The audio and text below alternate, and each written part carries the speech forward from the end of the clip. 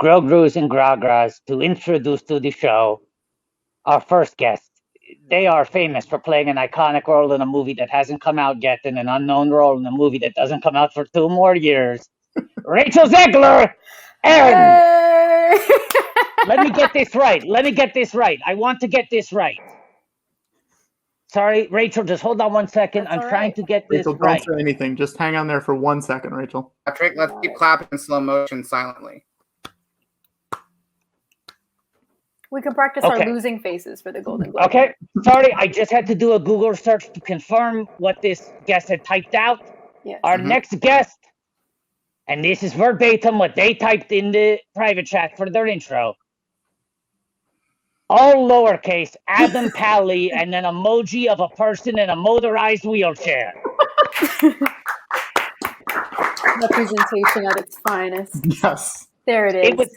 The detail is so rich on this emoji, it was hard to make out what it was. So nuanced. Yeah, I didn't even realize it was motorized when I selected it. You thought it was just a regular one?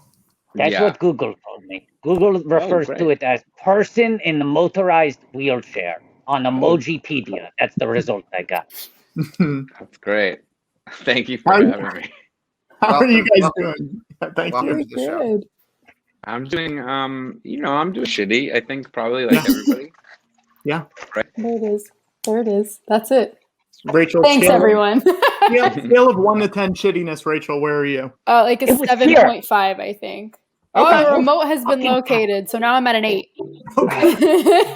I have to say, I appreciate this because I feel like a lot of our guests come on and they either pretend that they're doing well or they kind of go like, I like to guess that right off the bat admit if you're not doing shitty, you're a sociopath. Yeah. So yeah. true. I am wondering, so you and George are both openly watching the Golden Globes right now. Instead of hosting. Not yet. I'm loading it up, but yes, go on. You're loading it. Right. Mm-hmm. Mm-hmm. Well, because we have skin in the game because Mandalorian could win Best TV Drama. Yes. Oh yeah, that'd be exciting. That would be exciting. Yeah. Now, Pally, if they win, do you get one of the awards? I don't. Do you get thanked? No, I don't think so. I get an email. I get to know deep in my heart that I'm a small part of that team. Mm-hmm. Yeah. Mm-hmm. Which I think is like most important. But no, I don't get like no, I don't even think it counts if like the Mandalorian were to be nominated for SAG Award. I don't even think that my part would be part of the ensemble even. But normally if you were wearing a mask and we didn't see your face on the show, people would say, like, of course you're not part of it. But the Mandalorian wears a mask most of the time. So you're no different than the lead actor on that show. That's the letter I wrote to the Academy. That was my main point about it, was that especially because what I was going for was best star. Mm-hmm. And I even wrote, I've seen Will Arnett win this award for less. Right. You know? Well, because you abused Baby Grogu. You were cruel to him. Well, no. I mean, my character was, Yes. That's what I mean. Yes, of course. Yes. I know it's not real. You didn't really. No, I was actually very nice to all the puppeteers and everybody, you know. Yeah. But I'm saying that was one of the very dramatic things that happened on the show. And now people were best drama. People were not thrilled about it, I would say. It wasn't received universally as like funny as I thought it would be. Right. Now, can I say, Patrick, I just sent you a photo. Yes. Adam, you're being very modest and you're downplaying your involvement on the show, saying I'm just a guest star. You did get your own action figure. I did get my own action figure, yes. You are allowed to say that is an action figure of you. Thank you. That means a whole lot to me. I will correct you and say that I believe that is actually Jason Sudeikis. I mean, who fucking cares? I never carried. Yeah. No, it's great. It's great. You buy 2 of them, you take the bag off one, and then you pose one guy punching the bag, and that's you. There it is. That's what I tell my kids. So that's Jason Sudeikis there. I think so. I don't want to Look, I'd love to have an action figure, and I do believe someday I will. That's a goal of mine, Patrick. I've told you that. Inevitable. But Inevitable. I can't take credit for that one. That would be and perhaps this is an unfair question to ask, but do you think in order to get an action figure, you need to make your Ted Lasso? He set you up. Don't we need to see whatever the Adam Pally equivalent of a Ted Lasso is? I think you're probably right about that, George. It's hard, like the industry. I have, been around for a long time, and I'm not saying that anyone's journey is better or worse or easier, but there are certain things that afforded Jason the opportunity to make a show like, sorry, like Ted. It's a safe space. It's a safe space. Adam, you need to understand, it's nice that you gave a sincere answer, but George and I have an ulterior motive today. We want to become Ted Lasso influencers. Watto and George were talking this week about how much we both love Ted Lasso, and we saw some other people on social media got the nice swag box. They got some biscuits, they got the jersey, they got the yes, sign. because I also got a screener and I got a team photo. Where's my jersey? Exactly, Rachel. You can Justice for join team. Jason. Where is my Justice for Jason today? Give me 1 second. Rachel, do you have yours? Can you access Tell it? me, Adam. Rachel, go get it. Okay, I'll be right back. Yeah, get it. This is worth it. This is worth it. Yes. Everybody get their lassos.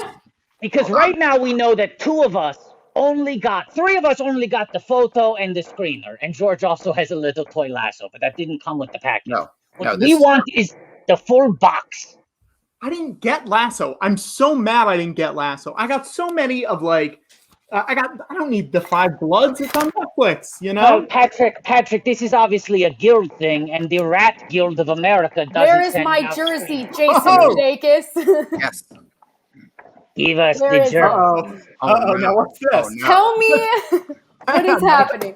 Hallie got the box! Oh. Hallie got the box! Where? He got the biscuit. He got the mug. You got everything. You have it all. No, I fully believe this was sent to me by Jason as a shot across the bow of my ship. Hey, look, if he wants to big dog us, he can big dog us as long as we get the box. He's allowed to come on this show, tell us we're fucking garbage, that we suck, that we'll never make anything as good as Ted Lasso. But he's got to. And you know what the worst part? You know what the worst part of this box is? They send a little milk bar, a little pink carton for milk bar, and inside that is a. Can you see this? Are we doxing someone? Yeah, we're doxing someone. David Chang. I love Ted Lasso so much. Wait, what's the bottom say? I wish I was more like Ted. He wishes. Besides making world class. Now, I think that's fucking bullshit. Okay, you know how many people write "I like something" on Twitter? You got to send it to me in a box. There are I will say this, relatively speaking, there are very few physical tweets that exist in the world. You just destroyed one of them. Wait, George, I don't want it. They should exist in the world. And they got some balls. Ted Lasso's got some balls to have David Chang send me, David Chang, one of the world-class chefs, bake a biscuit. Yes. Yes. And then I want that biscuit. I want that biscuit so badly. So badly. You're getting offended by having the okay, live review. Here we go. What are we thinking? It's fucking terrible. It's dusty.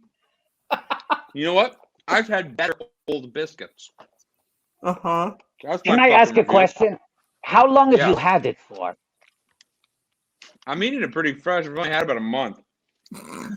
Well, yeah, it doesn't matter how quickly you're eating it relative to when you brought it on camera. Yeah. Oh my god. I'm just saying. Wow. This goes above and beyond swag boxes. This is just a personal insult. I would do anything to be insulted in that way. I'm begging to be insulted.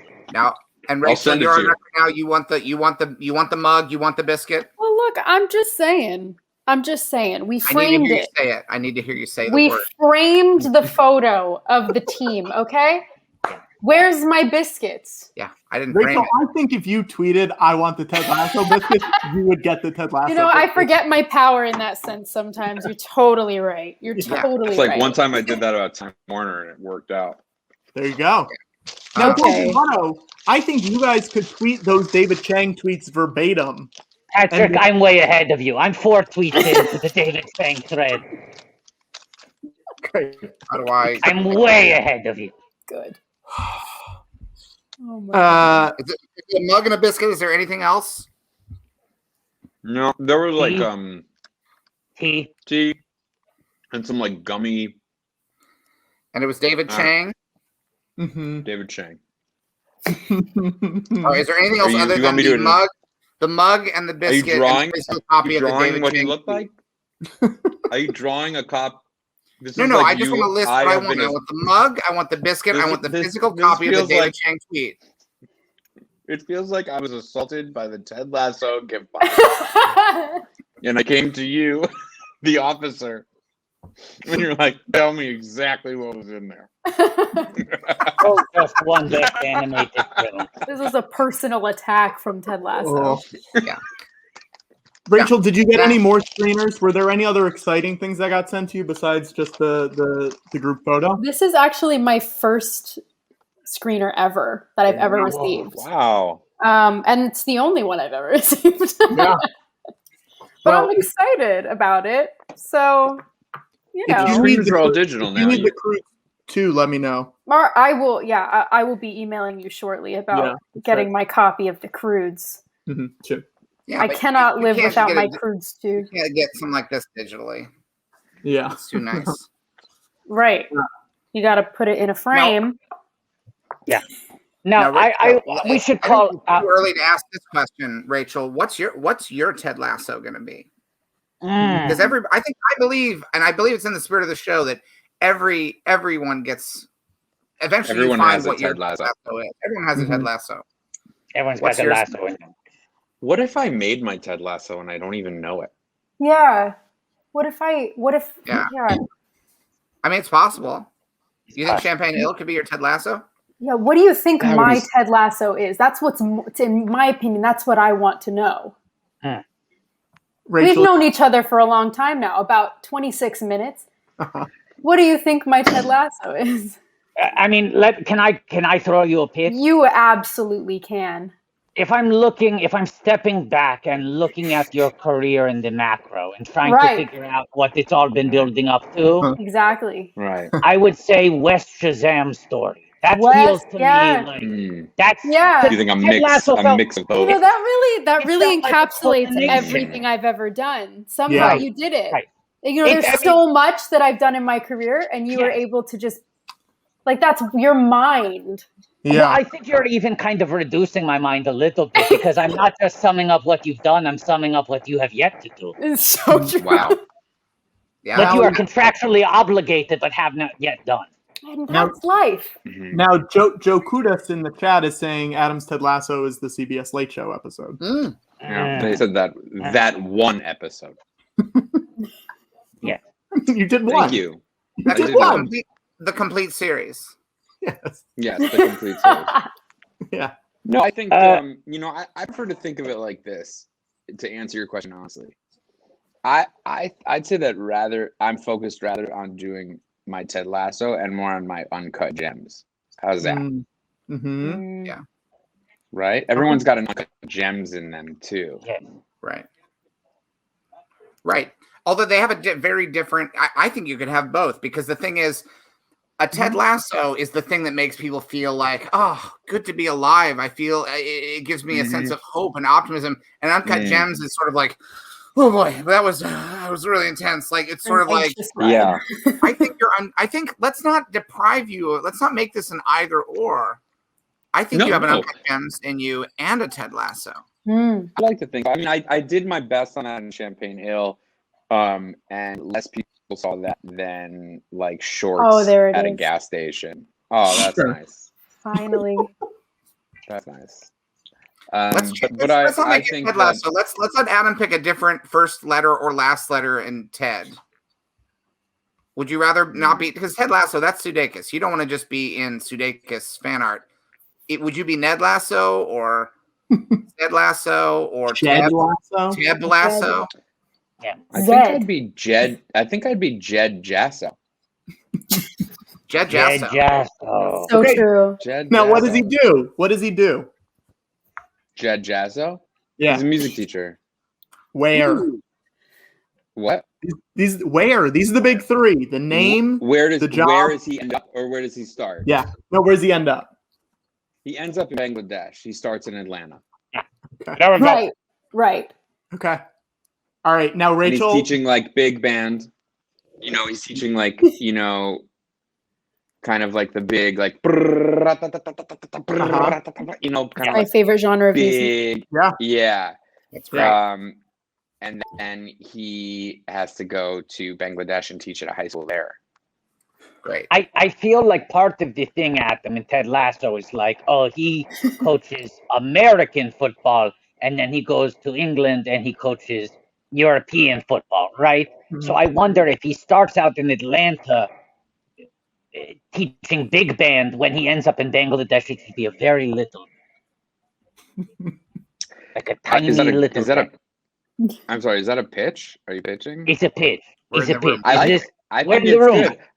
I think it's good. We're in the room. Oh, great! I've never been in. We're in the room. This is great. It's I actually think it's a that's multi-pitch because Rachel's here too. There's a part B where we get to Rachel's pitch. It's a group. Rachel. Oh, I know Rachel. I thought Rachel was on Avail. Are Wow. you tech Avail? Well, yes, she's unavailed because she's working on Untitled Rachel Zegler Ted Lasso ripoff. Yes. She's Right. attached to that project already. Yes. Right. Fair enough. In which I Yeah, play Zed sorry. Zasso. There we go. Yes. I like alliteration. Yes. Yeah. There- Okay. We've Now, got- now Zed Zasso. What's Zed Zasso do? Oh God. Zed Zasso's just, I mean, yeah, Okay. Just hang I out. mean, come on now. Sure. I feel like the name Zed. Hey. I feel like the name Zed got a bad rap from Pulp Fiction. Mhm. Right. You Yeah. know, like, I mean, not that I knew many Zeds before, but I would say before Pulp Fiction, Zed and Jed were equal on the name, Mm. Yeah. on like the people you'd meet that would be named Jed or Zed. And then after Pulp Fiction, Jed just ran ahead of Zed. Right. Mhm. Mhm. Is Right. that fair to say? A jet, if you will. Yeah. I mean, I wonder if that happened to Watto too. I definitely have heard a lot of people have reached out to me and told me I chose not to name my child Watto because of you. I feel like So people there who you were go. already named They just- Watto changed their name, and I was the last Watto ever born. They sneak that into the New Year's card. Yeah, It was just- never. By the way. By the way. Water was never among the most popular names for newborn babies. And No? it's a misconception. People think it was one of the most popular names. It was never one of the top. I No. always look for a gift shop on a license. Yeah. But Yeah. I don't see. You never find it on mugs. It's crazy. It did, No. it did Always become a couple. less popular after the Right. movies. Yeah. Yeah. Yeah. I get that too. Can I I just- get that too. Can I just point out, I feel like 1 minute after Rachel came on the show, Patrick spotlighted the comment from the chat that was, I have no idea what's going on, but I'm here to support Rachel. Adam, you come from the UCB, you've been on the stage show before. Yeah. I think people who are coming here to watch the George Lucas talk show because they're fans of yours can get on this wavelength. I feel Rachel Zegler fans are pretty fucking confused, right? Right. I imagine Oh. whoever wrote that comment has only gotten more confused in the last 20 minutes. I don't know. I mean, I will say, I remember doing the show Mhm. on stage. I don't remember you, Watto, wearing such an ill-fitting brassiere. Mm. It's not a brassiere, it's a little vest. I have a little. Oh, it's a little vest. Yeah. It's a little vest. Oh, Yeah. okay.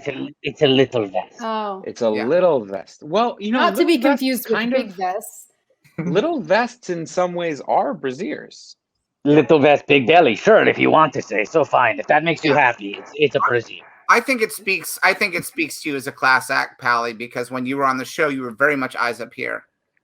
Yes. And now we're looking at the Zoom screen, and you're kind of having to see full figure. You know. Now I'm in a medium shot. Watto, Yeah. I do want to prove Watto was wearing the vest when Pally was on. Was wearing the brassiere. Wow. Watto, do you have an OnlyFans? Adam, you would not believe how often that comes up as a question. Really? Is that true? Really? Yeah. I would love to follow you. Well, there is a wiki feat for Watto. There's Wow. can you bring that up? God, wait, what just happened? Something disturbing just happened. What are you I'm talking eating a about? corned beef sandwich. You're eating a Corned corned beef. beef sandwich underneath that?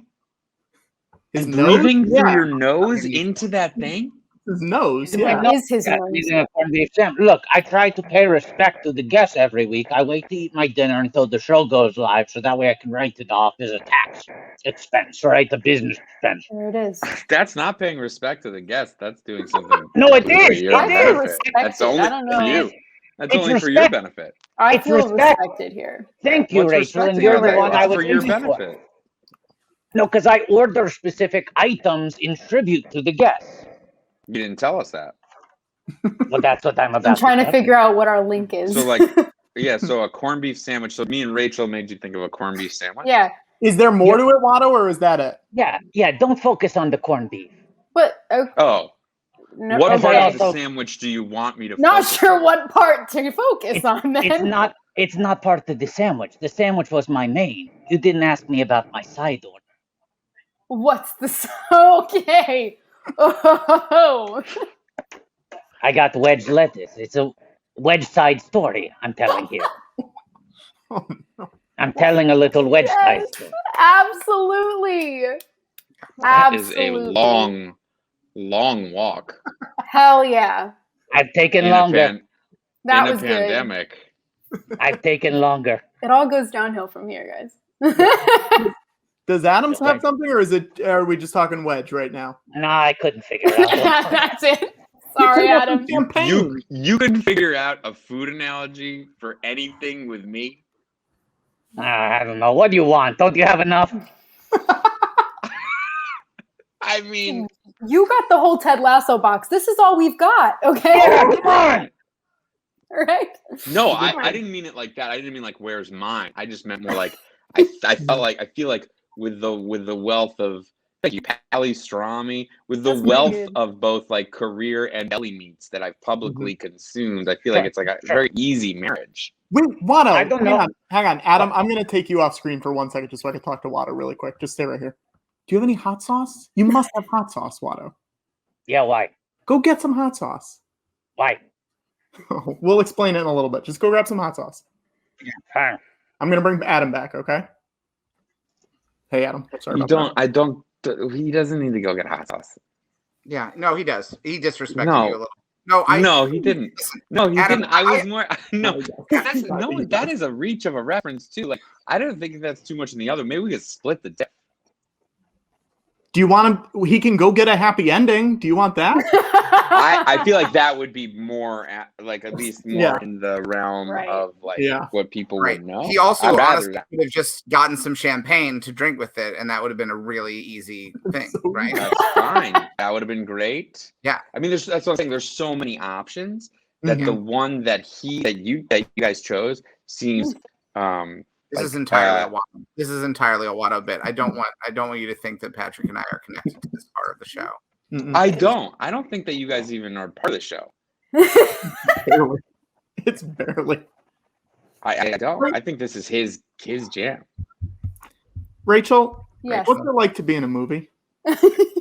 Yeah. What's it like to be in a movie? Oh, What it's- is it I know, like to be I in a know movie? the I know the answer, but I want to know what your answer is. Oh, I'm gonna say it is the best stress in the world. First, that's sriracha. That No, is. that is sriracha. Oh my god! It's not hot sauce. That's sriracha. And he just put Good it on a Lord. straight up wedge of lettuce, Oh, and he's eating it. Oh, gross! No, He no, is that attempting to eat it. is this disturbing. is terrible. I'm sorry that I did this to you guys. You know. What's the bit, Patrick? I don't know. I mean, Adam. He was Hot in Sauce Academy. Yeah, Hot Sauce Academy. That was exactly what it was. Hot Sauce School is Academy. in session. School is in session. It was Hot Oh, Sauce. that's not sauce. First of all, it's not hot sauce. Uh-huh. Very specific, I believe, Vietnamese cuisine. Well, Watto, it was because Okay. Yeah. The Why words don't are I- there. We've gone to the. Hold on. We are going to the parliamentarian to decide to get a ruling on that. I'm Okay. afraid the inclusion of the words hot and sauce on the packaging means that this goes to Watto. Watto! What? I have to No, the sorry. fucking It's not. It's the agree. parliamentarian. Adam, it's the parliamentarian. I don't have any. I know, but that is bonkers that you would call sriracha a hot sauce. It's Watto. sauce. I was also going to say that I know that you have some bowel issues sometimes, and I figured it could be a reference to 3, 2, 1, Frankie Go Boom. Yeah. First of all, Whoa. that's a hot chili sauce, Yeah. not a hot sauce. I covered the word chili. Yeah. You think I'm an idiot? Wow. Yep, Watto, know do that's you have champagne in your home, Watto? No, I have a rosé spritzer. That'll do. Hold on. Let me just check with the parliamentarian. If this comes back that is champagne and the hot sauce, No, that goes to That's not Pally. We are ruling you against go. Watto on that. thank you. There you go. Thank you. Yeah. See? Rick. Thank They're you fair. very much. They're Justice. completely fair. Thank you very Yeah. much. So Rachel, hang on, Rachel. We're talking about what it's like to be in a movie. What It's is it like to so be in a movie? good. What is What it else? like to be in a movie? Yeah. What else? And let's build onto this question. Mm. What is it like to have the first movie you're in be directed by Steven fucking Spielberg? It's Yeah, the. my buddy I mean, Steve. it's your buddy Steve. It's an honor. Yeah. He's He's a the great- greatest person. Yes. The kindest, most genuine, and very just very gracious with his time. And it's that environment on set, and that is something that I miss every day, having been in lockdown for a long time. You miss that environment, and I love that everybody's coming together to achieve a common goal. That's what I love about. But I also think it's the best stress. It's the best feeling of being tired at the end of the day, Mm-hmm. and I love that. I don't know. What's your answer, George? Well, I mean, I've Yeah, what obviously- do you love about your buddy Steve? Yeah. He can do any kind of movie. Like there's no kind of movie that Steve can't do, and he keeps one of the What I was thought Steve's funniest? What's Steve's funniest movie? I mean, it's hard to say. 1941 is very funny, but there's also a lot of comedy. And you're a comedy guy. Adam. Very You're a I'm comedy guy. I'm familiar with his catalog. You like Belushi? 1941 is Do you think Belushi's funny? You like Belushi? like Belushi, the Belushi. Adam, do you like Belushi? Do you like Do Belushi? you like the Belushi, Adam? You like early Danny? I'm a fan of the Belushi. Yes, You like the Belushi? You like the Belushi? I like the You Belushi. like Aykroyd? Think Aykroyd's funny? I do love the Aykroyd. All right. Wait, Sounds like I- you're on but board But I with think that 1941. 41. I think even they would say not to put words in Belushi's mouth. Right. You like certain after Adam? You me. like Christopher Lee? You think Christopher Lee's funny? I love Christopher Lee. In fact, I And just showed my that's an son African. Beverly Hills Ninja the other night, and I feel like that movie was swept under the rug and is actually kind of brilliant. But back to what you were saying before, 1941 comedy is where I think Spielberg struggles. I think his funniest movie is Catch Me If You Can. It's great. That's a funny movie. Not a hard comedy. Not like a. I was gonna say, what would Yeah. be a hard comedy? Like 41 is if you would say that's a hard comedy, I would say that's a miss. I miss it too. I was watching right now. Yeah. That's the feeling you get with a movie when you're not watching a great movie. Is you feel like I miss it. That's a miss. Would you put 1941 in Steven Spielberg's top 5? Sometimes, some days I would. Yeah, if I was ranking his top Sometimes. five- Some days. some days. How many? First of all, how often do you rank top 5 Spielberg movies? Mondays, Wednesdays, and Fridays. Secondly, Pretty often. Pretty often. where Pretty often. does it slide out? Where does it slide out? If It I can't was be in a unanimous. comedy mood, if it was joke week and I was thinking about comedies, Not Yeah. just- I would But he rank. said if it was joke week, he If it knows was it's joke not joke week. No, it's a joke week now. if it was Joke Week and I was thinking about comedies, and you asked me to rate the top 5 Steven Spielberg directed comedies, 1941 would definitely be in the mix. Top 5. Mm-hmm. First of all, I would never ask you to rate Spielberg comedies because there's like 3 of them. Wait, I would say Spielberg movies. Hold on. Which ones do you Spielberg think are comedies? The Terminal. Yeah. Funny. Funny. That movie's funny. You're not supposed to stay at an airport that long. What the funny thing? Ha ha ha. Who would want to? Yeah. Come on. And the accent he nails. Yeah. I have so much family in Krakosia, and they all sound like him.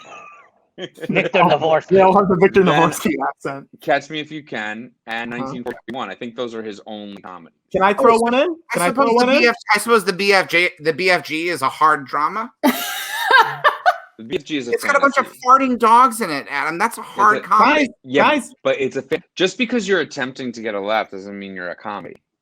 Mm. You could be a failed. You could be a failed comedy. I'm gonna throw in Last Crusade. Yeah. It does have Last really Crusade- good one-liners in there.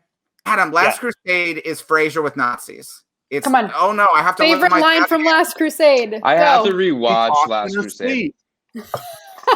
I have to rewatch Last Crusade, but I found Last Crusade to be like where Spielberg often misses, which is like his slapstick, like Spielberg will miss with like a zoom, Hang on.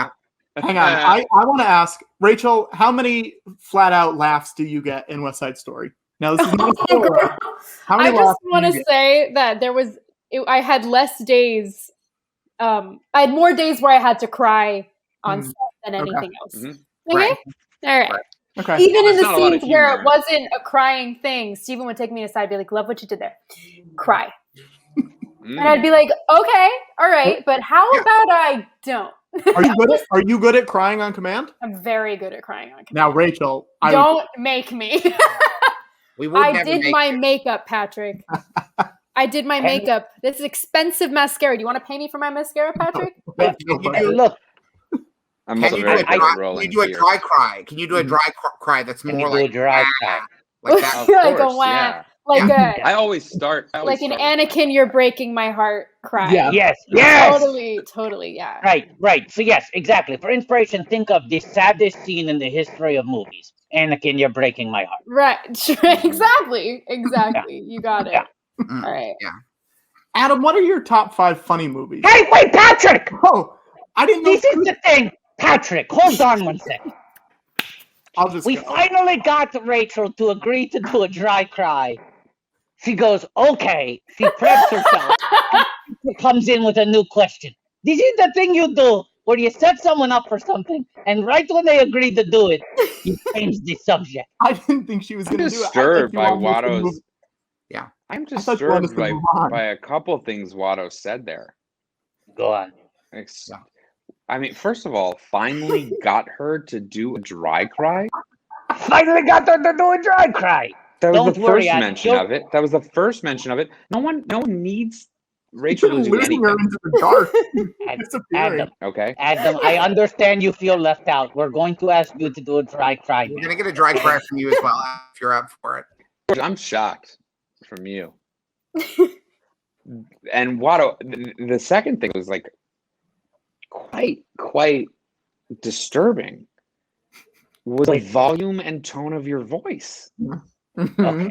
Shock. Every- That's my fault, Adam. That's my fault. I coded him loud and hot. He's a I guy in the mean- desert who yells. I understand, but we're all on Zoom here, and Mhm. you know, it just took me back a little bit in my desk chair. Use Adam, that. you need use, to Adam, understand. use that feeling whenever we go into your dry cry. Okay. Yeah, pocket that for your dry cry. Hold on to that. You also need to understand. For you, it was like, why did Watto blow up out of nowhere? This is an epic saga. This is like the Skywalker saga. Mm. Yeah. It's the Cotner saga, and it's every week him setting someone up. All the pins are perfectly in place. Someone is winding up with the bowling ball, and then he comes in with a tennis racket and says, Are "Hey, you do writing want-" this down? Because like this Someone is gold. winding up with the bowling ball. Yes. Here's the analogy. Patrick says, "Do you want to go bowling?" The person goes, "Okay, fine." He sets up the pins. They go. So They get their bowling ball. already, it's pretty accurate because that was the way I ended up on the show. Mm-hmm. Of course, they rent out the shoes. They Allie, don't let's fit go the bowling. time. They go back for a different pair of shoes. They lace them up. They have the bowling ball. They're winding it up, Hanna-Barbera style. Fred Flintstone, full windmill wind up of the bowling ball. And then Patrick walks in front of them and says, "Hey, do you want to play tennis?"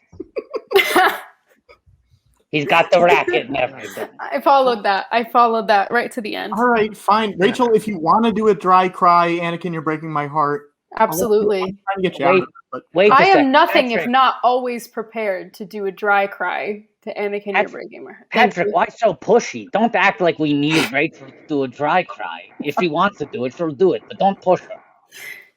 Jesus. Okay, here we go. Anakin, you're breaking my heart. Thank you.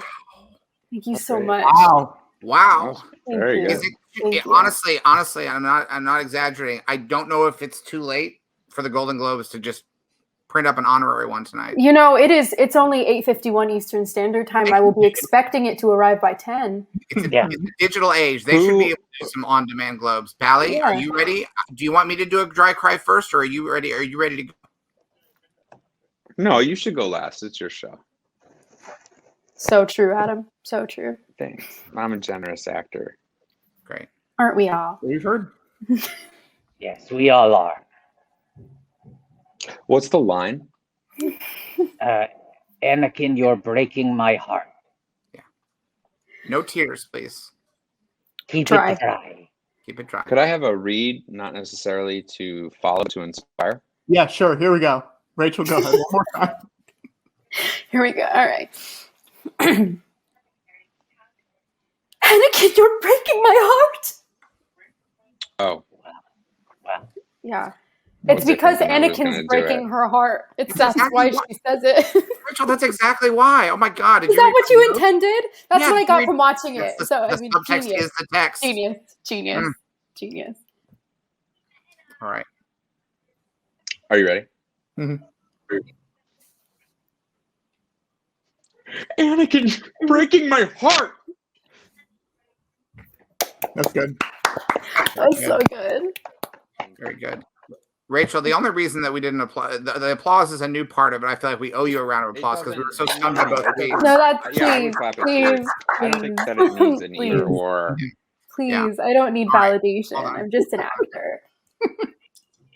Hmm. I'll take Rachel's validation if she's giving it away.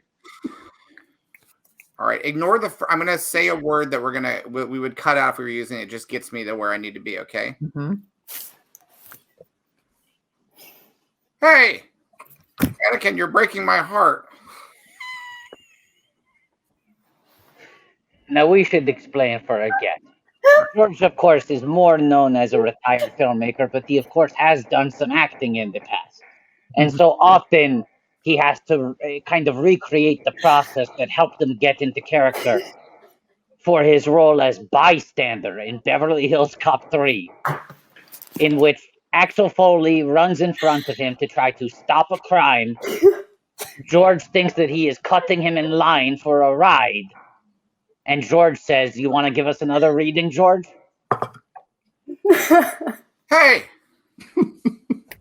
And then after that, I say, let's get out of here. And then Axel Foley goes on to solve the mysteries. Are you a fan of Eddie Murphy, Adam? Yeah, giant. Very much so. Yeah. All right. Looking forward to coming to America too.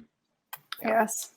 Actually, Patrick, before you asked me what my top 5 funny Yeah. movies are, and I was thinking about this the other day actually, and Coming to America is one of the funniest movies, but I want to be honest and say that I don't know if it's because of my age or what, but I might have laughed harder at Nutty Professor. Is that blasphemous? I don't know. Interesting. I think that's fine. I think a lot of Coming to America's value too is that it's a very sweet. Yeah, I mean, it's actually one of Eddie's best performances. Agreed. Right. But Nutty Professor, is funny from the moment it starts to the moment it ends, and even like the cameos, the whole Dave Chappelle scene is electric. It's like electric funny, you know. Mm-hmm. I might switch that out. So I think I think if I remember the top 5 that I mentioned the other night, it would be Young Frankenstein. Yes, absolutely. Nutty Professor.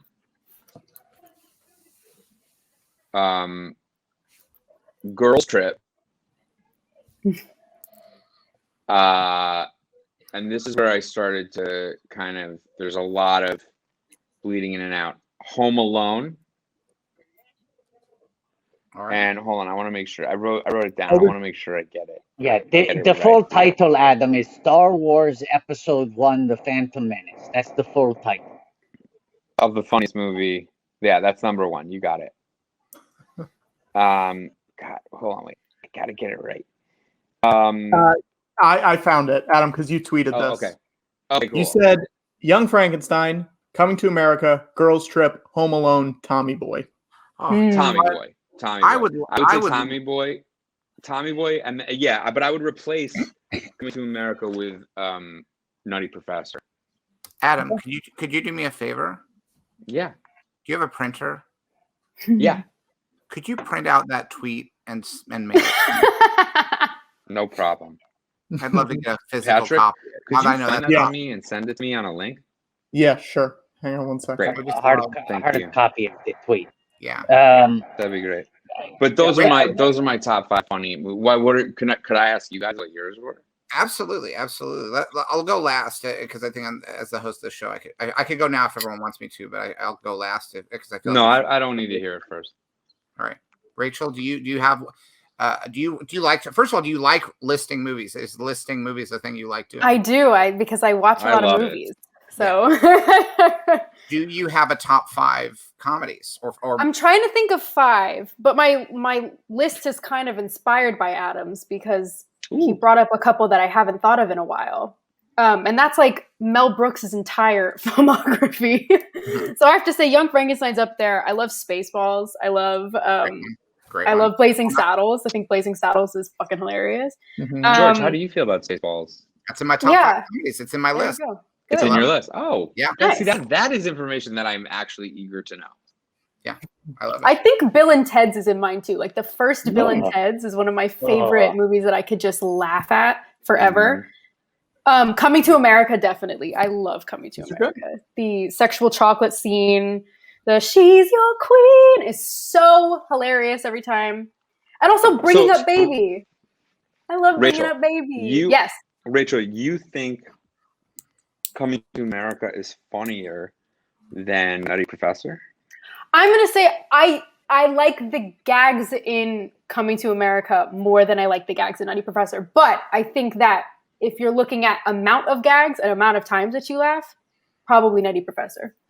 Yeah, so I enjoy Coming to America. But it's a better movie. I think Coming to America is a better movie. Yeah.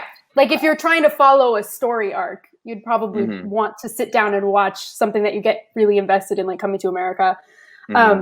But I just love the gags in Coming to America. And I think think it's funny being from here too and having someone be like, we'll go to New York. That's where I'll find my bride. That's hilarious. There truly is nothing funnier than the cold open of the first Nutty Professor with like the whole family. Hercules. It's like, that truly is one of the funniest things. Well, I mean, by that argument, the Nutty Professor 2, The Clumps, has to be the funniest movie of all time. Because there's no such thing as too much of a good thing. And that movie just went, let's just do that dinner table scene for 100 straight minutes. I think there is such a thing as too much of a good thing. I think that's how that saying goes. No. Pretty sure I don't think that saying is there's no such thing as too much of a good thing. Look at the size of my sandwich. Do you think Watto subscribes to the theory that there's such a thing as too much of a good thing? I guess not. I guess not. George, what are your 5 funniest movies? 5 funniest movies. All right, now obviously I'm going to go by different rules than you all will because I can't include Radioland Murders. Because I'm not going to pick my own movies. I can't pick Radioland Murders. That's not even, but that wouldn't even be top 5. Like yeah, if you were to pick that, if you were to tell me top 5 of your favorite movies, and then you're like American Graffiti, I'd be like, George, you're picking your own movies. Yeah, and if you were to say that, I'd be like, that is so condescending. You think I don't know I made American Graffiti? I'm 76. I know I made American Graffiti. That is so ageist, Adam. Don't do that. Do not talk to older people that way. Oh my God. Yeah, first of all, I didn't. That's not what I meant. I know. Please, you know what? Go ahead. Okay, Adam, go ahead. Put me in a home. If that's really the way you feel, please call someone. No, George, that movie is not that funny. It's super funny, and it's more profitable than almost any comedy ever made. That is from 1986. That is not an accurate stat. Adjust for inflation. Adjust for inflation. It's one of the most profitable because it didn't cost that much to make.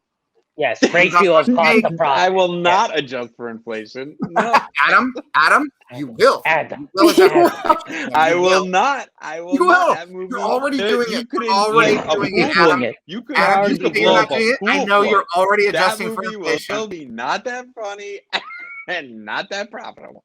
Adjust the jokes for inflation too. You know what? You're right. The other day, you know what? You're absolutely right. The other day, I was walking home and I saw this long line stretched. It must have been a full city block around. And said, "What is everyone doing? What are you guys all doing here?" And they said, "Oh, we're all going in to watch American Graffiti."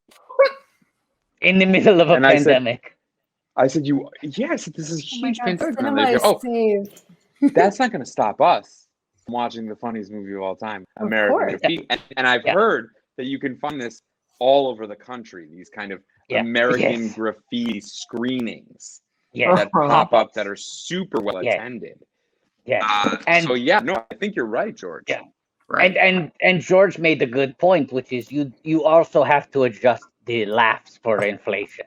So it's funnier if you adjust for inflation. I will say that the jokes in the movie are. I will adjust. I do. If the jokes were this funny in '76, then the jokes are like this funny now. I do want to say the actual numbers because it may not, Adam, your funniness test may not track, but it did in 2020 numbers. It cost $471,000. And it made $858 million in 2020 numbers. That's the tagline on the poster. But guys, okay, I don't know how to explain to you that this stat means nothing. Okay, that is fine. That is fine to think about in the year that it was made, right? Okay, so for that little bit of time that it was released, and then it made all that money, that's a big profit. Sure. But there are movies, probably hundreds, that we could all name that are still making money as we speak right now. That are a million times more. Shut up, Wada. That are a million times more profitable. Than American Graffiti. That I actually believe, possibly every second that someone dies is another less person that has ever seen American Graffiti. All right, that may be true, Adam, and please don't be. I'm going to try hard to not have this sound as harsh as I fear it might. Yikes! All right? When we're talking about speaking as a billionaire, I am not going to have you. I am not going to sit here and have you money-splain the success of American Graffiti. Yeah, I'm not going to money-splain. It's not money-splaining. It doesn't make sense. George, a pauper, Adam. The only way to qualify, you would have had to sell it at its most maximum to achieve the inflation you're speaking. Look, I don't even understand why we're getting angry at Adam, because he showed his ignorance with the opening statement of his spiel, which was, I understand, but that stat doesn't matter. And he just doesn't get that it's the only stat that matters. This is why Jed Jasso didn't get picked up for a second season. Come on now. It's because I put enough heart into it. I won't count Howard. I won't count Howard the Duck. I won't count Howard the Duck in my top 5 because I didn't direct it, but I produced it. It was my idea to make it. All right, so that's out. I won't count Howard the Duck. I won't count American Graffiti because I directed it. It's not fair to count that in my top 5. I'm not counting Radioland Murders. It's a Mel Smith film, but I was the person behind it. Okay. Zed Zasto. My Vogue photo for Zed Zasto. That is that show. I want to get a screener for that show. It hasn't even been made, and I want that show. I mean, there it is. There it is. There it is. Zasto. That's the moneymaker. If they are smart, these shows are Patrick, you have the Jays in seeing the picture. It's mathematic. All right. You have. There we go. This is the one I wanted you to show. The pitch here is that this is about Watto eating hot sauce. He's going to become Red Asso. All right. I like that. So I already said Spaceballs. Very funny. I mean, it's hard because Mel Brooks had such a run of classic films. It could have been any of them, but obviously I'm a little sentimental about it. Obviously, this is the closest I'm going to get to like a personal attachment on my list. But Spaceballs is in the number 5 slot. Okay. And obviously this changes. We've already said 1941. That's on the list. 1941 classic. SNL at the peak of their powers. You got Belushi, Aykroyd, Spielberg teaming up. It's a prequel to Schindler's List if you look at it a certain way because it's it is not. No, it is not. Absolutely not. It is. Here we go. And I choose to look at it. They're very much of a piece. They're of a piece. They are not even relevant to each other. They're of a piece. At number three, I'm going to put Morning Glory. You see Morning Glory? Rachel McAdams. It's real funny. Real funny. Diane Keaton, Harrison Ford, they work on a morning talk show. I haven't seen it. It's really good. Good movie. Underrated. Produced by J.J. Abrams. Produced by J.J. Jar. All right. Well, anything J.J. makes is comedy gold for me. So what else? At number 2, Postcards from the Edge. You ever seen Postcards from the Edge?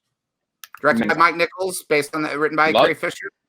It's one of the funniest movies of all time. I actually think that you are being 100% sincere when you mention that.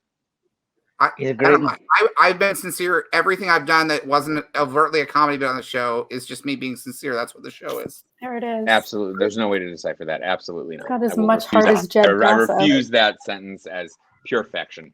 I was sincere and I apologize for screaming at you that you were a pauper, but you have to see it from my point of view. I'm a billionaire. It's impossible for me. I see it from your point of view.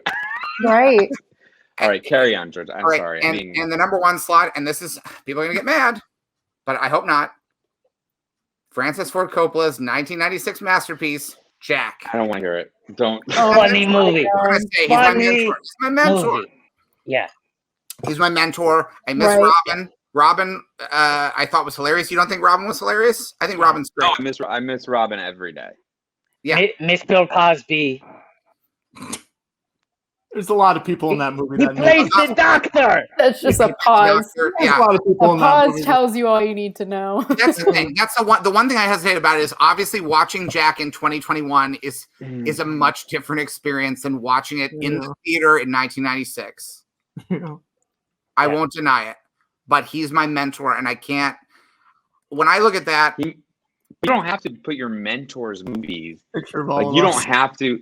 You don't have to look put your good. mentor's movie in the best comedy category. I think Francis. I want to be would clear. be None of psyched these for his top other fives are- movies to make it in.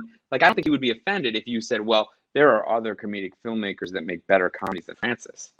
I'm sorry, Adam, I'm just counting my blessings right now. I'm so grateful that I am not your mentor with the kind of treatment that you clearly extend to those who get you started in the industry.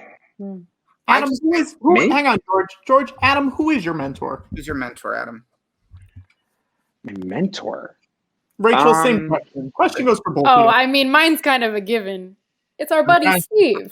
Hey, buddy Steve. Oh, But wow. he's actually Very in my nice. phone as my creative sponsor. That's what he's in my That's phone very as. cool. He's in my Great phone as my mentor. best friend. Oh, Sorry, Wanda. isn't that sweet?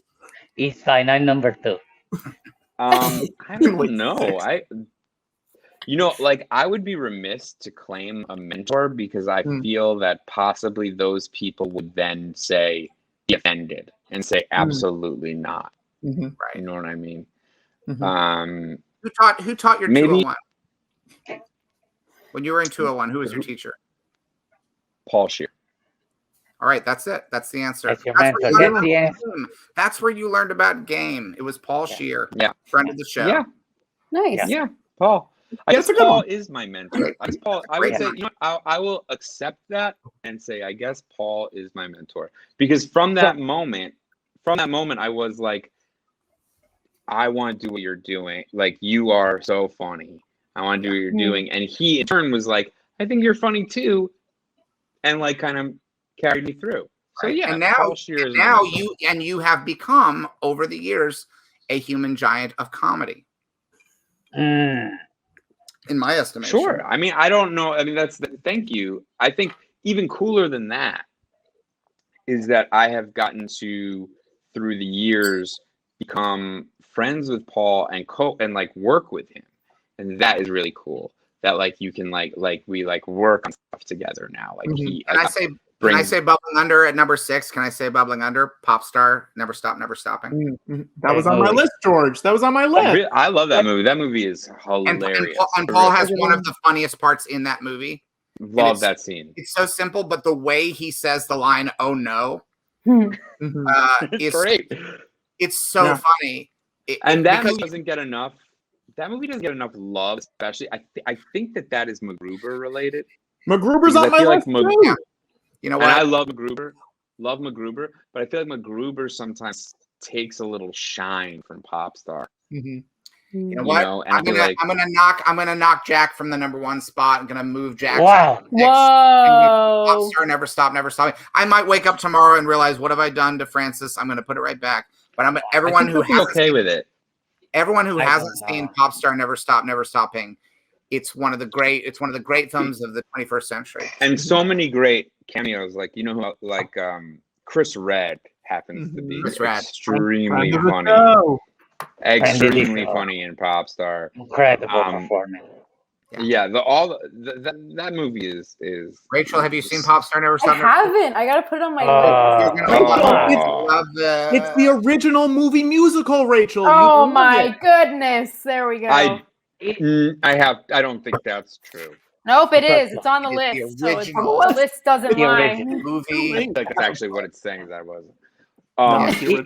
Is no one going to ask Watto for his list? Yeah, Watto, I still have top 5. Oh, sure. Watto, what's your list? Oh, my list? So funny you should ask. If we're just talking funny, right? If we're talking like I put this movie on, I sit back and I laugh. We're just talking about pure jokes. For me, top 5 funniest movies of all time. The Gambler, the original with James Caan, California Split, Uncut Gems, absolutely, Mississippi Grind, and then in number 1 position, I'd probably put the remake of The Gambler with Mark Wahlberg. Those are just for me the movies that make me laugh. They're like a warm bath of laughs. Do you ever like to not like take your work home with you? Do you ever like to just like put on a movie that is not maybe about what you do for a living? It's funny. I never until this moment you saying it recognize that there is perhaps some overlap between the movies I find funny and my vices in real life. Your list rhymes. Yeah, I do like movies about stubborn gamblers. It rhymes. Yes. Yes. Rachel, we've been talking around this subject because obviously it's sensitive. There are NDAs involved and whatever.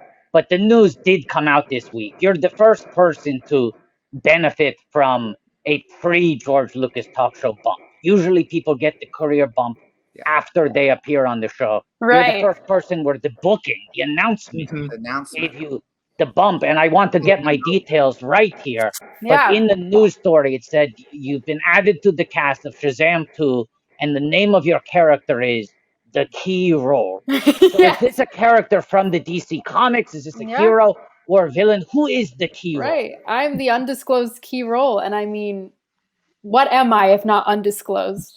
You know, it isn't that life.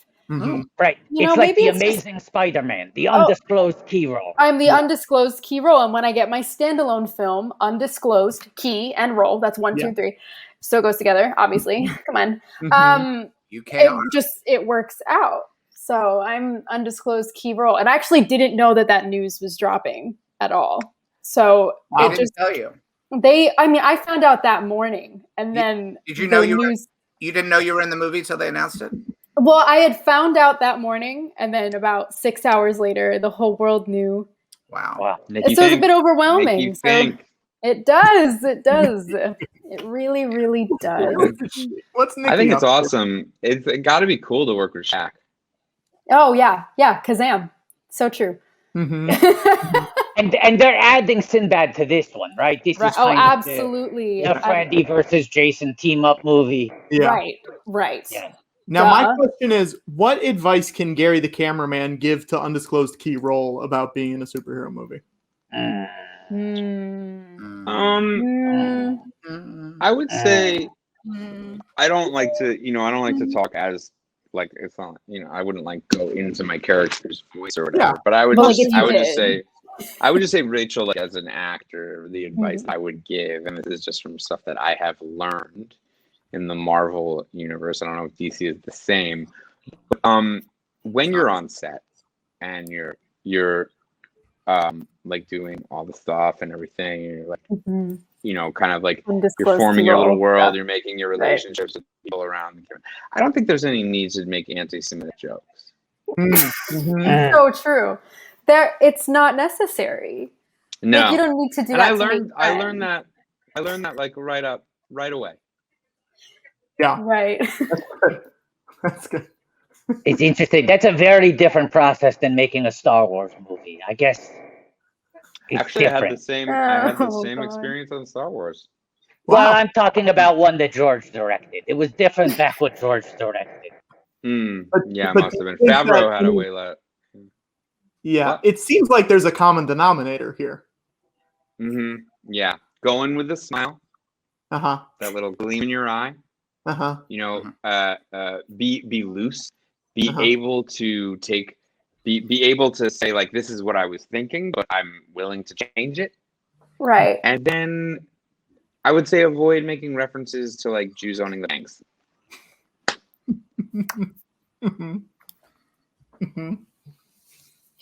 Thank you, Adam. I'm really excited to start now with all these new tips. You're Adam Pally, and this is your masterclass. Yeah. And how to act in a big franchise, yeah. I'm sending you $75 on Venmo. Oh, here's another tip. Oh. There's absolutely no need to find out where a red light district exists where you're shooting. Write that down. You all got that? You don't need to. You cut out for a second, Adam.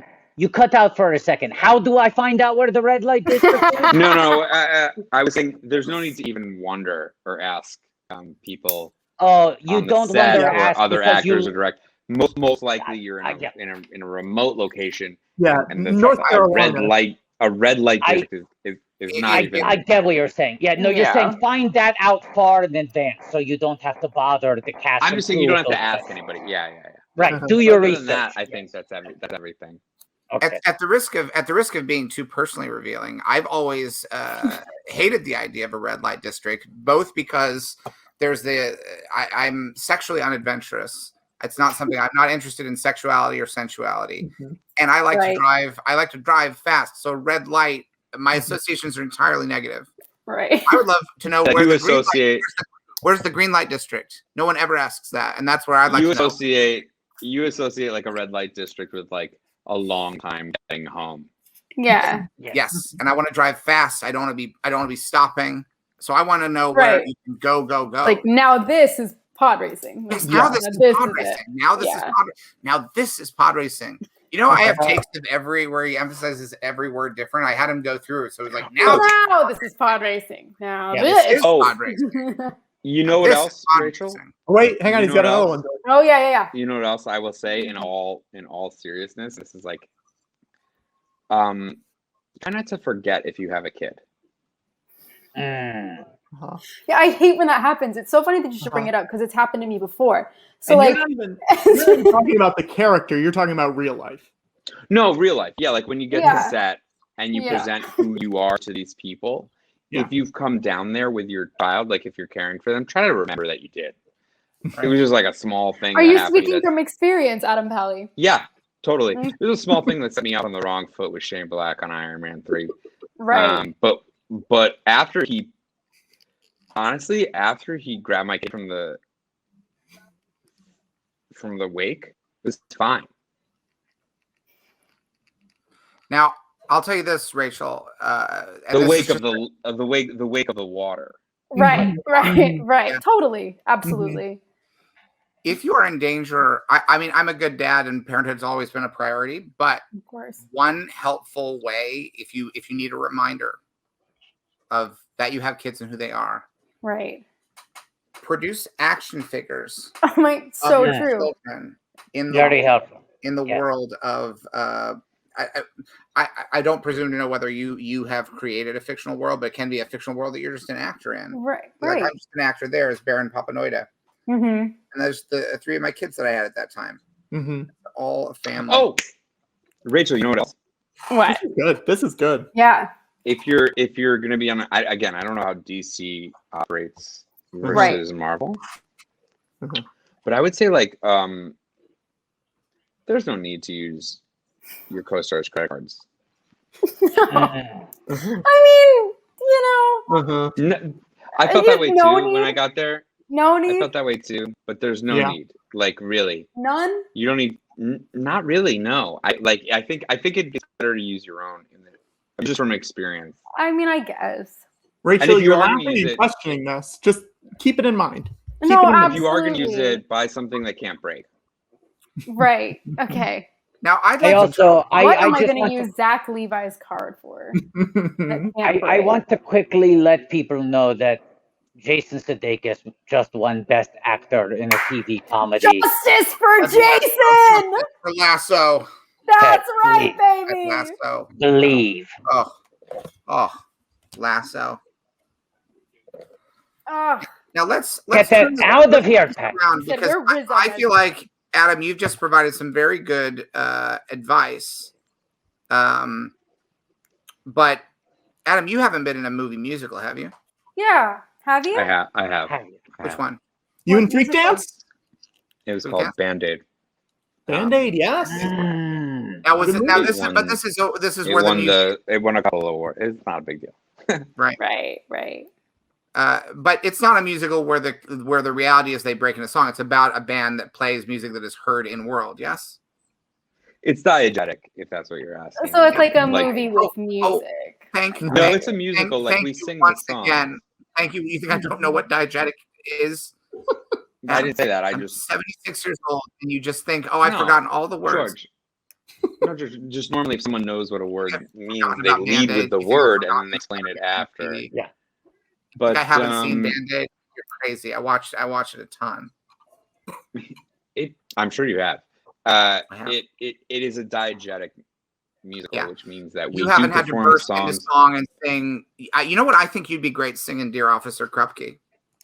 Oh, I would love You know to. that I song? think that would be really Yeah. great. That's where I put want you. to do a music. I would love.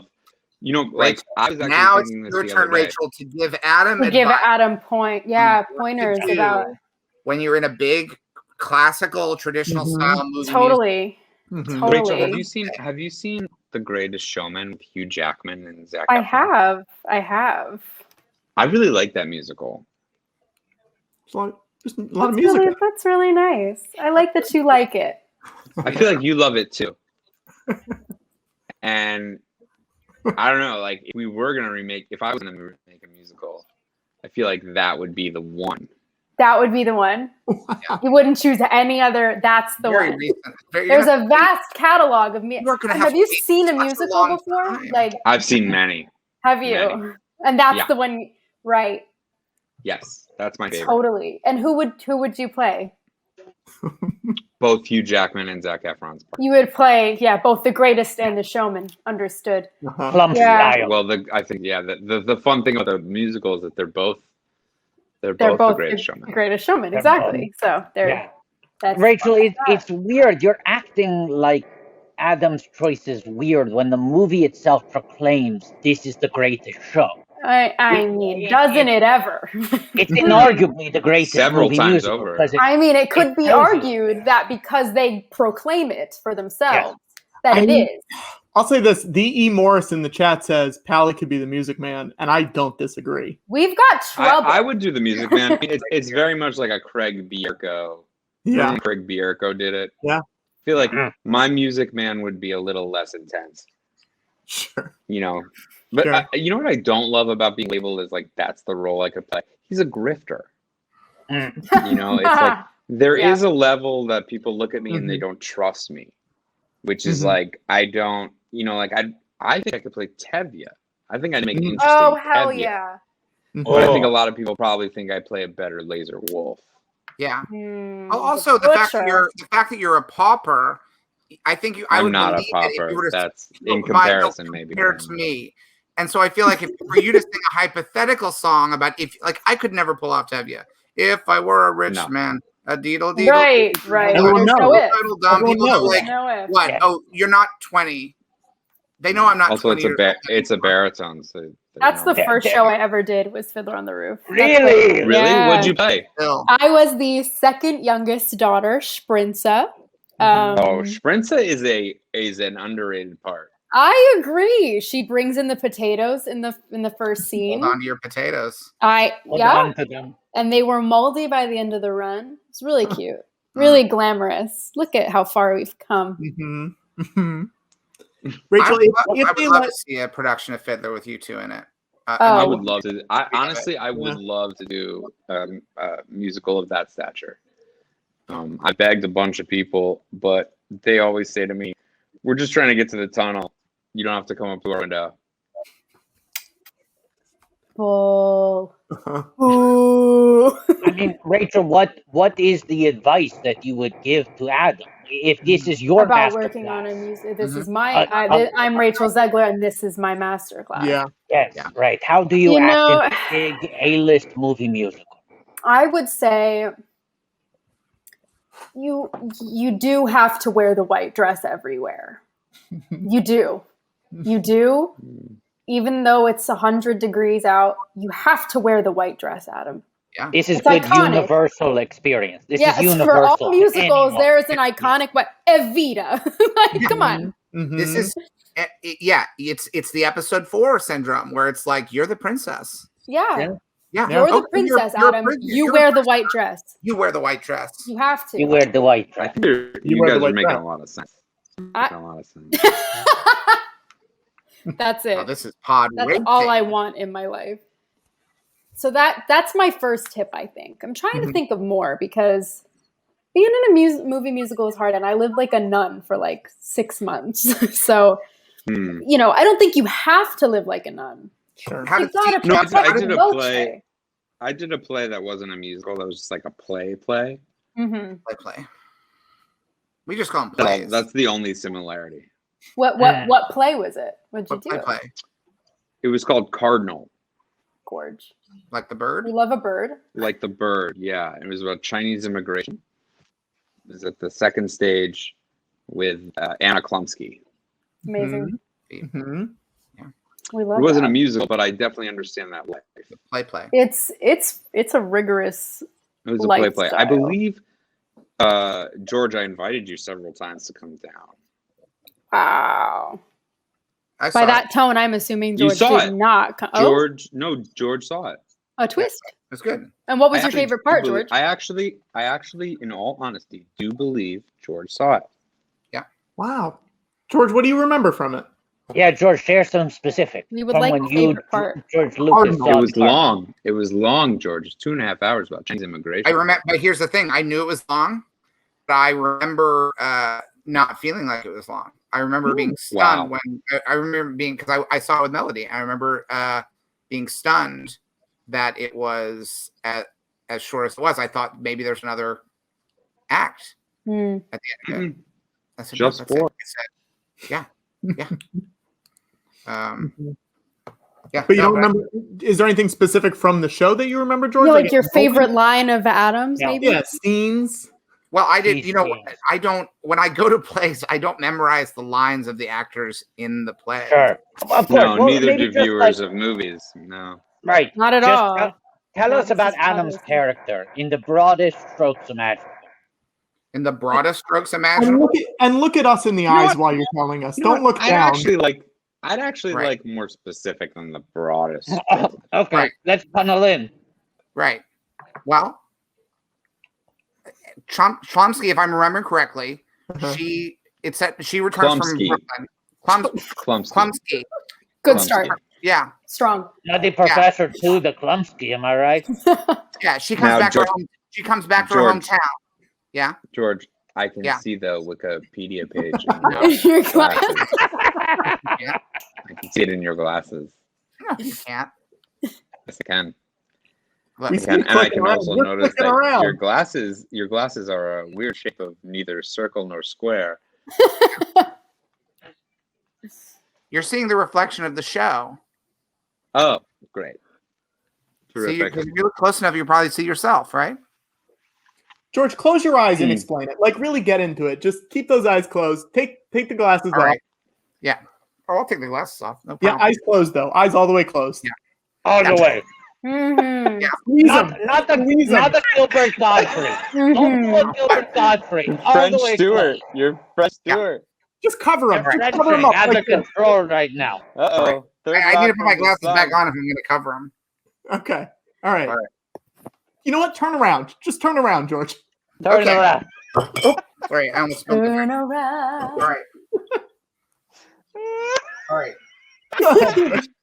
Okay. Wow, so you Now that go. looks great, her George. character. I don't remember the name of her character. Right. But she comes back. I think she was in New York. She comes back to her hometown. And she's thinking about she has big dreams. That's what we said, right? But the town is depressed since the time that she was there. Things have changed. He's looking All right. at it in the reflection of his phone. What? You told me to turn around. Your rules. I am following your rules. I did everything you asked. Her plan was to talk to the mayor, Jeff Torm, is to paint 6 blocks of Main Street from Plum to Swan, cardinal red. George, you Hands look so in the air, young from George. behind. George, hands in the air, George. You look so young from the back. He looks great. You All right. do look so young from the back, George. George, you know what? No, put your phone in one of your hands. Hands in the air. He is so clearly looking down. As soon Oh as my he turned God. around, he went like this. Oh my God. Adam, This is too I didn't want good. to say this, but I was there on a night when you forgot some of your lines. What? The fear in Pally's eyes. I was there on a night where you were not Steins. First of all, that is Remember that? impossible. That is impossible. That never Because happened I once. saw that improv training kick in a little bit. That never happened once. I knew every line, every cue. I never missed one. One time. One time. Mm-hmm. There was violence. That's it. You weren't there that night. Just once. Just once. I don't think it counts. And it wasn't even Everyone violence. gets one. What Everyone was gets it? one. If it wasn't violence. What's close enough to violence? Yeah, that you can say as a generalization it's violence, and you say it's not really violent. I was trying to entertain. Uh-huh. And Always try to an entertain. audience member wasn't prepared to let me do that. Mm-hmm. That is such an interesting way to explain it. I love that.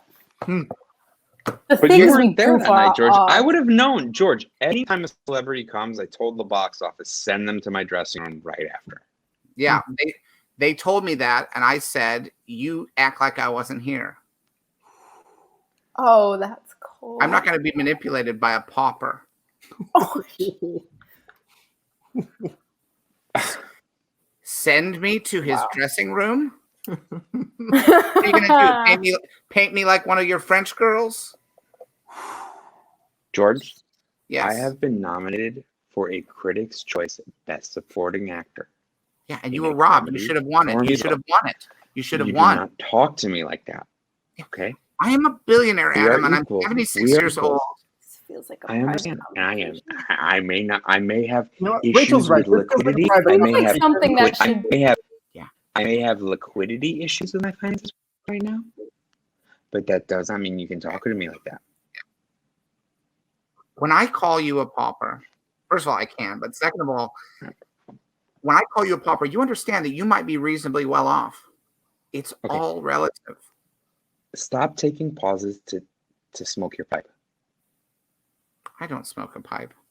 What are you holding in your hand? Nothing. Then what do you keep bringing up to your lips for dramatic effect? No. I think George.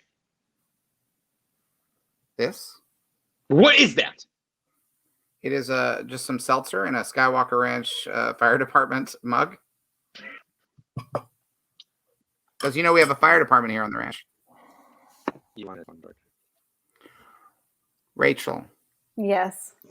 How did Steve count you in? How did Steve count you in when it was time to do a take and you're mid song? What was the count in like? Mm-hmm. How did he count me in the middle of a song? Yeah, middle of a song. Yeah, like let's say you're doing a take. It's already partway into a song. Mm-hmm. Yeah. Start everything from the beginning of the song, right? Well, yeah, not every. Yeah, correct, George. You're onto it. Start playing. Yeah, I would honestly just start playing, and then we would just come right in with that. He'd never do like a 1, a 2, a 1, 2, 3, anything like that. He'd be like a 1, a 2, 3. That's how he would go. Really? And then would you start every musical number by saying, "I love to sing about the moon and the June and the spring"? Yeah. Yes, and then he would actually sing "Anything Goes" a la style of Temple of Doom, like his beautiful wife Kate Capshaw. Yeah. Did you get to he would meet actually sing. I did. At one of my first auditions. How was Kate? I almost peed myself. I'm not even kidding. Is that marriage real? Yes, it is. They love each other very much. What the question, That's Adam? such an interesting question.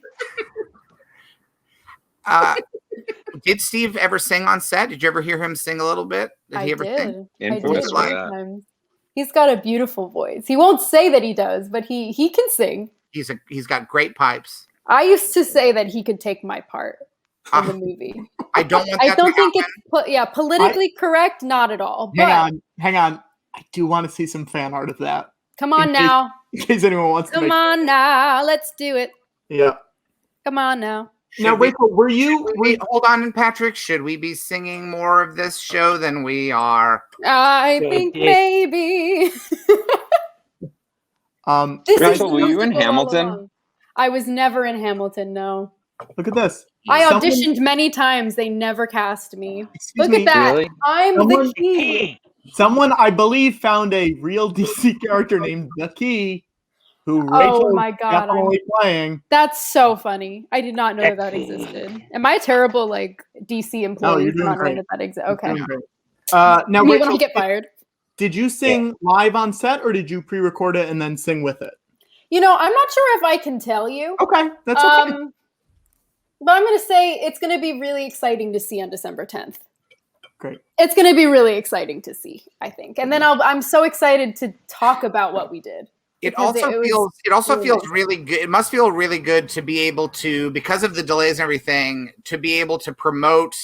That feels like a reasonable target for when you can promote a movie and tell people go to the theaters. Like the hope is that it'll be safe by then, because up to now, I think a lot of actors have been in the uncomfortable position of being like, go see my movie in the theater right now during the pandemic. Whereas the hope is that by December, there'll be a lot of safer ways to experience, because people want to be able to see this on the big screen with an audience. And I hope so. That, that's my hope. I always, I so want everyone to experience it the way it was intended. And it was intended for a big screen and big speakers to hear the New York Phil play our score. It's such a beautiful experience. What's Phil like? Did you get to meet him? Yeah, New York Phil. He actually, New York you know, Phil. I Hey, drive New him. York Phil. Right, I would drop him $5 on the corner on my way to work, and then when I'd come back, he'd have a Taylor ham, egg, and cheese on a everything bagel for me, and then I would go on to the dance studio, start rehearsing. Let's get some Did you fan ever art. find out? Let's Did you ever get find some out who's fan art singing of them? New York Phil working on. I assume he took half my bagel because there was only half when I would. You know, They never $5 found for out half who a was bagel feeding in New Phil? York, Adam Pally. That's a lot of freaking money. It is a I great can't find out question, who's How many Adam. instruments? How many instruments do you have on your wall there, Adam? Those are all yours. No, my children's. That's their guitars. You don't play guitar. That is I do. everything to me, A, actually. a West That's Side great. Story. Oscar Isaac wishes. Can I just circle back? Adam made a very funny joke 3 times in a row, and no one acknowledged it. I wanted to hear. I couldn't hear it. Rachel was talking about New York film, giving Right. her the Taylor egg, ham, and cheese. Taylor egg ham, yes, correct. And Adam said, "Did we ever figure out who's feeding Phil? Oh, Somebody Allie. should feed Phil." Somebody's got to feed Phil. Oh, let's get fan art of. Oh, someone somebody- just called me out for somebody being in North New York Jersey. Phil. Now, North Jersey. Where are you from, Rachel? I'm from Clifton. I'm from Livingston. Oh my gosh. Neighbors? I mean, not really anymore, but Not really, but North neighbors. Jersey. There we go. So do you Soprano call it country. Taylor ham? Huh? Taylor ham? Mhm. Okay, good. We're just making sure we can be friends. now, Rachel, I do think that I don't West call Side it that Story, much because I'm Jewish, but yeah. Understood. It Yeah, may it's always be, nice to call your Taylor ham once a week, even if you don't have anything to say, just to check in, especially during these trying times.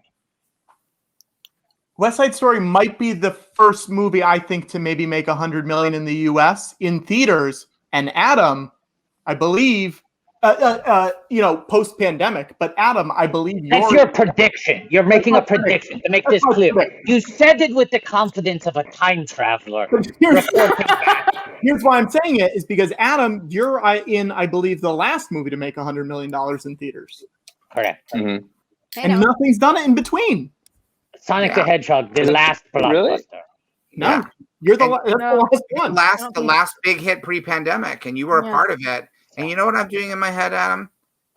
Mm. Are you I'm adjusting I'm for adjusting for inflation? inflation. I'm making your hit Tilting? even bigger. I'm He's adjusting. adjusting. I'm adjusting your big hit to make it an even bigger hit. Wow. I will say this now that we're talking about it, and I haven't done this that often. You know, I mean, sometimes I do it to fall asleep, but like, I have been in a couple franchises that have made quite a bit of cash. I mean, I would love to know maybe if we have a numbers cruncher, just how much box office You're a part my of three it. franchises Yeah. have been No, part don't- of. I mean, don't I don't know if think- there's a way to. Adam, don't I'm think on it. twice. Watto, They- Watto is Mandalorian. on it. Watto is on it. We are running Adam, the. I mean, I don't Don't- know if there's a way to qualify that for the Mandalorian though, because it's like a TV show, and you know what I mean. But and I would love Yeah, to we're know Watto, only just counting huge movies. box Only office. counting movies. Watto, don't forget. Don't think twice made 4.4 million. You could put that in there. Right. Yeah. What did it make And Mike overseas? Birbiglia's Don't Think Oh, that Twice. might have been yeah, that one did Yeah. really well overseas though. Is there a way of That's factoring huge in in how the much middle money? finger. Actually, I think you're wrong, Patrick. That one's really well under the sea. Oh, very nice. Oh, Thank you, George. Watto, is there a way of factoring in how much money? I think this is a fair way to do it. How much money Disney has made from Disney Plus, and attribute that to Adam because No, Disney Plus is Disney nowhere. Plus is off the table. Neither of you get points for Disney Plus. But I don't think that that's necessarily That's fair to me not or fair. George. That's not fair We're to either. talking of us. movies. We're talking theatrical movies. Yeah, but the pandemic changes everything. People are signing up for Disney Plus who would have otherwise been buying tickets to see things. That's Let's- true. Let us define the rules here, okay? Are we talking worldwide or domestic only? Worldwide. Worldwide, where you Worldwide. know, all the money. All And the are we time. talking unadjusted? Worldwide unadjusted. Adjusted. No. Adjusted. George! Yeah. George, Good job. George. Yeah. Adam is on board now. He fully admits that American Graffiti is one of the biggest hit comedies of all time. Adjusted is going to be hard to do because IMDb Don't say nerfed sure like you just got box something. office. So on I the guess app. go back to I'm the I one guess the who real way wanted to to do it. adjust. Let's even take Star Wars out of it, right? Just so I could step. Why up No, against no, You're telling George No! Lucas to take Something Star we Wars need to- out of it? no. Add up my Cume box No. for Iron Man and Sonic. Just George, me and not Adam. just that. One second. Adam, Just me and please. Adam. Just me and I'm- Adam. Just 1 second. Adam, I like you a lot, but that is I the love one you. thing we never do. We never take Star Wars out of it. Bring everybody back. We never take Star Wars out of it. Yikes. Please don't say Are that you again. ready? I can't do adjusted because IMDb fucked up Box Office Mojo. They don't have the same options. I'm doing unadjusted. Keeping Star Wars out of Oh, thank you so much, Adam. Thank you so Okay. much. Are we Where ready to would begin? my Cume box lie? I'm here we go. We're going to do this in real time, okay? Sonic the Hedgehog. Good. 320 million worldwide. Nice. That's a hefty number. That's Okay. a hefty number. That's lunch money, okay? We're talking good. That's a good amount. Lunch money. Okay. Oh, I'm That's sorry. no. I guess that's an I was expression. drinking That's a good. I'm thing. sorry, George. Yeah. I guess the other night I catered a wedding with George Lucas Pinot Grigio. No, I'm sorry. The Francis Ford Coppola Pinot Grigio. Oh. Adam, I meant no disrespect, Adam. I meant it's a lot of money. It's a good amount. Like we're going out to Good. lunch. Let's keep It's a going. good lunch. Okay. Dog Days. 6.8 million worldwide. Okay, we don't have to. No, we don't have to go into the weeds. I think we No, don't we're have to including go, everything. The point of The it. Little The Hours. point of what I'm saying. 1.6. We don't have to go. We don't.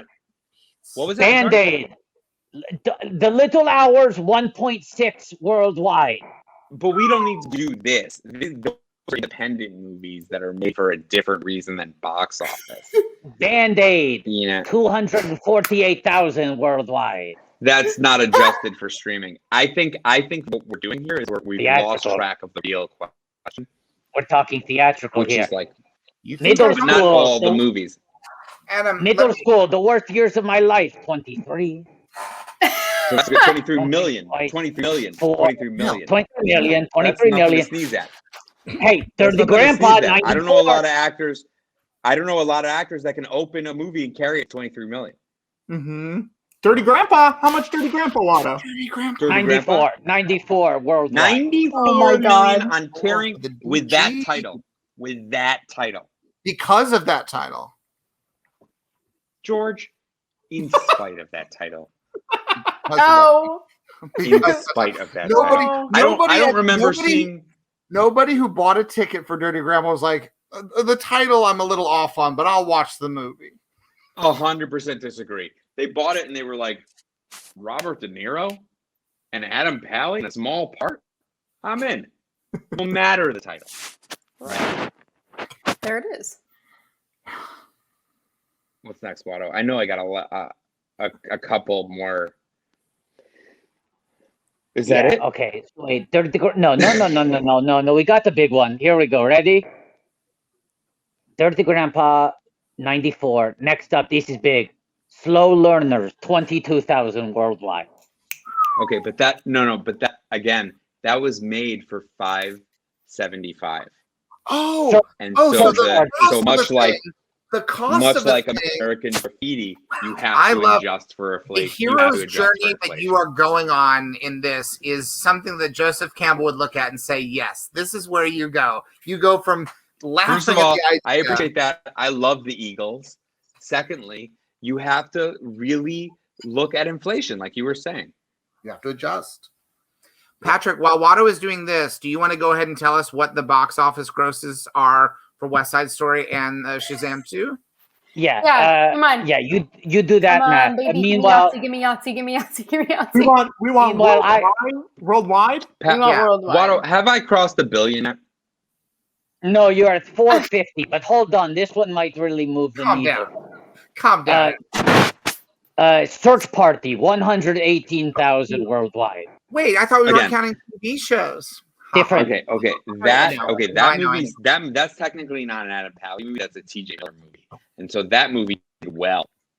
That's an important distinction. I mean, That movie did well when a lot of people were saying no.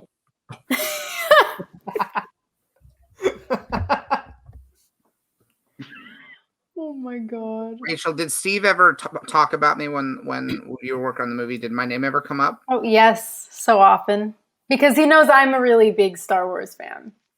So we used to talk about you all the time. Did Steve? Watto, Steve has some hot takes billion on yet? Star Wars. Yes, he does have hot takes about Star Wars. Don't we all have hot takes about Star Wars? Rachel, while Watto is adding, what's your hottest take about Star Wars that you're willing to say here? Oh It doesn't have no. to be your hottest, but it can be. You could bail her out if you get over $1 billion, Watto. Yeah, come on now. Come on, Watto. Okay, hold on. We're at, with the to-do list, we are at 454,363 worldwide. It's pretty And good. I'm about to add Iron Man 3. Oh! So we're gonna get over. We're gonna get over. What? Come on. Iron Man 3 alone is 1.2 billion. Woo! I'm sorry, 1.21 billion. Okay. Yeah, you're in the billion club with that movie alone, my friend. Oh, A win. wow. But wait, Win. but here's the big question: can you get the 2 billion? Ooh, the Tubin. Let me ask George. Okay, so right now you are How at many billions? Let me ask you, George. Yeah, Let me ask George. yeah. Oh no, it's got a bad Let me ask chair. you, George. again. How many? What it is? Every time on the show, the chairs are all fucked up. George. Yeah, George. yeah. Let me ask you, huh? You ever make a? Nice. Oh. Now, Now, what did we for learn? people who don't know, this happened the last time Adam was on this stage show as well. You ever make $1 billion, George? they paid me billions not to make Star Wars movies. That's how many billions I make on things. Sometimes I get paid billions to stop making Star Wars. But here's the thing: I never stop. I never stop. Mm-hmm. I've been making Star Wars. I've been making Star Wars just for myself ever since Disney took over. I've been just making my own Star Warses all the time. Have either of you been paid? Watto? Mhm. Could you do a box office check on Patrick Connor's box office? It's not pretty. Hold on, I'm still working on you though, Adam. I have to add 22,000 for monogamy. That's not my movie. That is a hang on. Rashida Jones project. That is a Rashida Jones project that I was helping a friend on. I PA'd on It Comes at Night, and that made 20 million. Does that count? What did you do on it? I PA'd. I was a PA. Oh, I thought you said you played. I was like, I don't remember any ballet dancing in that. I don't movie. remember any dancing in that movie. Rachel. Okay, Hang on. by my count, can I give the final Adam count? Here we go. Yeah, go ahead. By my count, and I might have messed up, but I believe I'm close.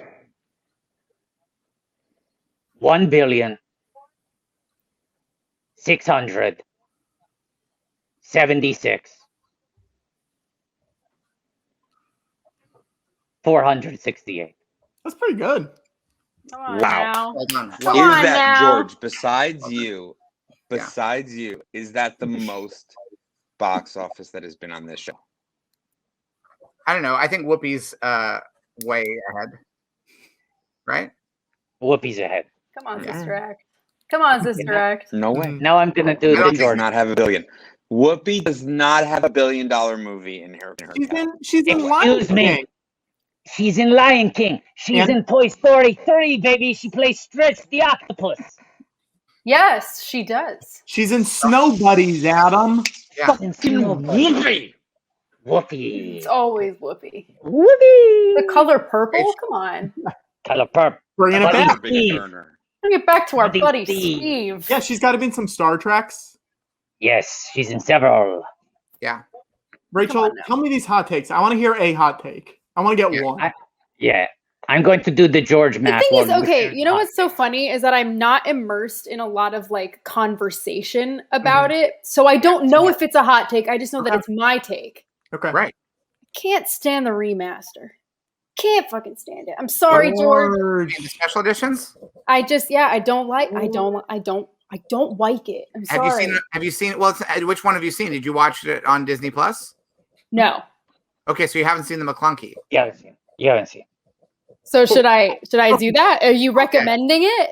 Yeah. Rachel, it's the final I'm not recommending it. All right. There's a piece of me that wants you to go. I'm going to go get the time code. Can you bring it up and listen to it in your headphones? Absolutely, I can. Hang on one second. And while you get this prepared, I still am confused as how we qualify. How do we qualify the Mandalorian's earnings? We don't. We're movies only. We're still here. I just don't think that was an accurate Every single subscription, except for maybe 12 people to Disney Plus, counts as box office for The Mandalorian. I have another hot take. Well, then I've just thought of it. Right. One of my favorite deleted scenes should have been in the full cut of Revenge of the Sith. Elevator antics? Elevator antics, motherfucker. Yeah. I'm pretty sure beep is up. Okay? Yeah.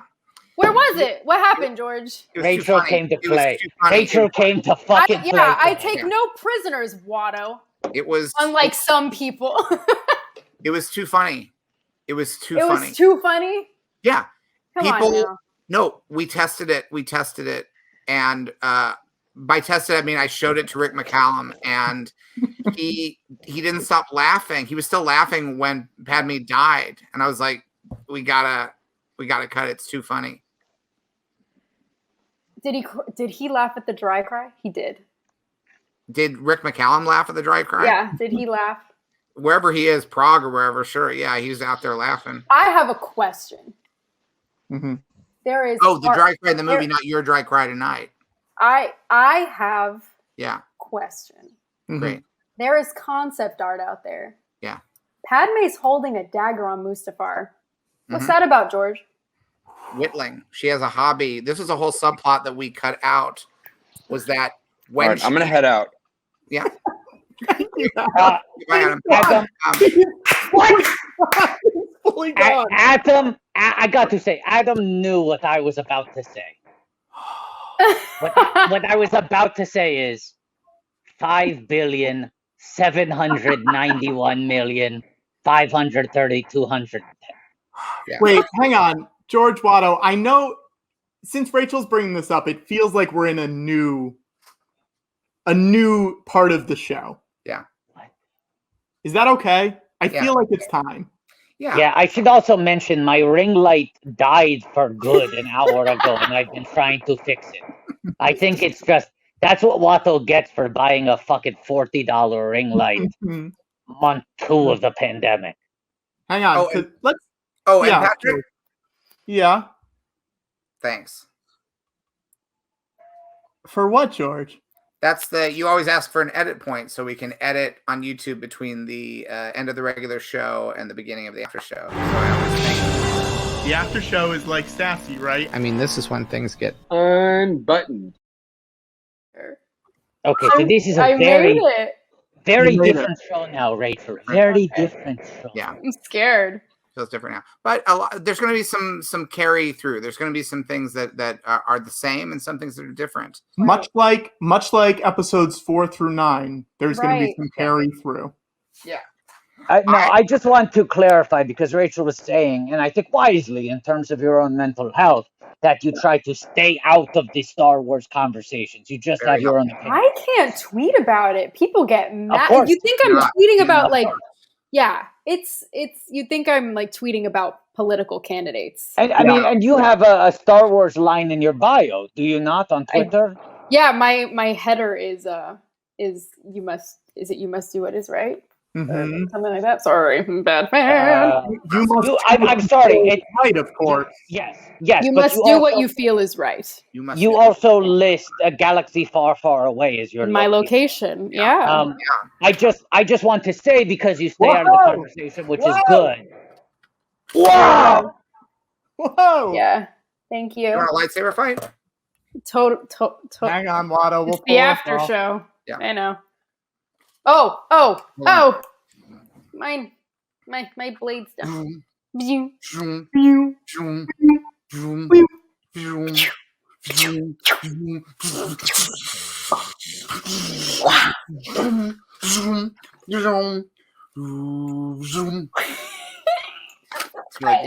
really good. That's really good.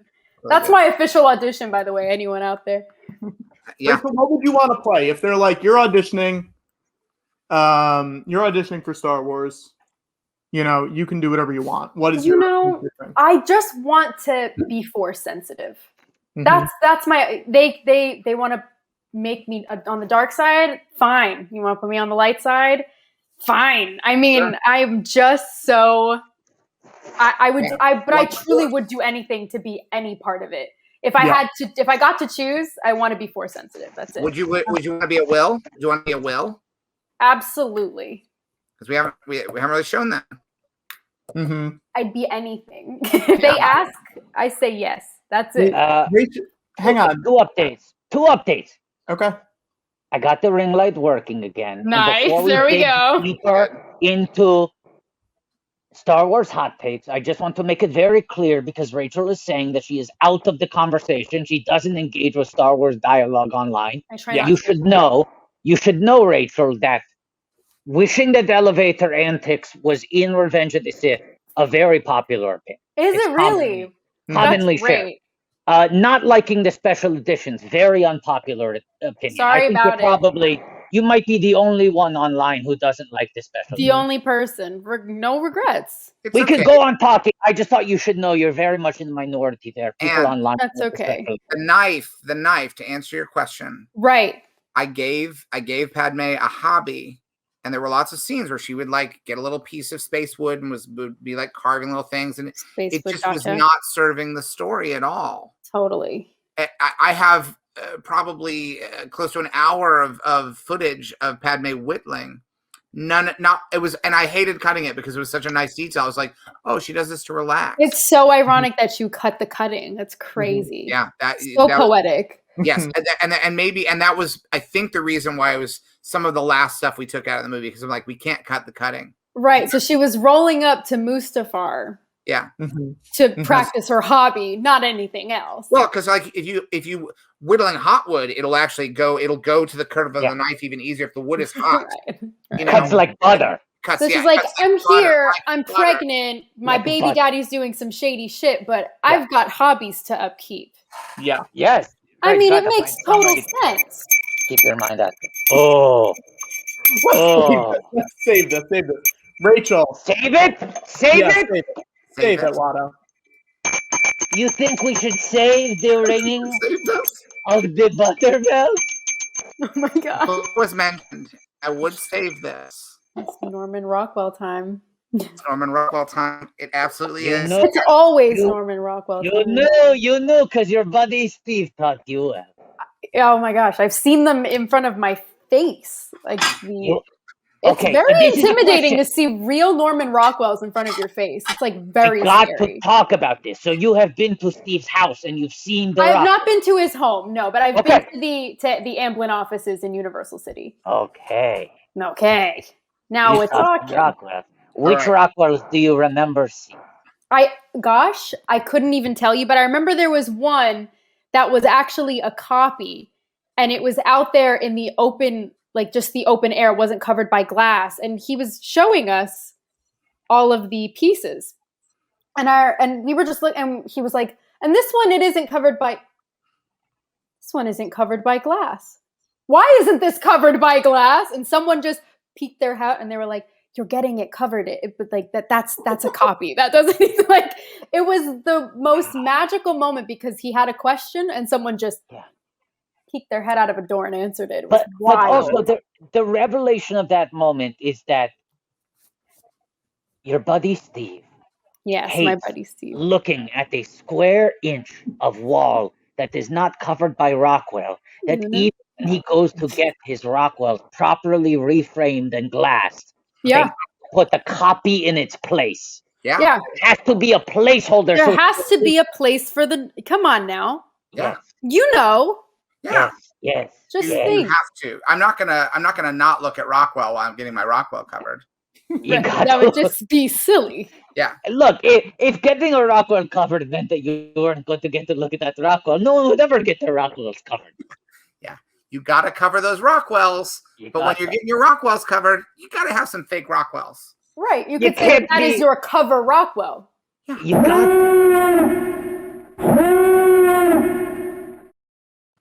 What? What? An incoming guest? I'm scared. This is why Patrick didn't want us to get into the weeds. I just jumped. I wanted you to wait. But it's okay. Patrick, this is the after show. I know. Rachel, sometimes in the after show we have guests come in too. Oh my God. So we're gonna have a guest pop in now. Now the guest, Watto, explain how the guests get introduced. Oh boy, guest. Okay. Guest, can you hear me in the waiting room? This is Watto. I want to bring you on the show, but I can't do it yet because I don't know how to introduce you. On this show, we do things a little differently. We let the guests write their own introductions. Please type your introduction into the private chat. I am making this explanation long to buffer, to give you enough time to write your introduction. It can be funny, it can be serious, or it can be a little funny and a little serious, like Mary Levinson's Avalon. The perfect mix. It's giving you background music. This is our phone waiting music. Some elevator music for your it. Sunday Eve. Yeah. Let's quickly, while we're waiting for our guests to type out their intro, let's quickly check in with our roving correspondents, Grow Gizmo and Goo. Can we check in with Grow Gizmo and Goo? Yeah, sure. Cool. They're There there. they are. Okay, great. They look Thank good. you. They look great. They're doing good. Can we get a clean take of the background music that we can use in future episodes when we need background music?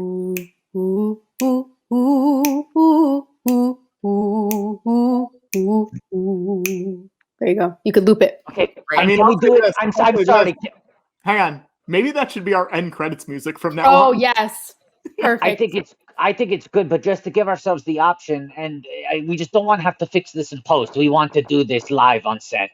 Can we cut to full screen Grow Gizmo and Goo and get the background music? You got it. And for this take, can we do a harmony take that people can mix together? Oh yeah, absolutely. Okay, great.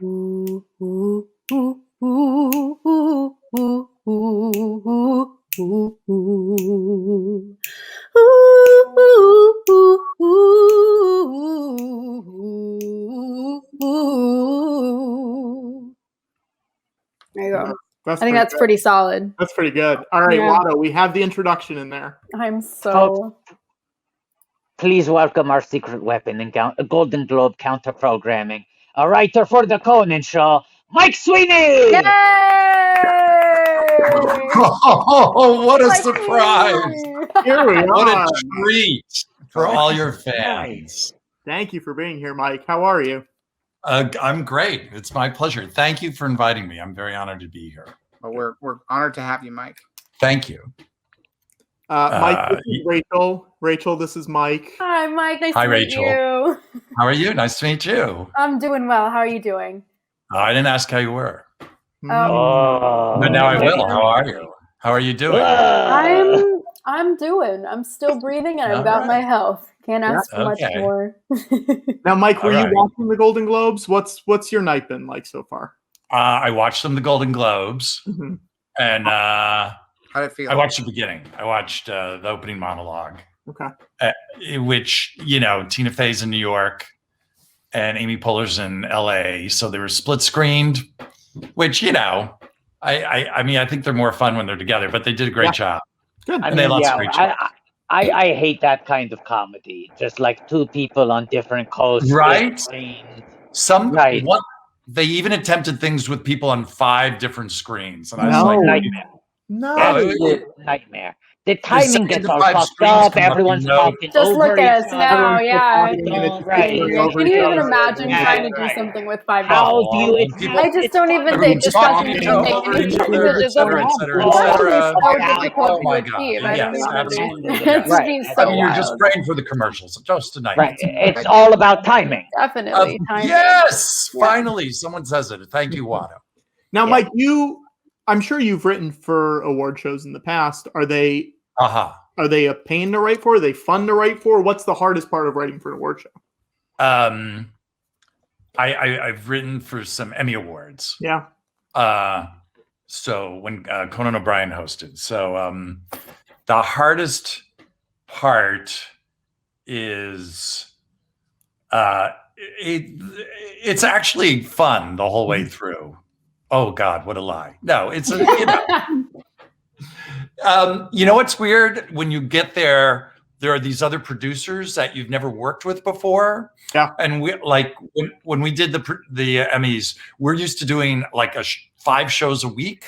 Mm-hmm. And so like we'll decide we need a prop at 3 p.m, and we need it by 4:30, and we'll order it up, and then someone will run around, and it always gets done. Mm-hmm. And the producers on the Emmy Awards, I think, produce 2 television shows a decade or 2 shows a year. Sure. So I remember a month out, we had a prop. It was like a Bible or something. I said, we're going to change this to a book by Dickens. And they're like, Mike, maybe if you had mentioned this a week ago, but the show's in 4 weeks. Like they were, oh my God, we had thrown them for a loop. Yeah. So that was the adjustment, dealing with the different. I'm so confused by what you're saying, Mike, because you're saying that like Conan was the sort of like seat to your pants, sort of you come up with something on the fly, you cobble together the props and costumes very quickly. I mean, FedEx Pope, that must have taken 2 months to get that. That really, if you look, we didn't use a real box. We had an art department. Yeah, and so that took weeks. A lot of people think we might have pulled that out of our asses at 4:20 p.m. But a lot of thought and deliberation went into it. Clearly, a very delicately fabricated costume, not just a FedEx box and a bathroom. Yes, exactly.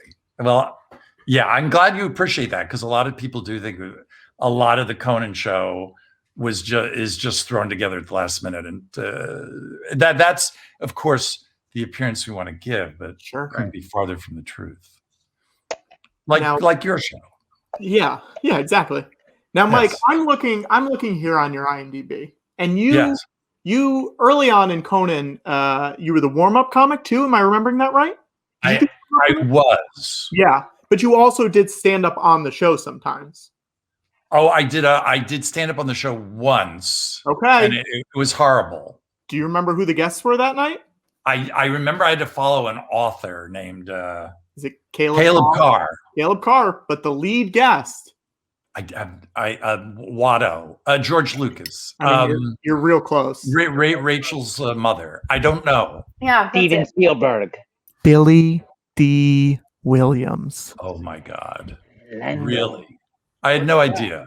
Look at that. I love that. Given the choice, I remembered Caleb Carr over and my mom. Did you grow up playing with Caleb Carr action figures, Mike? Did I bring some, or do I have some? Did you grow up playing with? Oh yes, absolutely, absolutely. It's probably rooted in your childhood. The whole Caleb Carr universe. Yeah. I mean, if you deep dive into it, and his holiday specials, he did an Arbor Day special that is still an annual tradition. Yeah. An amazing artist. Which was your favorite? Did you prefer the regular sort of version of Caleb Carr, or did you prefer Caleb Carr in skiff disguise?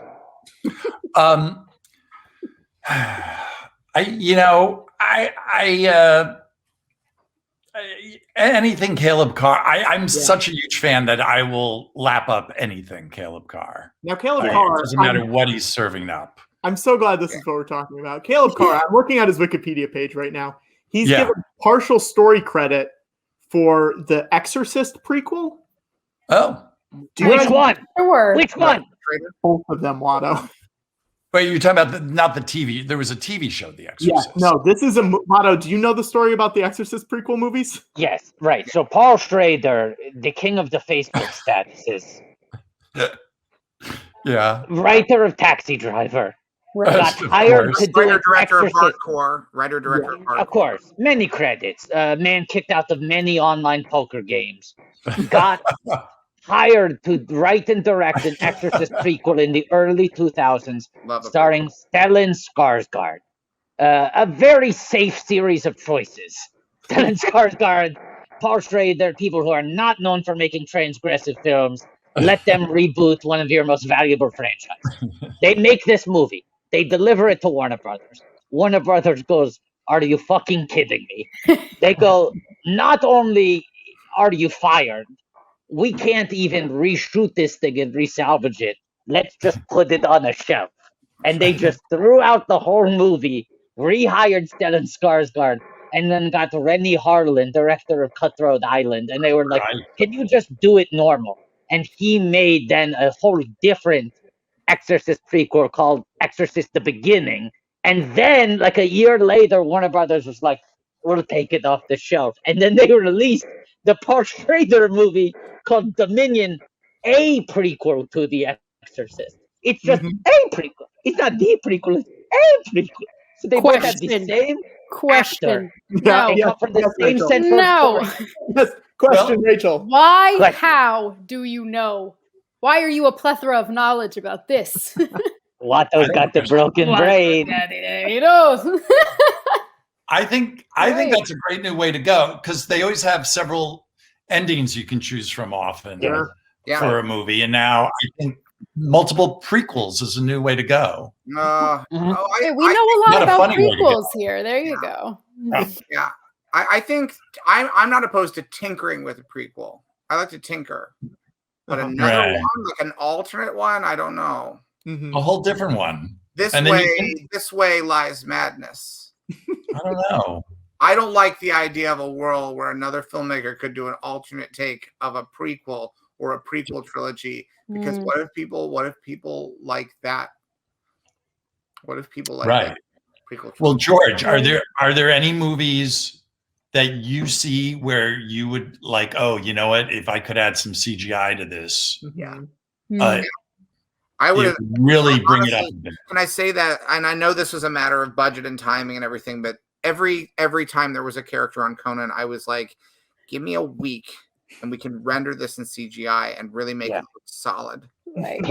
Really, a week and 50 mil, and it just broke my heart. So these are so funny, but it's all practical effects. Yes. And I always felt like, if they gave Conan a few 10, 20 million more per character, really start to do something that would be big laughs. The story, you're talking about $10 or $20 more, right? Right. No, because millions. No, because it always felt like you were limited in terms of what you could do in the story of the masturbating bear by the technology. Totally. There's only so much you could realize on screen. Yes. Once you invest in the character once, then you have the model. You are able to, you can put that character into all kinds of new digital environments, and it's evergreen. Whereas I would imagine a lot of those costumes from the 90s and the early 2000s are just gone. They're lost, right? That is a good question. I don't know, if they just immediately protected them and sent them to the Museum of Broadcasting, or whether they were immediately just, as you're saying, tossed out. Also, I mean, I like Haley Simon, but I don't feel like they necessarily like that. I don't feel like some of their stuff, some of the prints they have, it's not like, I don't feel like if you sent all the Conan costumes there, I think they're crammed in a cupboard someplace. Mm-hmm. Yeah. Mm-hmm. Yeah. No, we should send them to the Pally Center. Let's call up Adam. Let's get them back on. I would love to send. He would put them on because I know he loves to wear costumes. He does. Whenever he comes on your show, he's got a bunch of costumes. He came on in his obese Batman once, and But they're putting old late night episodes, bits on YouTube, so you could take them and work your magic. Just let me know. Okay, I will. I'll let you know. I think it's that sounds like a brush off, and that's cool too. I totally get it. No, that's just how I talk. That's actually a green light. That's a green light. Oh, that's a green light. Okay. Yeah. He's very casual. That's fantastic news. I have an idea how to use this time productive. Yes. Because it's the after show, but come on, we're still on the clock. Okay? Yes, of course. Rachel, Yes. the star of a big movie musical directed by Steven Spielberg. That's Now, true. it was supposed to come out last year. Pandemic be damned, right? In a normal world, she would have done the whole circuit of late night talk shows already at this point. Yeah. But now we have extra time to prepare. And Conan, all the versions of the Conan show have always been great about if a guest is really game, you don't just have them do panel, you have them do a little sketch. You have them do secrets, right? You have them do some kind of thing. Can we come up with a good talk show bit for Rachel that she can use 10 months from now? Let's see, Rachel. Let's go through your skills, Rachel. You can sing. I can. You're funny. Maybe. You can dance. I can. What else we got? I can act. That's my job. The big technically only need is there 3. a surprising 5? Is there a surprising 5, like a wild card? I mean, I can roller skate. I can play a bunch of instruments, and I can draw. Got it. Roller skating. Fast wheels. I love it. All right. Now go. So how do we build something around this? Fastest of How do we build something around this, Mike? Yes. This is Let me spin my mustache. Are you allowed to sing songs from West Side Story? Or no, I am not for like 10 years. What if they're parody songs? What if they're funny parody songs? Or what's the opposite of a West Side Story? What's the public domain version of a West Side Story song? What is the if we think what are some songs? You're talking about like Sullivan. Yeah. I think Trial by Jury was kind of East Edge Fable. Right, East Side Tale is what I used to say. Yeah. So we've got East Side Novel in the chat. That's pretty good. Yeah. I mean, East Edge Poem. Right. East Edge Poem. East Edge Poem. Period. Okay. Yes, I'm seeing it now. Yeah. So this is the answer. We do the bizarro versions. Right. Yes, and that's how we tie it into my DC career as well. Yes. Right. So let's say, for example, you don't want to live in America. You don't want to be in America. I don't. At all. I don't. It's maybe the least appealing thing in the world. Look at her. She doesn't want to be in America. No. You flip this as well. Red dress, white sash. That's the Bizarro Maria. Hey, you know a piece of music, and a piece of music that you could sing that's in the public domain, and famously the songs in West Side Story, they have lyrics, right? They all have words. They do. George Gershwin's Rhapsody in Blue is in the public domain.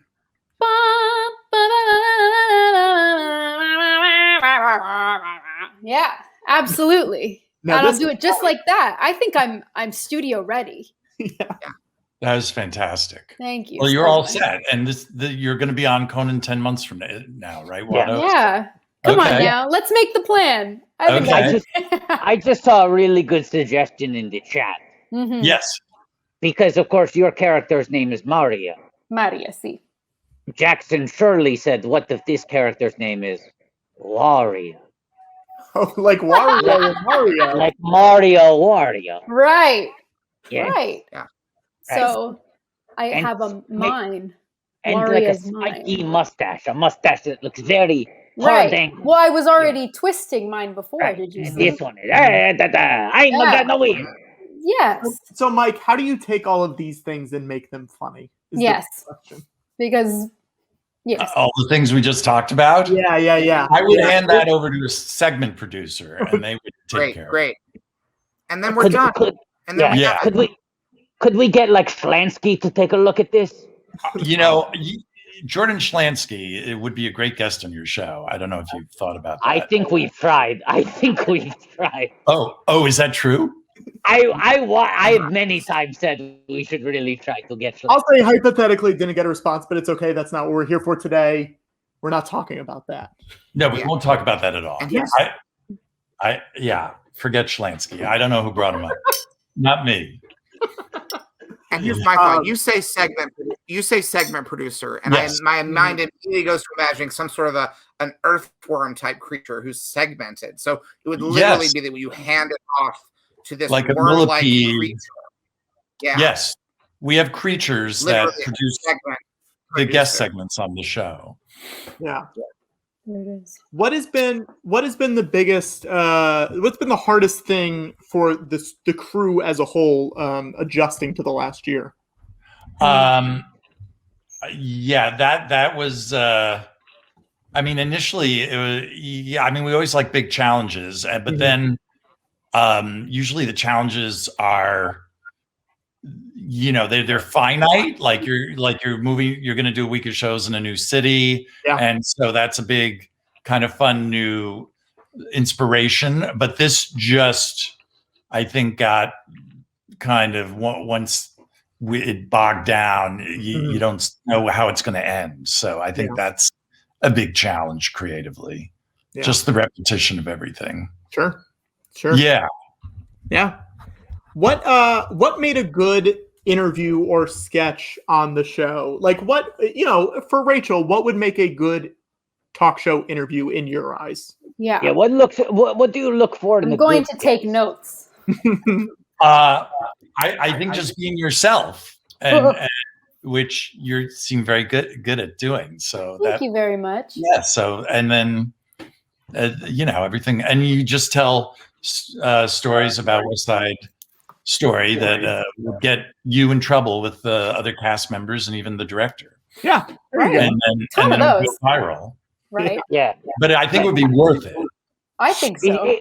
It's time to really give Rita Moreno what for. Oh my God, she's got it. She's had it coming for 90 some long time. She's gotten off way too easy up until yes, and she hides behind all those awards. Yeah. We're supposed to love her because she's good at everything and wins awards for decades and decades. I think you're projecting, Wado. Did you want to be in America so bad?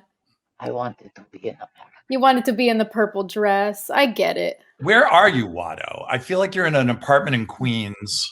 No. Wife is yelling at your kids to be quiet while you do the show. Or I'm in You're Queens. Very rough. You're very rough. I'm in Queens. But look at this. Patrick's in Queens. This is my corner of my apartment that is surrounded by Watto memorabilia. Okay. But I, of course, live in the Dakota. I live in the apartment directly below Yoko. So I don't have. I'm several times divorced. I don't have a wife yelling at me, but sometimes Yoko hits the broomstick on the floor and goes, "Quiet down," and I go, "It's Sunday."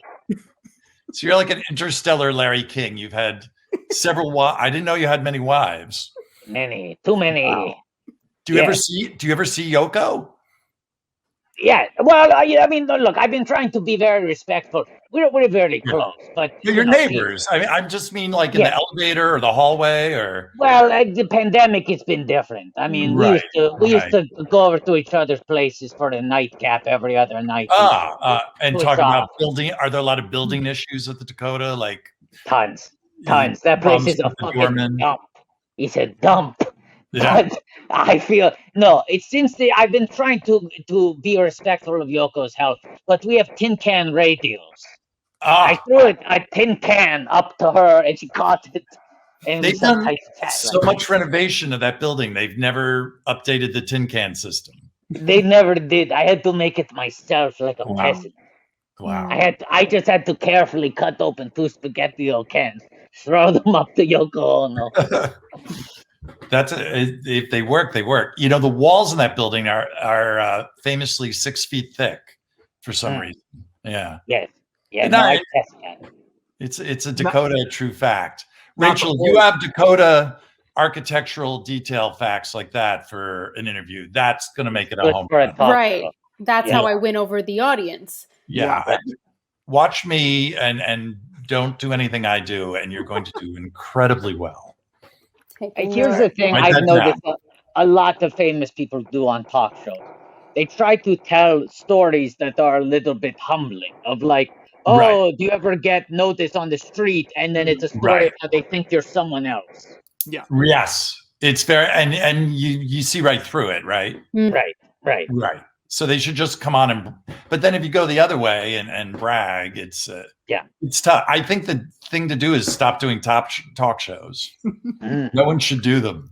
Mike, I have 2 questions. Yes. Oh, yes. Should we wrap up? What? Mike says talk shows are dead. No, I love this talk show. Okay. Would you sit? You see the chair off to your, I believe, to your right, that chair that's sitting way back there. Would you go sit in that for a second? Yeah, I'd love to. Same angle. No, the one angle on the other side, the one with the wooden back. Yes. Yes. Now, tell me about that art on the wall. That is it's a blanket my son gave me. That's it's a blanket art. Is that covering a screen? It's covering a chalk drawing, protecting it from the sun. Oh, protecting it like the way you would protect a Norman Rockwell painting if you had it by putting glass. Oh my God! If I had a Norman Rockwell painting. Well, it's a very artistic looking blanket. I actually thought that was a painting at first. No, it's actually a blanket art covering chalk art.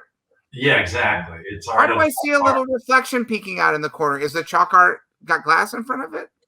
It does. It's plexiglass. Here, I'll give you a little. There, that's some of it. Oh wow. Okay. Wow. Very good. You know what? This is a better look for me, far away from the camera. You're a natural director. I wanted to know if that was a rocker, and it is. It's a rocker, isn't it? It's a rocking chair. Go ahead and rock. Let's get some movement in the shot. I like that. Okay, great, good. I like. You're the first person, the first guest to be in a rocking chair on this show. I'm excited. Can I ask? More talk shows have rocking chairs for the guests. I think that's a great idea. Very folksy. And Rachel, maybe take notes there that when you start doing talk shows, you should bring your own rocking chair. No. Request a rocking chair. Demand. Don't bring your own. Don't bring your own. That will sense that as a weakness if you bring your own. Right. Put it in your rider. Put it in the rider. Yeah. Find the style of rocking chair you like, because they're very different. If this is what you like rocking chairs, and request it for the appearance. Right, so that I can rock well. Yeah. Nice. Oh man. Thank you. Now, Mike, what do you think was the biggest difference in producing a show in New York versus LA? Well, New York, you're in Rockefeller Center, which at the time, it was great, but in hindsight, you kind of like, oh, did you appreciate it enough? Sure. You know what? In LA at Warner Brothers, audiences had to jump through all these hoops to get to the studio, which I didn't love.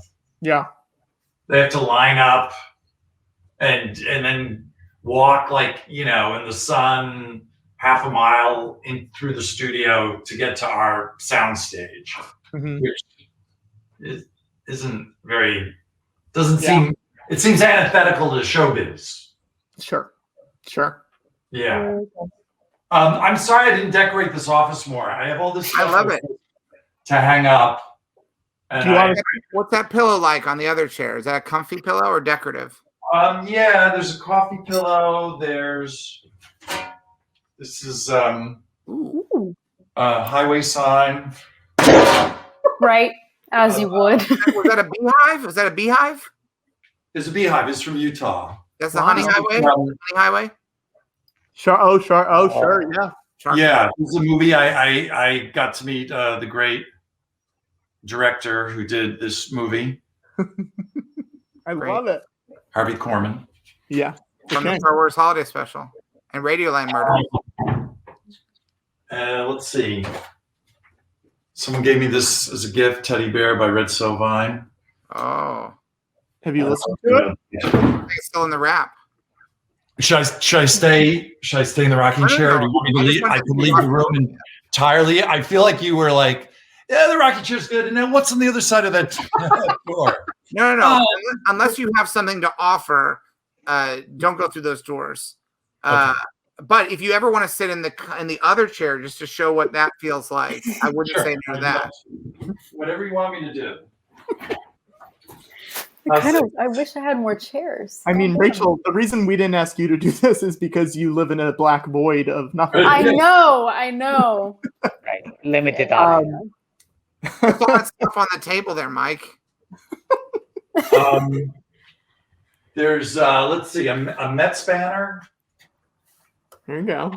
An old Mets banner and old copies of Desert Magazine from the 40s. Desert. That my son bought. Oh my God. I love the desert. I put the desert in almost all the Star Wars movies.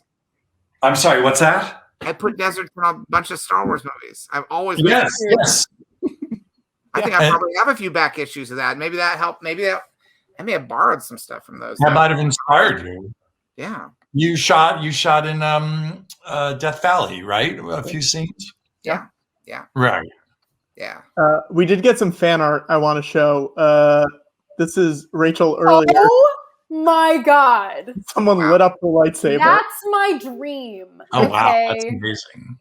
And then we got one with... As good as Clone Wars.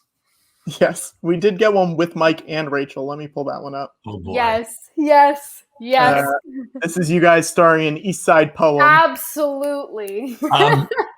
Wow. When I started today, I didn't see this coming. This ain't no game, baby. Ultimately, that's the goal of this show, is to get you see things you didn't see coming. And then here's one for Ethan Runt. It's Waria. Wow. That's Waria. fantastic. Yeah. That is so good. Yeah. In fact, now I'm going to call Paul Tazewell and say I need to reshoot the whole movie in a yellow dress. Yes. I'm sorry. That's a click of a button, honestly. I mean, yeah. oh, yes. George, you would know. How much money do we need to redo that whole first thing? of all, it's a white dress, so it's easy. That's just that you just you literally drag the paint bucket over and click. We can call our buddy Steve and just get it done. Yeah. Come on now. Steve's done that. Steve did that with the little girl in Schindler's List where he made the red dress. So he true. knows how to make a dress. Well, he can do it. Yeah, he said, easy. We're going to have to ADR dub Waria over the whole song of Maria. That's easy. Okay. Fantastic. Easy. Well, as long as it's easy. Auto-tune it or something. See, that's what auto-tune is. Yeah, auto-tune is everything. It's anything. You'll still have to wait 10 years to sing that song as well. Yes, I will. In fact, I will probably never sing it ever. Right. You'll be okay with the wait. Yeah. But you can sing Rhapsody. Anybody who wants to can sing Rhapsody in Blue anytime they want for free. That is a freebie. Everybody, I want to hear more people singing that while they walk down the street distanced from people during the pandemic. This is also why George has always been such a big proponent of digital filmmaking, because you're able to bypass these issues. Like, whoa, right I see what's happening. You see, wow. I did that in real time. Unbelievable. Unbelievable. Technology is beautiful. Beautiful. I love technology. I love the benefit of being CGI. A lot of this technology is because of what you call the remasters, the special editions. We figured out a lot of this stuff. That was the sandbox that we were playing in. That's where Waria's yellow dress is going to be, because we figured out we figured out how to add Jabba into a scene where it was just a Scottish guy before. Right. Yeah. I should also mention. Yeah. No, I was just going to say I'd be remiss. Of course, we can show off all the fancy special effects we have at our disposal here on the George Lucas Talk Show, but it's important to use our platform responsibly. So once again, Watto's going to say trans rights. As Watto should. Trans rights, absolutely. Cannot miss an opportunity to make it very clear that Watto says trans. There are absolutely. Mike, what were your favorite movies growing up? Growing up, I loved, I like 2001, Space Odyssey. So you like space movies? Interesting. That was a great one. Attack of the Trippids. Oh, great. Mm. It sounds like Attack of the Clones. It's pretty close. Yes, exactly. Shazam 2 Attack of the Clones. Yeah. But not, and also involved outer space. Yeah. Tangentially. Yeah. Day of the Hunter. Mm-hmm. Mm-hmm. These are the kind of movies I watched with my parents. And well, I'm much older, so no. And of course, I love Star Wars. Of course, I wasn't even going to. Right. Yeah. I assume that's why I was booked on this show. I've got No, you were booked because you're a comedy legend. yeah, right. Look what I found. I found this. Whoa! That's right. Pretty good stuff. This. Look at Nice. This, I think, technically, shouldn't it just be the head? Dome. It should only be the He's all dome. head. He's all head. That's something I don't ever. R2D2's whole body is his head, including his legs and his feet. They're all head. Wait, this is huge. You're revealing here for the first time that R2D2's legs are technically his head. Yeah, R2D2's whole head. Have there been arguments over whether it's the whole head or not? Never until now. Not with me, because I shut those arguments down immediately. Okay. And arms coming out of the head, not a problem. It's all part of the And head. then this Watto one, which Oh, that's cool. What a weirdo. What a weirdo. Rachel, Mike, you guys watch The Mandalorian? Yes. no, I have not watched Mandalorian. It's about to win a Gold Globe for Best Drama, I think. Come on It didn't. now. It That's lost. right. It lost to The Crown. It lost to The Crown. It happened an hour. This is how I had to find out. No.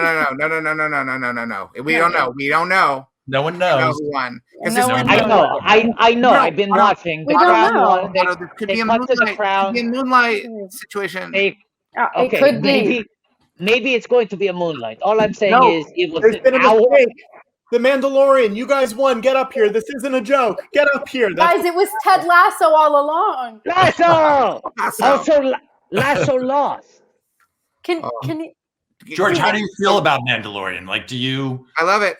Favreau's great. He's so Okay. money. John Favreau is so money, and he doesn't even know it. But I have a fun thing that Oh, I I want to think he reveal. And this, Rachel, I don't know if you know this. Do you know about these characters? Do you like them?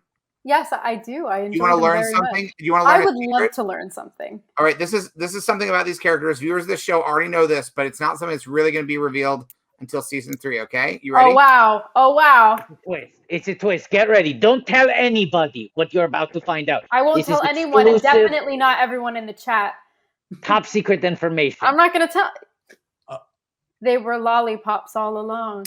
They were secret lollies all along. Maybe the Mandalorian was the lollipops we made all along. I Yeah. thought those were small planets. Nope. That Maybe. too. They could That's be. poetic, Mike. That is poetic. I mean, every lollipop. Have you ever eaten a lollipop, Mike? I have, yes. How do you know that you weren't destroying planets this whole time? That's why I ate them.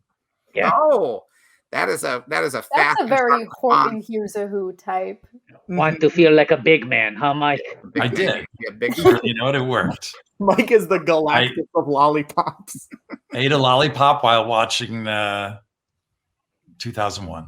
Crown. Hey, oh wait, hold on. It's Barb and Starb are on the Golden Globes right now. Wait, I thought you. Barb and Starb. This is what's been happening all night. Like, normally they don't Barb watch and Starb everything. are on. Hold on. Barb and Starb are on. Okay. Hold on. I I understand. haven't missed a beat all night. I've been throwing smokers for the You last 3 hours. Don't act like me having the globes on in the background has caused any disruption. From the moment I found my TV remote, I've been multitasking like a motherfucker. Barb and Starb. I didn't even interrupt to tell people that the fucking Mandalorian lost. Mm-hmm. Mm-hmm. That was so But kind of Barb and Star are on Barb TV. and Starb are on. Barb and Starb. Okay, well then I will ask Mike a question while you guys watch Barb and Starb. How often do people ask you a question about the show and you're like, I have no memory of that? Like all the time, right? Yeah. Go ahead. Ask. Funny. No, I knew who the not FedEx a- Pope was. So Say that again? I remembered who the FedEx Pope was. So that's A classic. Yeah. An absolute classic. Yeah. it is a classic. Can we get fan art for Barb and Starb Wars? Barb and Star Wars. Shouldn't it be Barb and Starb Warbs? Yeah. It should. Barb and Starb, a Star Wars story. That's really good. Yeah. Great note, Rachel. Oh, that was from the chat, but I'll There'll gladly probably take be a credit. sequel, and then are they going to have to go only visit cities that rhyme with star again? What do we got? Mustafar. Yeah. Barb God, and that would be so Starb hot. go to Mustafar. Yeah. They'd be like, There you oh, go. it's a volcano planet. It's too Or hot. planet's a volcano. Nice. Oh. The whole volcano's a planet. Mike, I think the reason Wait, that's fucking Borat? loves I'm gonna mute George. George. suddenly is all in on the gloves. I like that he's all in on the globes. You Yeah, want to but be it back hasn't in that been the act? case up until this point. Borat? That Wait, that can't Mute be him Borat, again. that's Bruno. wait, George. Mute him again. Okay, he's muted. Okay. Mike, this is Yeah. the question I think Patrick was trying to ask you. Yes. Is we have been doing this show online for Yes. just about a year now. We started Right. doing it online in May. Before that, we did it on stage at the Right. UCB for years, but Yes. only once a month. Yes. And I feel like we were able to very clearly define those different shows in our minds. Right. And now we're not 5 nights a week, but we are at least 4 hours a week It's every week. unbelievable. Yeah. And I don't remember any of it. No. I sometimes people will call back clips of things, and it's just like a sieve. Right. No, it's just stream of consciousness. Yeah, Like you'll never remember that you muted George. No. That's going to be like a total surprise to you. That's fine. No. no, yeah. How often do you mute him on this show? More is often than most you would assume. Really? He's a 76-year-old man. Sometimes He you is gotta. 76. Oh. Sometimes you gotta. Oh, he's still muted. Okay. He's so happy and about it's Barb almost and- like he's How yelling did I at not you. know that Borat and Bruno and Abby Hoffman were all dating Ron Howard's daughter? I'm muting it again. That's too much. Do you guys have someone on staff who will? I guess this is maybe a researcher's job or something. Who will say, "You guys already did that 25 years ago. Don't do that again." That it's very ad hoc. I mean, the Yeah. writers you do it Yeah, sure. among But here- ourselves. this is the So- thing I think about a lot. Yeah.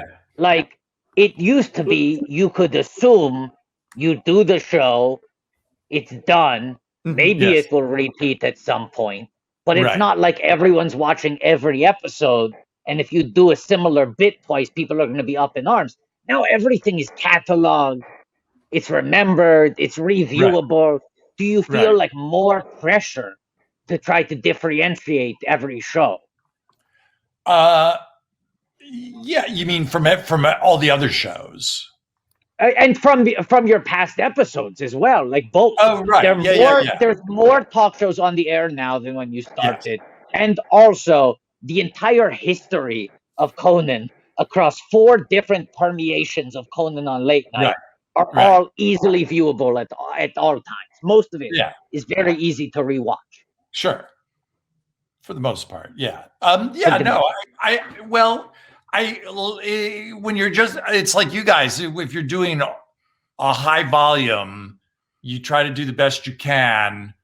But it's kind of like, you kind of like bailing water out of a boat. You're just trying to keep the ship going and the 24 hours goes by. It's like putting out a daily newspaper. So and within that, you try to keep things fresh and try to keep it different. But if something's popular, like we used to do a thing called Walker Texas Ranger lever. Yeah. Yes. And you pull the lever, and we did that a few times, and it was people loved it. And So good. yes, we had to just send 2 writers back down. It became like this yoke around their neck. They had to spend months just watching old. They had to just keep going back to the mines and coming up with more clips. Even though they hated it after a month of doing it. So Yeah. It became a burden. it became a burden. Exactly. A nightmare. Is a bird in the hand worth two in the bush? Great question. Good question, George. Thank God you're unmuted. Why would Welcome back. Why would I ever be muted? This is my show.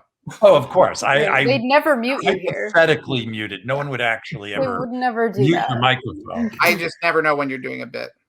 Oh. Rachel, I know you have to go. Yes. But thank you for coming on. I do want to ask you before you leave. Of course. Why do you have to go? The reason you do the show on a Sunday night is because no one can ever leave. No one has. Did I just stay trapped? Are you a Lucas doctor in an universe? emergency room or so? Where do you have to go? I mean, I'm a tired gal. Also, I'll be honest. I'll be honest. I did work out today. That's Okay. why I have to go. Okay. Tired. Rachel, Got to get in that key shape. Yes. I don't think anyone has ever asked you to do this, but I want to ask you. You can't sing any West Side Story songs. Yes, I can't. You can't sing any Shazam 2 songs. Right, because there are just so many and so many popular ones that everyone knows.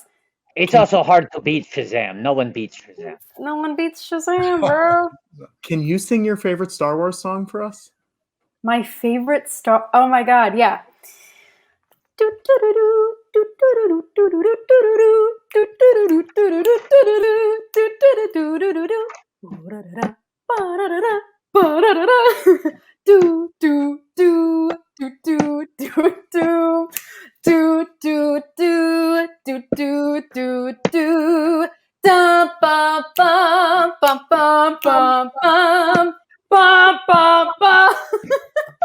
Is that good? Did I do good, guys?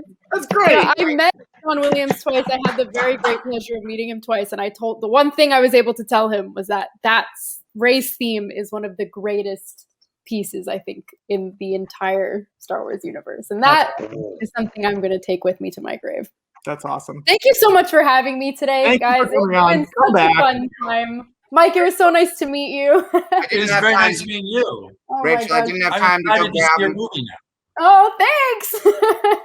I didn't have time to go. I was going to show you the picture disc I have of Ray's theme. Do you own a copy of this? I don't. You have to. We'll have to get you one. Oh my gosh. It really is. I actually think about that song that it is not just a great piece of Star Wars music by John. It's also a great piece of Christmas music. It's maybe one of the greatest pieces of Christmas music ever because it sounds like Christmas music. You're so right, and I'm pretty sure I've tweeted that before. Whoa. I'm pretty sure I've tweeted like Ray's theme is a Christmas song, argue with the wall. Like I'm pretty sure that's out there. Come back on the show anytime you want. You're always so welcome. much. If you could send me a physical copy of that tweet, I would really appreciate it. Oh, absolutely. And then I'll also like send you links to the tweets, and then you can rip it on the next live the way that Adam Pally rips all of the other physical tweets. Yeah. It'd be great. Thank you, Rachel. Thank you all so much for having me. I'll see you all soon. See ya. Bye now.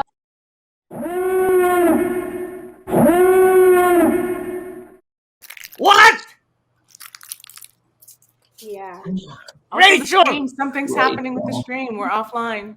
No. Rachel! Hi, Rachel. Hello. Rachel! Hello. We Hi, can't Rachel. introduce you yet. Nope. No.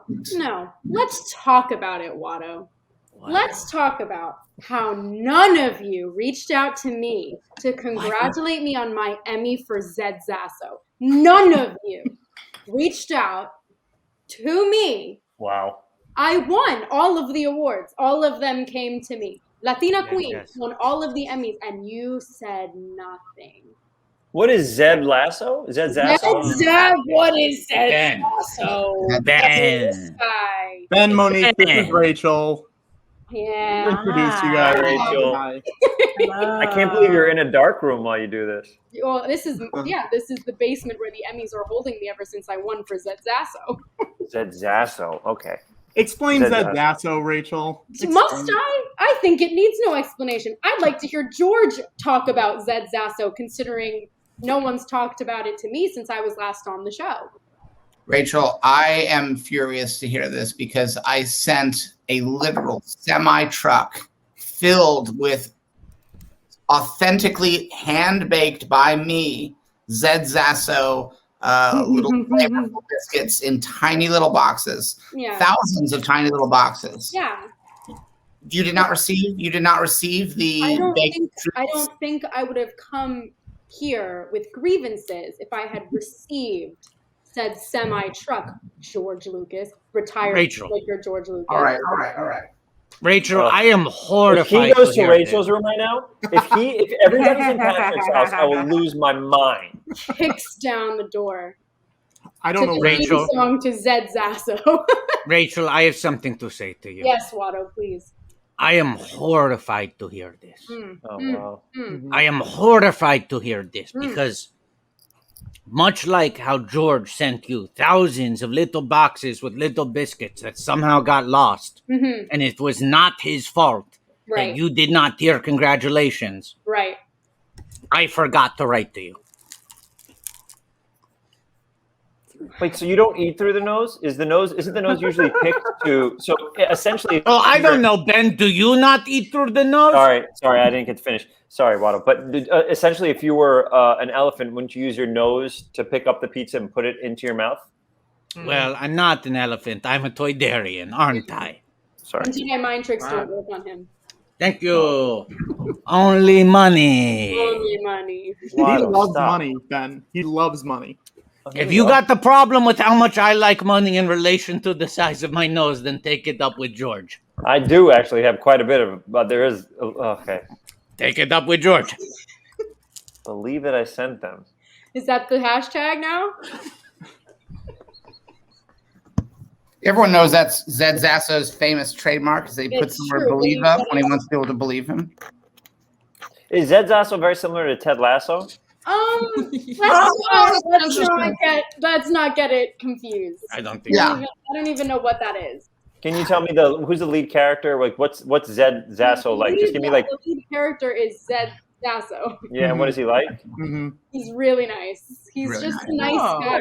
He's just a nice. Welcome back, Zed Zasso. That's Okay. right. So. This is actually probably a great opportunity for me to talk about, because I forgot in our last episode, I really wanted to talk about Zed Zasso, specifically my favorite character in the second season of Zed Zasso. Are we ready to get in? Are we ready to get into this? I don't know if we all want to talk about Zed Zasso. Whoa, Ben. Oh, Ben, if you don't know, you will soon. Okay, I'd love to hear what your favorite Was character everyone is. caught up? Did we see the Christmas episode of Zed Zasso that aired in the middle of August? Yeah, perfect timing. Very funny. Halls with Boughs of Zolly. I'm Yes. familiar. Thank you. And at the moment at the end of the episode, when the child looks up at the sky and we see the greatest character ever invented for Zed Zasso, CGI Santa Claus flying through the sky. Ben, did you see this? Sorry, again, I've heard of Ted Lasso. I can't tell if Zed Zasso is a version of like a bootleg version of it. It's not. Just tell me what it is, and then I can get on board. I just don't know what Zed Did you Zasso not is. see the picture? Patrick, get the picture back up on the screen. So Zed Zasso is Rachel in some sort of Star Wars aircraft, and she's very positive about her other aircraft partners. Right, because yeah, it's a wedge side story. Yeah, there it is.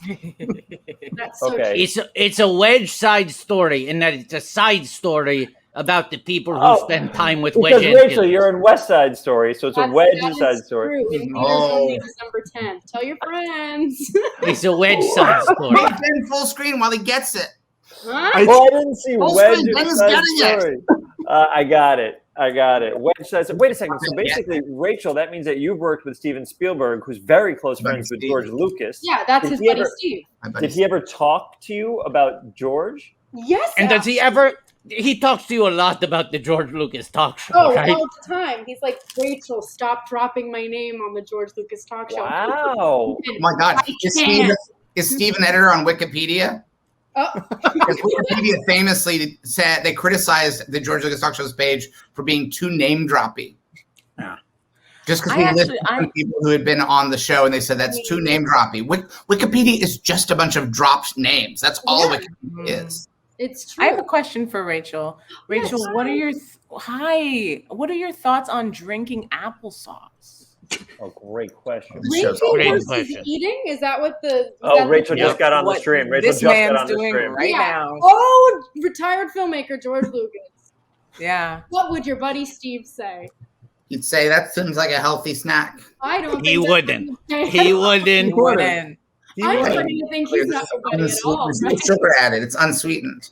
Can we just get it out of? You're obviously sponsored by Mott's today. Just say you're sponsored by Mott's today, and we can get this done. Yeah. That's the hashtag. Sponsor. I wish Patrick. we were sponsored by Mott's. We'd be getting crates of this stuff sent in. Yeah. I mean, Here comes Patrick with 3 more things of fucking applesauce. That's a Watto. That's a Watto guarantee, by the way. Guarantee is coming in with 3 more things of. Look how confused retired filmmaker George Lucas is. Oh no! He doesn't like the bit. This is not a planned bit. This is not a planned bit. Oh no! It's gonna be an enormous thing of applesauce. I just had it. It was just Oh, wait, Patrick, for real. If you're diabetic, I really don't know if you should be doing that. Isn't that better than the giant jar of M&Ms? Aren't you diabetic? Isn't there sugar in applesauce? It's not that No, much. there's no sugar added in this one. No No sugar. sugar added. What are we doing? Sugar, 12 grams. That's a Watto. 12 grams. Watto, where's your applesauce? 0% of added sugars. This is like that show with that kid from Entourage who dies on camera if he eats enough applesauce or some shit. Isn't that what the whole thing is? What is the show? No. You talking What's about it the Larry called? Sanders show with Jeremy No, Piven? Clickbait. Oh, What? That's about applesauce?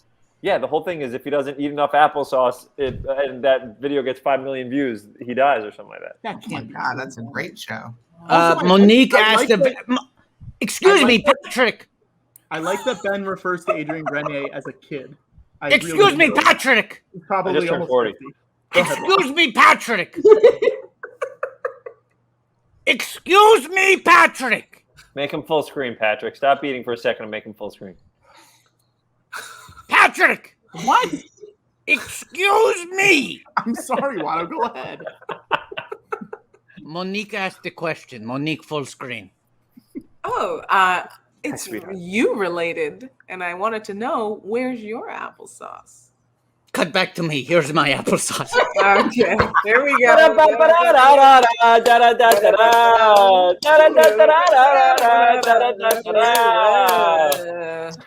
Oh shit, Mo! You just put extra in there, and it's gorgeous. Before she was like getting limber, and now she's going for a night. Love every minute of it. I'm warming up, Ben. I'm warming up. I love it. I'm giving away all of Patrick's bits because he comes in the room and he's looking for stuff and he shakes his head no, like he can't find the comedy in his own fridge. Patrick's looking in his own refrigerator for jokes and he can't find them. I thought I had another jar. I'm gonna see if there's any jokes in that fridge. Rachel, it's joke week. I don't know if you know that. Well, I saw the hashtag and I assumed that maybe it might be joke week. Mm-hmm. What does that mean, Patrick? Rachel, are there any jokes in West Side Story? You don't have to tell us what the jokes are. There are. You know, I actually got to see it finally. How's the There's movie? jokes. That's exciting. There is jokes in West Side Story. So Wow. it fits in with the theme of joke week. You know how hilarious teen gang fighting is. It's funny. Lots of jokes. Really funny. Rachel, when we booked you on the George Lucas talk show, Yes, my first IMDb credit, by the way. that's what I was going to say. Your first credit. It was her first credit, her first release credit, but you had West Side Story in post-production, right? We book you on the show. In the time between when we book you and when the show happens, a third credit gets added to your IMDb. Shazam. Yeah. Oh wow, Rachel! Look at you go. Ooh, Fury of In the the- Gods. Fury of the Gods. Now, in the time between Yes. when you last did the show Mhm. and now you have been announced to play the role of Snow White in Disney's new live-action Snow White movie. True. The George Lucas talk show has quadrupled your credits single-handedly. And my street cred is through the roof. Through the roof. When you Now go let's. around, do a lot of people are they like, oh my god, is that Rachel from the George Lucas talk show? You know, they usually It say is that still. it's Let's just call it out. It is still your only released credit. It's the only thing that's out there of me in the world.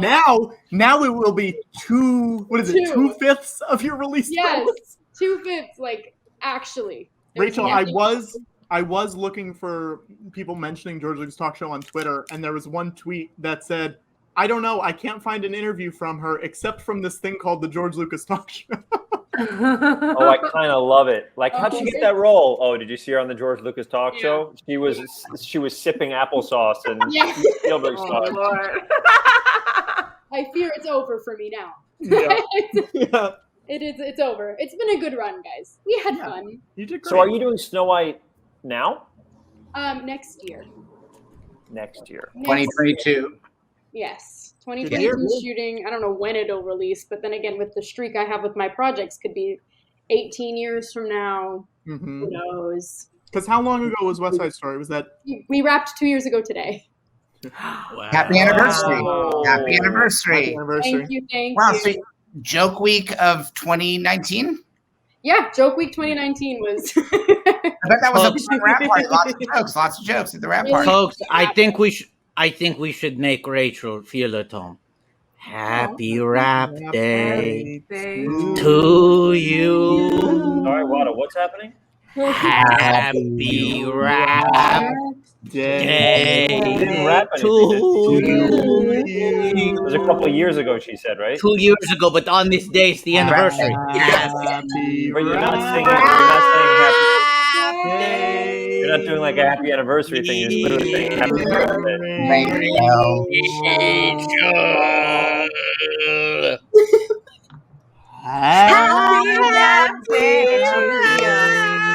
Happy Rap Day To you. Here we go. Happy Rap Day to you. Yeah. know, there's two different versions. Day.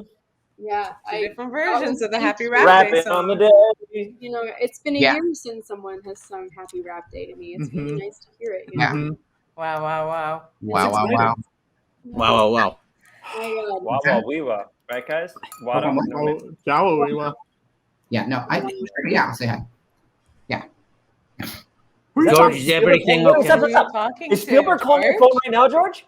Spielberg is calling your phone right now. Pick it up, please. No, I want it's you not to talk to Steve. him. No, it's somebody else. George, pick it up. George, pick it up. I want you to I talk got to him. somebody else. I got somebody else here with me, but he's shy.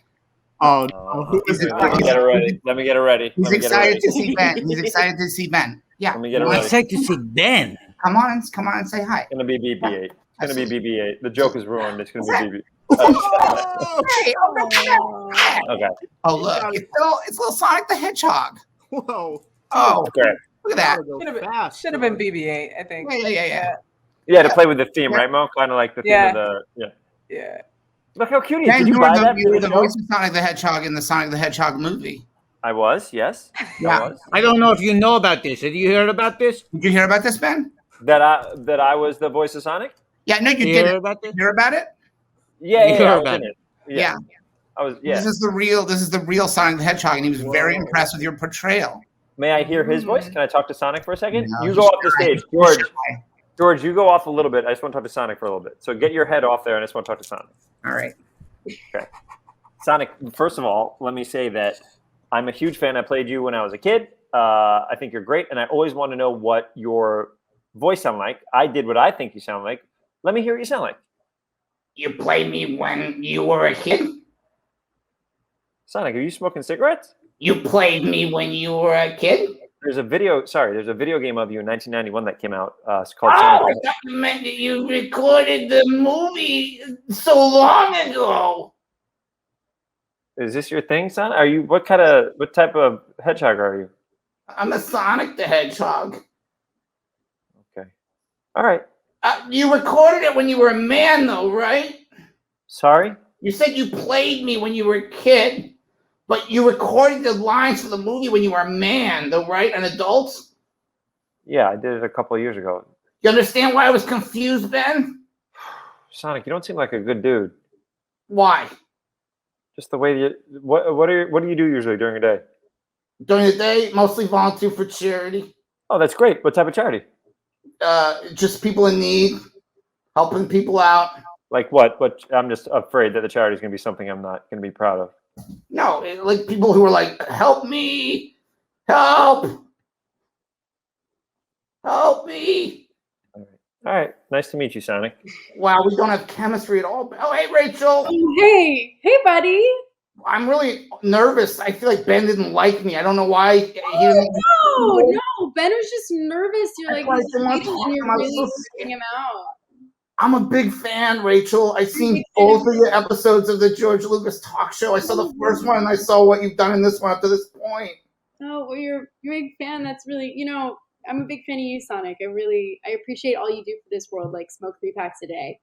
You have a lovely singing voice, Rachel. And I'm sure you do too. I'd love to hear you sing something for us right now. Request anything. If I know it, I'll sing it. If I know it, I'll sing it. Oh my, I would just love to hear Happy Rap Day. You know that song? Yeah. Happy Rap Day to ya. Happy Rap Day to ya. Happy Rap Day. It's Rachel's Rap Day. Happy Rap Day to you. Hey, Rachel. Happy Rap Day. It's Rachel's Rap Day. Happy wow, it's so Rap Day good. to you. Thank you. Thanks, Sonic. Wow, what an honor. I hope I didn't sing it too fast. I'm known for being pretty speedy. Right. I know. Okay, Sonic, it was great meeting you, buddy. All right, bye. Bye, Ben. Sorry if we didn't have chemistry. Ben? Oh, no. Ben? Bye, Sonic. I'm sorry if we didn't have chemistry. I really It's okay, man. It's okay. What's buddy. that? What's that? No, Watto, there couldn't Wait, be hello? another character. Watto, Oh, who is no, it? sorry, Ben. I'm talking to someone. I have someone here with me, but they're a little bit shy. Watto, who is Hello? it? Is it BB-8 or who is it? I- Steven Spielberg or? I'm sorry to do this. Do you mind if I introduce? He really wants to talk to you. Sure, I'd love to. Yeah. By the way, to wash out what that Sonic experience was like, I'd love to meet someone new. Okay, but he's very shy, and I think you'll understand why. Okay. All right. Dr. Teeth, bro. Yeah, that's Dr. Teeth and Muppets. Hey, Ben. Can you sing one of your songs? I'm a huge fan of the Muppet movie. I actually love the Muppets. Can you sing one of your songs? Can you sing Happy Rap Day? Happy Rap Day! Happy Rap Day! Happy Rap Day to you! Fantastic! Oh, that's actually pretty good. Nice to meet you. Anybody have any questions for, is it Mr. Teeth, Dr. Teeth? Dr. Teeth, all right! What is PhD, man?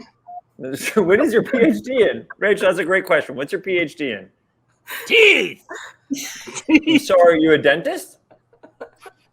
Nah! All right! Oh, all right, Dr. Teeth. It was great talking to you, buddy. Wait. Can you sing? Okay, I'm looking up what songs you sang. Can you picture great that? track. I was going to say, great track. Can you picture that? Can you give me one of those? Can you picture? Gotta see it in your mind! Can you picture? All right! Cool, man. Well, lovely to meet you. Yeah.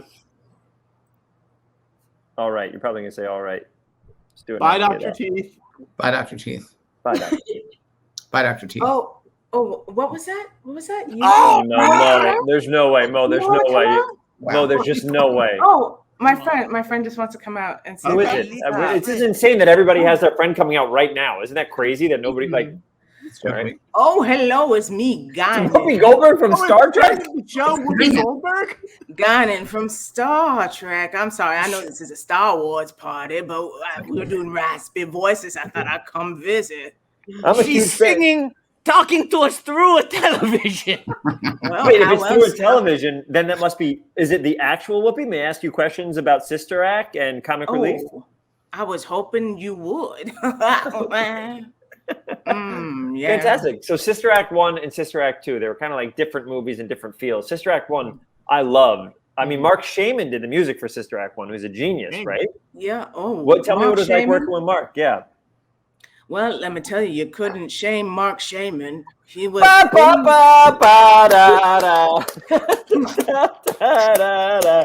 It is joke week. It is joke week, baby. It is joke week, baby. It is joke week. Sorry, Whoopi, you were saying?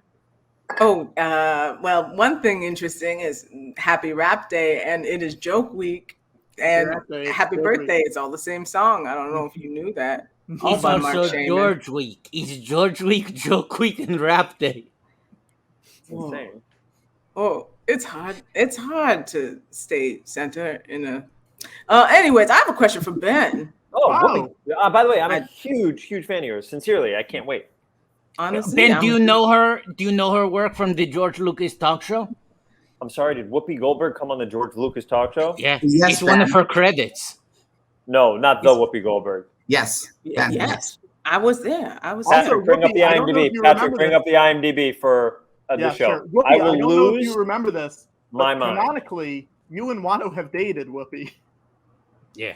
Oh, I wouldn't say dating. I would say we met for coffee once. Oh, sure. Okay. What was the exact thing that Whoopi said on the show? She said, "Did we fuck?" I Wait, can can't someone bring remember. video footage? I don't believe it until someone, please, someone on Twitter, any video footage of Whoopi Clip it, Goldberg strip it, and ship it. talking to George Lucas. You won't get sued by Warner Brothers or Patrick. So, Whoopi, I have so many questions for you. Yes.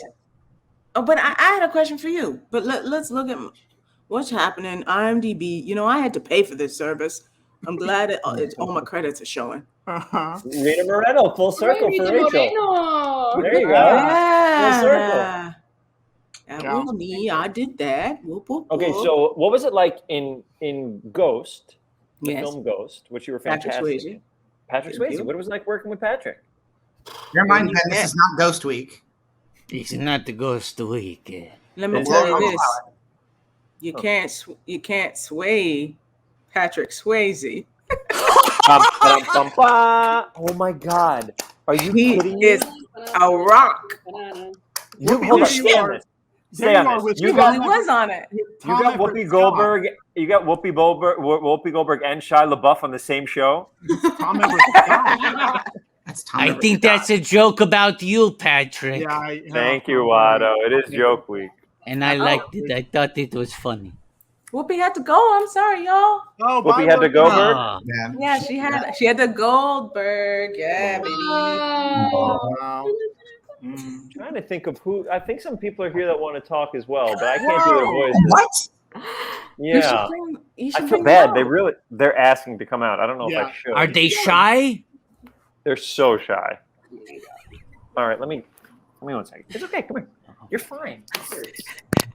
So shy. He So has shy. to coax them into coming on camera. They're so shy. Yeah. Thank you, Wada, for joining me. Yeah, the coaxing. This is how the coaxing. Rachel, go. how was this the many All season right. Newark premiere, Rachel? So good and very New Jersey. Okay. Bada bing. Bada bing. Gaba be thy ghoul. Gabba. Are they in? Cool. They're here, but they're super shy. Wait 1 second. Hold up. Wait a minute. Shy. So shy. I wonder who it is. Sounds like twins. If they were any Shia, I would have cast them as Mutt in Kingdom of the Crystal Skull. Oh, It's joke week. it's a joke week. Sorry, guys. Sorry, this is really embarrassing. Do you mind if I? Did this, whoever this is, they insisted on dimming the lights for this? Well, no. We're in LA, and the lights have gone out now. You know what I mean? Oh, the night the lights went out in Los Angeles. That's funny. Happy joke. It's joke week. Oh my. Oh. R2, we can't say that on Planet Scum. Wait a second. Surely I can. R2, don't you want to? Oh, my dog does not like this at all. My dog has come to the rescue. It's okay, sweetheart. Can you show your dog? No, my dog doesn't want to be on this stupid fucking show. Hey! It's good enough for Whoopi Are you kidding me? Goldberg. But think about it. Are you think it's for real? Can you imagine? My dog would be mortified. Mangle showed her dog. Who showed her dog? Mangle. You think you're Does better anybody than want Mangle? to? Does anybody want to talk to this? Yeah. Hey, R2, how you doing? Hey guys, what's up? Oh, hey, you're doing your off-camera voice. This is great. Yeah. You'll don't get to do it.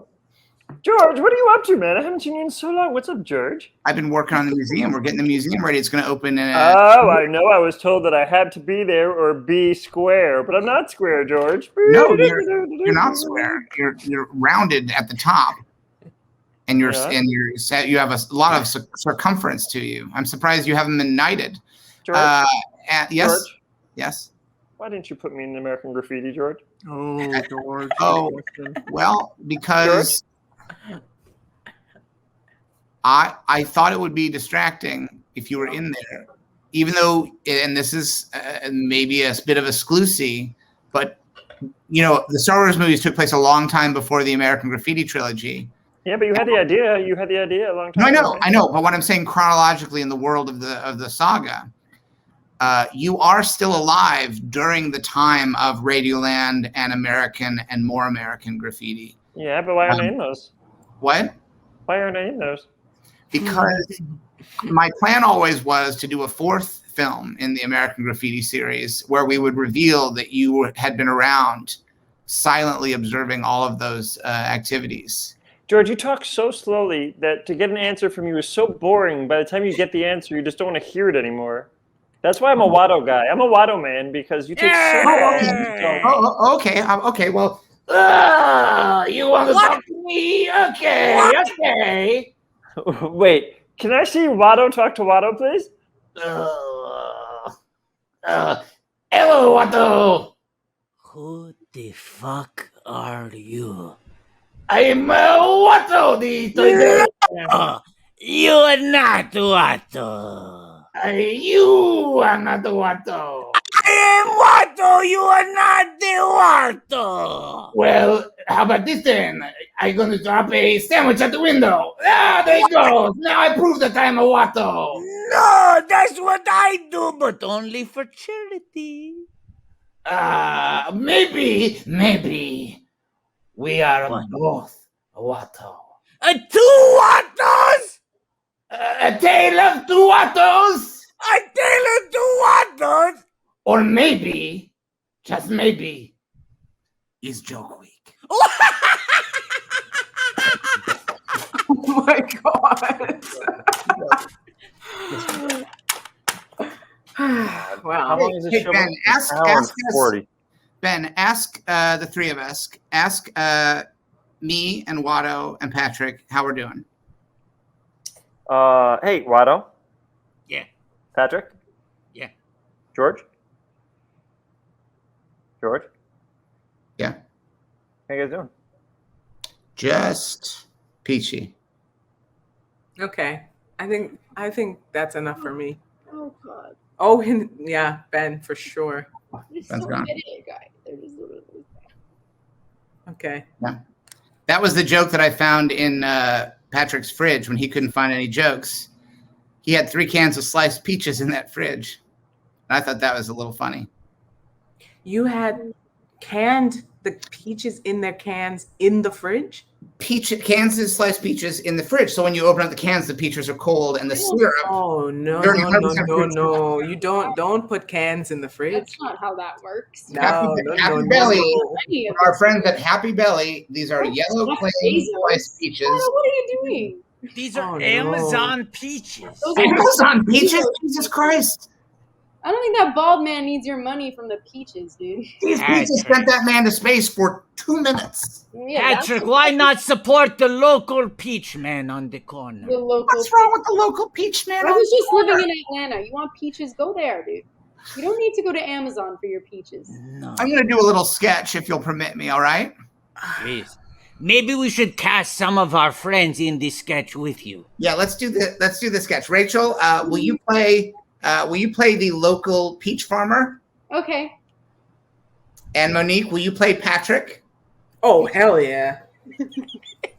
All right. Well, hi, Ben. Ben wants back in. He hears there's a role. I'm trying to get that star meter up, and I think that it seems like everybody who gets an IMDb credit on your show kind of gets a big Spielberg-y thing. So I'll take a role. I'll play the peaches if you need me to play the peaches, or I'll put whatever. Yeah, I want Ben to play the peaches. Oh, that's funny. I said it, and then someone had typed it. Yeah, if that's okay, great. Are you writing down lines for us, or if it's a sketch, you've had to have written the words? No. Peaches are a non-speaking role, but they're featured. Anyway, are you done casting, George? That's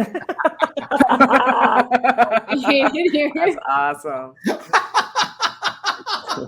You know, I think it works better when you go to the trouble to make it a painting. It's one of those jokes that plays better as a painting. Rachel, how are you so lit if it's so dark? I'm so dark and I have nothing. My computer screen is on like the highest brightness. What's the brightness, Ben? This is what the Emmys gave me, Ben. This is all I got. For Zezassos? Zedzasso. A wedge size story. So is a sketch? Are we doing a sketch? Because Yeah. Right now we're in prep for the sketch. We're not doing the sketch Peach yet. farmer. That's right. Thanks. I'm getting into character. George, are you in this sketch? I don't think I am in the sketch. Oh, look, there's Zedzasso. He looks great, but nothing like me. Harry Is Potter. Watto in this sketch? Yeah, I think Watto, I'd like you to portray Mr. Jeffrey Bezos. Why'd you make me the Peaches then? If there was a role that had slime, Because you wanted, you asked. You came in and you did the one thing that an actor should never do. You announced which part. You called your shot.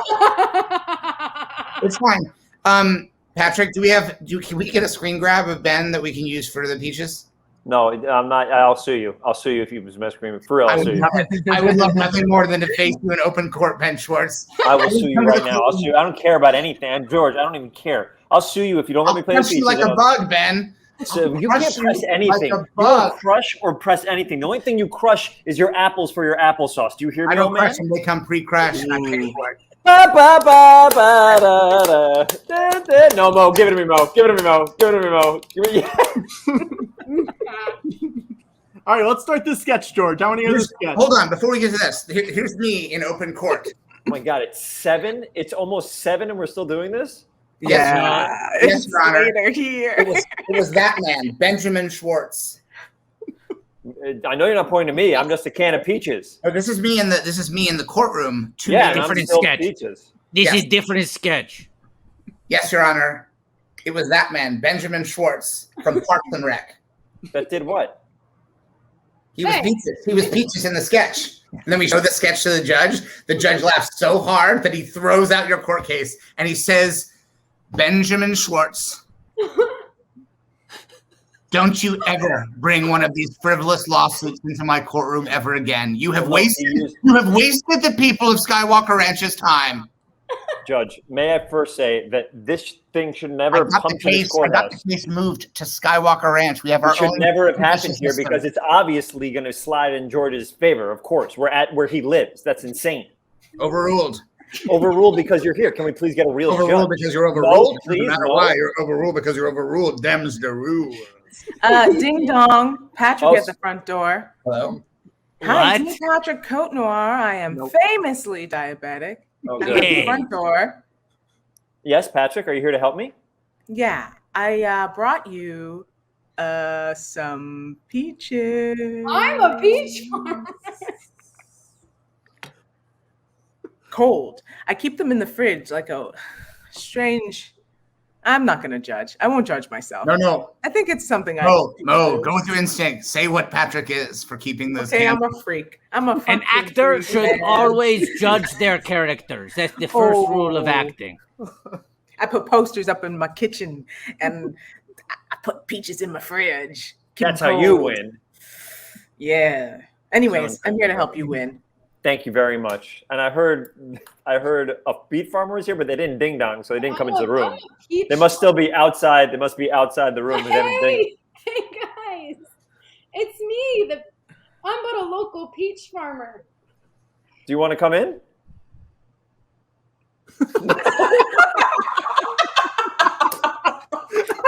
All right, have a good day. Sorry about that, Patrick. Yes, sorry, send me to the door. Yes, please come into the courtroom. Oh, hello. Not Watto. Who are you? You're Jeff Bezos. I got the question for you, Ben. A question for me? Yeah. Here's the question. You want to get sued again? Because I'll do it and I got the money to back it up. No, please don't. Jeff, what would you like, sir? Sorry. I would like one thing and one thing only. Okay. To sue you! Okay, for what? For not. Jeff, you need more time to think of why you want to sue me or no? No, I know exactly why. I'm Then building up Just dramatic suspense.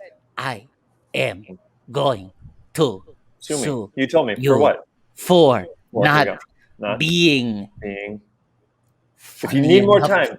In the Peaches sketch.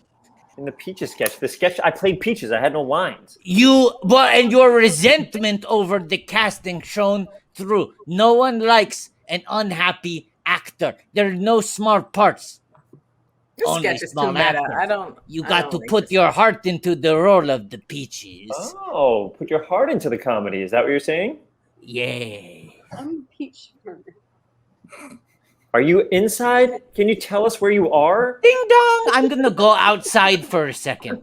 Did you go outside to ding dong back in? Or are you No, a new I person? ding dong from inside to go outside. Creak! I'm walking outside now. Oh, hello, a peach farmer.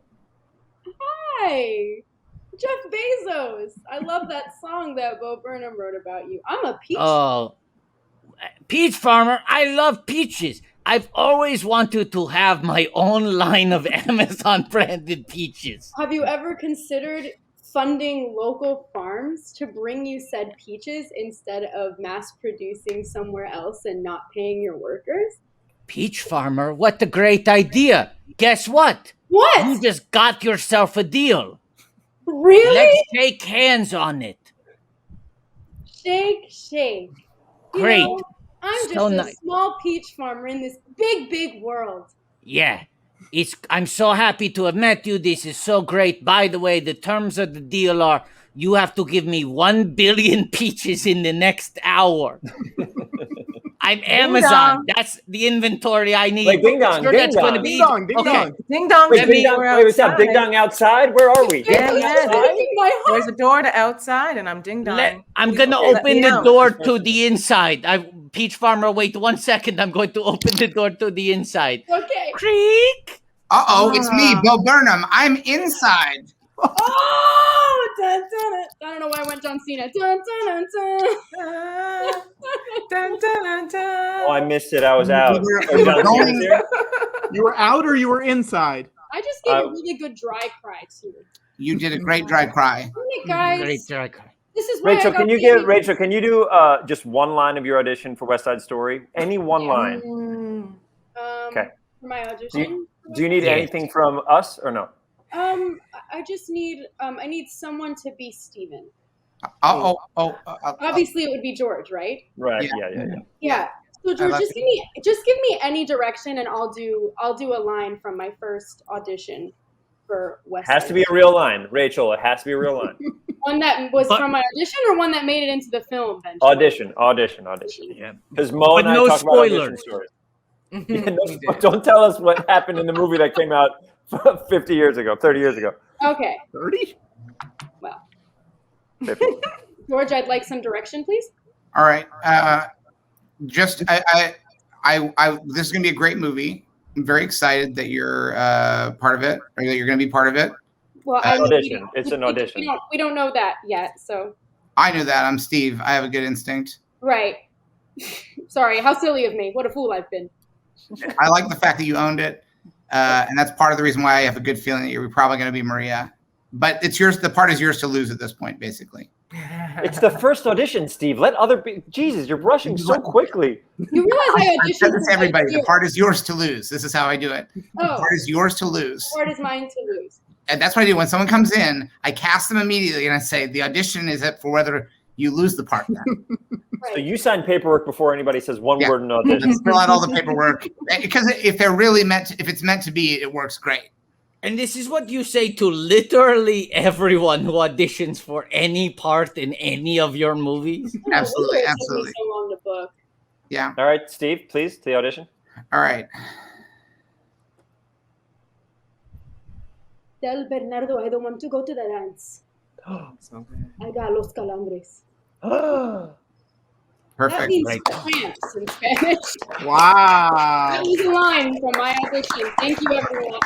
Great. Yay! All these friends. Look at her with all of her friends down there.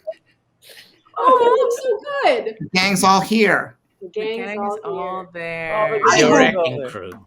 I hope that some people write some fan fiction about Dr. Teeth, Guinan, Sonic the Hedgehog, and R2D2 having an adventure together. Because, and you don't need to trace it back to this show. I just want someone else in the world to stumble across like a short story about those four characters and not have any idea how they got to be friends. I mean, Why can't we be friends? Is that a Zasso song or no? Yes, that's a Zasso song. They could easily play that on Zasso. Hmm.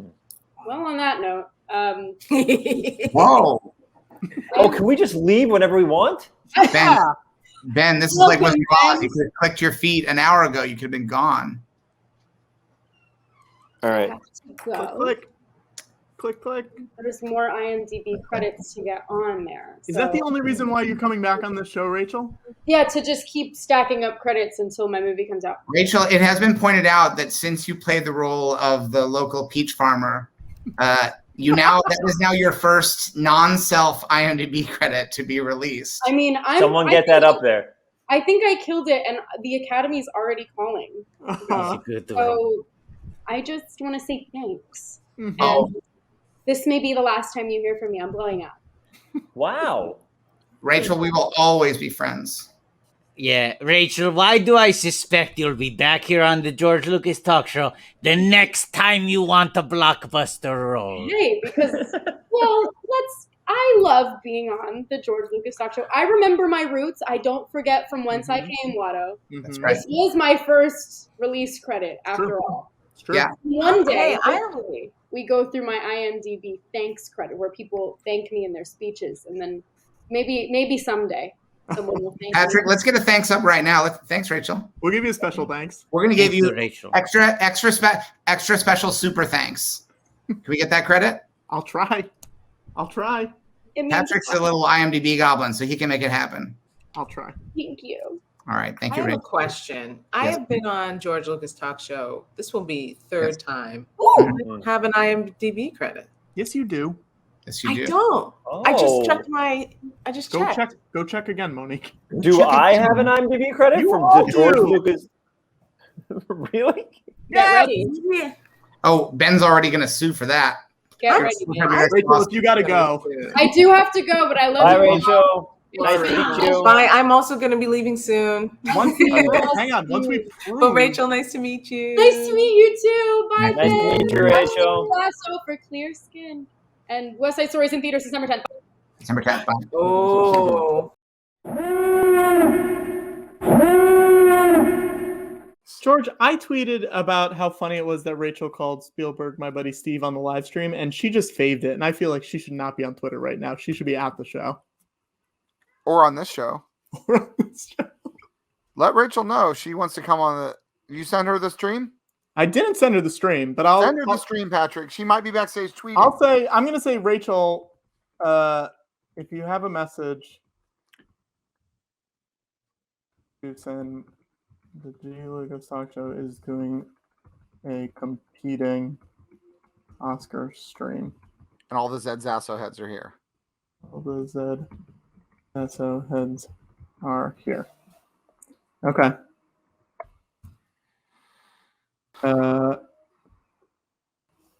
Okay, there you go. These clips are long. These clips are long.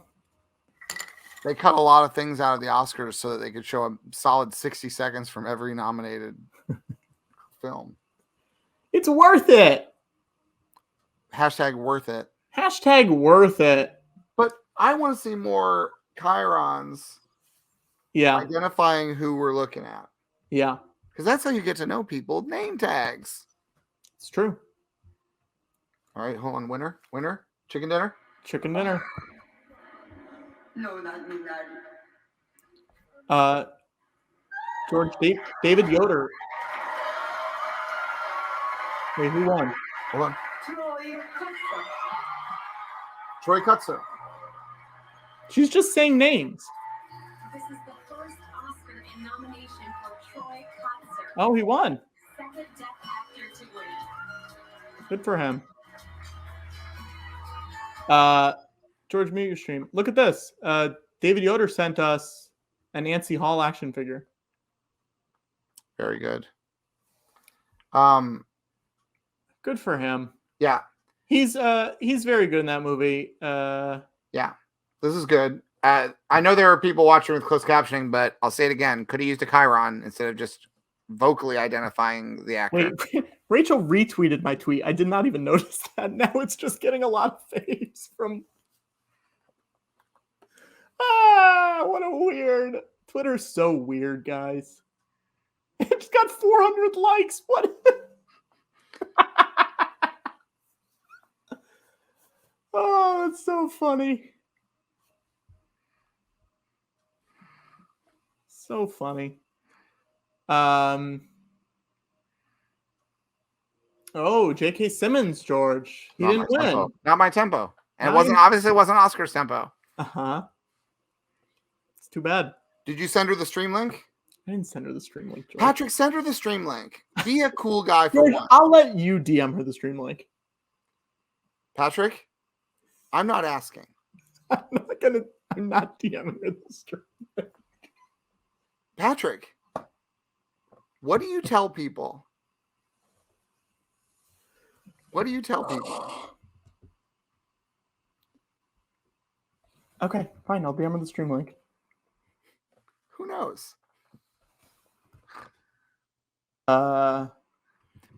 Different generations have a different attitude about StreamYard links. I know you're old-fashioned because you're just a millennial. Yeah. The Generation Zasso, they take these things a little bit less seriously. They think a stream link is fun. Just tell her she can pop in anytime.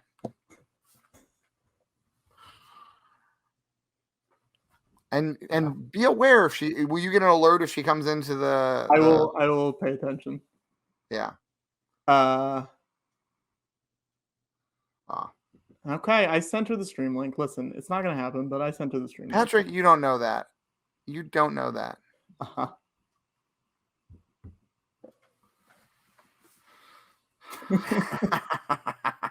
Hey, let's get a lot more fan art into the thing here because I feel like it's Oscar night.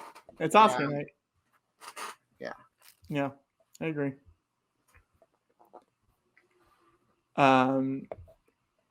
So silly. So silly. We're having a fun time. I'm very happy that Rachel says she loves us. See? It's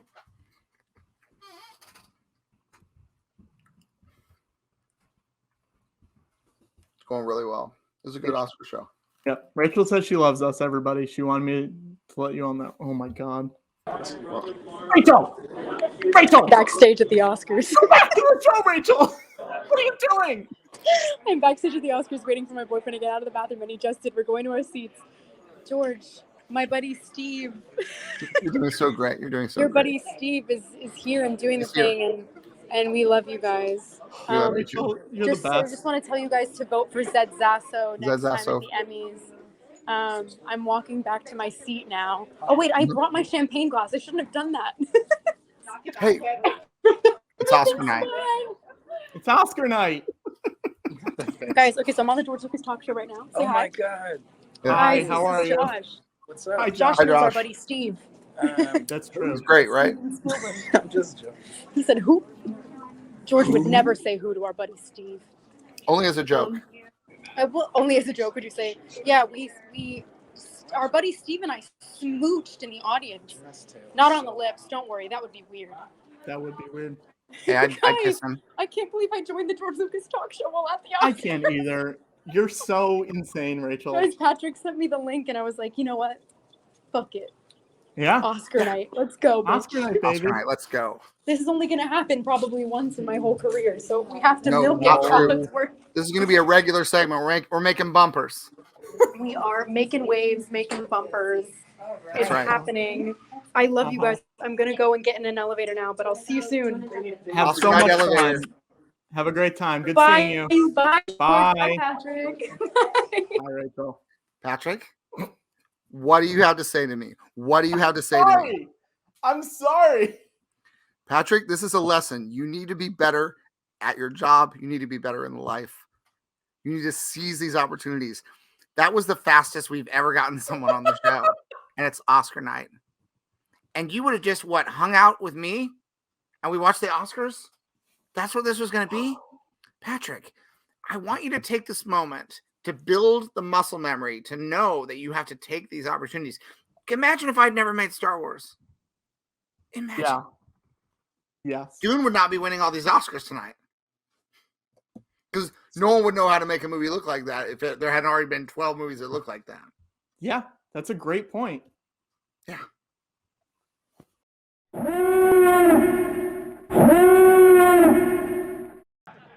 Patrick, the point is sometimes you've been considered the friend, many times you've been considered the producer of this show.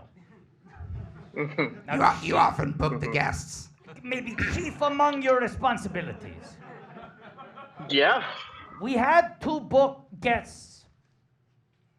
One guest got the novel coronavirus. We hate to see it, folks. You hate to see it. It's happening more and more every day. You hate to see it. The second guest got the true pandemic that has our culture in its grips right now. The true virus, scheduling conflicts.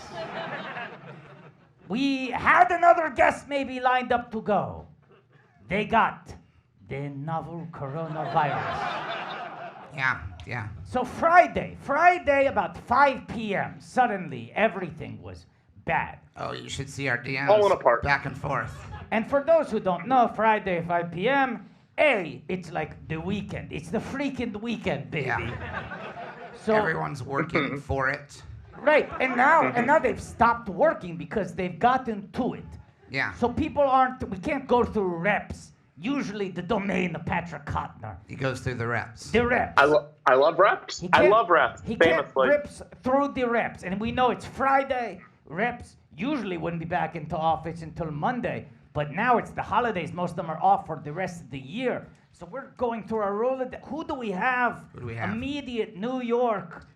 First name basis, Nobody. Direct No one really. Nobody really. Patrick, who have you got Nobody for left. us? You get us anybody? Patrick, this is the wind-up for you to reveal to us the guest that Who'd you get? Who'd you yourself. get? We're Who'd you get, waiting Patrick? here. Oh, with we set up a bated chair, breath. Patrick. We can't wait. We can't wait to Patrick, find out. We can't set wait. up a chair. This isn't a bit. Please. This isn't a bit. Oh, it's such a We've great just been surprise. We waiting can't wait and to find out who assuming you booked. That Patrick is playing coy. Here's the thing. Patrick moved to LA. He said, moved to LA. it won't change anything. It won't change a I'll thing. fly back.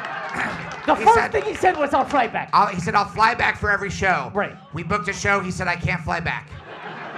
Then we said, book us a guest. He says, I can't book guests. So we can't wait. We cannot wait, Patrick, to find out who's going to sit in the chair. We put a chair out, Patrick. We put it there. And I'm impressed. I'm actually impressed because usually Patrick is so eager to share his accomplishments. The fact that he has not spoiled it for us yet tells me it must be a great guest. Big surprise. He's been sitting on it. Oh, so he hasn't fun. even been responding to our Look at him. He's texts chewing for on his 2 fingers. days. The telltale sign Chewing on that he his has good little news for the fingers. George Lucas talk show. Classic good news chew.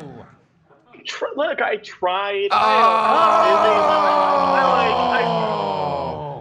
Wow. Well, I guess the audience, you are the guests for this show. And what a cop out that is. Now, Patrick, I don't know if you know this. Yeah. Do you know this?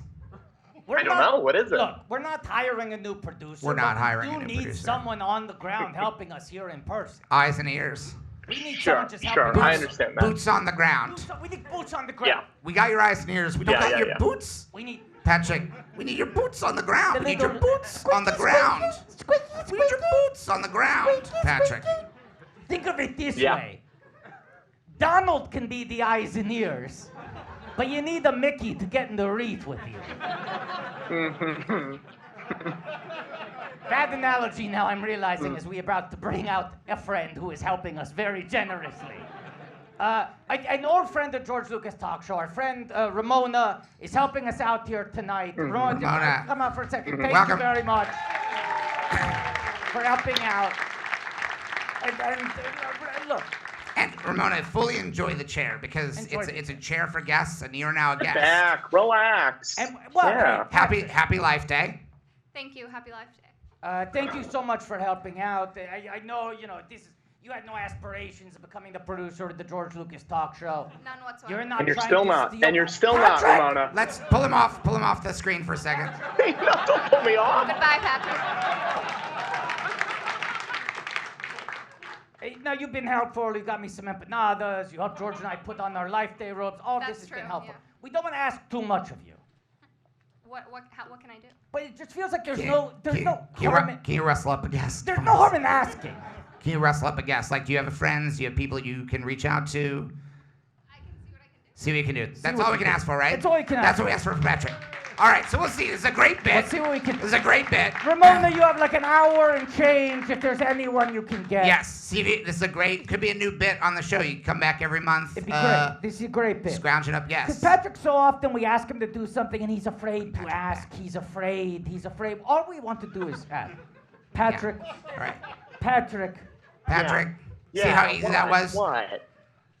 I see. No I pushback. know. I'm sorry. No, I don't want to send know. a link. I don't want to burn the ask kind of thing, you know? Yeah. But here's the thing. We can talk. The thing is, I don't want people to be nervous because we've never had a bad show. Yeah. We can do a good show regardless. We sort this out without any guests booked, announced, everywhere. It's going to be fine. But I just like Ramona's attitude. You know what I'm saying, Patrick? Yeah. It's the Life Day attitude. And I don't think she's going to produce a guest for us, especially It's under unrealistic. these circumstances. Ramona, why are you on?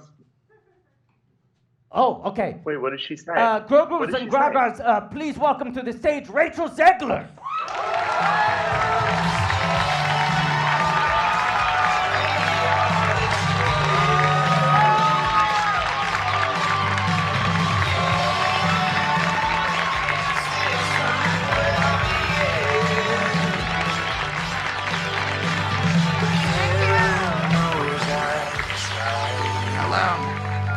Hey everybody. Happy Life Day, y'all. Happy Life Day. I gotta say, I think I might be the only person out there who's famous for a TV show that they're not on. That they can walk onto a stage to the Ted Lasso theme song having no connection professionally to Ted Lasso, but there's a whole group of people in this room that are like, yep, that's Rachel from Ted Lasso. Well, Zedzasso. Zedzasso, baby. A website story. Hi, Patrick. Hi, Patrick. Hi, Rachel. How are you? I'm good, my friend. I'm good. How has your life day been so far, Rachel? I lived a lot of life today, and I think that's the point. So I have my orb. I'm feeling really blessed. Yeah. Ramona came and got me. She actually I think she said my name 3 times in the mirror. I just showed up. I was watching like an episode of Ted Lasso at home, and then all of a sudden I was here. Now, do you find the Ted Lasso character inspiring? Believe. He hangs up that sign. There's a mustache involved, That's right. and I'm inspired to grow out mine. So, thank you. Now, you are a regular guest on the live stream, but we've never met before. We've never met real before life. in person. I can't believe I'm meeting George Lucas today, guys. But That's crazy. You've been around my buddy Steve a lot. I have been around your buddy Steve. It was his birthday birthday yesterday. Yeah. Happy it birthday. was. Happy birthday, buddy Steve. Did you see Fablemans? I haven't seen it yet. Isn't that crazy? Yeah. I've heard really wonderful It's good. things. You're gonna like it. What a picture. What a picture. What a picture. They don't make them like that anymore. No. They don't make them like that. But Steve does. Buddy Steve makes Yeah, them Buddy like Steve that. I can has think been of one popping guy up. who makes them like that more. Yeah. Steve. Yeah. But I want to say I really loved West Side Story. Thank you. Thank you so much. I really loved it too, but I'm biased, so I can't say that. But thank you. And I like when people take things and then redo them it really is like a special edition. Yeah. Like the ultimate, just like strip away everything that was filmed for the rough cut. Right. The original version that came out, and then just like let's start from scratch. Yeah. And really make it special. You could just consider it the director's cut, couldn't Yeah, you? that's right. Yeah. New director, new cut. Yeah. Yeah. Which is actually like it was actually called the West Side Story New Director New Cut, but the working title didn't make it to the end. So Right, because that's too many for a marquee. right. Yeah. It's kind of like Too Fast, Too Furious, New Director, New Cut. Yeah. I guess this wasn't an official title. It was just, I guess, like a home video promotional thing. Well, everyone decided to watch it from home, so Well, yeah. Well, I mean, we can get into this. My Blu-ray edition, it didn't say the new director, new cut. It said West Side Story unrated and out of control edition. Oh yeah. Now, so you got my F-bomb. Okay, that's what I was saying. Yeah. Right, because sometimes you shoot some extra stuff on set. You go, this is never gonna make it into the movie. Well, the We have to explicit bump the version of I DVD. Feel Pretty didn't make it into the final. I feel cut. so fucking pretty. I know. I feel fucking pretty. I feel fucking pretty. God. Yeah. It was. I have to say, it was cruppin' raunchy. It was cruppin' raunchy. Yeah. Yeah. Thank you, George. Yeah. Thank you. I got you a Life Day present. No, you That's okay. didn't. Yeah, I did. Oh no! Why? George, how did you get her a Life Day present? You didn't know she was coming. Because I'm a billionaire. I have presents ready for everyone I know. Anybody else shows up, I probably got a present for It's him. like leaving a chair open for Isaiah. You know, you get the present for the guest you want. Should I open it now? Yeah. Oh, okay. It's everyone's gonna get gifts. Everyone. Now I know you think that looks like a teapot, but turn it upside down. That's a Watto.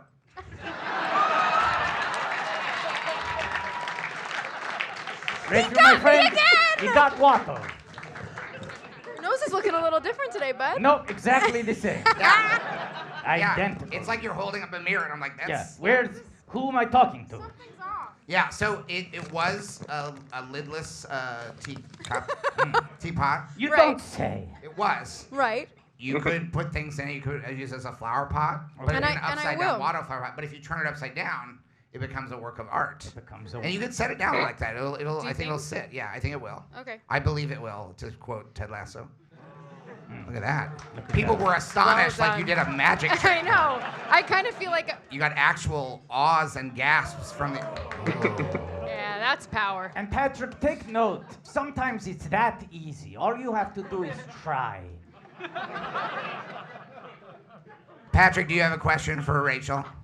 You could really learn. You could afford to learn some things from her tonight. So ask away. Yeah. Now, Rachel, Yes. I didn't have any questions, but I'm going to try to make one up on the spot. I feel so important. You've just shot so many things. There's so many things in the can. So many. What do we got? We got 3 movies We in the got can? 3 movies. Well, so Shazam was originally supposed to come out 2 days ago, and it didn't. Yeah. That's Spielberg birthday Eve. Maybe not a good day. Yeah. Because everyone's preparing for their Everyone Spielberg is doing the birthday pregame for the Yeah. Steven Spielberg birthday party. Also because Jim Cameron bought out all the IMAX theaters, so we would have lost all of the money. And I don't know if you know this, but we don't have money to lose over there right now. I didn't know that. I never. Can I tell you something? You can't read? I don't worry about. No. I rarely do read anymore. You choose not to. But I've read a lot. Right. I read Joseph Campbell. He read that once, and he's just been living off it for like 50 years. I read Heart of Darkness by Joseph Conrad. Nice. That's how I thought of Apocalypse Now, which my it. mentor Francis stole from me. And Karl Barks with Duck Comics. I read the comics of Karl Barks. The Duck Comics. I've read a lot. Okay. And now I've forgotten what I was going to say to you. I never presume that others watch the George Lucas talk show, right? It's not a thing to presume. Right. Right? But people shouldn't. I assume it about everyone. But with things in the news recently, part of me has thought that maybe David Zaslav heard us talk about Star Wars detours and said, "Hold my fucking beer."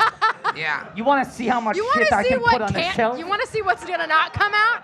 You want to see it? I'll unmake things. I would be, when you say you have movies in the can, Yes. like it's genuinely terrifying now because David Zaslav treats the entire library like it's a toilet. I was going to say like they're tin cans and he's a billy goat. No. He doesn't even eat. Right. Yeah, what are you saying? Swipe right?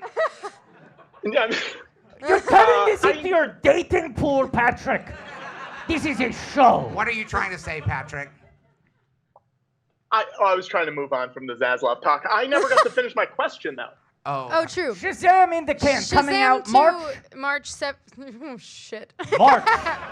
Coming out in March for sure. Thank you. Yes. Thank you. Thanks, Cam. I saw the trailer before Avatar. You get the Avatar bump. Yes, we do. Yes. So we ended up turning that into a net positive Yes. instead of what would absolutely have been a negative. And then I shot Hunger Games. Hunger Games comes out in November of next year. A prequel. A prequel. A prequel. I love You love it. prequels. I love it. What happened before? What happened before? I Are guess you you're Baby gonna have Katniss? to. Do you play Baby Katniss? No, but I hope we see Baby Katniss. I do too. I hope it ends. It takes place 65 years before The Hunger Babies. There you go. We don't know how they age in that universe. Yeah, That's it's right. true. How Let do the we age aging in begin?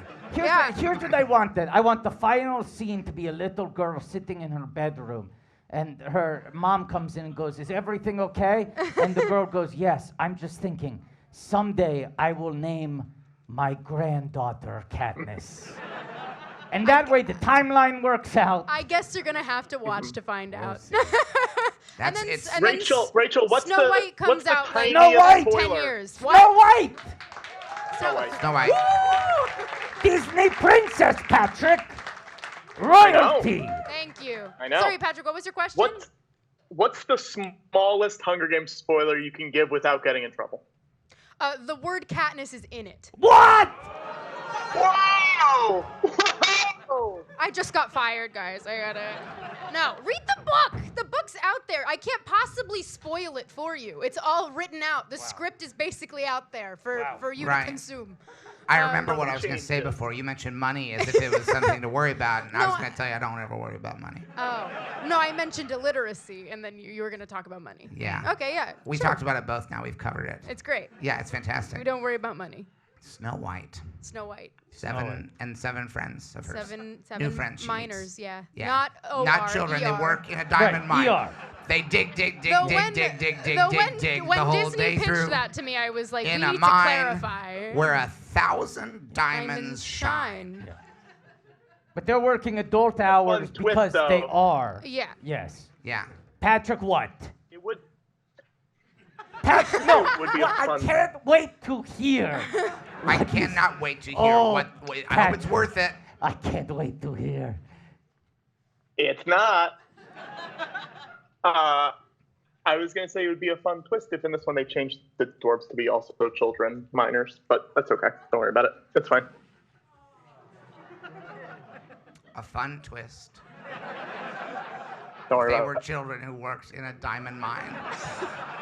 So Now- you think blood diamonds is the way to really modernize that story? We have always felt that update a couple nothing things. makes Patrick laugh harder than the knock at the door from the Grim Reaper himself. Death, the ultimate joke to Patrick Cotner, but apparently there's something he finds funnier.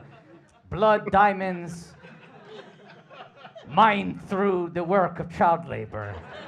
For Now- Patrick, this is the equivalent of a weekend at the Catskills.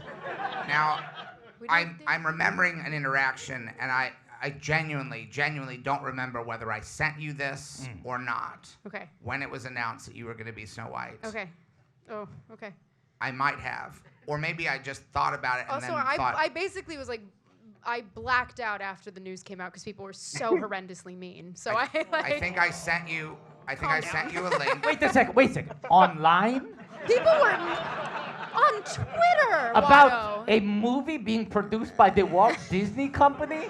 Any tendril of which people It tend to shocked be me too, my friend. very normal. I know. Very normal. I know. And to a woman, no less. Surprising. Astonishing. What did you I send? believe I sent you a link to a deleted scene from the original animated version, a song about the sound that you make when you eat soup. It's called the music in your soup. Yes. And Okay, I sent it to you, and I said, please tell the producers to restore this song. Put it back. Put it back. It I- belongs in a museum. I won't. I won't ask whether it's in the movie, but I just want it on record that in the base reality of the George Lucas talk show universe, George Lucas asked for that song right to be inserted back and into the Watto canon. wanted the Seven Dwarfs Sell War Bonds ad produced by the Walt Disney Company to become canon. That is a real ad. I just think, but what about the hand washing song in this day and age? Don't you think we need it back? Yes. Yeah. Absolutely. Who said no? Oh boy. Do you realize what we're doing right now? Who hates washing hands? Yeah. A dirty boy. That's a You dirty sir. boy. Pen in the house tonight. Oh man. Yeah. Patrick, And we all that'd be know- a great we all know moment. what I wanted in the movie. What'd you say? We all know what I wanted in the movie. Oh, Patrick, this better be good. This better be great, Oh, Patrick. he wanted child No, labor. those kids! Yeah, I he want wants those child kids! labor. Patrick, we had someone just say, shout an anti-hand wash. We had a dirty boy in the audience. Yeah. That's a great cue for you to show us the dirty part of your apartment. Let's see it. I mean, it's not. Patrick, It's not dirty. It's dirty. It's just not. Turn it off. Meticulous. Turn it off. Take him off. Not as meticulously put together as this. We'll ask for the other side later, because Lord knows We need something to look what's forward on the to. other side. Yeah. But we need a minute to recover from it. Shall we get? Can I actually? Yeah. What do you want? Something to show you guys. Can I actually show you something? Is it a plane ticket? We got a piece of Is it fan a art. plane ticket to New York, and you're gonna show up? Is it a time machine that allows No, you it's to not. have been here on stage 40 minutes ago? It'd be so great if we were interacting with it, because it would explain the delays. Yes. If this was all pre-taped. Yes. And we rehearsed this meticulously. Yes. Like a full 40 minutes of Patrick. And somehow I found time to That's learn my right. cues. You did all of your cues correctly, and now Patrick just walks in through the back. Yeah. That's amazing. Yeah. Now, what do you got, Yeah. Patrick? What do you got for us? Well, I want Max to bring this up, but this is from a guy named Josh Blake. Made this for us, and he wanted me to show this off. Okay. Turn around. I can see it on the thing. Wow. That's really so good. Cool. Isn't that cool? Isn't that Really cool? good. Blake, That's really good. I love it. It's my pre-pandemic That's fun. weight. My pre-pandemic weight. Yeah. Anyway, we brought the room down. Thank you, Josh Blake. Thank you, Josh Blake. We should start giving away some Life Day presents, don't you think? Yeah. Yeah. We got a lot of stuff. Yeah. But we should figure out why people get things that they get. We have to create this system. Oh. It's like the Hunger Games. It's exactly like. And I've Sorry, you've already been. notoriously done well there. So. You will know exactly how to do this. Yes. And Watto, you're an old hand at this. Yes. And Patrick can be left out of this decision-making process. Fine, I get it. You get it? Fine. That's great that he I gets get it. It's great that he gets it. Not happy. We have many gifts to give away. It's a great. I'm usually not asked to be at like award ceremonies, so I'm really excited. Hey! To be Yeah. Don't Right. own Invite- me! I'm invite- making a joke! I'm Invite- allowed! Invite them. All right. This is a. I was calling this a What were you calling it, a slanket? slanket. Do people not know that term? Yeah. And I thought it meant slip-on blanket, but it It's means not comfortable. Blanket with sleeves. sleeved blanket, Yeah. right? Yeah. But it's a snuggie. It's a snuggie. But, Yeah. wait, But I don't know, will we get in trouble for saying snuggie? Well, like, I thought snuggie was the trademarked one. yeah, it is. Oh, God, So you're hard to Okay. move around. Okay. George, So hard to please. move It is around. very hard to move around in these. It's Yes. not an outfit. It's a blanket. No. Where are you trying to get to, George? Howard the I'm getting there. Okay. All right. Okay. All right. Okay. Well, I guess we should debut a new blockbuster character. A on the show. blockbuster new character for the show. Whoa. Wow. Oh, my God.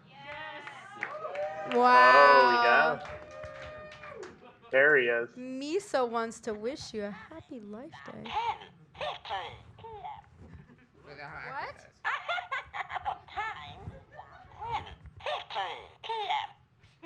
Everyone get that? Yeah. Giving you the time?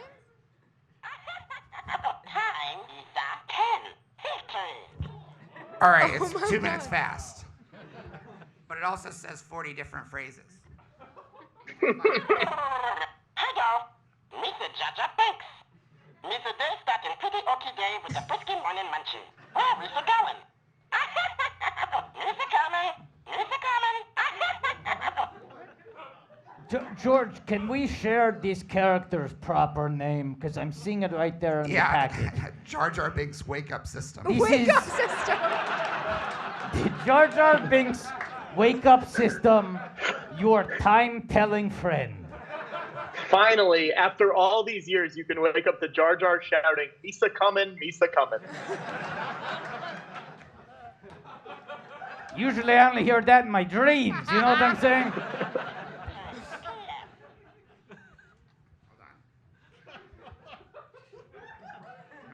Where is the thing? I don't know what you're trying to do. Okay. There's 3 different. Okay, hold on. I'm so. You take the mic.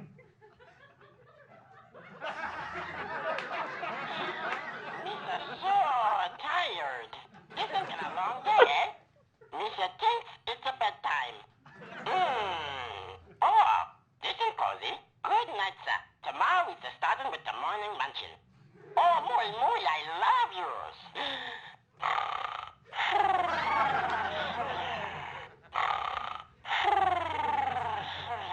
For those in the audience, he vibrates when he snores. He also vibrates when he says Misa come and Misa come. Yep, he does. I'd say that's less We of a should get vibration someone- and more of a shudder. No. Supposed to do individual phrases. Okay. Is it not doing it? We just really want you to get the full essence of what you're getting yourself into. Well, here's the thing.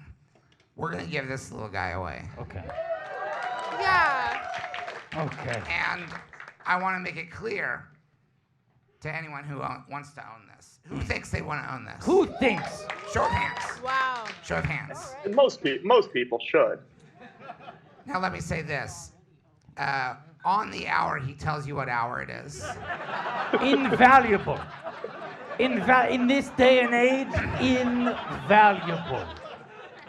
I also set the alarm for 7 a.m. Okay. Get a bright start on tomorrow. Who's got a busy day planned? Yeah. All right. Oh man. How do we now? How do we now decide? Okay, wait. Okay, so if you're raising your hand, stand up. Let's just so we can get a better count of this. Okay. Oh my god. Because I think we're gonna have to. We should give it to someone. We should give it to someone who saw West Side Story in a theater. Oh, great question. Okay, good. Okay, so people are self-selecting. So all 3 of you. Okay. So if you're standing up, you want this. You're ready to wake up at 7 a.m. tomorrow. You have a busy day planned, and you saw West Side Story in theaters, correct? I love the honesty. Some people did sit down to be like, I didn't do that. I appreciate it. This is an honest community. Okay. Nothing but honest. Okay, now, we're 4 left? 4? 5? 5. Did any one of you see West Side Story in theaters twice? Oh. Oh, hell yeah. This guy's still standing. All right. I'm standing over here. This is like handing someone an Oscar. And the Jar Jar Thanks goes for doing to. that, man.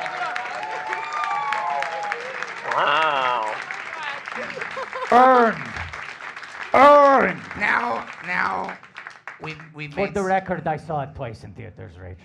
Thank you, Wada. Anytime. Is that true, Watto? Yeah. IMAX opening weekend.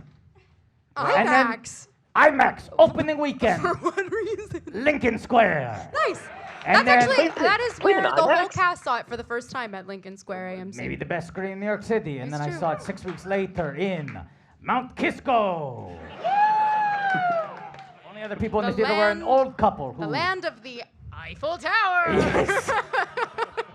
They talked a lot. Okay. Now we made some people sad because there were people who really wanted that Jar Jar Binks wake up system. Oh. And here's what we want to. Here's what I think I want to gauge. Okay. Who here is saddest? that they failed to get the. Stand Oh, up That if- person was most so confident. sad. Stand up if you felt close you're gonna and cry. sad. Okay, so it's the 4 of you, our 4 previous contenders. Okay. They're really sad. 5? 5. Okay, but had you seen West Side Story in theaters? Sit back down.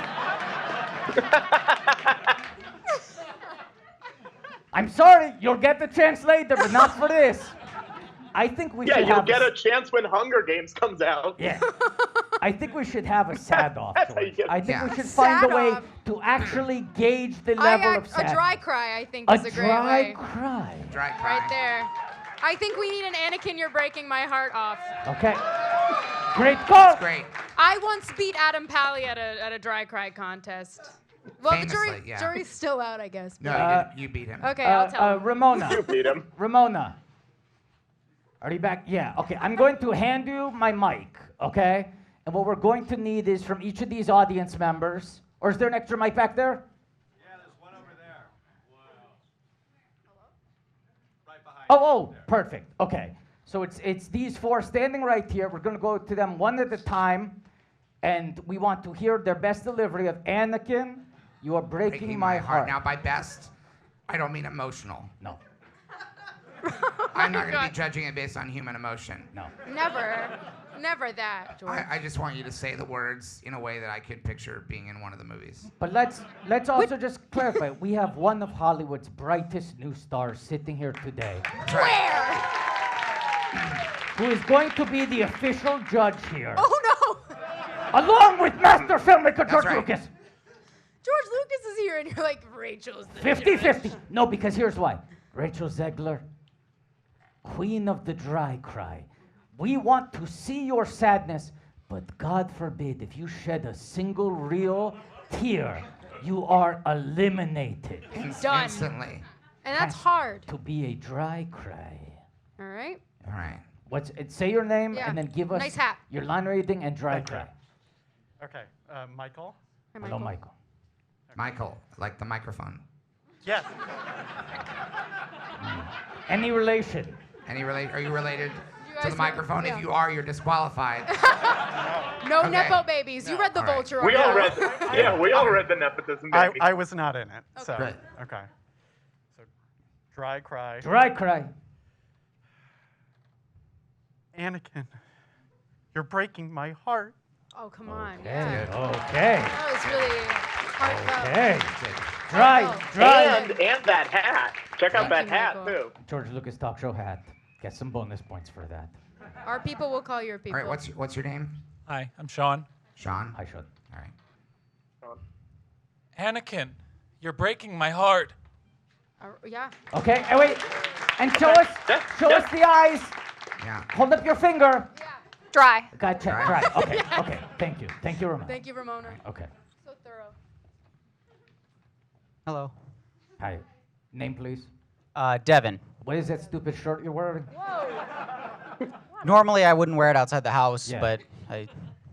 It says What is Watto it? Fan Club. No, it's hard to even parse what nonsense would be on your shirt. Yeah. You know. Do you want me to describe what's on the Yeah. shirt?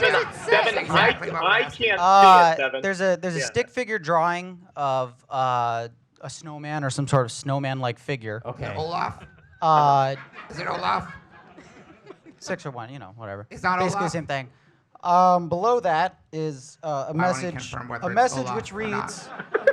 I'm asking if the Ramona snowman confirmed. is Olaf. The snowman is not Olaf. I want to hear it from him. It's not Olaf. Just not- say So you're it. confirming Just it. say it. Great. Okay, it's not Olaf. You asked him before you said it's not Olaf. What does the message Did we come say? to a consensus? Is it Olaf or is it not Olaf? I know George? from Olaf. It's This not. is no Olaf. Okay, Great. it's not Olaf. I don't All care right. anymore. Cool. Happy to know it. Below it reads a message which reads, and I'm reading this upside down. Sure. Misty Blanky, you could have stopped me. I gave you all the clues. XOXO Gossip Man. This feels A this totally feels like an normal, a totally extended normal plug. message to have below a drawing of a stick man. Yeah, I was going to say, I cannot imagine that shirt sold well. If I I, don't- worked for a podcast that invested a lot of money I don't- into I don't- inventory for that shirt, No, I'd I be don't. feeling foolish 2 years later. Would you feel I don't bad? feel silly We having should- bought this right away, anticipating it would sell out at all. Like I'm totally No, happy that I've no, owned this yeah, for over a year. absolutely. We should be getting it.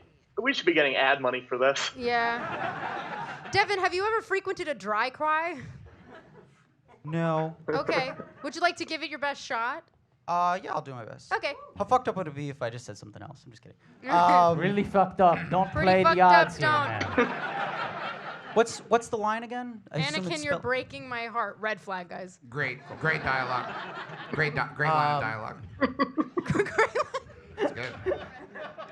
Well done. Well done. Rolls off the tongue. Anakin, you're breaking my heart. Oh. So true. Now he It's a nice asked. voice Here's the crack thing. there. He asked for the line. Yeah. For the line, but he got the inflection Got correct. the inflection. Right. Yeah. He did say it the right way. Got the So voice crack. Okay. Okay, next That's guy. We don't do that. This is not that kind of comedy show. Next contestant. It's not that kind of comedy show. Not funny. Yeah. It's not. Well, Don't punch down, okay? Double red flag. I have great news for everyone who participated in this contest because you're all winners. Do we have one more? We have one more. We have one more. Oh wait, someone else? Oh, spoiler! Spoiler! We might not have great news. We'll see. It's conditional. Hi, I'm Grant. Hi, Grant. Hi, Grant. Hi, Grant. Anakin, you're breaking my heart. Okay. All right. It was giving like 2000s emo boy. Dry cry with a little vocal fry. Look, good. I don't know if this is the metric that matters most, but I heard a lot of Portman on that one. Yeah, I heard some Portman on that. There were a little elements Portman on of that. Portman. Yeah. A lot of Portman. All right. Ramona, we're going to need you because I got to distribute prizes to all these winners.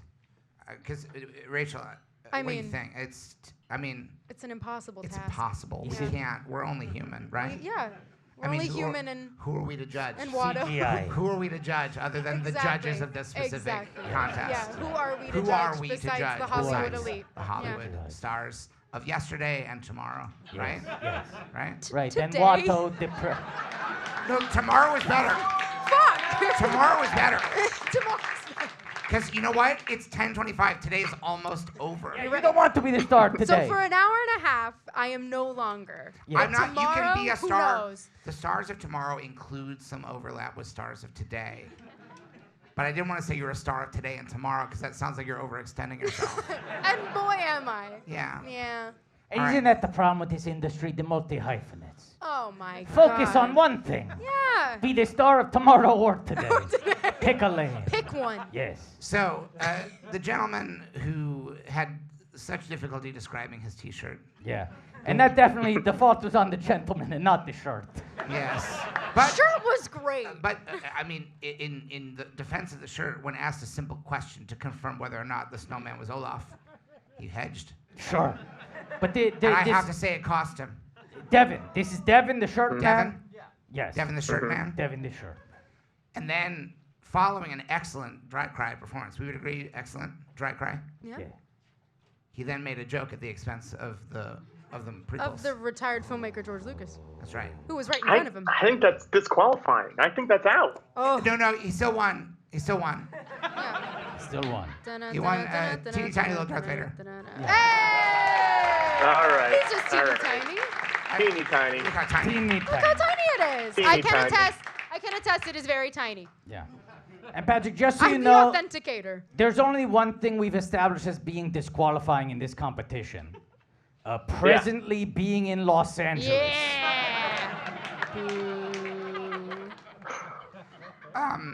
The guy who put a lot of Portman on it. Yeah, the final contestant who put a lot of Portman on it. We liked his style, didn't we? Yeah, we like this style. We did. There was Portman on it. Yeah. What else did you think about that one? I got a wave before the performance, and I really appreciated that. Kind. That's good. Not afraid to greet the judges. It's really nice to walk into Treat a us like we're casting room people. and then be able to be nice to the people behind the desk. You should always do that. Yes. Wink. All right. We're gonna give him this Jabba. Look at that! What's it called though, George? What is it called? It's Jabba the Hutt. It's just what But it with has. some Jabba Glob. Jabba Glob It's called is Jabba the official Glob. title. It's It called has the a- Jabba Glob. It has and this is vintage. It's a container of non-toxic, but that was 1999. This is Oh my God! water soluble. Wait, can they gel. open it? It's not open. Can we have them open it? Let them I decide. want them to open it. Okay, all right. Maybe All right. they want All to right. preserve the value. You could have opened it if you were in New York, Patrick. Yo! Sorry. Sorry. Ramona asked if he wants to come up here and open it on stage. All right. All right. And then who do we have before that in the dry cry? We have our first two contestants. Sean, George Lucas Talk was Show that his hat. And the microphone. Yeah. We had Yes. Sean and Mike. And then Mike, Mike, the microphone. Mike and Sean. Mike Yeah. and Mike Yeah. and Sean. All right, Sean. Sean in the hat over here, right? No, sorry. Sean right there. Mm-hmm. Let me ask both of you, what's your shoe size? 12 and a half. Okay, you're out of it. Michael? Mike, 10.5? All right, it's not gonna feel good, but it's close. You will feel pain. What are they? Can I confirm these are previously? These are stage and screen worn shoes. By retired filmmaker George Lucas. These are the shoes I tried wearing for all of our post-pandemic. You tried? Tried. Yeah. Emphasis And on the word tried. they never broke in. Oh. But the good news for you is now they're undersized. Are you happy with that, Mike? And I noticed, Sean, how did you feel when you were kicked out of the contention for this? Sad. Sad. You made Good- kind of a good face, choice. right? You grimaced. Yeah. Yeah. All right, so you're going to get a little grimace.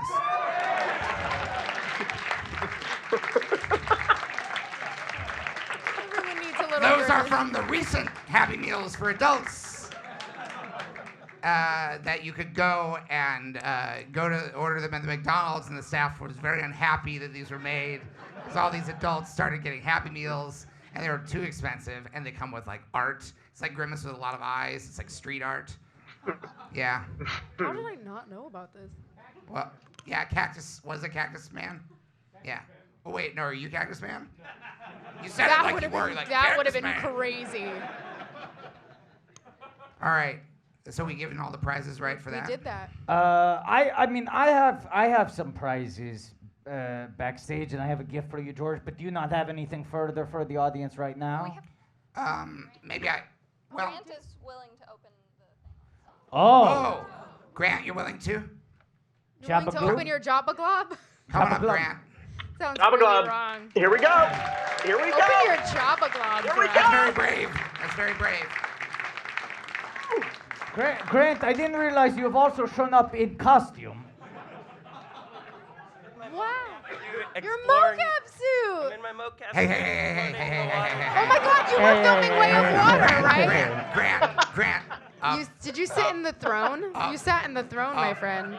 It's a motion capture, not a sit down and capture suit. You gotta be mindful of the stage picture. That did not work for me. Wow. Right. Now be careful. What year This is this guy from, doesn't care George? about original packaging. No, he is no. not. And that's okay. This has been sealed since the 20th century. Yes. Oh, It is no. immediately losing value in front of our very eyes.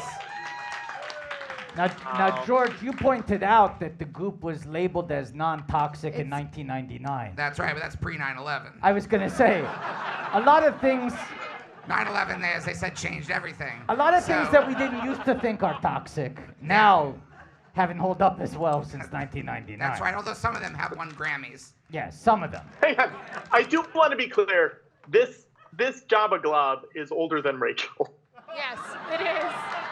Fun fact, it is older than me. This is from 1999. So you respect that glob. We I respect do, your illness. I do. This was the star of yesterday. Don't forget Oh, from that's right. whence The you glob came. goes inside Jabba. The glob goes inside the Jabba. All right. Phrasing. The glob goes in the job. The glob in the job. And you- It's a classic glob job. You got a little plastic package of gorgs here. I think little Ew. plastic gorgs. Yeah, that's the food that he eats. The Jabba the Hutt. All right. You like? Let me ask Grant. You like the Jabba character? I do. He's a bad guy. You don't like him. Like you don't respect him, right? You have to. We don't live in that. Oh. Not the toxic waste. Hold on. Can I see it for a second? It's terrible. Genuinely like bad. it. Genuinely bad. But you're also, if you I want don't to fuck place with those goo. into your glob. Genuinely like.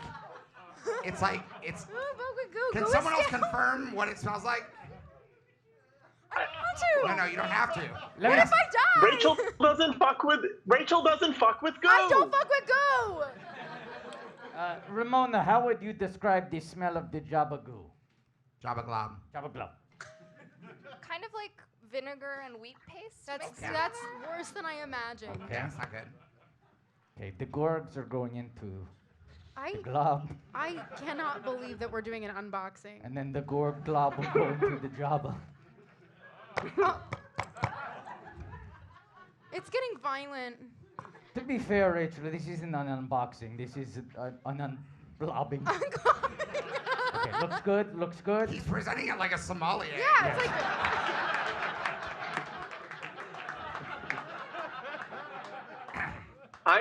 I'm Googling to try and figure out what's in the glob, what's in the glob itself, It's and the really only what? websites I can find about it are people It's concerned solid. about what Oh, yeah. movie this figure's based on.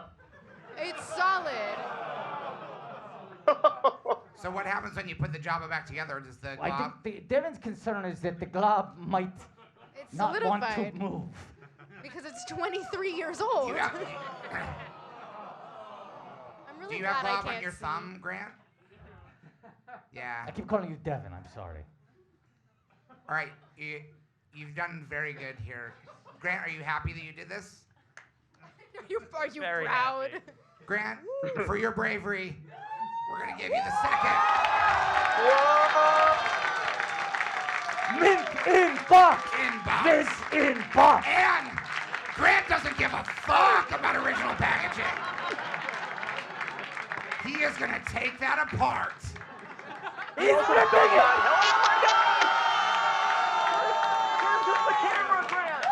He's taking it for granted. I'm sick right now. I'm sick right now. Grant! Wait, George, can you set the alarm on this one? Yeah. Yeah. 5:30 a.m. for you. Yeah, I think it's got to be earlier. All right, Grant, let's take this off the stage. Give it up.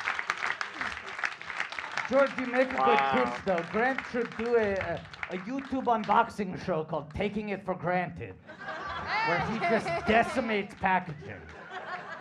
Who would like these graphic novels that we forgot to give out at Comic-Con? Oh, yes. Star Wars Dr. Alpha. You want 'em? You're the closest. They're Afra, George. It's Afra. Come on. Woo! Come on.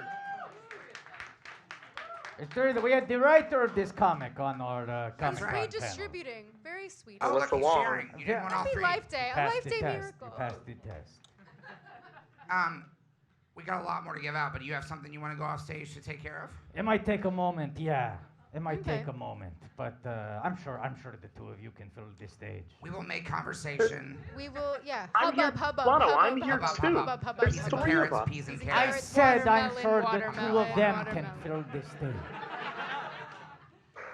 Rachel, would you like to help me throw some T-shirts at the crowd? I would love to. I would love to. Should I just like walk around and just start tossing? Yeah, let's just talk about like the state of the industry or whatever. Shit is bad, folks. Shit is rough. What if I made this a I'm really... so sorry. I'm a bad thrower. I'm a bad thrower. Sorry. I'm so sorry.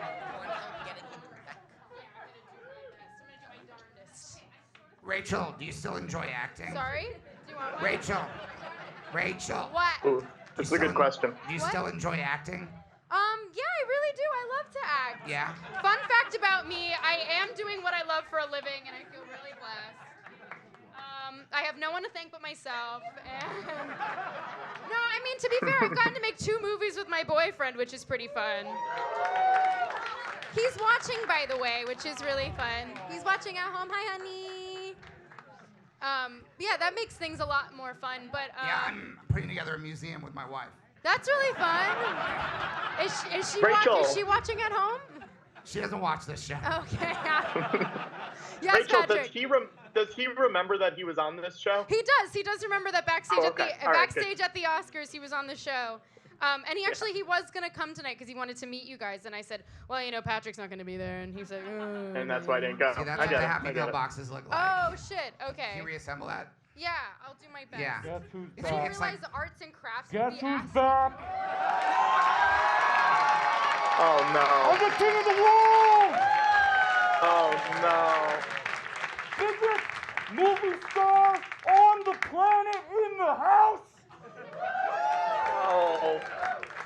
Steve Carl, happy Life Day, motherfuckers! This is Jake Sully. Yes. #1 movie star! Co, Jake Sully, Steve The people wanted Shazam 2. They did. They wanted it on time. Jake Sully had to come save the movie theaters first. Tom Cruise was a nice warm-up act. Well, you know what?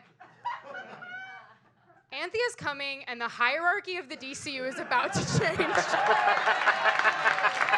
wants a box? For you.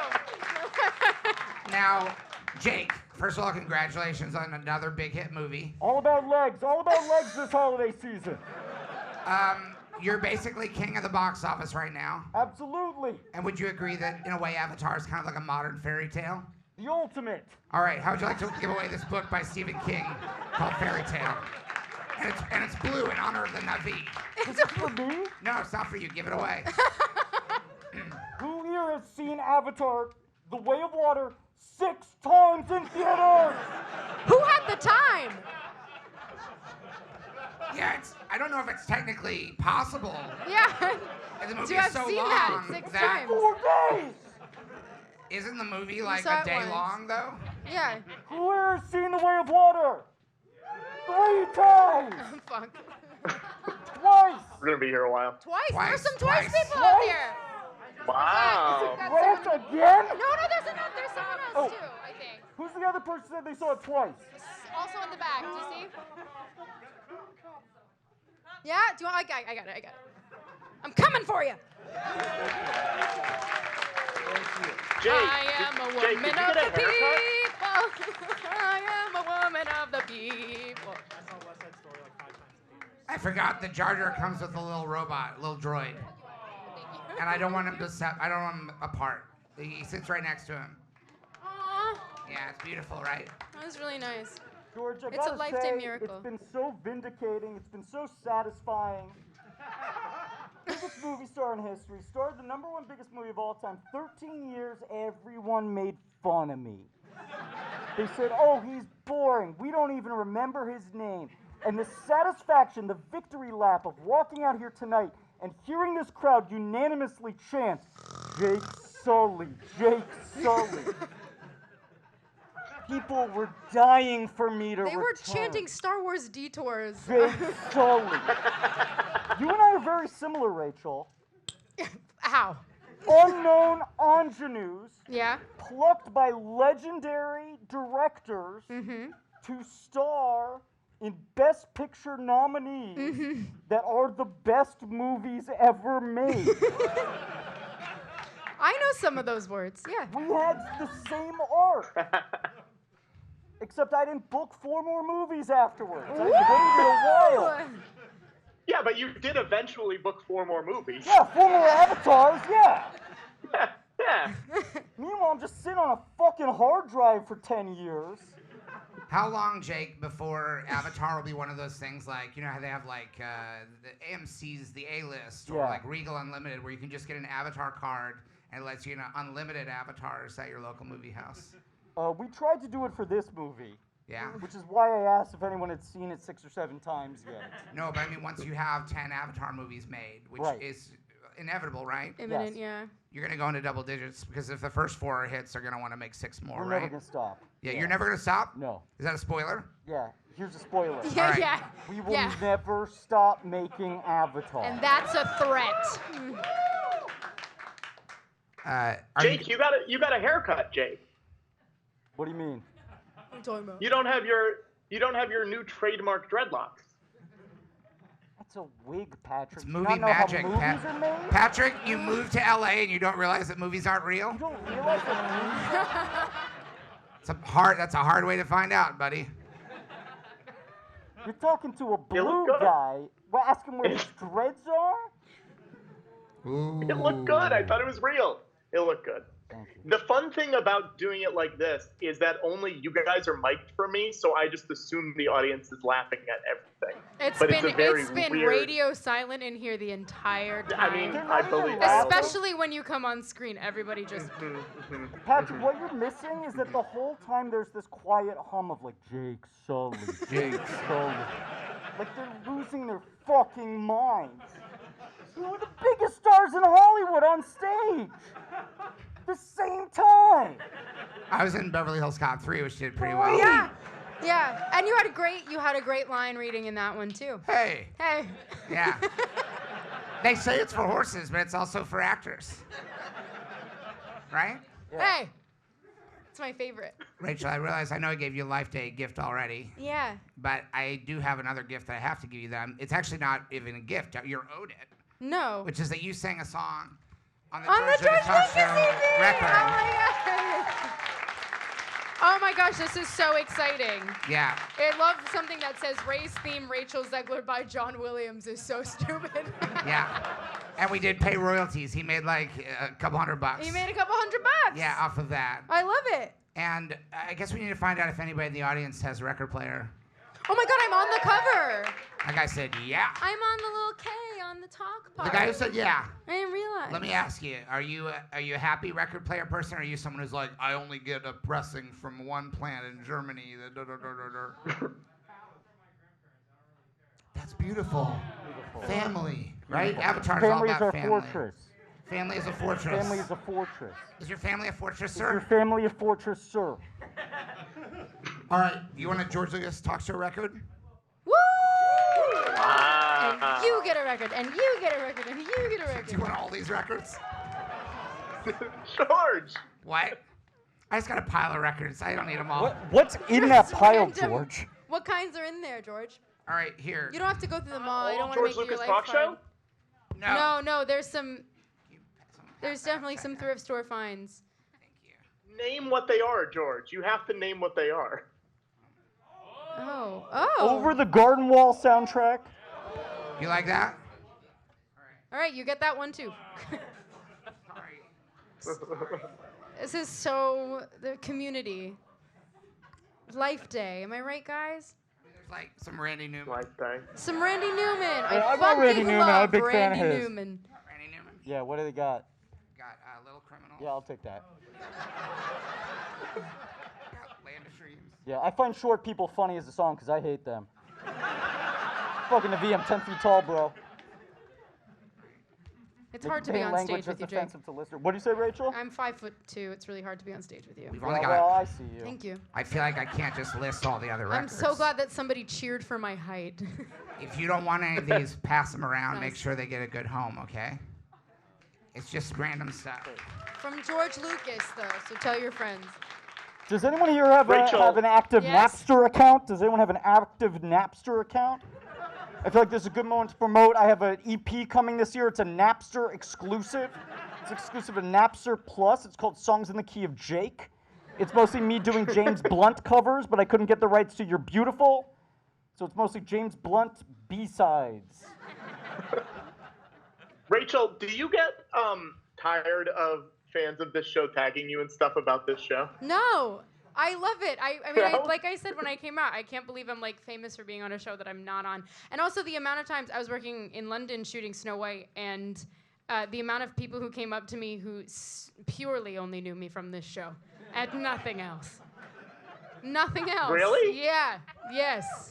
And I love it. That's crazy. I love it so much. It's my. I don't get tired of it at all. That's I love wild. when people tag me and stuff like this. That's wild. Does anybody feel like they didn't get a gift for Life Day in the audience? Is there anyone Anybody out there? really upset right now?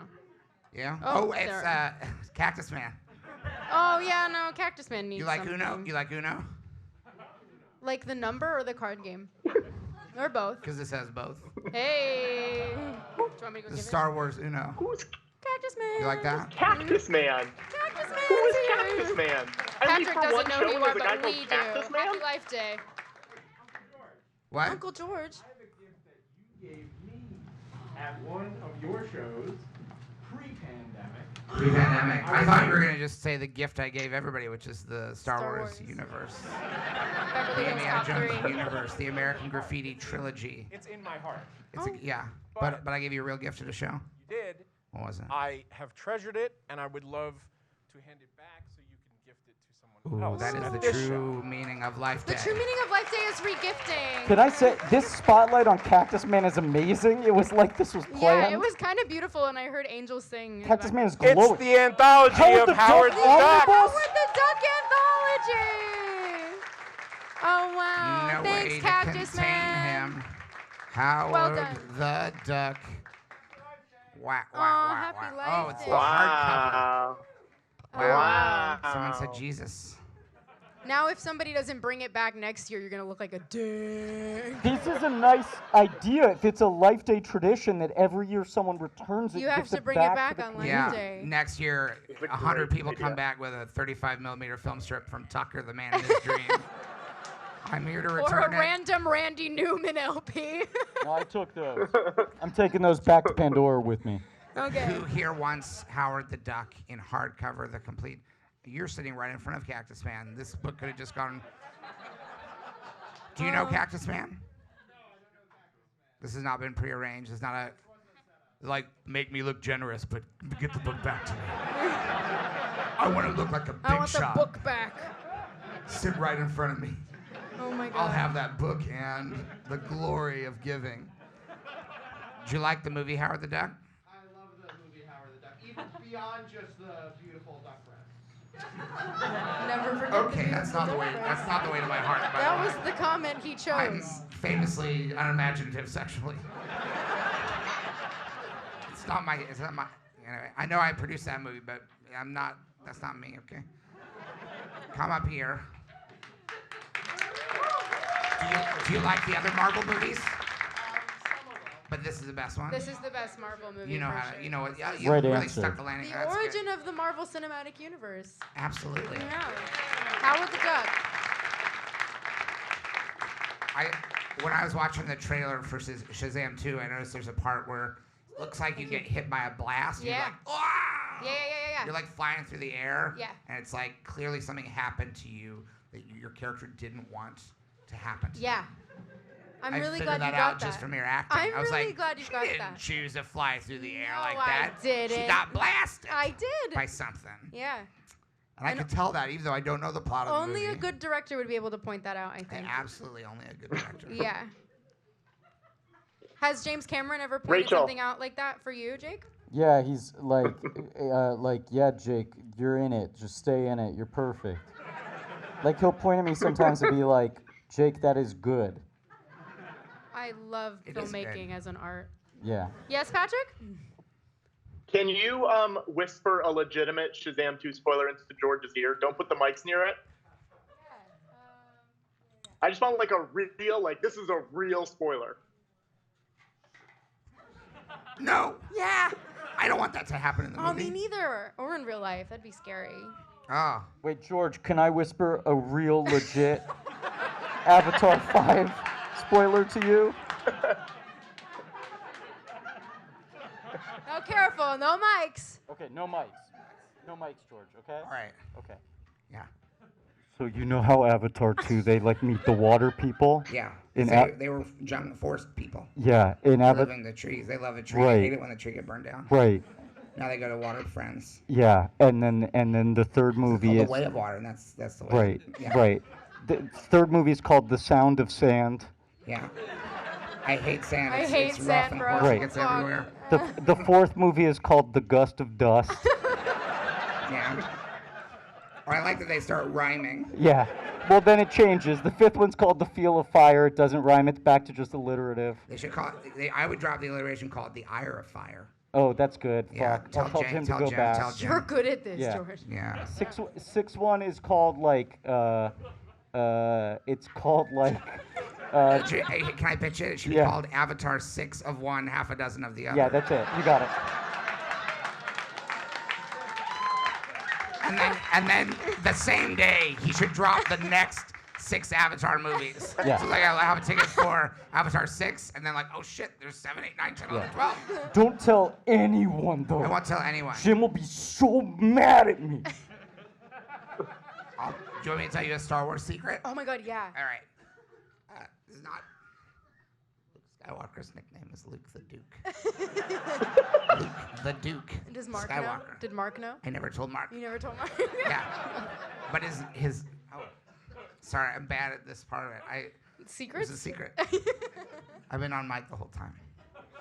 Shit. Well, Patrick, what's our heart out? It's 10:53. I know you're producing it, but you think it's what, 7:53, 8:53? It's only 7:53. It's Yeah, lame. it's So we have 7:53. I got hours plenty to of time. go. We have at according least to 5 you. hours left of the show. Before I sleep, yeah.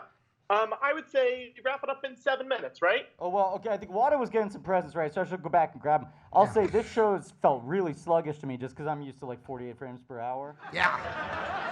48 frames per hour, Jake? Yeah. Tough for me to go back anyway. Fucking Avatar! Avatar, baby!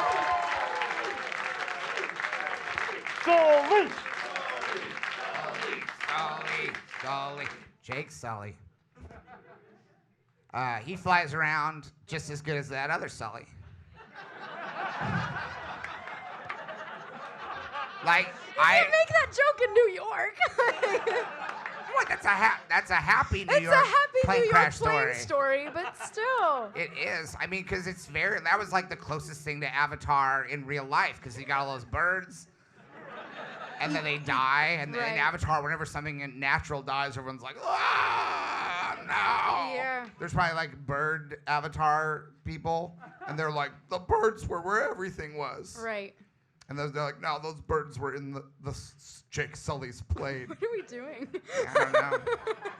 Hey, Rachel. Yes. You're sort of like the franchise queen now. Right. You're becoming a Famously. franchise queen. Yes. I wear that. Besides crown. Star Wars, yeah, let's put this out into the world. What other franchise do you want to join? Besides Star Wars. I mean, somebody just screamed Star Wars, which is very much what I want to do. I said besides bad. Star Wars. I know, but like, think about it right now. I mean, I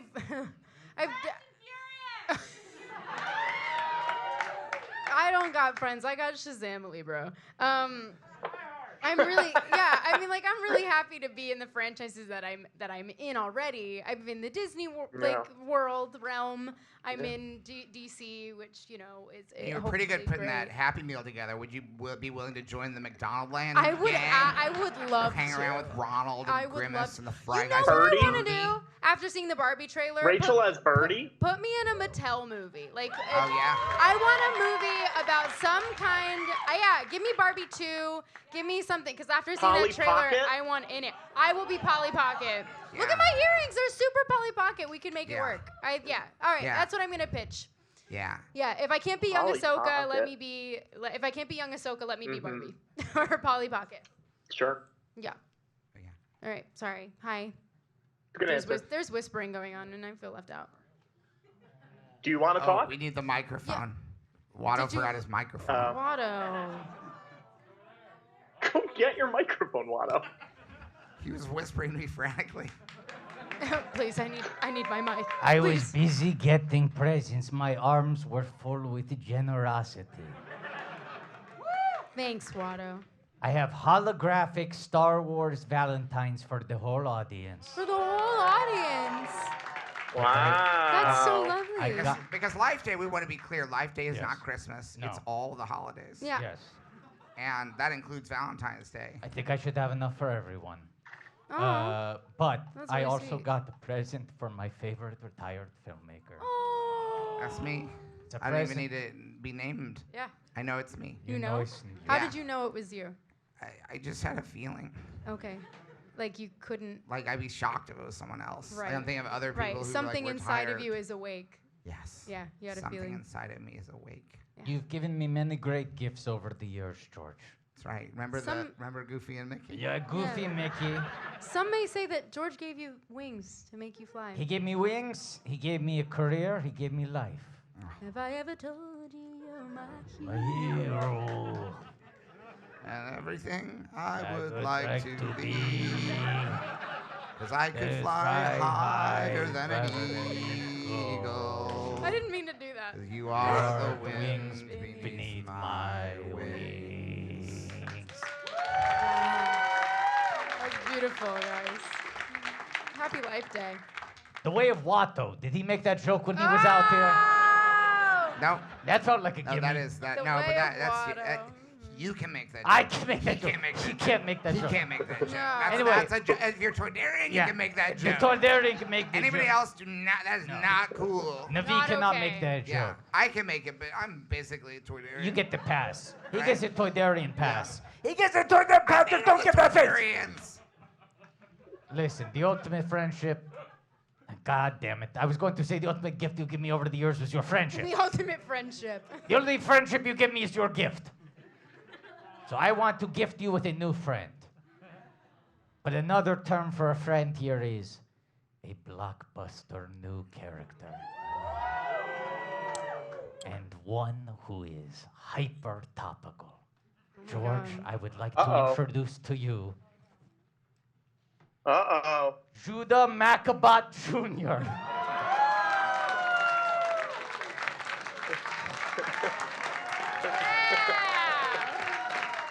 The robot who brings Hanukkah to life. A Hanukkah Bring him robot. out! Bring him out! Bring him out! All right. Take him out of the box. Hold on. Hold on. I got the Mickey knife. You got the Mickey knife. No, I'm not gonna kill him. I There gotta open were the box. weapons Old on the friends stage meet new the whole friends. time? No, Mickey Knife is a character on the show. It's not a weapon. He's No, a controversial he is a weapon. figure. He's both. Fan favorite character. I wouldn't say favorite- fan Yeah. favorite. A I fan wouldn't say favorite fan weapon favorite. on stage. He's murdered Like, other it's the characters. Yeah. Yeah. All right. Is I this also battery? have been with George. I've been with you multiple times where, like, mid-flight, you've been like, oh shit, I forgot I have Mickey Knife on me. Yeah. Mickey Knife has been. You can thank your TSA. They do a great job. Mickey Knife floating back and forth across the country. Nobody knows. All right. Multiple times. Oh, sorry. No, no. Let me move my teapot. Are there batteries in this? Oh, that's a great question. Wow.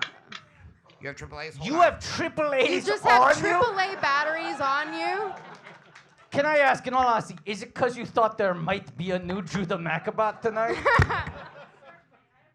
Okay, wait, Oh this my is God. fuck. Hey, we need 3 double A's. Oh, shit. Who has 3 AA's? God damn it. 3 Christmas AA's. is- Hang on. Life Day is Hang on. canceled. Life Day is canceled. No, I don't think so. Yeah. Wait, what? Wait. If we consult the box. Someone's got AA batteries? We got, wait a second. This Thank place has everything. Incredible. Thank you so much.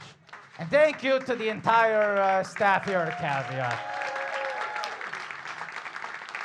Make these shows so easy for us. Wow. Rachel, while they're doing this, I have some bad news, Rachel. How could it get worse? Hey, Max, What can is you bring up the link I sent, Max? Oh, to this the makes text? me nervous. Okay. He's like, what's This is- happening? This is sad. This is a little sad. I hate to do this What? on Life Day because I know it's like. What the hell?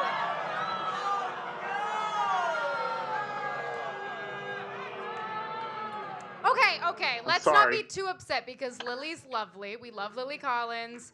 We love iconic eyebrows in Hollywood. Okay? We love it. All right?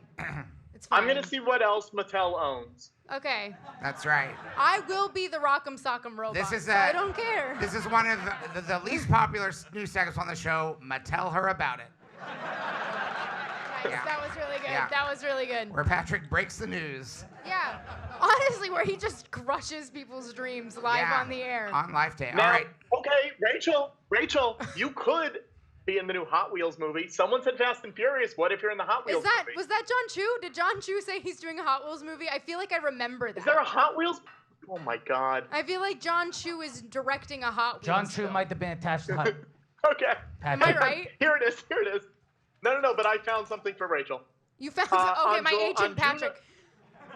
Yes. On June 11th, 2010, Mattel launched Monster High, a fashion doll line featuring Yes. the teenage children of famous and well-known monsters Yes. like Dracula, Frankenstein, Cleopatra. The monster nepotism baby show. Yes. Wait. I the Werewolf remember. and the Mummy. You're just famous You because could be your baby dad's Cleopatra. Dracula. Like, no, I'm not doing Monster High. It's already been done. They made a all right, show. In They what- made a show. In what world is Cleopatra a monster? That's what I'm confused about. See, look. Yeah, Kyle Selig's in it from Mean Girls. Yeah, this is a big Okay. multimedia franchise, Patrick. Yeah. All right, Patrick. Patrick, keep digging. Keep digging, Yeah. Patrick. But What about Betty Spaghetti? Was Betty Spaghetti I in the town? remember Betty Spaghetti. You hear about Betty? Wait, Yeah, they I own remember Betty.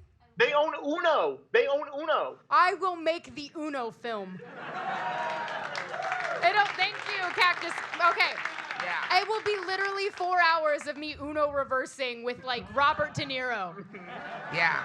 Me and Bob De Niro just. It's also built Uno for a reverse. sequel because who wouldn't want to see Uno 2? Exactly. Right? Every title is funny. Who wouldn't want to see Uno Dos and then Uno Dos Tres? Uno Tres. Uno Dos Tres. All right, Watto, you want to cue this up? Can you reverse me?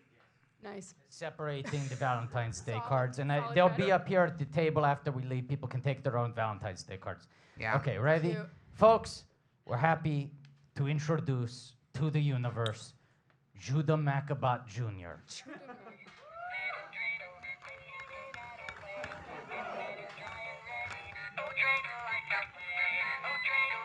He doesn't have the spinning dick. He's got actual feet.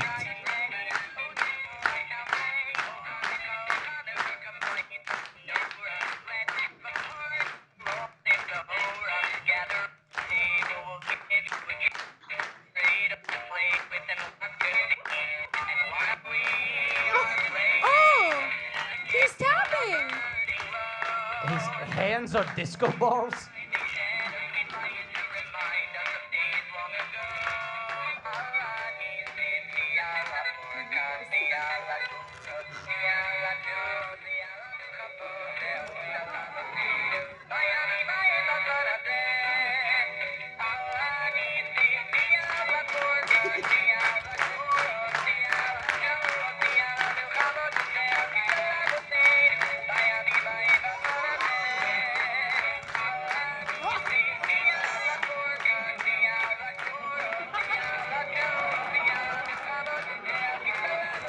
I hope he doesn't do matinees, because this is a lot.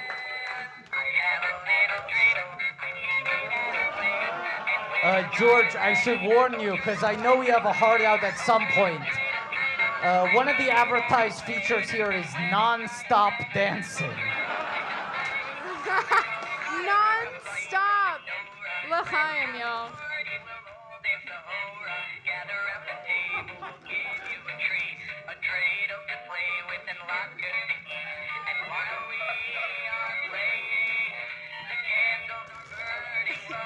What's funny is because he moves in a way that the microphone kind of goes in and out, it ends up sounding kind of like Drake, sort of. Like, it has that little bit of like auto-tune warble.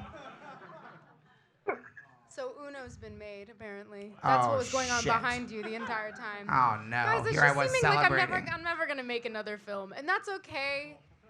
This is me announcing my retirement. I'll do the Operation movie. But also, Rachel, to be fair, that Uno that got brought up, I knew no one in it, and it was 2 hours and 44 That minutes means it's long. probably it's probably the best movie ever made. Yeah. If there's no one you've heard of in it, it's probably really fucking Maybe good. time to go to Hasbro. Maybe join the competition. Oh. It's also one of those things where you could always, every now and then I know you have meetings where they're like, what do you want to do? Yeah. And Strange Magic is just sitting there. It's like ripe for a second, third movie. Right. And what'd you say? A what? Live action remake of Strange I Magic? haven't done enough of those, so Yeah. I really need to do more. Well, Watto, I think we gotta end our Life Day celebration, Watto. Them's the rules, folks. Yeah, I asked people to only take one Valentine because I didn't have time to rip them all separately. But we got a selection of them here. So Pat, Watto is going to leave these Valentines on the table. Yes. I'm also going to leave this Blu-ray of Catch Me If You Can. If you want it. My Your buddy Steve Wayne made that, yeah. Yeah, I know, but I got the Steelbook. So I don't need this. With T. Hanks, who played Sully. That's right. Yeah. It all ties together. And Yeah, Leo, and Leo DiCaprio, who was in Titanic. who was in Titanic, made by Jim Cameron. Yeah, some of these sound, these are pretty threatening Valentines. There's one with Darth Vader that says, "Don't play games with me." Oh my God. You know what? Modern dating, setting boundaries, don't play games. I disagree with the sentiment. He's pointing, though, But and I'm he's coming in scared. hot. He is capable of murder and in a mass way. So Yeah. let's and not all Right. relationships are healthy. It could be that That's somebody true. needs to hear that. No, it's possible that someone's seen the prequels and they know that it's a little bit toxic. But there's another one here. It's a stormtrooper holding a blaster, and he says, "I've got my sights set on you." Yeah, but they can't hit anything though. Yeah, they'll They'll miss. These guys are striking and they'll out. be like, I miss you. And then they'll miss you. Yeah, Yeah. exactly. And then I think the best one here, the Chewbacca one, just says, "You've got me howling." They should have done one where it's a stormtrooper saying, "I miss you so much." Exactly. Because that is really the Yeah. most romantic thing a stormtrooper could say. And it would be true. Yeah. I miss you. All right. I'm also gonna put this. I don't know what this is. Okay. Thank you, There's George. gonna be garbage on that table for There's everyone. another to thing. we're take. putting an Do you afro want on this there? thing too? What'd you say? There's this as well. Do you want this, or is this yours? Yeah, I'm gonna drink. I was gonna drink that during the show and I forgot about it. Okay. Do you want it? I mean, you. Me. No, I'll take it. Okay. Do you like hot chocolate bomb? I've never had a hot chocolate bomb. I've just seen Let's them get on the hot social water. media. We'll try it. Yeah. Did you try to gift this copy of Hot milk? Yeah, hot milk. Wow. What? Did you try to gift this copy of Seth Wimbledon Green to Jake Sully? Yeah. I think he already has a copy, so I'm putting it in the pile. All right. Okay. So this is hot. It's a yeah. gift pile. You can't put it on the foil. You can't put it on the foil. Why not? I think you unwrap it, and then you pour over. Yeah. Oh yeah, it's Kind a Death of. Star. It's like a chocolate Death Star. Yeah. Yes. And so we put. It's no moon. It's no man. It's no more. Thanks, guys. Classic dialogue. It's great dialogue. Well written. Oh god. Oh god. Oh fuck. Let's not cry over it. Oh, you got it. Very good. Very good. We knew this might happen. Wow. It's actually pretty relaxing to watch. Oh, there it goes. The milk spill Stay over. on It's target. kind of like Stay on target. It's working. Thank you, Patrick. You're welcome. You're welcome. Oh, it's really weirdly It's- alive. yeah. It's It's- kind of like it's when you kinda tap bubbling. a clam, and you know the clam closes. Now, should we No. get you guys like other cups, or are you all just gonna drink out of this one? Oh, that's for Rachel, right? No, it's not. No, That's it's just for Rachel. Oh, okay. It's for you. I'll keep the mug, but you drink the drink. Yeah, we want you to drink. You came I'll- out of here. You were did whisked. put You were in it? conjured out of thin air, and you I gave us was. the I was gift of just your. chilling in Bushwick, It's and just all of a hot. sudden, It's hot milk. Do you drink hot milk? It's okay yeah, if you don't. I have. Yes. All right, but it's okay if you don't. I don't want to find out later. You're like, I don't, but you pressured me. Imagine I just start going into anaphylactic shock. I don't. I'm allergic to hot famously milk. have a big imagination. That's one thing I do not wish to imagine. You don't want to imagine that? No, I'm a storyteller, and I'm like, I don't want to see I that refuse. story. No. It's so You don't wanna nice tell that you're on one? the show. Yeah. Okay. Do you think you'll like that? Yeah. Right now, the audience can't really see. Right now, it's just a cup of hot milk with just a piece of chocolate that's just like. It's basically turned from a Death Star into a Death Star 2. Queen has a spoon. Oh. Oh. Thank you, sir. Very good. Thank you. Thank you. Queen thank you. has a spoon. Queen has a And spoon. this is something that, like, I know we're running a little over. I apologize to. Sorry, I everyone. apologize to What is everyone. in here? That's right. Oh, it's There's a a little little. Jabba. There's a Or little baby Yoda. Yoda. Little baby Yoda. I don't know if everyone can see. Is there a camera we can hold this up to? Is there anywhere this would be? It's. What is this? It's a little baby Yoda. Or You can see it on the. Can we angle that out to You a can see range it on so we the can at least screen. get a good photo of that? You can see it on the stream. Yeah. I'm literally. Oh, Patrick. Look and see. That's not me. Yeah. There we go. Oh, but it looks good. Yeah. See? Ah! No, that's his whole thing, being in danger. They'll get 4 more seasons out of this. This is the way. Yeah. I'm just like impressed from almost like a chemical engineering perspective. These are sadistic. That's hiding inside there and People are maintains- screaming, "Eat it!" and I just don't under. It's like that's quite literally what like Oscar Isaac was saying on Press Tour. He was like, "I just want to eat him," and I was like, "That's so weird of you." You've friend." never had the thought. Be honest. He's never I've crossed never your had mind. the. No, I've He's never. never. No, Watto. I've never looked at Baby Yoda and been like, "Yum yum yum yummy" in my tummy. Not, Like, no. not once. Not once. Have you watched an Hold episode on. of The Mandalorian and suddenly you realize you're licking your lips, you're holding a fork and knife, you have a bib around your Baby neck? Yoda, Watto. You say you never once looked at him and thought that. Have you ever looked away and thought it? Yeah. No. Just had to be sure. Rachel- I appreciate you checking all your boxes. Let me but ask you a no. question. Have you Yes. ever been stranded on a desert island with Baby Yoda? Yeah. Yes. And you're talking to Baby Yes, Yoda. I have. Yes. And Baby Yoda is like, Yeah. I and remember suddenly it. it's like, doodaloo, doodaloo. and Baby Yoda turns into like a roast A chicken. rotisserie chicken. Right, but then that wouldn't be me wanting to eat Baby Yoda. That'd be me wanting to eat a rotisserie chicken. Transitive property, though. Check and mate transitive property. Transitive property, though. No, I've never wanted to eat What Baby do you Yoda. think he tastes like? Like a rotisserie chicken. No. You think that's what it is?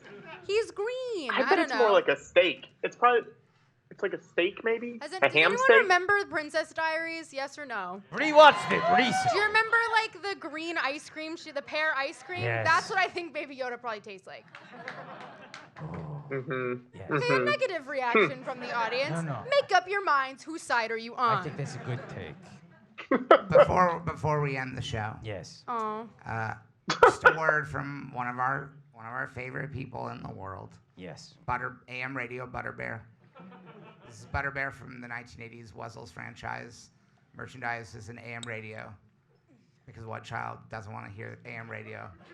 And let's true. try to remind Butterbear, this Yeah. is the grand finale of our Life Day show. Yeah. We want to end on a positive note. Yeah. So please. Not a weird note. Not a weird note, Butterbear. That's what Don't I'm saying. say anything weird this time. Butterbear, give us a little Krasinski. We want some good news.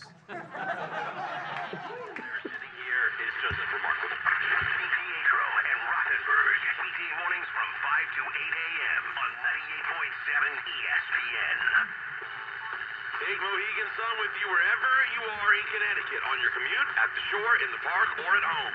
Your favorite casino games are now in the palm of your hand. Win real money and earn real awards by playing on the MoheganSunCasino.com app. Visit. Gambling? Butterbear, you've done it again. Oh, you. I guess the lesson we can learn. Yes, a lesson. Is that every now and then, and this can be something that we take with us into the new year, you have to take chances. Yeah. Yes, that's Right? a great way to What look a great at way it. to spin that. Yes. Right? Right. So we're all going to vow next year. I got to get my museum ready for 2025. I put it off a little bit. Just a So little. next year's a very important year. Got to Yes. get everything hung up. Yeah. Got to hang all the paintings. Yeah. My resolution 2023, I just want to get even. If I can get even, yeah, I'll feel ahead. You know? I'm very close to settling things have some been- final debts, and then Things have been getting odd, so it's time to get even. Yeah, For sure. Yeah, and Rachel. Now, George, someone in the chat, before you guys wrap up, David T says hashtag cast Rachel in the Wuzzles movie. Oh.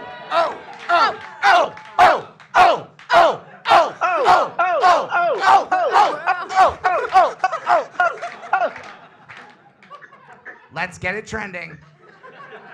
Hashtag cast Rachel in the Wuzzles movie. Do you know what the Wuzzles are? Yes. Okay, so then you're halfway there. You're already like more We're like qualified. that was. Now we just need the ools. Yeah. Yeah. It's like a couple sentence breakdown of what the Wuzzles are. Just a few sentences. Yeah, for those who don't know, George. No, I want the pitch. I want you to pitch it to me. In the 1980s, when Michael Eisner took over Disney, I remember he him. said, I want to make new cartoons. Let's not just make old traditional Disney cartoons. And so he made 2 Saturday morning shows. There was The New Adventures of the Gummy Bears and The Wuzzles. Gummy Bears was more popular because the theme song was very catchy. Gummy Wuzzles, bears bouncing here and there and everywhere. everywhere. High adventure that's beyond compare. They are the Gummy bears. Bears. Wuzzles, I can't remember what the Wuzzles theme song is, but I love the Wuzzles.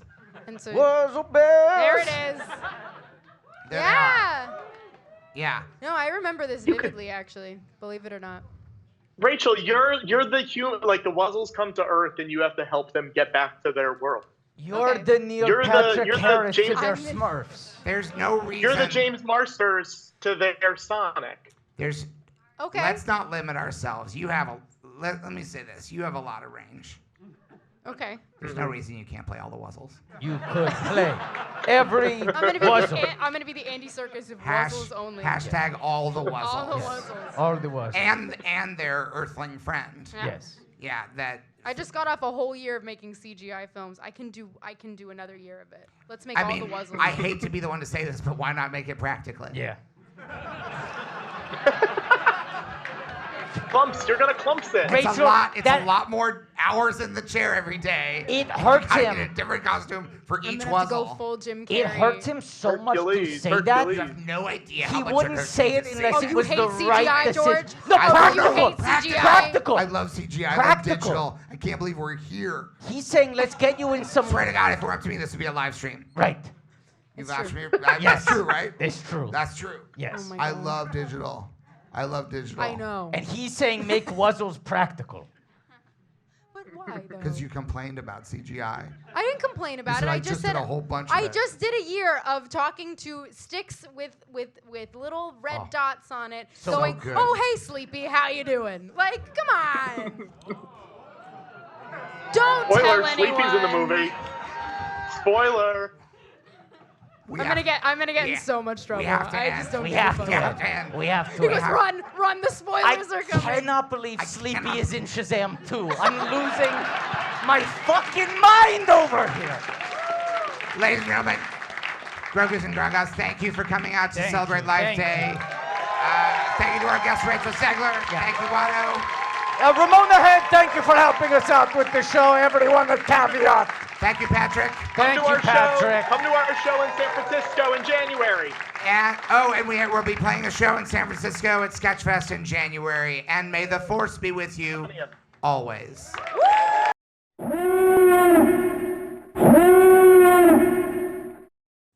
I want to say on March 29th at Caveat. Before we bring this up, hold on. Take it down. It's a big, exciting announcement. This year, the Oscars, in a bid for modernization, they announced that there are going to be special QR codes in the commercial breaks.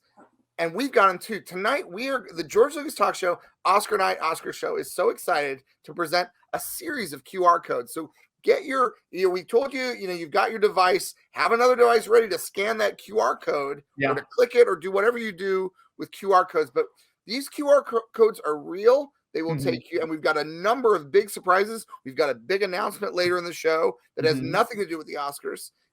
And these QR codes are going to be, I think pound for pound, as exciting as the QR codes. And again, I'm not discouraging people.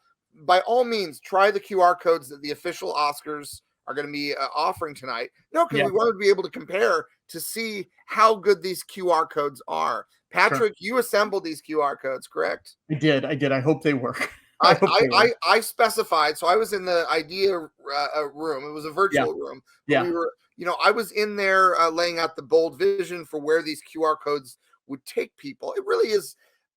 It's such an exciting time to be alive. The fact that you have these QR codes, these images that they look like modern art.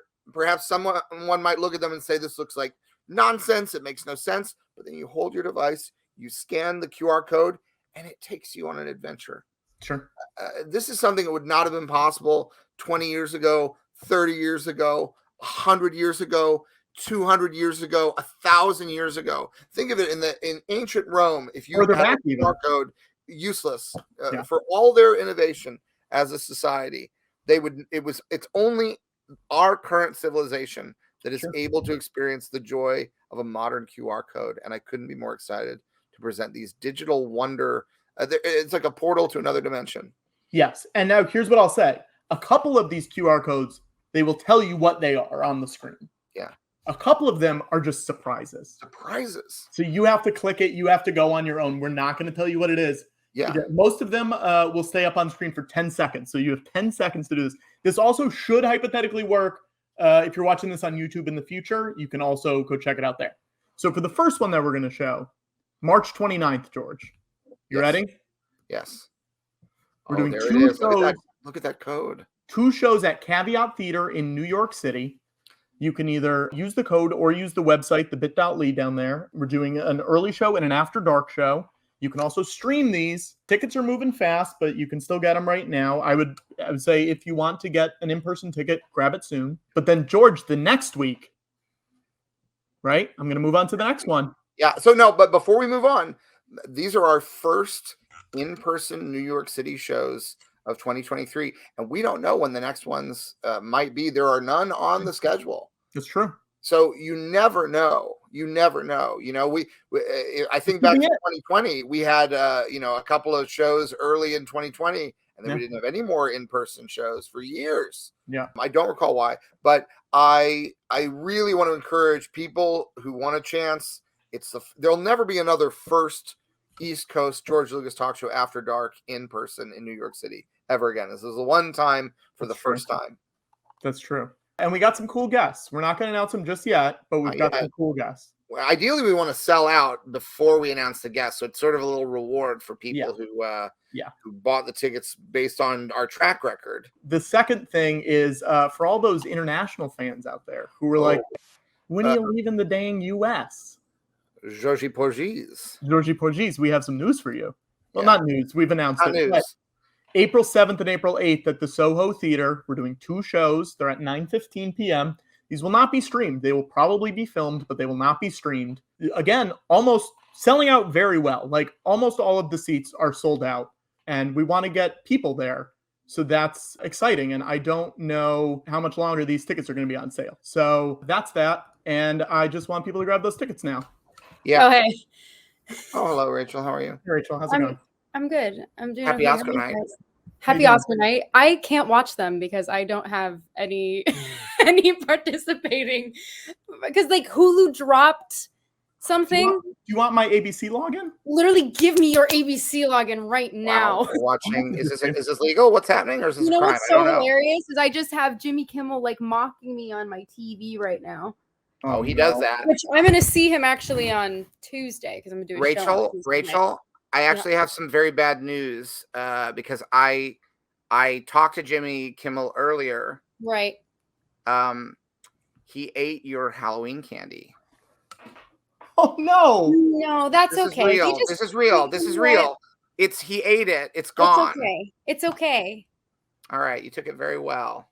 I think I was only doing a comedy bit. That's one of Jimmy's classic comedy bits, is that he'll have parents tell their children that they ate their Halloween candy and then watch them have emotional problems. What parents get hungry too, and it's okay. Rachel, what's that over your shoulder?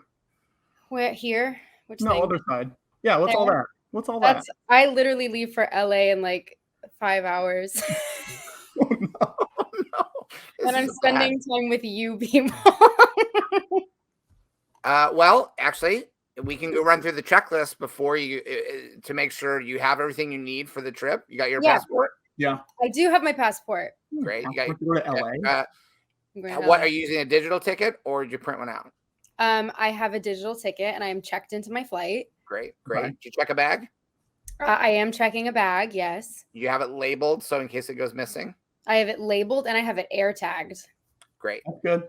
Because my luggage just got lost when I was doing the Shazam press tour. We all got to Italy and our luggage was nowhere to be found. Did they get it back to you? They did, but try explaining that to Helen Mirren. Like, oh, sorry, they lost your bags. Like, sure. So you're flying in for the Vanity Fair party tonight? Can you imagine? Can you imagine? I was like, you know what? I'm tired of this Brooklyn lifestyle. I've got to go to the Vanity Fair just for the Vanity Fair party.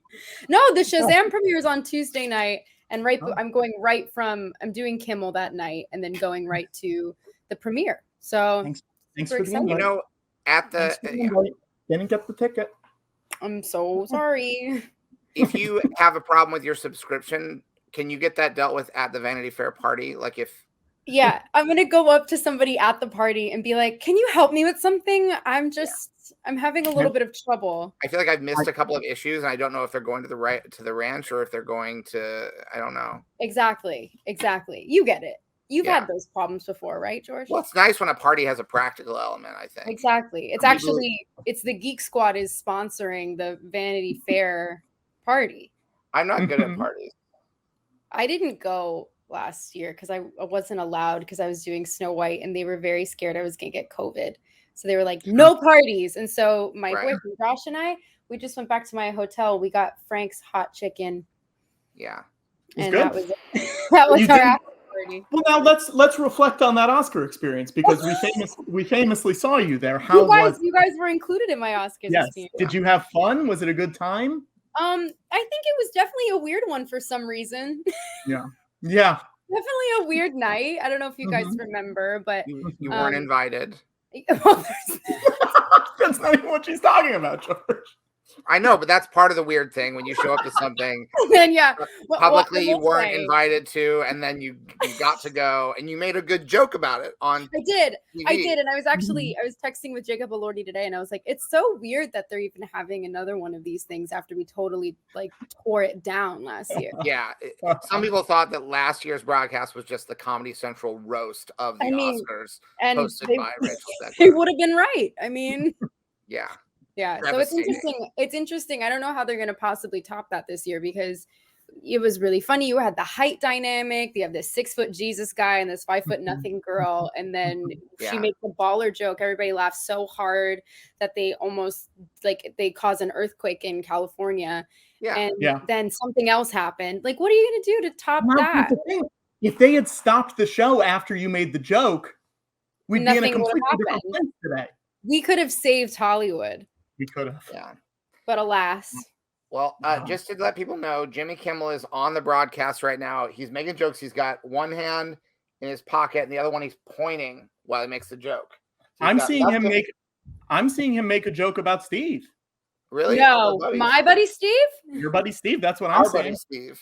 getting Yeah. slammed. We've all now. That's one big difference since last year because Patrick was recently. He took a photo with Steve, so now Yeah. all three of us have spent time in the presence with our buddy of Steve. Buddy Uh-huh. Steve.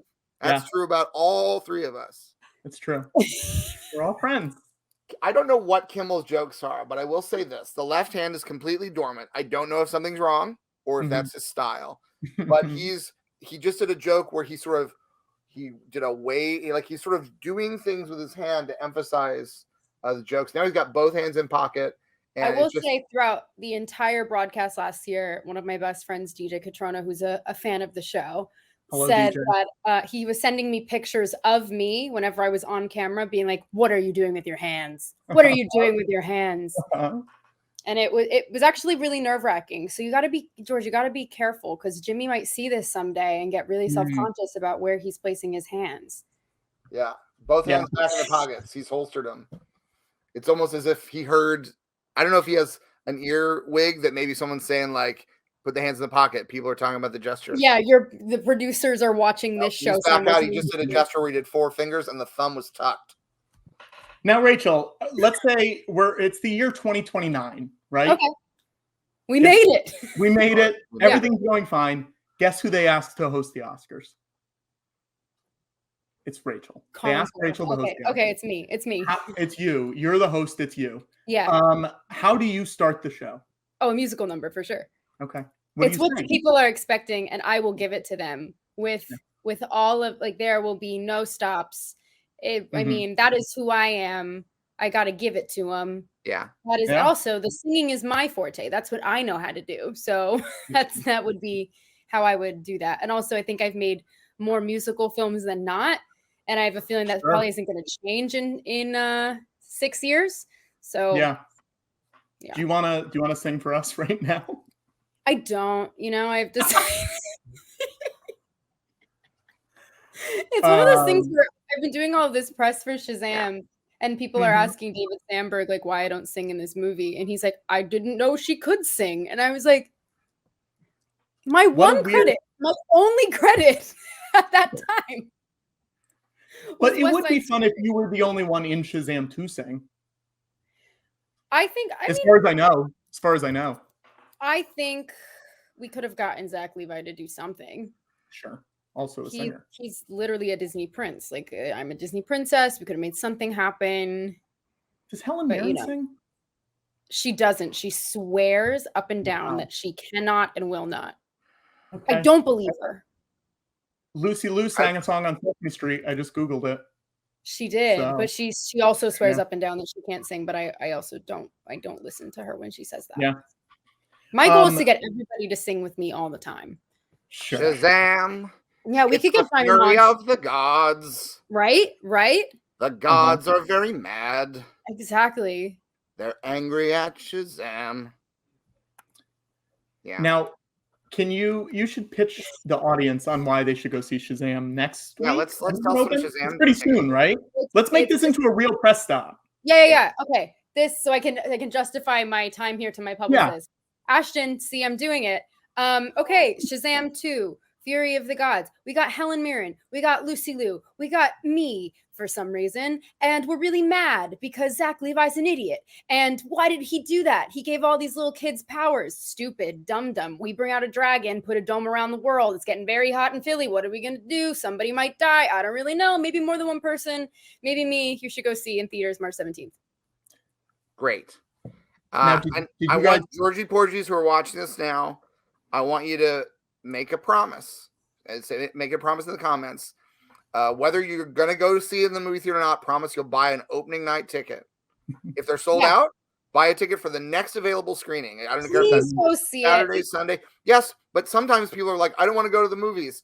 Buy a ticket anyway. Buy a ticket anyway, and then you can justify watching it on streaming whenever it comes out on streaming. But we want the theatrical experience to continue, and that can only. It's like really good too. You've seen it. You've seen it. Look, special guest. Special guest. Special guest, Josh is crying. Welcome back. And what was he holding? Was that a game controller? Remember you were on here a year ago, backstage at the Oscars? Yeah. The Oscars. Backstage at the Oscars. Oh, that's right. How many devices do you have? You have a game controller and a phone?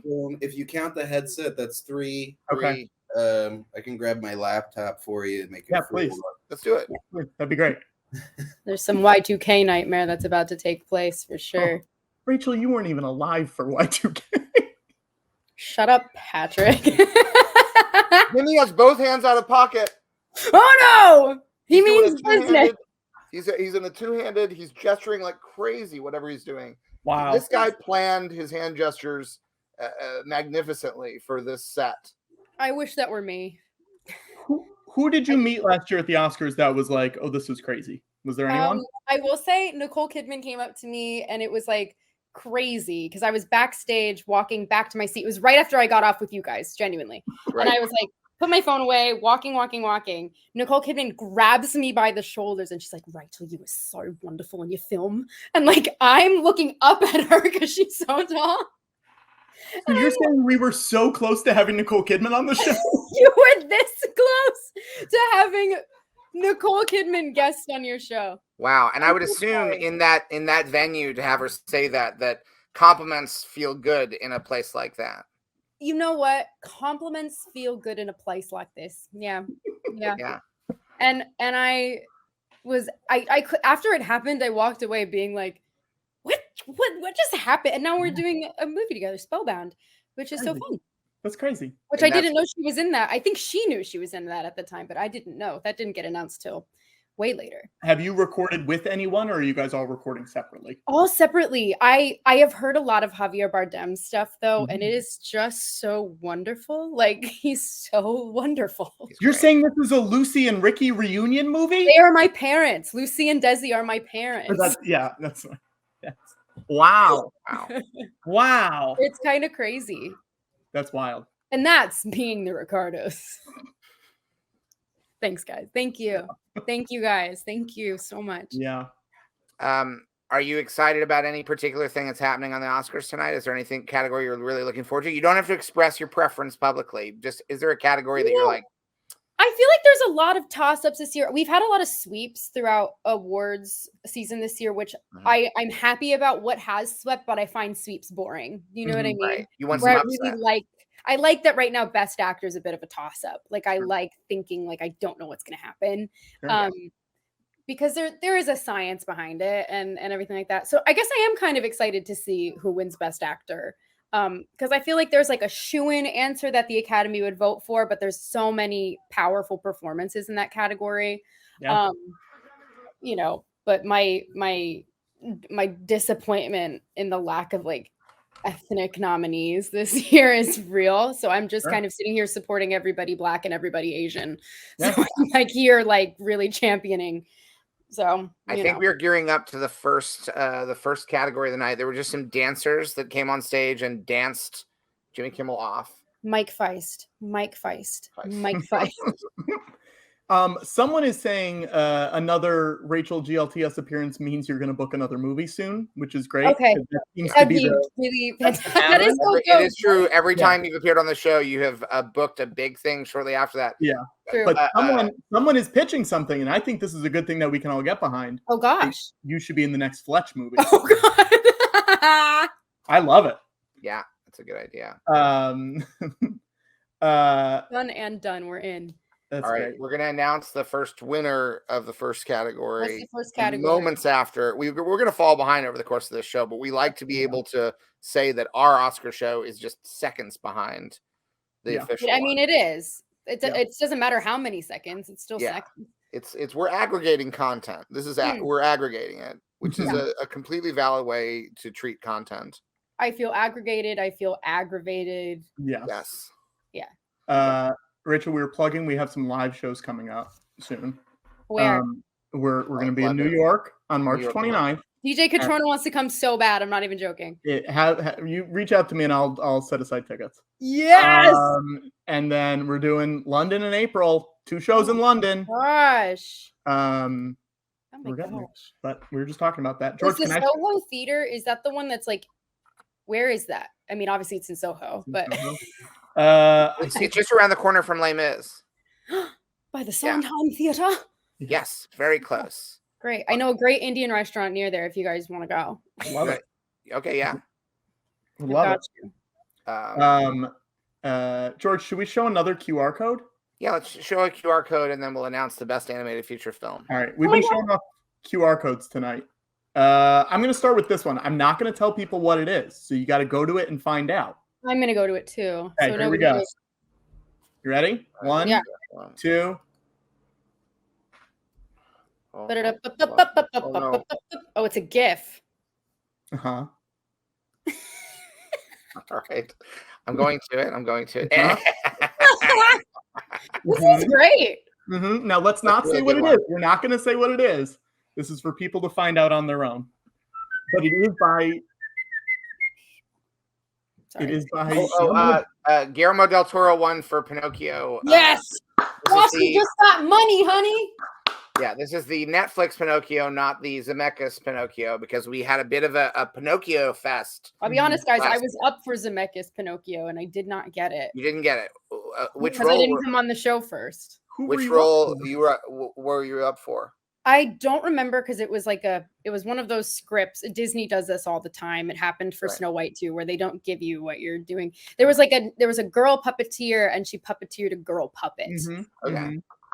So that was a thing, and then they were like, "We're going younger." An associate of Stromboli's, perhaps. Yes. Yeah. Wow. Okay. I'm sorry. Yeah. No, you know what? I think I did okay for myself in the end.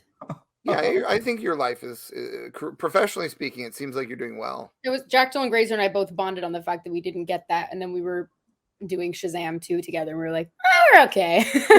Yeah. We're like, Helen Mirren's here. It's great. Yeah.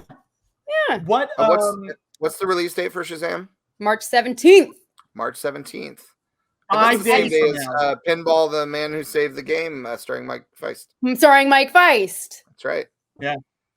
You can go see both those movies that weekend. It'll be a great weekend. I love me some Mike Feist. I really do. Yeah. I mean, Guillermo's giving a speech. He's got the Oscar in hand. People 5 seem days, really happy guys. about this. 5 days. 5 days. Very exciting. Oh, there she is. Wow. 5 days. And is that a social media element? Do you have one for every day? And they say you got to post it? I wait for them to post. They don't send me shit. I wait for them to post it. I want to put it out there in the world because at one point I remember we were all talking about how we didn't get the Ted Lasso swag bags or whatever. You still haven't received any Ted Lasso swag. No. I want to put the word out there into the industry. Roy Kent himself would get me something, and it hasn't. Brett has not. Being friends with Brett has gotten me nothing but good friendship, and frankly, I'm pissed. Wow. You are owed some Ted Lasso. Zed Zasso needs some Ted Lasso swag. Maybe I need to make Zed Zasso swag and then get sued by them, and then be like, well, maybe I wouldn't make Zed Zasso swag if you would just send me I mean, who knows what's going to happen on Redbubble later tonight? Once independent artists get the idea to start making Zed Zasso merch and putting up on Redbubble, you never know what's going to happen. I have a Zed Zasso shirt. Let's Someone see it, made Patrick. me a Zed Zasso. Oh, now I gotta go find it. You're such a bitch for that, Patrick. Frankly, I just don't. Look at all of his shelves. I know. We kind of ragged on him for this at the live show, and I'm still kind of annoyed by the amount of stuff he has on his shelves. Yeah. Do you collect any physical media, Rachel, or do you just? You know what I have, George? I have 4 Shazam 2 Fury of the Gods Funko Pops. That's great. Of my friends. Which they're all my friends, but like my friends that I'm like, oh, cool, it'll be like we're hanging out if I put these together on my shelf. So one of them is of me.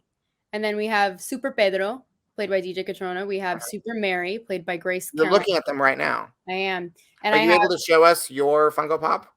Yeah, wait, give me 1 second. Please ignore the messy pillows behind me. Well, if I had the power, I don't have the power to take your frame off. One, George.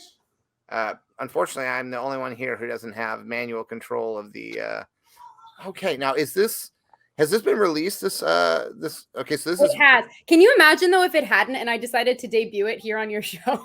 Oh yeah, I mean, I feel like Funko understands when stuff like that happens. They would get it. They would get it. Look at her; she's so cute, guys. And the outfit, is that sort of fanning out? That is my cape fanning out, and I'll tell you a funny story. Yeah. When you do the photo shoots for these things, which are they're just general photo shoots so that they can make the poster, but they're also going to be used so that they can do very accurate renderings and stuff like this. Yeah.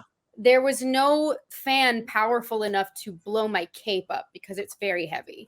And I had to throw it myself and then go into the pose. So the videos from that look like I'm having some kind of muscle spasm problem. Right. Where I throw it and then immediately go. But it worked. Right. It worked. It looks great. And is that number 1285? 1285. All right, that's a good number. Is that a lucky number? It could be. I think it might be. I think we could make it one. I'm scared to open it. I feel like people don't like it when you open Funko boxes. Yeah. I get a second one and at some point and open that one because they don't balance very easily. They don't. You have to get little stands for them. Yeah. Which I don't have. But I do have just all my I have Lucy's as well. And I've gotten so much fun stuff on this tour. People are so sweet. I got are those stands for Funkos, Patrick? They're not for Funkos specifically. I didn't recognize them, not on your shelf. They're for my friend Alf. You know what I mean? There you go. More than some way. I imagine it would work on a Funko too. I can't find the shirt, but I did find a picture. Bring the Noise made this, who also made my shirt tonight, which is us on the red carpet. Look at that. I love it. There it is. Proof. That's pretty good. That also looks like a proof of life photo. Yeah, it does. It does. You're in a bunker somewhere. Not a good photo. You're in a bunker. It's photo. upsetting. Show me that he's still there. All right. We'll transfer the money. My God. So are you used to premieres at this point? You know what? I'm not, because the first one that I did for West Side Story obviously was so much smaller because of COVID. Right. And obviously COVID is very much still a thing, but people don't really care anymore. I don't know if you guys have noticed. Right. COVID killed the ability for humans to care. That's the exactly. That was one of the long-term side effects. And so clip of Avatar on screen. I'm seeing Jake Sully. Wow. Well, we'll see if Avatar wins or loses. Maybe we'll hear from Jake. I think this is they're doing that thing where they 10 times during the ceremony present one of the best pictures. When they introduce. Yeah. Oh, wait, hang on, what Jake. this looks like. Wait, George, I'm getting a call from Jake. Hang on, let me pick up. Hey, Jake, are you there? Fuck yeah! Avatar! Avatar! Avatar! Jake, what do you think the odds are of he already hung up. Okay. He already hung up. All right. He's gone. Did you see Avatar, Rachel? No. Did you see Avatar 2, The Way of Water? No. Well, no, wait, you were asking. Sorry, I have seen the first one. Okay. But and I think my latest rewatch was a couple years ago. I'm probably due for another one because I haven't seen the new one. I really genuinely haven't had 4 straight hours to spend. So this is the first time that you've had doing this show right now. Is the first free time It's you've the had. first free time I've had, and so I decided to do this instead of going. Well, to see, the thing is, Avatar: The Way of Water is going to be around for the rest of our lives. You can watch exactly. it We only have this moment right now, George. Yeah, so this was a smart choice because you can watch it on the flight if you want. Probably. I could watch it on my flight tomorrow. Yeah, I would won't, say but I could. if by some chance you do, Mm. make sure you have water to drink because there's so much water in the movie that if you don't have water, you'll be very thirsty. Water The to whole the movie is a thirst trap because there's just water in almost every shot of the movie. Yeah. It's probably not good to watch that on a plane if you don't like plane bathrooms, which I don't.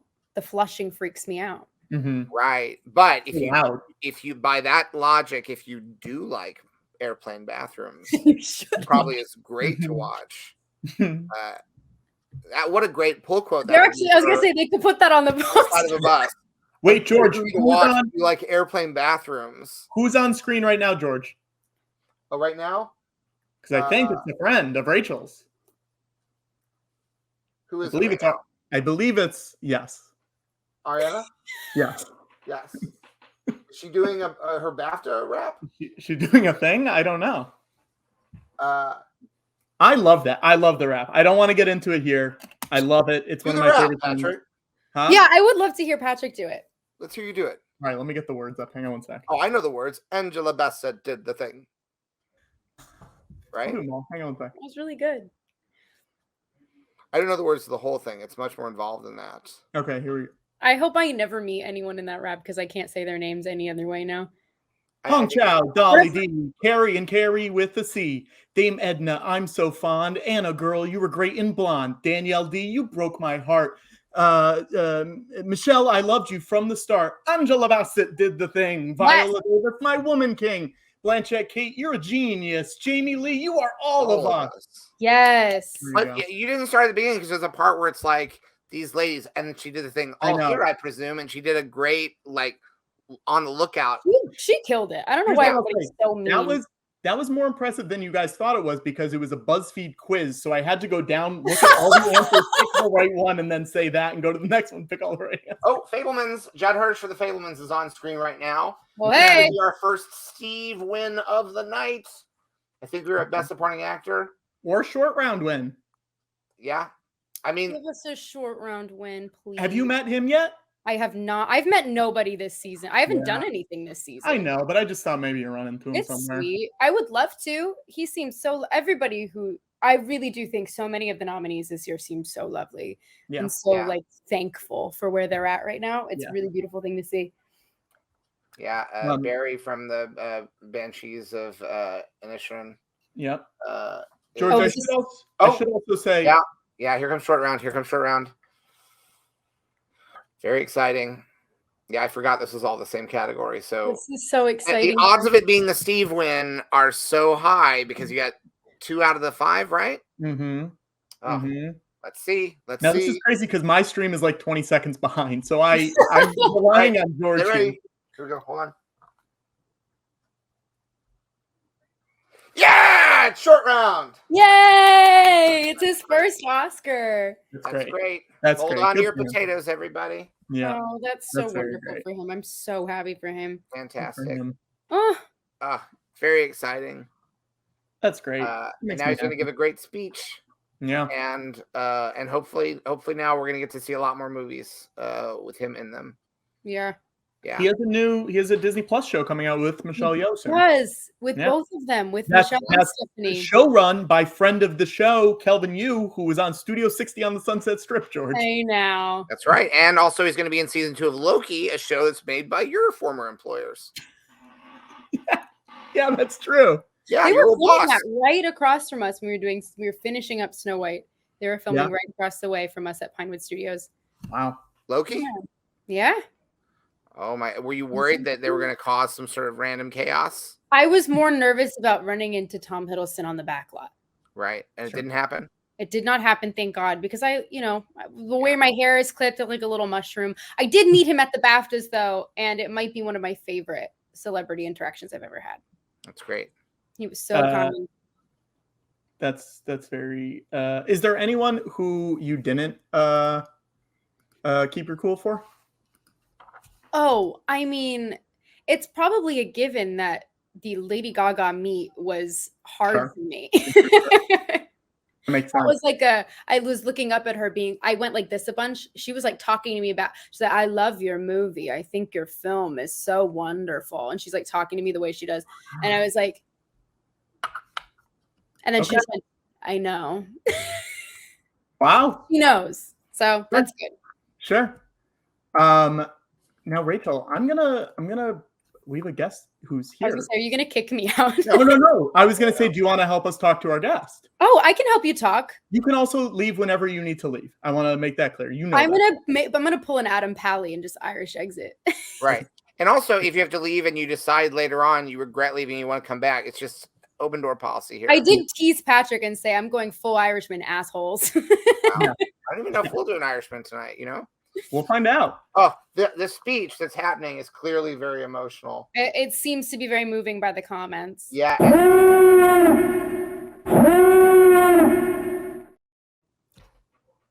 George, we have a guest here. Can I bring him in?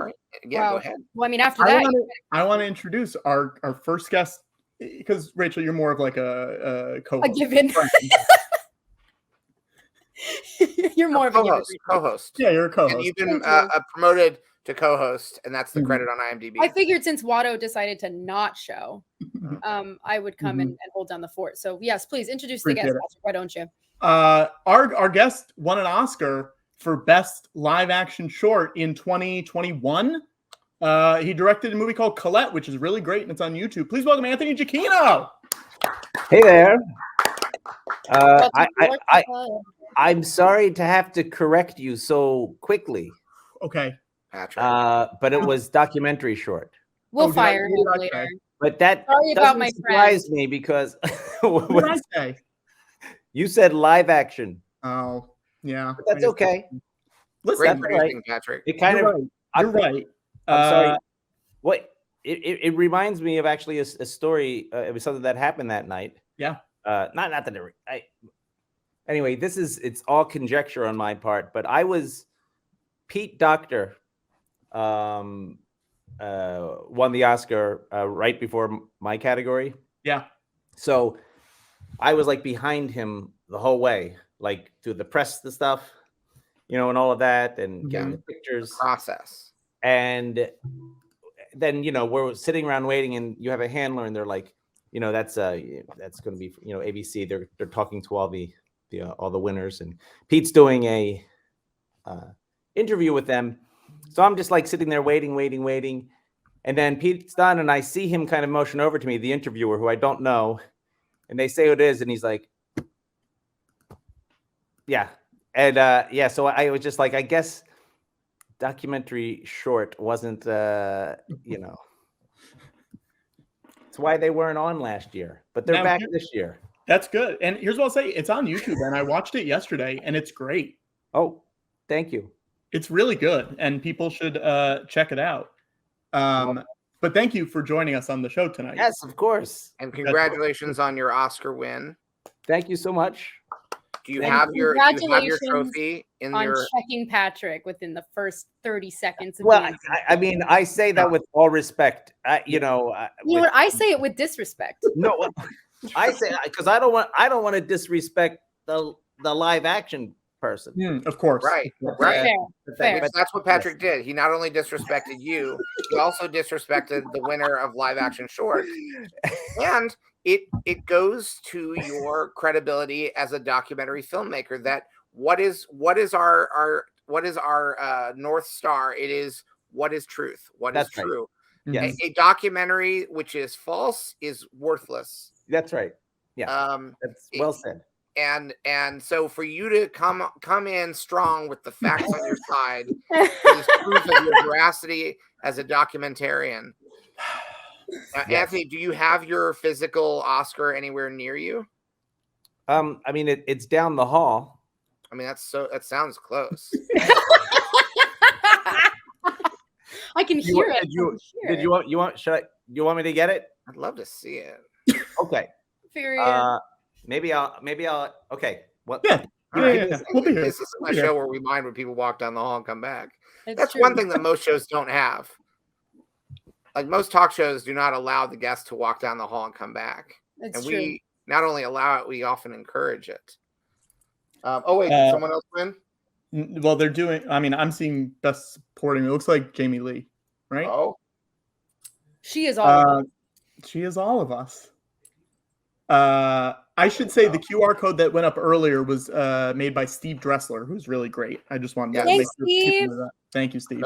Another buddy. There's Steve. a character in Shazam 2: Fury of the Gods named Steve. Dressler? No. Spielberg? But George. But he is a pen, and Steve is obviously very talented with a pen. So that's very good. Fair. Just saying. All right. Here we go. Wow. Wow.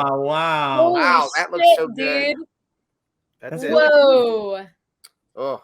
Is this a Home Depot? Because I see some hardware. No. Yes. Thanks, guys. Thank you. Yeah, I'm the co-host. You know, when I live in New York, I'm in Brooklyn right now, and Wait. and I are you in Brooklyn too? Should I come over and we can do the show together? Yes, because Brooklyn is so small. I know, it's so big on the map. Yes. Yeah, open your window and see if you can see. Yeah. Sorry, Anthony. Continue. Yeah, no, I was so I was in LA and my kids were doing remote school at the time. Mm-hmm. So we thought we were just going to go out there for a week. And long story is, we ended up staying until we went out in April, and then we stayed until the end of June. And when I brought this home, so it was like way past Oscars. No one's thinking of the Oscars, nothing. And I'm taking the red eye back to New York, and I just have it in my carry-on.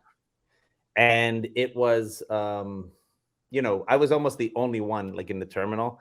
And I put it through the X-ray, and I wish they didn't let me take a picture of it because it was pretty amazing. Because it was just this black silhouette, but it looked exactly.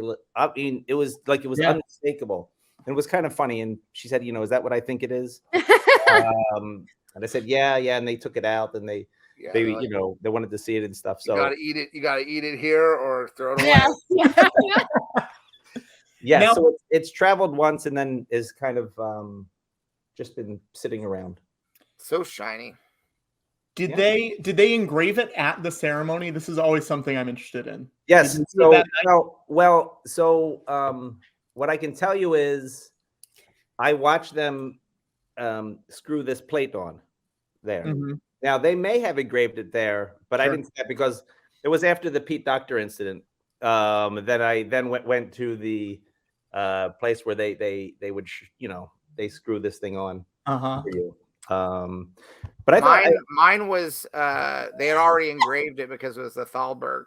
Oh, so yeah. For an honorary one that's not going to go to anyone else, they can go ahead and do the pre-engraving. So I didn't. What does it say on it exactly? Just great honorary? job, George. Great job, George.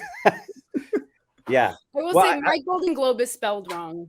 Is that true? Yeah. Wait, why? How? It says Best Actress with one S.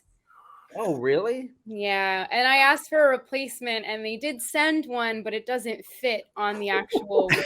So That is perfect. Do not change it. I'm not going to change it. That is so good. I wish I had it to show you, but Can I make a suggestion? Yeah. Why don't you get a fake Golden Globe and put it on that, and put both of them up?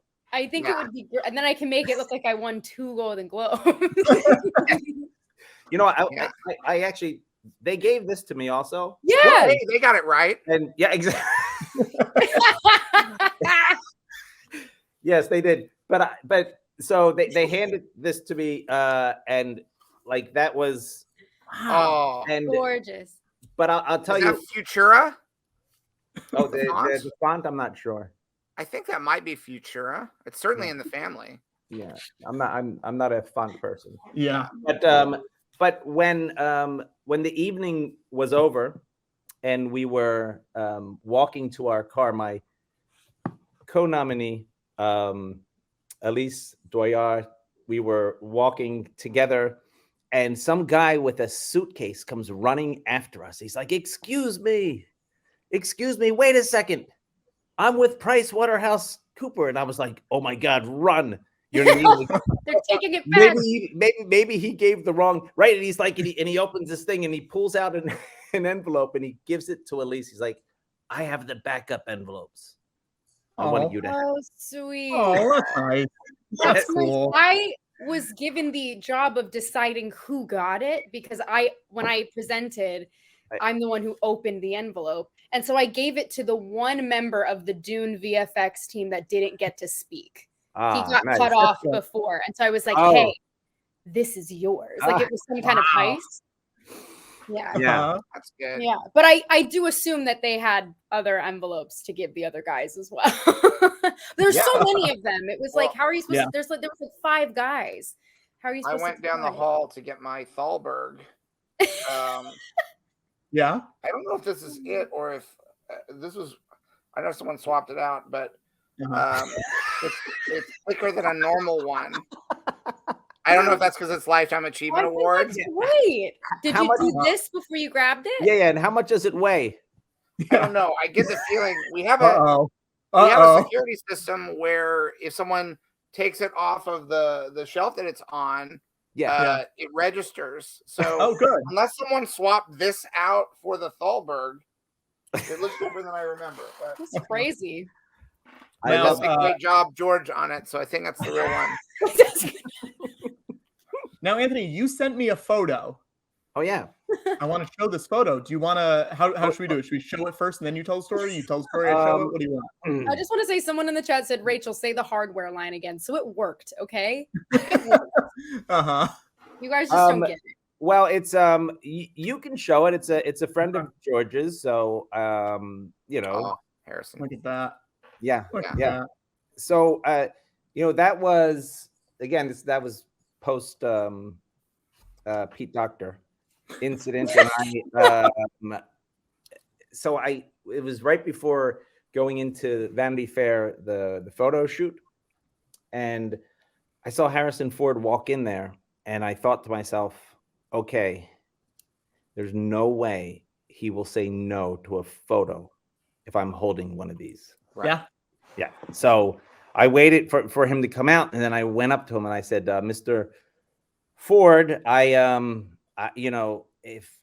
my 12-year-old self could see myself now talking to you and holding one of these, I think my head would explode. Would it be okay if we took a picture? And then you could say I was nervous enough that I didn't even remove my mask because I should have taken my mask off.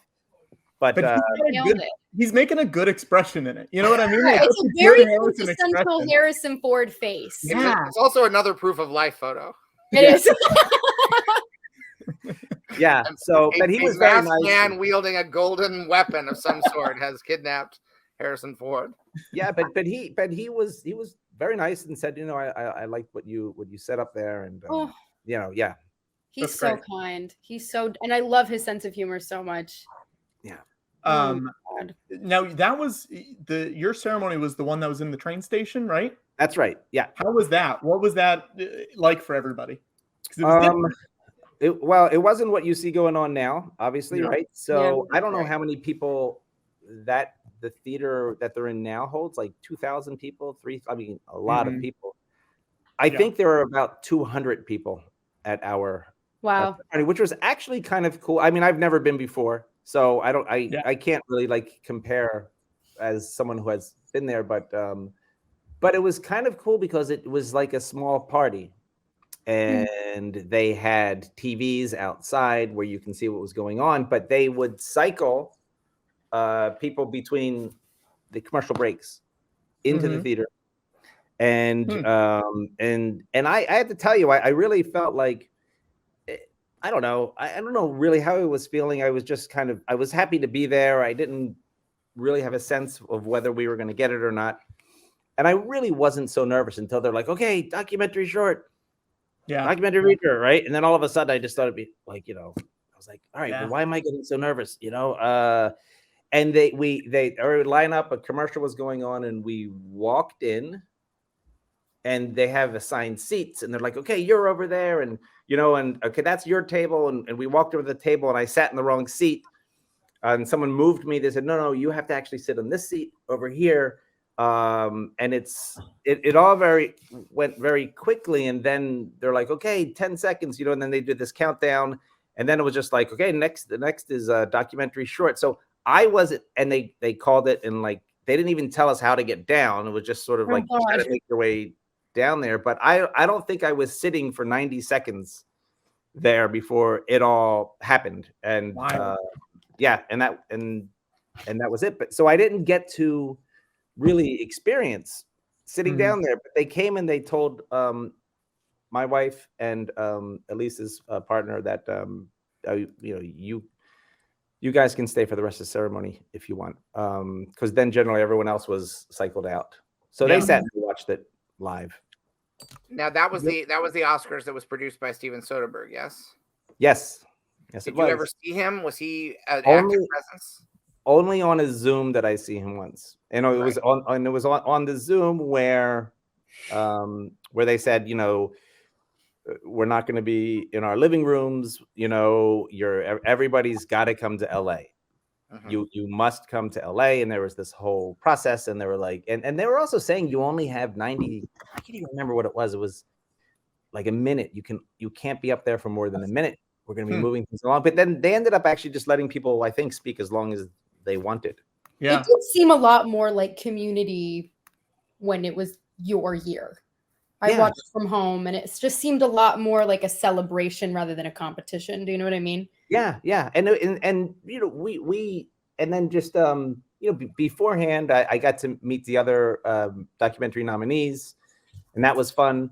But I'm told that the stuff that I missed was more the week leading up. They would have screenings, like you could actually go and sit and watch everybody's films. You can watch them together and all of that, and the dinners and the Now, and they didn't.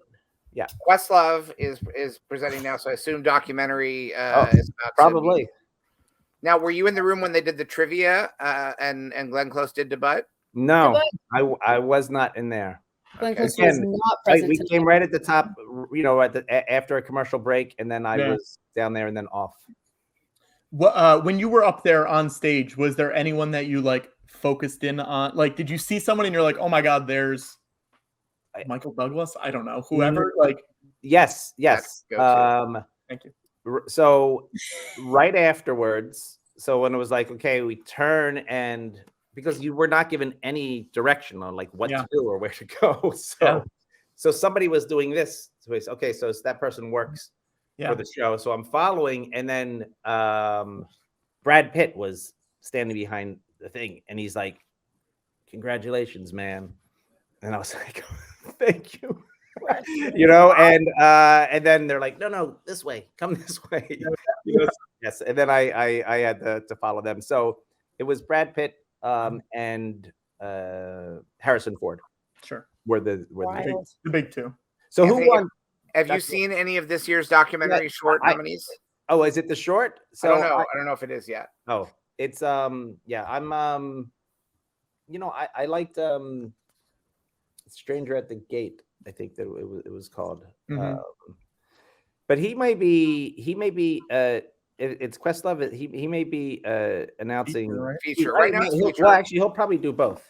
Fire of Love is on screen now. A House Made of Splinters. Navalny. Have you seen Navalny? I saw Navalny and Fire of Love. Those are the two I saw. Rachel, you seen Fire of Love? I haven't seen anything this year. Anything. Navalny's on now. Navalny's great. It's really interesting. And there's that one scene where they're on the phone. I'm not going to spoil it. Oh no, don't. But I couldn't. I know it'll be crazy. I don't know how to operate myself. I wonder if that guy. I wonder if what do they call him? Moscow 4. I wonder if that guy is still alive. I bet he's not. I imagine he is. I think Navalny just won. Okay. Oh, it did. Great. I think. Let me make sure, but I'm pretty sure. Oh, George. It's hard watching this show on mute. I thought. Yeah. This is Navalny's first win. Okay. Okay. Navalny win. I am confirming it. Wow. Navalny has won. Look at that. This is Navalny's first win. It was not a movie before this year. This is yeah. See, that's what I do if I was hosting the Oscars. I would announce things like that, and Yeah. everyone would have a great time. Say it again in case people didn't hear it, George. This is Navalny's first win. Prior to this year, it was not a movie. It was nothing. It didn't exist. They are walking. This is the first year the film was nominated. Right? Yeah. This is the first nomination and first win for Navalny, which will not be eligible next year. Now, I mean, Anthony, you also belong to a small club of people in addition to having won an Oscar, because you're part of a pair of siblings who have also, like, both of you have won Oscars. Yeah. That's Crazy. wild. Yeah, I know. Thanksgiving sounds fun. Hey, what'd you do this year? Yeah, I don't know what the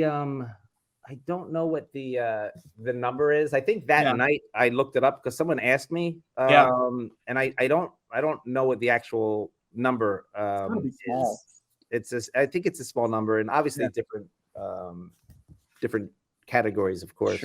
Sure. Yeah, it's kind of weird. Weird to me. Who won Best Documentary Feature your year? I think it was the My Octopus Teacher. Mm-hmm. And did you interact with those filmmakers at all? No, because I did with some of the documentary short folks, your fellow nominees, but not because it was COVID and the Right. traditional let's say documentary like the gathering that they would have had, the documentary branch, that didn't happen. So we had something on Zoom and that was it. So I didn't. Yeah, we just I mean, as intimate as it was, the ceremony, we didn't really get the connection that I kind of regret that, obviously, that because I'm just told that that's sort of a really fun part of it, actually just meeting them and hanging out with them and stuff. So George, how do you think the show is going? Because you're the one who's really watching our show or this show. Well, I'll ask about both, I guess. I think our show's going, George. I think our show's going really well. Okay. So far, on camera, no one has hit anyone else. So already we are, as far as I know, the only crime that has been potentially committed was earlier when Patrick offered to share his ABC password with Rachel. And I don't know if that's. And I accepted. Yes. in the So I don't know if that's one crime, two crimes, or no crimes, but in my heart, I believe it is 0 crimes. Sure. On this Oscar special so far. Oh, and now are we at documentary short? Maybe it's got to be Evalu. I missed what the previous one was, but we'll get it if they're a winner. Le Poupée. Oh no, this is live action.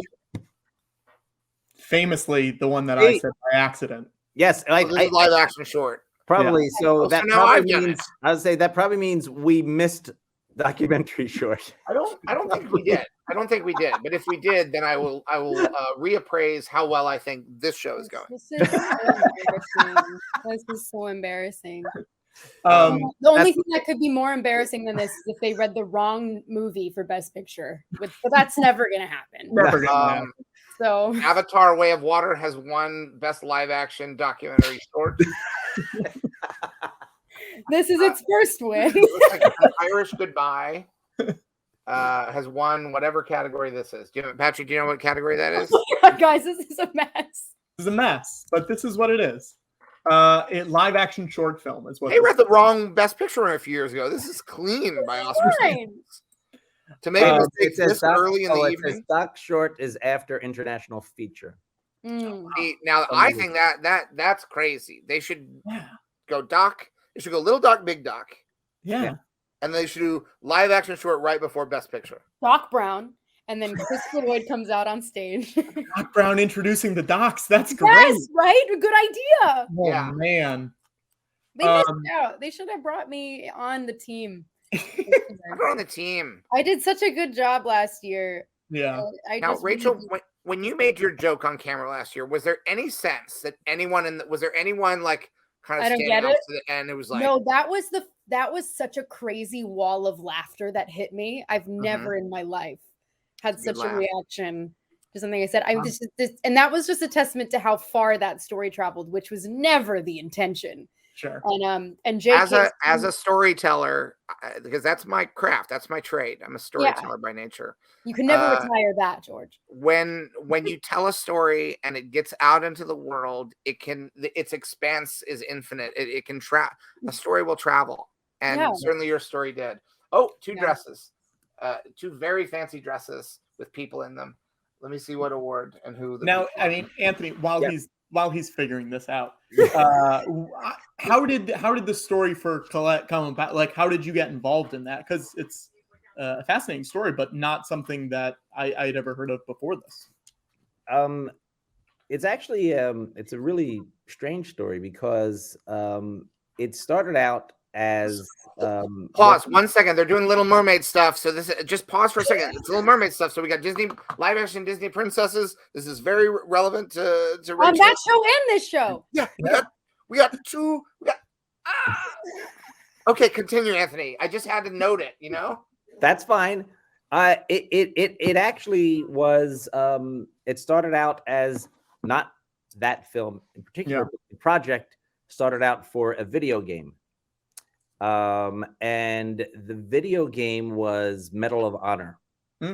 And basically what happened is that the producer of the game in 2016 called me, and I had known him. His name is Peter Hirschman. I had known him because I did some archival research for him for the original Medal of Honor back in 1999, or it was in 2000. And they had done these little mini documentaries about World War II battles and stuff because Steven Spielberg, who produced that initial game, had just come off of filming Saving Private Ryan, and said that he thought that kids playing video games could probably also learn something while they're playing, and he wanted to have these small documentaries on the original. So I had help with archival stuff. So Peter called me many years later, 2016, and said, "Hey, we're actually going back to the original. We're doing World War II. Would you want to work on that, the gallery content? Yeah, we got to make sure that the kids playing this understand that this was a real conflict." Sure. So I was like, "Yeah," and and I thought about it, and he said, "One thing I would like you to do is just talk to real veterans." So over a couple of years, that's what I did. And then came up with this concept, like, why can't we bring veterans back to Europe to visit sites that had meaning to their service, or they're part of the war? And they went for it, and we traveled back with 3 World War II veterans, all in their 90s, telling specific stories about what happened to them. While I was in France scouting for that, I had a really wonderful tour guide, and we were having lunch, and he said, "I know a woman who was in the French Resistance. I could probably introduce you to her if you'd like to meet her. Her name is Colette." And I didn't have time to meet her on that trip, but I said, "Yeah, why don't we?" And Elise, who ended up being my co-nominee, she's French, lives in Paris, and we made arrangements for Elise to go meet her at some point, and she did. And she said, "Wow, she's got a really great story." And then almost a year later, I went back and interviewed her, and then that's how I met her. And so all this stuff was made for the video game. That's so wild. And then after I filmed that journey with Colette, I talked to Peter and I said, "I think that this could have a life outside of the video game, and we should really try to do that." Sure. I think it would just do well in film festivals. That's really all I was thinking. I think people would really respond to this, and they went for it. They supported it. They were like, "Okay, this was Electronic Arts. Yeah, right, let's try it." And we did, and we went to Big Sky Documentary Film Festival, which is great in Missoula, Montana. And we won Best Documentary Short there, which qualified us for the Oscars. Yeah.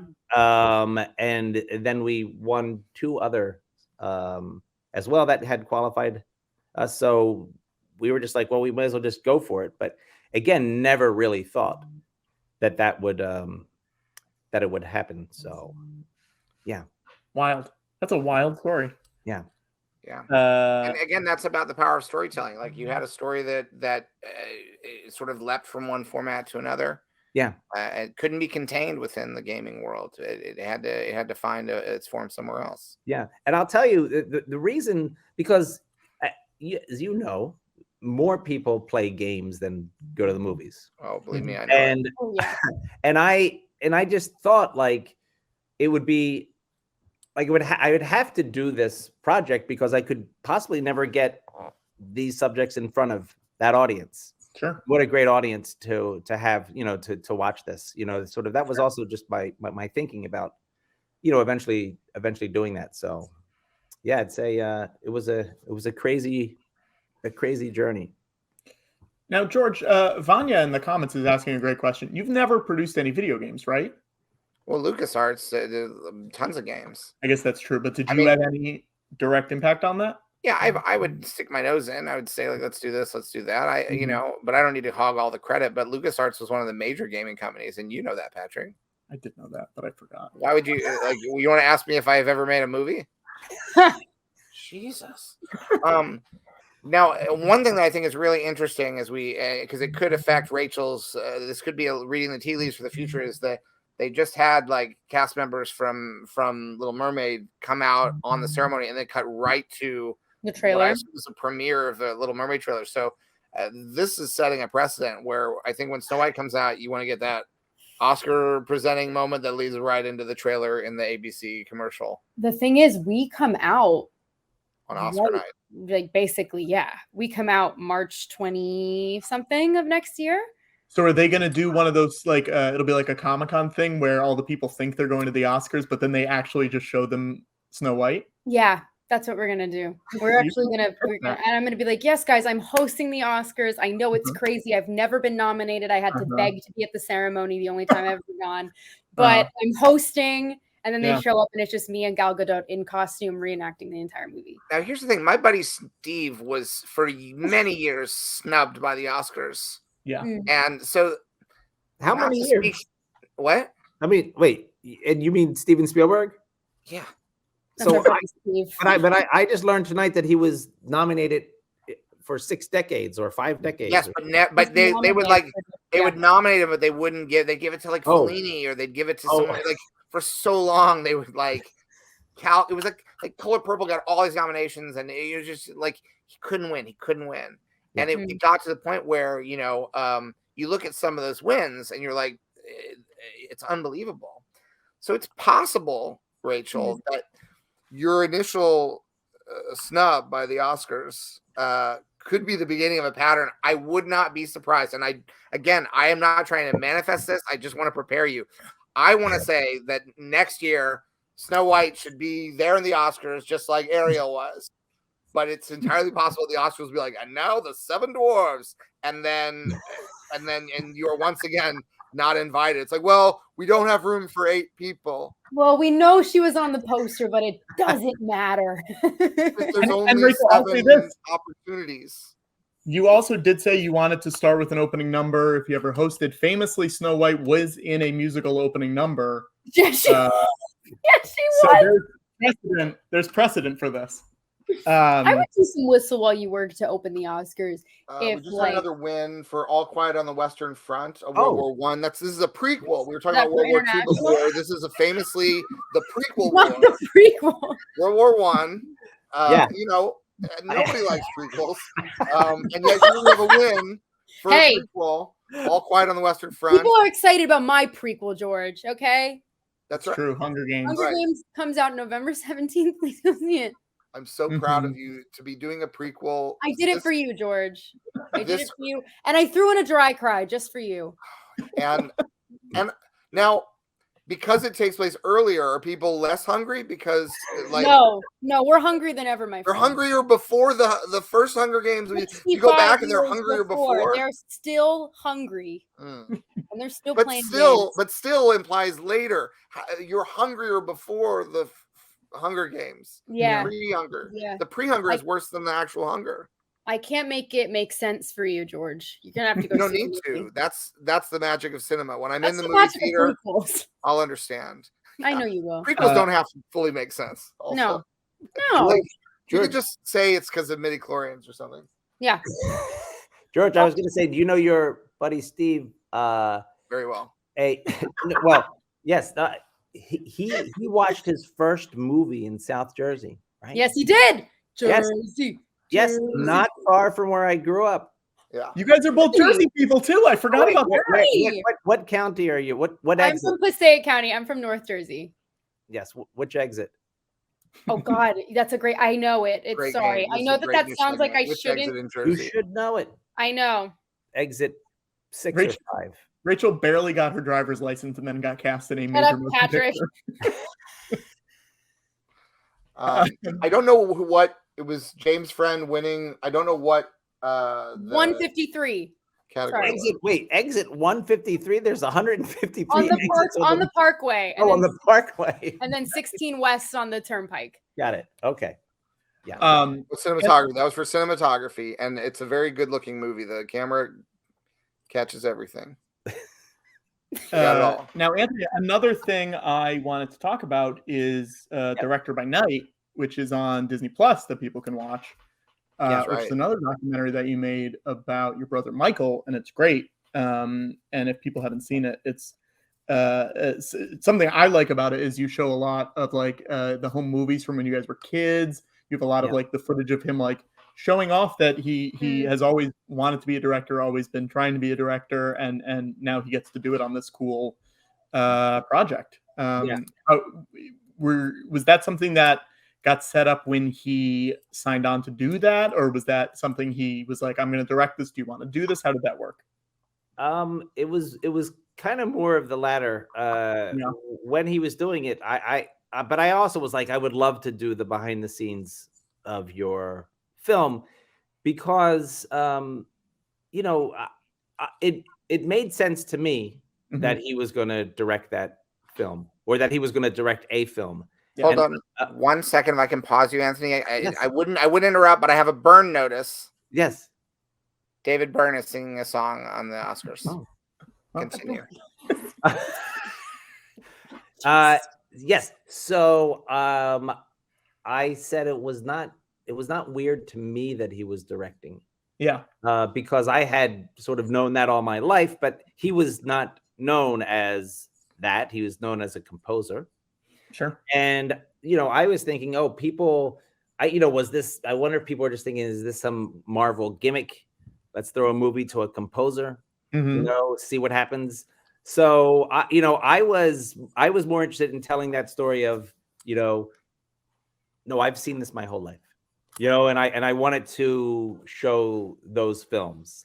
And George, I don't know if you probably haven't seen any of Michael's teenage films from when he was a kid, have you? Because I haven't. No, I'd love to. Heavily influenced by you. Oh, not surprised by that at all. And I think that I could probably share can you share screens on this?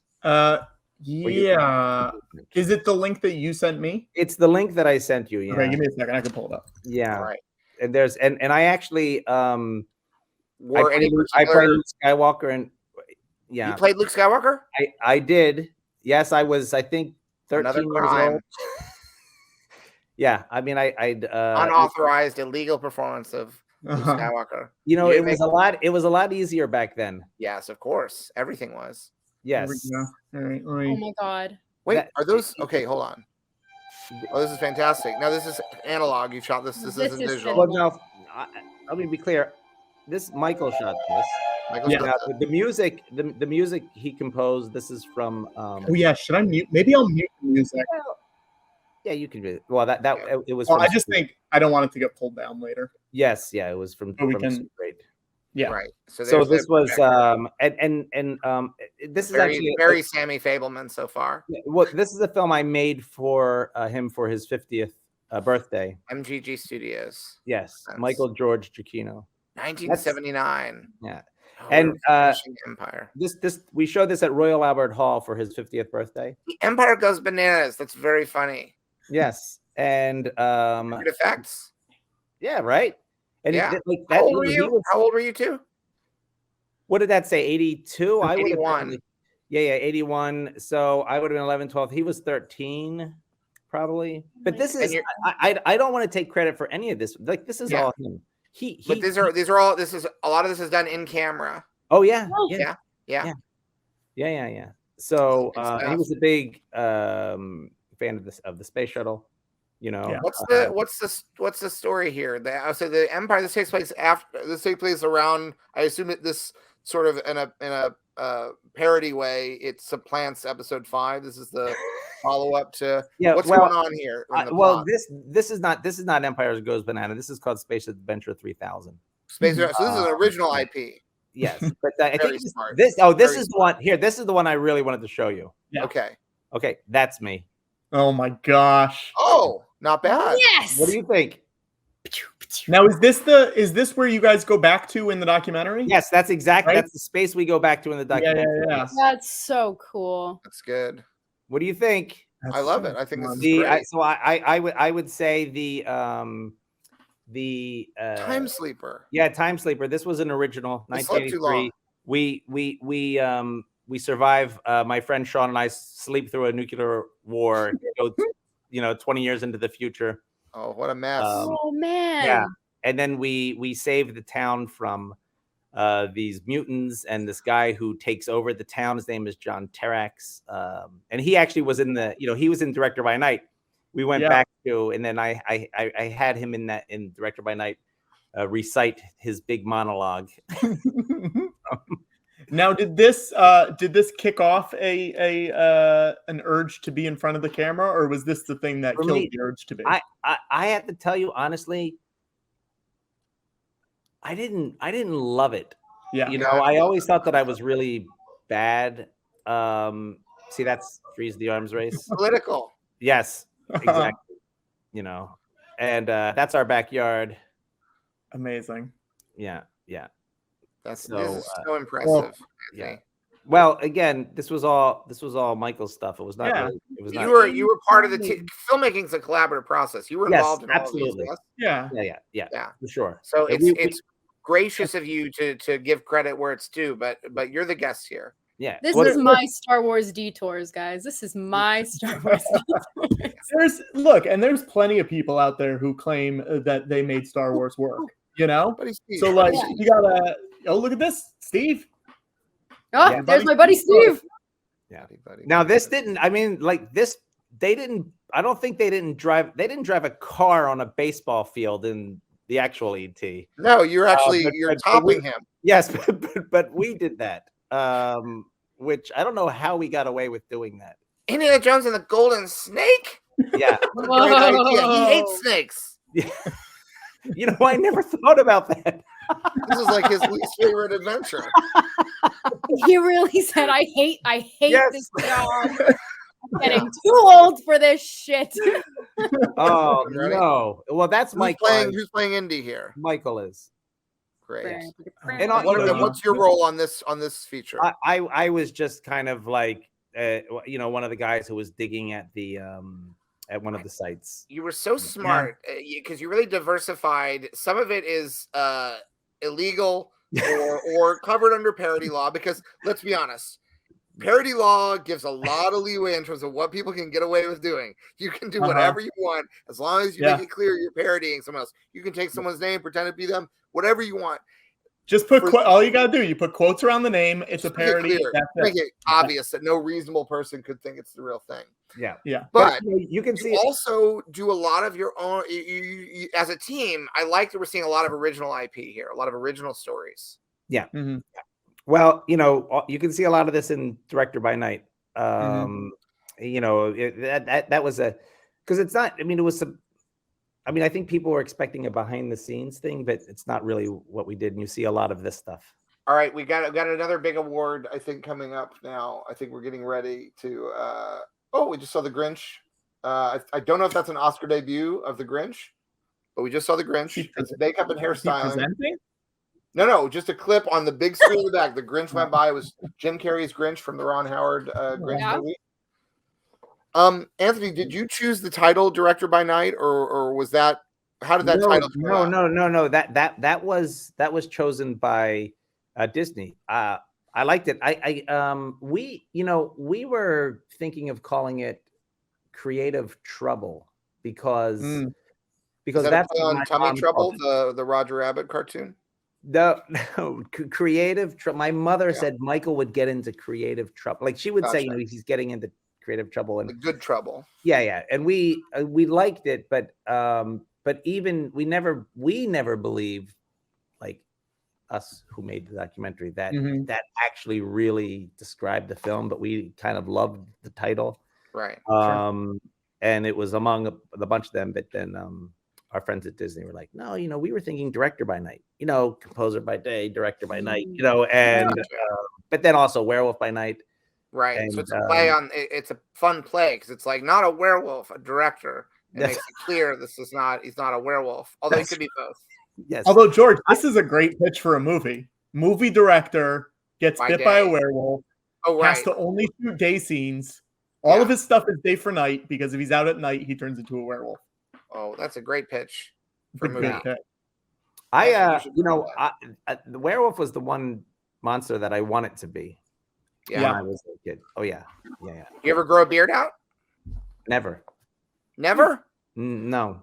Anthony, you wanted to be a werewolf when you were a kid. It's the one thing that you actually have some control over. You could grow that beard out and you'd be very close to achieving your childhood dream. I guess so.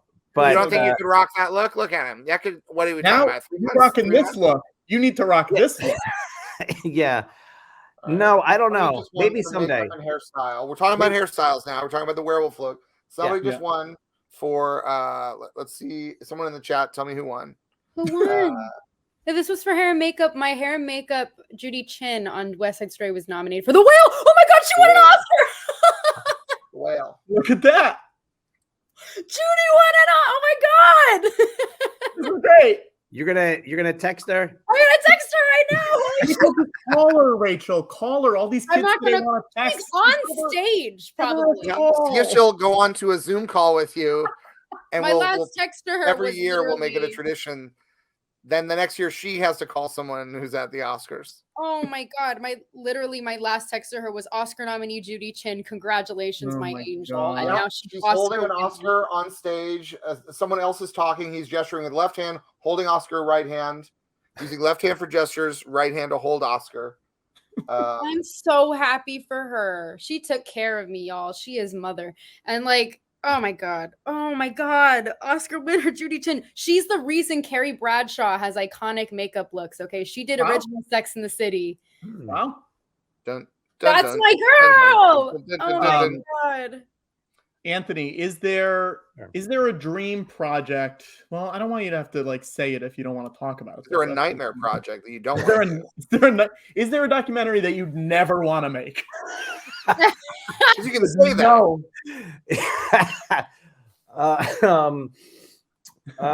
That's a tough one. Yeah, because it's a crazy question. Yes, because you can say it though. It's I've not, you're never asking been him asked that question before. That I would never want to make. Yeah. They cut off her speech. They cut off her speech the way I keep cutting off Anthony whenever something important. So like a sorry, burn and notice so did I occurs. just now. That's right. There was an They Asian played her off. woman- I think she an got a little Asian woman wave. coming She got like a little forward. wave in, and then she was like, what am I gonna do? Well, that means you can call her. Tell her she can do her speech live on the George Lucas Talk Show. We will give her full screen, everything she wants to say. Text her and say if you want to give your full speech. You make it. There's a live stream happening right We now don't that will. silence women here on the George Lucas Talk Show. No, we don't. Anyways, Rachel, hang on one second. Anthony, I do want to hear the end of this. But I don't like that joke, I Patrick. figured out I know the what you're film that doing, I but don't like want to that make. joke. Okay. I would never want to make a documentary about the day after a nuclear war. That's a good answer. How many days after would you? What's your number? What's the number if they just go back? All right, 2 days later, a week. Anthony, what are we gonna do? A year, 10 years. Well, that We're could making be this doc interesting. with you. Yeah. 10 years after might be interesting. Yeah. 10 years after Yes. is a maybe. That's a soft yes. Look, 10 if years you thought people weren't going to movie theaters before, They're not going now. Oh, radiation feels good in a place like this. Oh God. Yes. That's a good answer. That's a good answer. I hope you never have to make it. Yeah, I hope not either. But in terms of a dream thing, I'd like to do something in Italy. How about that? Okay. All right, I'll say this. I would love to do a documentary about panettone. The Italian Christmas. You don't know what a panettone is? No. George? George, what are you doing? I got a feeling, a little feeling that there's Is it now? Is it a fruitcake? Well, that's. I mean, this is what Google says. You could. I mean, I wouldn't call it a fruitcake, but you can. It's once Trader Joe's starts selling panettone that you have arrived. It's Shazam just spotted on TV. I can tell you a film about panettone in Italy, how it came to be. Yeah. Why? I mean, I know that sounds crazy, but I'd do that movie. That's crazy. I mean, I hope you get to make that just because I want to see what that is. If I did some I did what is it? What is the OpenAI? Not Chat GPT, but their image version of that. Sure. No, I did many versions of UFO panettones, volcano panettones, and all that kind of stuff. You should try it out sometime. Wow. Okay. You could, you'd be people surprised. People in the chat saying we need more films about bread. It's true. Yeah. Let's get this bread. Yeah. That's it. DALL-E 2. Thank you. Radio free multiverse. Yeah. Yes. Yeah. That's wild. Well, Anthony, thank you for coming on. I don't want to keep you much longer because I feel like I've already kept you longer than I said I would. I really appreciate being asked. Yeah. Thank you for coming and sharing all these memories and showing your trophy. And it's been so nice talking to you. Yeah, thank you so much. Enjoy the rest of the show. And if you want to film about this show someday, let me know. We love it. You're offering to make a documentary about this year's Oscars? Yeah. No, about your show. No, about this show. This show. Yeah. It's actually really competitive, Anthony, but we will be in touch. All right. Thank you, Anthony. I'll see you across the street. Thank you very much. Okay? I'll see you in a sec. I'm going to wave. I'll see you at the deli. Yeah. All right. Yeah. You know the one. Yeah. Brooklyn. Yeah. There was a commercial for Warner Brothers 100. Oh, wait, I'm seeing it right here. Hang on. Yeah. I wasn't sure. See Shazam? See him? Yeah. That's how far behind. That's how far behind you are, Patrick. When I said Shazam, right now I got Banshees on the screen. They got Little Donkey. They got the guy with the fingers. And tons of spoilers in these clips. And they were showing a lot of Warner Brothers clips for I know Disney's got a hundo. Warner Brothers got a hundo. Everyone's doing hundos. Now, George, I'm going to show another QR code. Okay, great. I was so excited to show these QR codes to people tonight. This one says what it is. So I'm going to, if you guys have been enjoying the show, you can donate to the PayPal. Look at that greedy little beggar boy. Is that you? Greedy little beggar boy on there. But we got a lot of traveling shows coming up soon, and any money you can give is greatly appreciated. Look, if everyone on this stream gave $2, it would help pay for multiple flights, and it would be great. But I will say we have a big announcement we'll do later in the show when we run out of content. And Patrick, did you get the thing I said? I did. I'm going to tell Rachel in the chat what it is. Okay. Oh, and then I'm going to not say it out loud. And you can react without any specifics. Just give your reaction to what you think of this idea. Okay. I'm going to look in the chat and make sure he's representing it correctly. Oh my God, you're kidding. Yeah, that is exactly right. You guys are lying to me. No, that's true. It's true. No, but we Rachel, don't have the money to do it yet. We don't have the money to do it yet, so we're gonna have to do a fundraiser to raise a little bit of money. Yeah. Costume design is the next category on the Oscars. Rachel, I'm gonna send you a promo image that is being made of this thing. Please. It's a It's legitimate crazy, right? thing. It's a legitimate thing. It's a legitimate thing that's going to happen. Oh my god, guys. Yeah. But it's such a dumb idea to do, but we're It going to is do it. so dumb. I can't wait. Very dumb and it's very expensive. Oh my god. It's so expensive.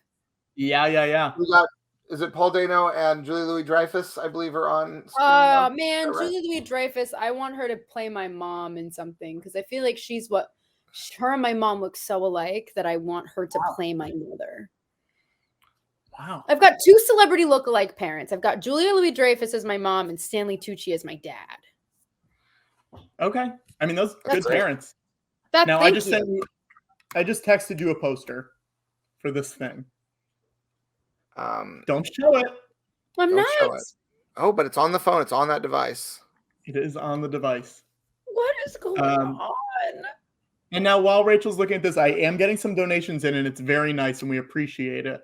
But look, Elvis you know, costume. putting in a Elvis lot of costume. hours tonight and a couple bucks would be very nice. Everything Everywhere Rachel, All at Once. I'm so happy your friend won, Rachel. I'm so happy that she took care of me. Being a new kid who's never been on a movie set, like you go into the makeup trailer to cry. That's where you go. Yeah. So Judy Cry Chin, from stress.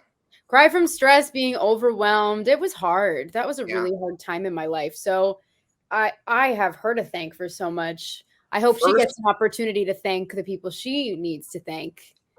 Was 'Cause that that's such legitimately you can offer? Legitimately, you can offer if she wants to give her speech.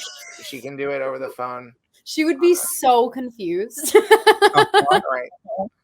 The Oscars. Rachel, do your reps know you do this show, Rachel? I'm sure they're not thrilled about it. Because I come on here with no agenda, and I'm pretty sure that they wish I would do things that had an agenda. But I'm just here to have fun. That's great. Right. Everyone's saying Ashton is probably she is. No, you know what? She's never mad about this because she knows that it's not like you're not pandering to get something. Yeah. But she was so mad at me when I did Josh Horowitz's New Year's live because then I ended up telling this story about how I turned down Hunger Games and there were like 18 articles that came out the next day. And she's like, Rachel. But I think that's a good story. I think that's like a story. Press. Yeah. I believe Wakanda Forever has won for costume design. Didn't they win for the first movie too? I think so. That's amazing. Right? That's a Marvel win. That's your old bosses, Patrick. Marvel. Yeah. That's right. Now, was West Side your first experience on a movie set? Yes. It's always so hard. My first movie that I worked on in any capacity, in any like professional sense, was the documentary "Gimme Shelter," which is about the Rolling Stones at Altamont, where I was running a camera and the camera jammed, and so none of my footage was usable. And then there was a murder at Altamont. It was which is what the documentary ended up being about. It's a rough way to start a movie career. Yeah, that's not my experience, George. So well, everyone's experience is different, but it's all kind of tough. It's all hard, isn't it? Right? Something we haven't talked to, I mean, this is relating to your movie experience. George officiated a wedding in a location that West Side Story was shot in. That's right. Yes, I did hear that was the boxing gym that. Patrick, do you have any photos of that wedding you want to share? We shot America. I don't know if we should. Is Nachu performing right now? Photos of me, not anyone else. Are they performing Nachu right now, George? On the show? Yeah. No, someone's talking. No. Are you sure they're not? Are you sure they're not singing? I have to say that's one of my favorite movies I've ever seen in my life was RRR. Wow. Such a great fucking film. I didn't see it. I wanted to present Best Original Song this year just to give it to Nachu. I think not to your friend about to get a Stephanie? performance. Sorry? Not to your friend Stephanie Germanata? Oh, my girl. But I mean, I can't sit here and compare. Nacho roasts white people. It's a great fucking song. That's very funny. Now I'm just watching. This place is too big. This theater's too big. Too big. Is it the same? Where is it this year? It's at the Dolby. It is. Should I walk down to the Dolby? Right now. Go. How far is the walk to the Dolby? Oh my God, George, no. It's like a mile and a half, maybe. Is it a good walk? One of those good LA walks? I don't know if I want to walk down Hollywood Boulevard now. Oh my God. It's not dark out. It's not dark. Patrick, you could be the me of this year's stream and actually stream from the Oscars. Maybe later. We'll see. Yeah, wait till it gets nice and late. Well, the thing is, if we have other people showing up, I want to make sure that they're able to get onto the stream, and that's right. That maybe know who they are. Oh, this dance. You know who they are? Looking great. The dance is looking great. Yeah. Yeah, this is it's funny because every now and then people will say for the actual Oscars, like, oh, get rid of the dance numbers or something, and I'm like, you have to have aspects of this show that are performance, even though it's theatrical performance. To see a live performance like this, I actually think that like some of the camera work that they're able to do now is more advanced than what was possible before. They have many cameras. They have moving cameras. They got jibs. They got all sorts of things that, it's not pure cinema in the sense they can do whatever they want and it's happening live in real time. But I think it's an important part of the pageantry to make it feel special. I think it's proof that we need a choreography Oscar. Yeah. What else do we need? We need stunts. We need choreography. Stunts, we need choreography. Also, some Oscars for the people who work in movie theaters. Yeah. Sure. We come here for magic. Do you know sometimes in like a sci-fi movie or something, they'll go see like a little guy, like a Babu Frick or something? Yeah. We should have like best little guy. Best weird little guy. Best little guy. I think that one in Shazam. Patrick, are you trying to do that because you're thinking you could end up winning an Oscar for best little guy? Oh, I'm not that Just little. a weird little guy. Self-serving. We everyone's clapping. We need a casting director Oscar too. Standing ovation. It looks like within the theater. Yes, Nacho. Let's fucking go. Great stuff. Also, whoever had the most fun. You know what I mean? Like an Oscar for whoever had the best time. Well, that's best fun haver. Yeah. And someone. My whole thing this year was I was like, I want everyone to have a good time, and I want all the Best Picture nominees to get on stage and do good game after the show's over. I had a thought recently because there is an element of, obviously people vote, so there's an element of fairness, but it also feels unfair because it's so subjective and comparing apples and oranges. I wonder, do you think the Oscars would go, the ratings would go up or down if they switched from a voting format to a raffle format? So the voting is for the nominees. So there's a meritocracy element, but then it's just like a Powerball raffle where it's like they come out and they're like, everything everywhere all at once, and they show the little ping pong ball. Don't you think that there would be an element of excitement if they switched to a raffle format? Yeah. Film Twitter would hate it so much. They would. And that's why it would be so fun, Patrick. That's why it would be hilarious. George, what was that? Film Twitter can bite me. Yes! Yes! Hey, you know what? I got a message for Film Twitter. Uh-oh, here we go. Here we go.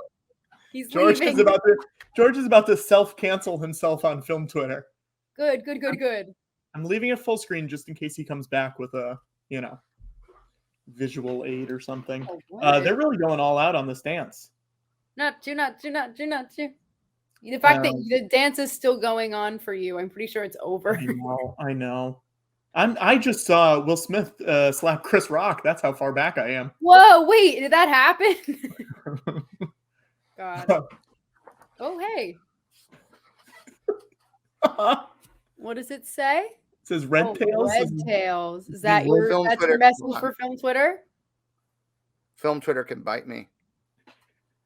That's the clip. That's the clip. They don't show a lot of love for Red Tails. You have that clean. Yeah. Good. Guys, you know who I sat next to at SNL when No. Pedro Pascal was hosting? Who? June says, Friend of the show, Darcy Carden. Whoa. Yeah. Wait, We did sat you guys next to each other. did we talk about this? Yeah, of course we did. Well, we Really? did. Yeah. That's fun. Of course, because I know that she's gone full Irishman, and I was like, I Yeah. don't have it in me, girl.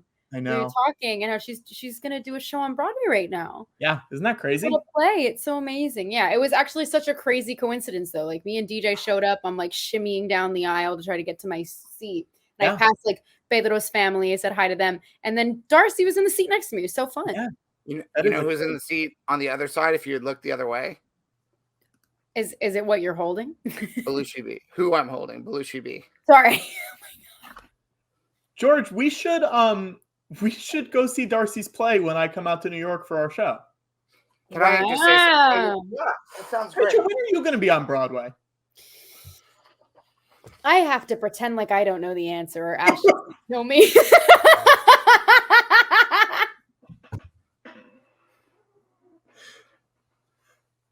Uh-huh. I'm going to the opening night of Parade on Thursday. Uh-huh. And fully Ashton was like, "You're gonna do pictures? No interviews." She knows. I suck at keeping secrets. I can't do it to save my life. Well, I know. That's why I keep asking you things. I know. Fine. Everybody's talking about Ashton in the chat. That's so funny. Ashton's gonna love. I have this. to say, she is my best friend. I We should spend get so much Ashton time should with come her. on one time. Sorry? We should get Ashton on. We should here get one time. Ashton on. She would hate it. You and Ashton coming on together, it would be great. Oh my god. I am excited that Darcy's doing a play. A play is a very exciting thing to go see. It's an exciting thing for people to do. Yeah, I'll say that now. That's true. I'm just saying. Yeah, and I'm excited that Darcy's doing a play. It's very exciting. I wish more exciting people do exciting plays. Plays are cool. More people should do plays. More Very exciting. unexpected people should do plays. Yeah. So You I'm know? excited. I'm excited for Rachel when you make your Broadway debut. I'm excited for when that happens. Will you If- come? if George, that will you come happens. to the show? Absolutely. Cool. I'm excited for you to see what we've got cooking. Wow. If anything. That's right. I don't know. I don't know. You don't Stop. know. Stop, That's the thing. Get off my bag. No. It looks like another award might be announced soon, or I can't tell if they're introducing. Someone said the word world. I just unmuted for a second. Last year, I'm doing a much better job this year about not playing the audio, because last year I played a bunch of audio and Patrick kept muting me. It's true. Yeah, but I'm I doing don't better even- this year. I believe you. I don't remember that. I believe you though. Oh, I am in the revival of Starlight Express. I do want to confirm that comment. Wow. Spoilers. I just want that to be the takeaway from this show. Yeah. Yeah. I was very excited. Is he frozen for you or just me? No, I feel like I'm frozen. You Can you hear me? Me, you are. I hear you. Oh, now you're back. You're back. I got very excited because I thought there's a new flavor of Coke Zero, a new limited edition Coke Zero flavor. No way. And I thought this would be I perfect. don't believe that, George. No way. Not a chance. I thought, what an exciting Oscar night flavor, because I thought it was movie flavored, Uh-huh. but I just misread it. It's move flavored. You shouldn't have said that. I think we could keep it movie flavored. Oh, but here's the thing: But movement. what movie does it taste like, George? Well, that's the thing. Movement is what's motion, especially very fast motion, is what I like about movies. Is that I like that movies are like moving if something pictures. goes like you So love it still feels cinematic. Like I feel like this is going to be a very cinematic, low calorie flavor. All right, so I'm going to try this. I'm going to see does this taste movie-ish. It's very sweet smelling, which is interesting because there's 0 sugar in this. You are frozen. Oh no. There now we go. You're frozen back. now, but You're back. I do keep freezing. Should I go for the bottle or should I pour to the mug? I think go for the bottle, right? Yeah, straight from the bottle. Yeah. All right. Let's see how this goes.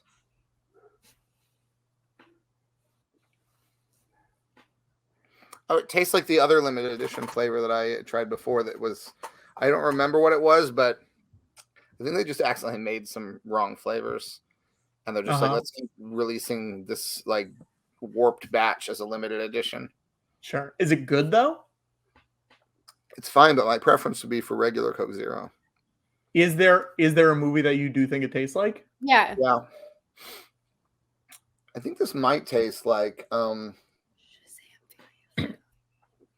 what? Shazam. Hold on. Doesn't taste like the first Shazam. Hold on. No, definitely not the first one. That didn't have hot villains in it. No, it did. Mark Strong is hot. Shazam. I think it tastes. I'm getting hints of Shazam: Fury of the Gods. Yeah. That's. It seems like that. Yeah, I was gonna say the same thing. You know what soda is officially licensed to the film yet? What? No, I don't know if we have a soda. We definitely have a Snapple one.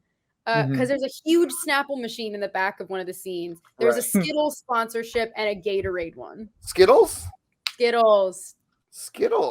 is a pretty great line about the Skittles in the movie that actually doesn't feel like a brand deal at all. Like genuinely, I mean that. I didn't realize we were. It totally. You can tell. I mean, like the way that it all happens, the way it was shot. It's like you're like, oh, this is for sure. But you know. And by the way, I just want to tell the chat, I am not spoiling any more than our marketing team already has. So. Also, spoiling that they talk about sponsorships. It's nothing about it's fine. Yeah. We're fine. Don't let the chat get in your head about this. I'm looking to see if there are any beverage tie-ins. Wait, do we want to do? We can adjust a. We had a segment that Darcy does when she comes on. Do you want to do your version of it? What segment is it? Yeah, I'll do it. Well, she just reads the comments in the chat. Oh, so great. I will play the bumper. I've been doing that. So I'm going to play the bumper for her, and you will then read comments. Hey guys, I'm Darcy Carden. Let's see. Patrick smells like farts. That's a great. Oh God, now they're spamming it. But read them harder, Rachel. Darcy, more like Zegler. Rachel, do not read this comment. Thank you. Wobble, wobble, wobble. Hi, Darcy. I loved you in The Good Place. Loved you on League of Their Own. We missed you, Darcy. This is getting hurtful. I'm sorry, Ashton. That's a fair one. Rachel hosts the Oscars 2024. Love Darcy and Rachel meeting. Me too. I think we both did. May the force be with you and with your spirit. Sing that song from that thing. No. I love your profile pic. Thank you so much. I think you're the person who made it. So thank you so much because I recognize your profile photo. You're so good on George Lucas Talk Show, Rachel. Thank you. Skittles, taste the rainbow. My buddy Steve should win. You know, I always think that though. No matter what, I'm always like, buddy Steve should win. Love the Zegler spin on this. I don't know how Darcy does it. So if this is a Zegler spin, I don't know what is. Hi, Rachel. We have the same birthday. May 3rd, bitches. I love that May you guys 3rd? May 3rd. What's the next day, Rachel? I know. Do you want to hear a funny story about it? Absolutely. So my sister was born on January 4th. Both of my parents are on the 11th of different months. So my mom was like, it would be so cool if Rachel was born on May 4th. Before even putting together that it was May the 4th. And my mom is a huge Star Wars fan. Right. But they weren't doing C-section appointments on Fridays. So I was born on Thursday, May the 3rd. But Star Wars I almost had. Yeah, Star Wars Day Eve is just as important because it also means you get to celebrate your birthday and it leads into this other second holiday. I mean, so you can put up your Star Wars tree, and some families open their Star Wars presents on Star Wars Day Eve. Exactly. And it's about me. They just put a QR code on the Oscars. I don't know what for. All right. So that means we're putting another QR code up. Hang on. Here we go. You ready? And there you go. Oh, God. Right. Wait. Hold on. Wait. Hold on. Okay. Ooh, this is a good one. Ooh. I like this. That's a good one. I like this. Now we've been, we were revisiting that segment, the Darcy segment, but George, can we revisit another segment? Sure. Abigail's bread challenge. Oh, this challenge. Yes. Okay, this so this makes me is nervous. This is Abigail, who made my Zed Dasso shirt, Rachel. Yeah, that was me. Thanks, Abigail. You're such a delight. I was saying earlier to my boyfriend, I was saying, like, there are few things that could make someone more endearing to me than being like super into the George Lucas talk show. I just think it's the most wonderful thing. Now, Abigail, did you have is there a way to get a Zed Zasso shirt for, because I don't think that Rachel has one. Of course, I would be happy to make I can have one. Yeah. Now that's I'll wear it everywhere.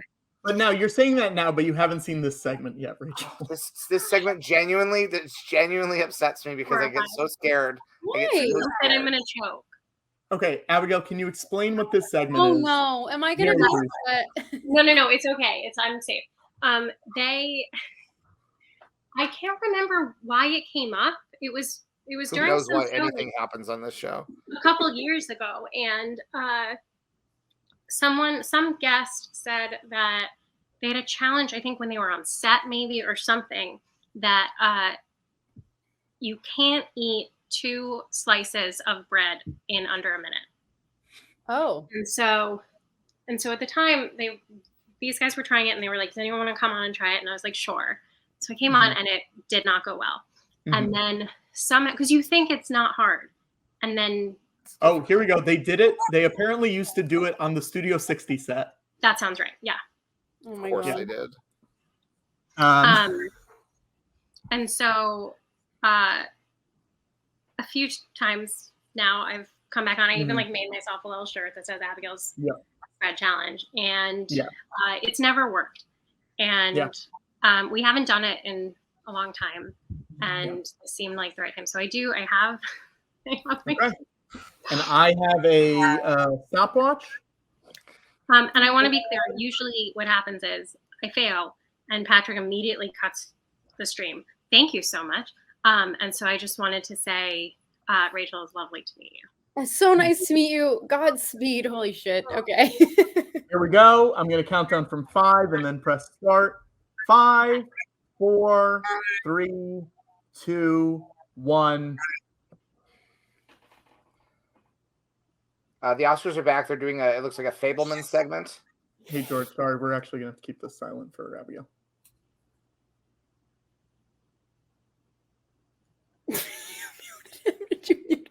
Hey, Rachel, sorry. We're actually going to have to keep this silent for Abigail.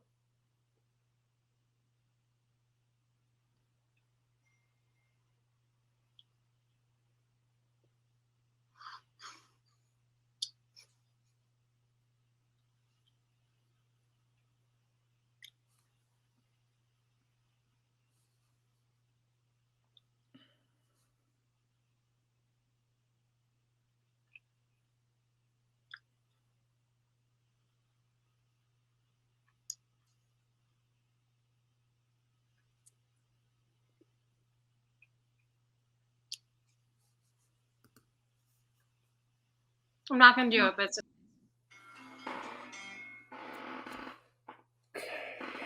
Well, anyway, my buddy Steve was on TV just now.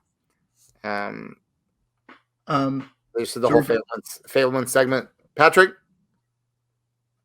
Oh, I got unmuted. Muted Rachel. My favorite. And you muted me when my buddy Steve was having his moment. Yeah, that's kind of rude, but I had to say my favorite comment during that was such obvious Emmys award pandering. Show that. It was so funny. I do want to show one more QR code. This one, and I didn't tell Abigail. I also want to.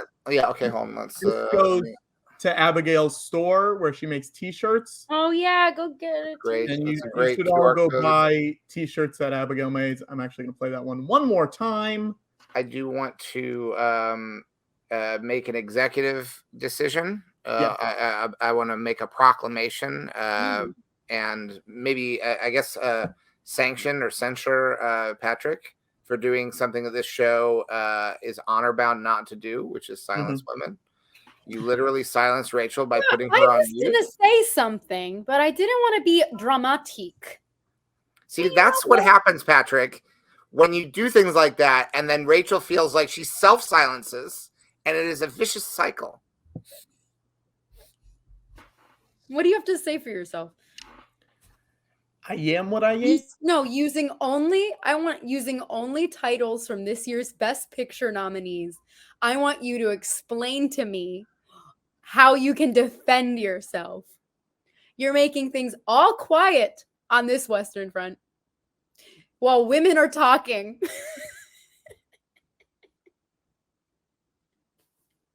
Yeah, you did. Yes, you did. Jersey Day. Fuck yeah. Okay, I'm back.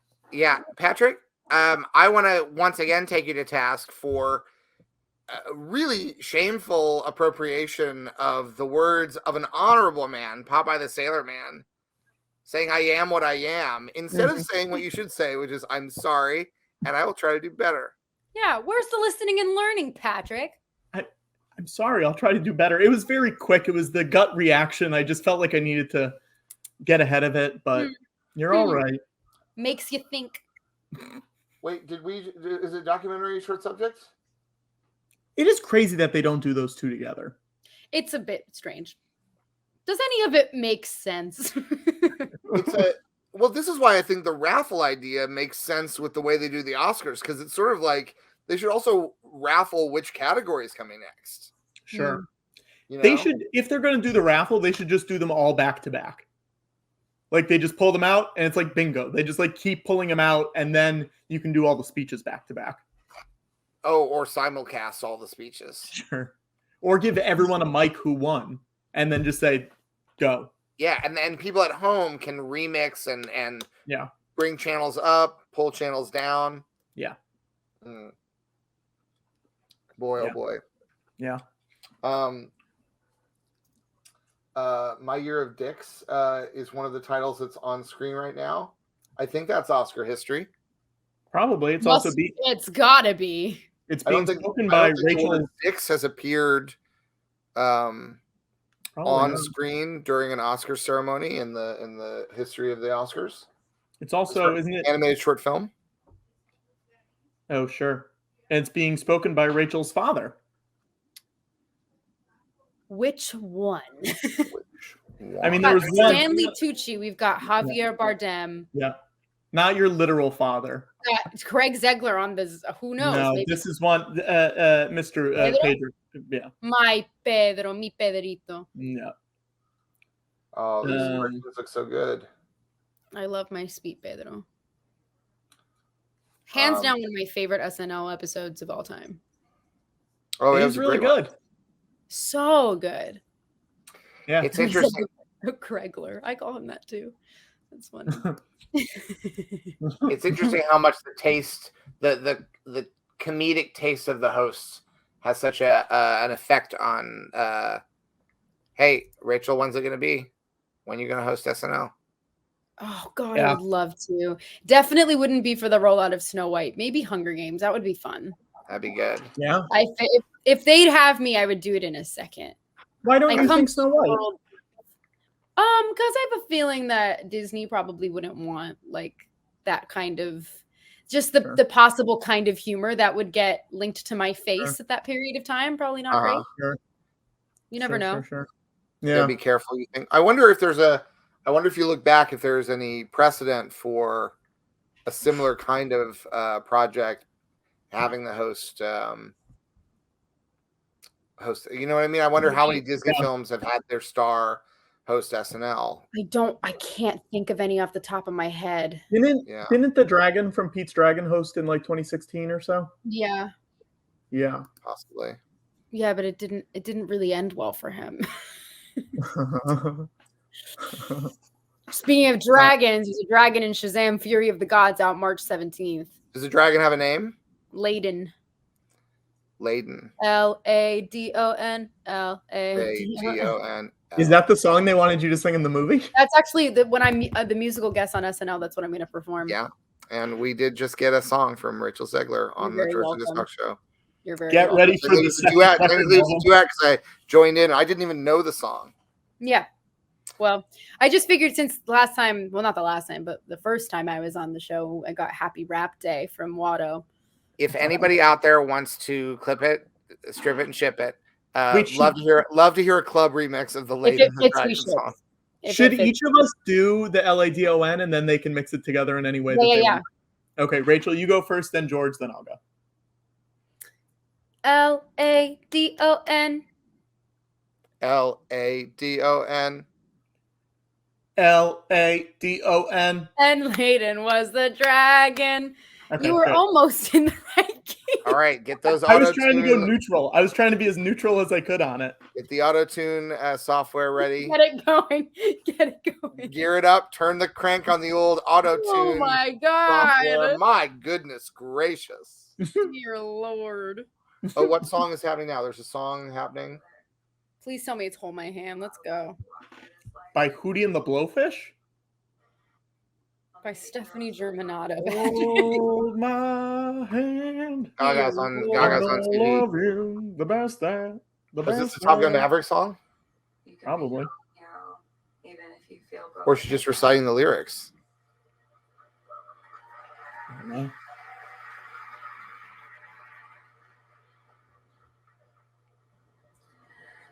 Did I just disappear? Oh.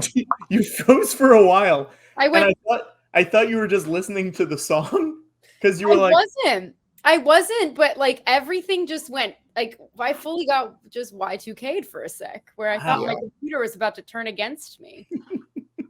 By the way, not to get everyone too excited, but I do have a guest who might appear during the show tonight. It's one of the Oscar voters. Oh wow, that's exciting. But they are only willing to appear if their identity can be concealed. Oh, interesting. Okay. Oh, so are we gonna have like a silhouette with an altered voice? No, there are steps are being taken to make sure that this Oscar voter. Is it Jake Sully? No, it's not Jake Sully. Okay. Jake Sully has promised that we can reach out anytime Avatar comes up, but so far, it hasn't. So far, Avatar. Well, we haven't gotten to all of the Avatar nominated categories. I really like the close-in camera work they're doing on Lady Gaga. It's very tight. It's more tightly framed than this show is. I don't believe that, but here I'll show you. Oh well, now they just went to a wider shot, but it's still. Yeah, see. Hold on. The lies. When do the lies end? Hold on. Here we go. Proof of life. Hold on. Look how tightly framed that is. Oh wow, they really. That's tighter than we are, right? It is. Oh, and it's even zoomed in even more now. Hold on. I'll get this. Promise me you'll hold my hand. Yeah, look at these shots.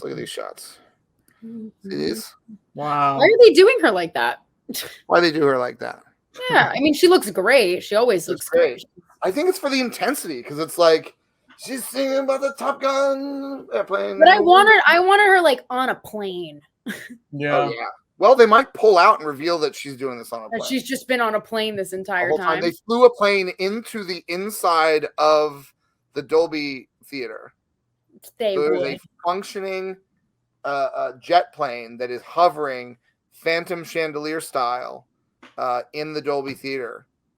Huh. I can't prove rumor this. has it that the Phantom of the Opera is there inside your mind. What a rumor. Who starts a rumor like that? Andrew Lloyd Webber, probably. OALW. Starlight Express. Starlight Express. Would you ever be in if they made a Starlight Express, if they brought it back, would you be in Starlight Express? Do you know how to roller skate? So, George, you're just saying you were not paying attention to the show about 20 minutes ago? Yeah, I literally made this joke, George. We did. Well, I'm also the only person who's watching the Oscars, and this is a watch along. So there's certain portions I'm gonna. Yeah, but you don't know what. You're like 5 minutes behind, Patrick. Yeah, that's like of her when she was on with Bradley Cooper years ago. What you're watching. It's true. Oh, they have a dedication to Tony Scott in memory of Tony Scott. That's nice. Oh, that's sweet. Oh, and they have a QR code also. I don't know where it takes you. So what did you say about Starlight Express before, Rachel? I apologize. I said that was going to be my Broadway debut, was the revival of Starlight Express. Yeah. That's funny. Should we show another QR code? Yeah, we got booking.com, yeah. What does that mean? Her performance is just starting for someone in the chat. Oh my god. Yeah, let's do our next QR code. All right, here we go. 3, 2, 1. Here we go. Here we go. What can it be? Oh, hold on. I'm too zoomed in. Okay. Let's see. Well, there you go. Hey, pretty good. And look, if you haven't been there before, maybe it's a good time to check it out. Now, Patrick. Yes, George. How many viewers do we have right now? Is there a way to see that? We are currently 785, somewhere in there. Wow. All right. Let's say this. When we get to 1,000 viewers, have we ever been to 1,000 viewers during this? During this specifically? Yeah. I think we were like mid 800s for a while. If we get to 1,000, let me know. People are saying 802. All right. If we get to 1,000, then we'll make our big announcement. How about that? Okay. Everyone text your friends or go retweet the posts and say, tune into this when we get to 1,000. We'll say what we're going to do. Tell you what we're going to do. It has nothing to do with the Oscars. And if we don't ever get to 1,000, you're never going to hear it. Maybe you never find out. Maybe you never hear it. I'm going to tweet. Okay. Uh-oh. You have can you send me a join link right now?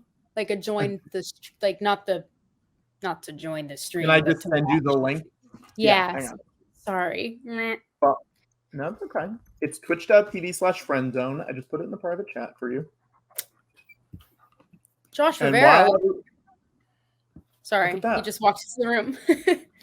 All the Josh is in the room. Did you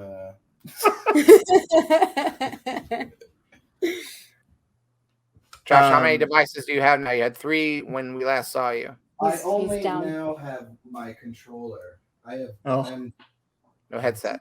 It's dwindling. It's terrible. What are you playing, Josh?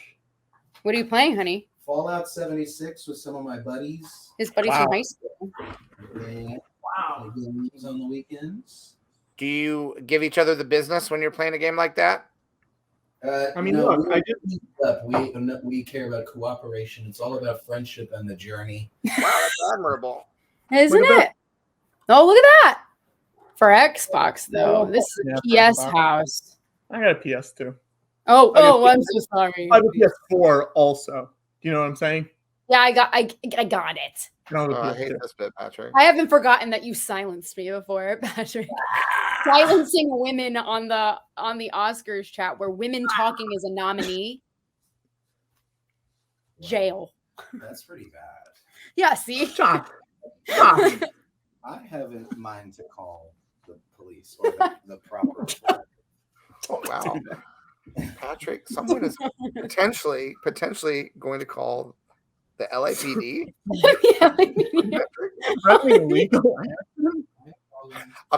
A rare call from Brooklyn to Los Angeles. Wow, Rachel. Rachel. This is what you want to be calling? It's like, yes. Rachel, someone in the chat saying, please tell Rachel your sister is great and a joy to work with. Oh, no way. Look at that. She is. She's the best. Oh, that's so cool. Look at that. Jacqueline in her famous era. I do want to thank everyone who was donating. It's very nice, and it's definitely helpful. So we appreciate it. All right, the Oscars are back on. I want to remind people that the Oscars officially are TV 14 DLV. That is for drama, language, and violence. That V is new after the last Oscars, right? Follow through. Oh, no. They had to add that V. Looks like Triangle of Sadness clips are being played now. Great film. Great film. Deserved more this year. You haven't seen it? I haven't seen it. It's one of the so two good. I haven't seen it. Yeah. Josh and I went to like the only English screening in Berlin. We roughly a year ago, George Lucas Talk Show was doing our first ever show on a boat. Mm-hmm. And is it a coincidence that a year later, a boat-based movie is up for major awards? Did you end up getting led by Dolly D to safety? I mean, we ended up almost dying on the way to Disney World. I will say she is amazing in that movie. Do you know who else is in that movie, George? One of your friends is legitimately in that movie. Remind me. Sio Bibble himself yes. is in Friend of the Triangle show, of Death. friend of the franchise. Is he really? Yes. Sio Bibble. Sio Bibble, bro. You have to contact me.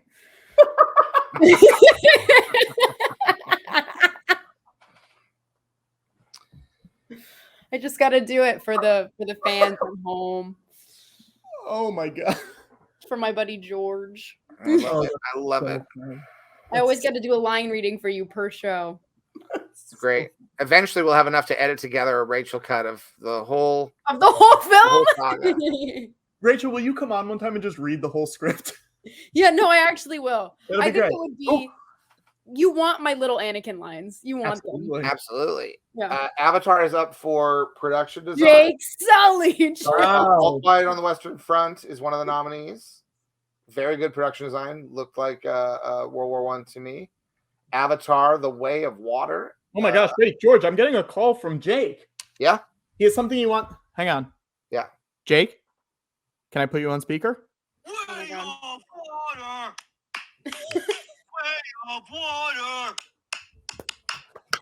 Wow. Look at that. Hey, Jake. are you think you're gonna? No, George, he hung up. He hung up. George. Okay. Well, let's see if they win. Avatar really has a shot at this because Maybe if they win. Spiegelman's Yeah. buddy Steve. It really looked like his house growing up. Well, if they win, maybe he'll Hey, call let's back. see. Is it going to be Jim? Is it going to be Steve? Or is it going to be somebody else? Could be Babylon. Could be. I loved Babylon. Unpopular opinion, I You know. also loved Babylon. I loved Babylon. Max Minghella Nation, let me hear you. DJ Byrne, friend of the show nation, let me hear you. Come on now. Come on now.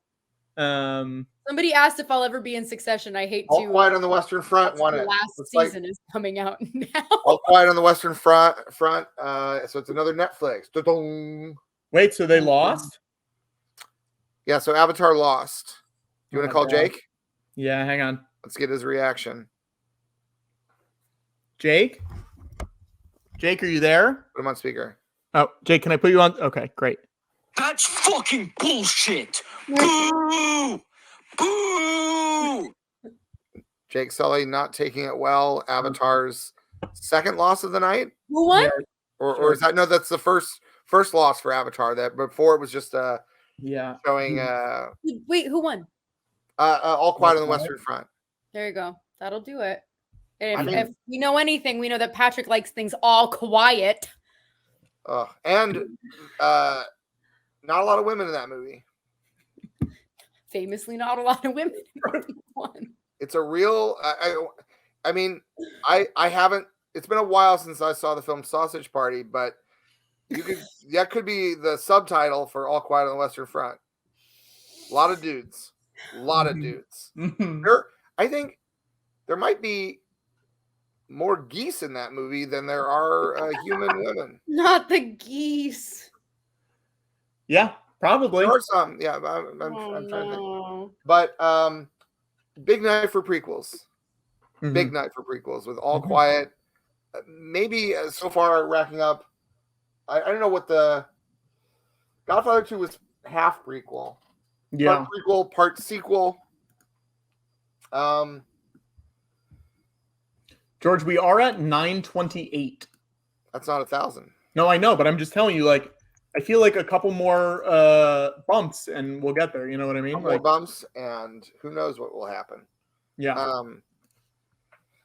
But I'm feeling that Oscar night energy. We're starting to get to that part of the evening where people start to get the symptoms of Oscar fever start to grow even more intense, while some symptoms start to subside. Some people, they've already been cured of Oscar fever, and some people are feeling it more intensely than ever at this point in the evening.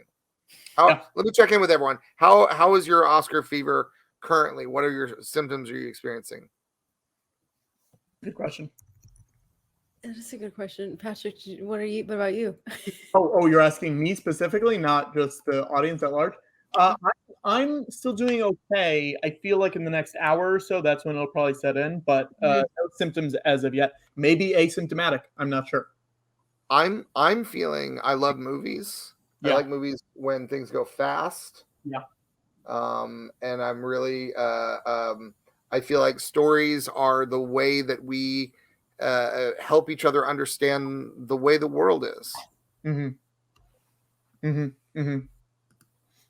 I'm not watching, so Oh, you are self quarantining. Yeah. And it's also for self-care. I don't need to see it. I don't need to hear it. You just want to hear about it, a little bit about it. Yeah, I get to hear. I get the highlights from George. I'm good. I'm good. Fableman's is up. Oh, John Williams, original score. They're announcing. Hold on. Who won? Yeah, here's the thing. That Babylon score is really good. It is good. You know what I want? All Quiet on the Western Front. All Quiet on the Western Front. Yeah. Won for that. Boom, boom, boom. Wow. Did they really? Boom, boom, boom. That's it is good. But that was that John lost for Fableman's. My friend John Williams lost for Fableman's, and he lost to Boom, Boom, Boom. I feel like the score for All Quiet on the Western Front. Remember, there was that period, that sort of like Inception period in movies where they were doing that Inception noise. I feel like the score for All Quiet on the Western Front is kind of like a descendant of that. Boom, boom, boom. Well, that sort of sounds like, what was the Oscar Isaac Natalie Portman? Not Ex Machina. It was the one after Annihilation. Annihilation, yeah. It was like it was similar to that, wasn't it? Yeah, It was like, yeah. Yeah. Where it's like, oh, this is so Hans Zimmer. That's what it was. It was that. Because you're watching All Quiet on the Western Front, and sometimes you're like, there's no music. It's World War One. Things are feeling bad, and then all of a sudden they'll go, blum, blum, blum, and you're like, shit, this war is bad. I think bad things are going to happen. And this music is communicating to me that you don't want to go within 10 miles of World War One. It's a horrible experience. Yeah. I agree. I'm hopeful that we never have to do that. Oh, it takes me back. You know, we touched on that a little bit during Young Indiana Jones Chronicles. A little bit of World War One. A little bit of World War One. Little boy Indy. Yeah. Having the World War One adventures. But that was always. Did you ever watch Young Indiana Jones Chronicles, Rachel? You know what it is? I have seen the bits and pieces, but yes, I have seen it. Well, what does that mean, Rachel? It means we're Star Wars, George. I don't know. Don't ask me. We're getting into a dangerous conversation for you, so I'm going to step back from my rage at the fact that Star Wars Detours is in a vault somewhere. Okay, we're not going to talk about it. All right. But I said, have you watched the Young Indiana Jones Chronicles? And you said, I've seen the bits and pieces, as if I would know. That sounds very official, like there's an official like collection, a curated. Yeah. Well, that was the thing that my buddy Steve sent me, a collection that's just called The Bits and Pieces. The B's and P's, if you will.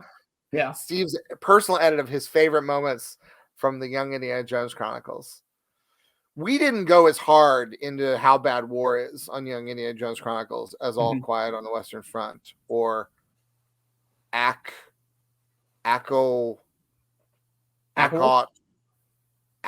was Akotwolf. Yeah. Akotwolf. What? Are you having a stroke?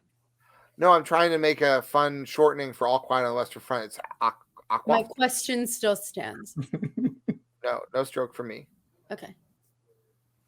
I do want toast. Is that, I know if you smell toast and it's not happening, that's not a stroke.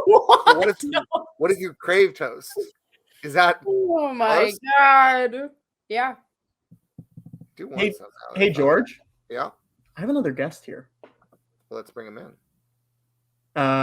This is a very exciting one for me. Our next guest has won 2 Oscars, George. 2 Oscars for Best Animated Feature. No. Wait, I gotta play the bumper. Hang on one second.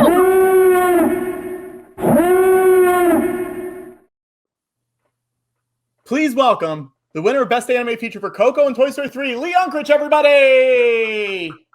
Coco's the best movie ever. Coco deserves best fucking picture. Like, are you kidding me? I love. Thank you, Rachel. You're welcome. I love your framing. I love the deep focus of you being sharp and the background being blurred. It looks great, Lee. Well, you of all people should appreciate that. Yeah, it's wonderful. I'm first of all, before we get into anything, I want to talk about the Shining book. Thank you. Yes, we need to do some buzz marketing. Yeah. Yeah. It's a wonderful book. Have you seen it? I've seen it. Yeah. My buddy Steve showed me his copy. I don't think Steven has his yet, but he will shortly. He doesn't have it. Well, he showed me something. Yeah. Yeah. Yeah. He actually, I sent him PDFs of the whole thing. So Yeah, that's what that's he what must I was have looking showed you. at a digital copy. I love digital stuff. And it looks just marvelous. Good. Well, thank you. I'm glad you liked it, George. When are people going to get their hands on this? When's it going to be out in the world? Well, it's up for pre-order right now, but this first edition is an edition of only 1,000 copies. It's a collector's edition, and it costs $1,500 a pop. So it's not for everyone, but for the super fans with some disposable income, Or for they've been billionaires. snapping it up. Or for a billionaire, like Or for for me, billionaires that's just like yourself. yeah. I'll buy that book. That's nothing. That's like what you find when you're cleaning your car, like under Yeah, the isn't back that seat. don't most books cost? Is that the same cost as a normal book? I genuinely don't know. It's pretty close. Yeah, George it's pretty hasn't bought close. a book in a very long time. He doesn't know what the market price is anymore. But this book has Well, I've everything been in your library. for Shining fans. I've been in your library, George. It's quite a library. Yeah, good stuff. The library with the stained glass ceiling. Yeah, yeah, Yeah, and cats. There's like cats sleeping on piles of books, as you know. Yeah. It's one book, Michael. What could it cost? George, how has your Oscar night been going, Lee? Pretty good. I cried twice, and I don't think I've ever cried watching the Oscars. What did you cry during? I cried when Key won Best Supporting Actor. Yeah. I mean, like I was like ugly crying. Like I was so happy for him. Like, I mean, A, he deserved it completely. B, it's probably my favorite film of the year. Yeah. And I mean, he just has an incredible story, and it was just so beautiful to see him up there. So I just like lost it. Yeah. It's really nice I like seeing how good everyone has been to him over this whole season, and how like nice and accepting and welcoming everyone has been. And it's just every photo that he posts with someone is delightful, and I'm just very happy that he's been having a good time. He completely deserved it. Yeah. Did you I was cry? I was a little worried that Judge Reinhold was gonna Judge Reinhold. What am I saying? That Judd Hirsch. Yeah, But Judge Reinhold was also nominated, right? Yeah, I thought Judd Hirsch might get it because, you know, lifetime achievement, but it always bothers me when people get those kind of lifetime achievement Oscars as one of the categories. So I was really happy. He's very good in that movie, though. He's very good, although he's only in it, you know, a couple scenes. I'm not to take anything away from anybody. I mean, my God, you know, it's like it's a big deal to get nominated for an Oscar, but Key really it was just a beautiful thing. Yeah. And what was cry number 2? I think that had already primed me. So I think when Jamie Lee Curtis won, I, you know, at the end when she was talking about her parents having been nominated, I just kind of lost it again there. But it, you know, it's like seeing a movie, like if you ever see a movie like Coco or like the end of Toy Story 3, like it gets you crying, and then like something else happens and you cry even more. So same kind of thing. That is true. You are responsible for 2 of the big cry movies in the last couple of years. Like those are my life. that people go to. Yeah. Was that something that you guys wanted to do? Were you like, we're going to make people cry with this, or was it just a byproduct of the story that you wanted to tell? Well, yeah. I mean, no. I mean, we don't set out to like we have some formula to make people cry. You know, I consider it a huge honor if a film I make has that effect on people, because it means that they've really connected with the characters and relate to it personally on some level. And it means we've laid the track from a storytelling perspective to that point at the end of the film, so that it hopefully has that effect on people. Well, and also like to do that in in the second or third film in a trilogy, you know, to be able to lay the track over the course of a trilogy so that you have that additional layer of emotional investment. So you can really deliver. And that doesn't always happen in trilogies. It's not a given.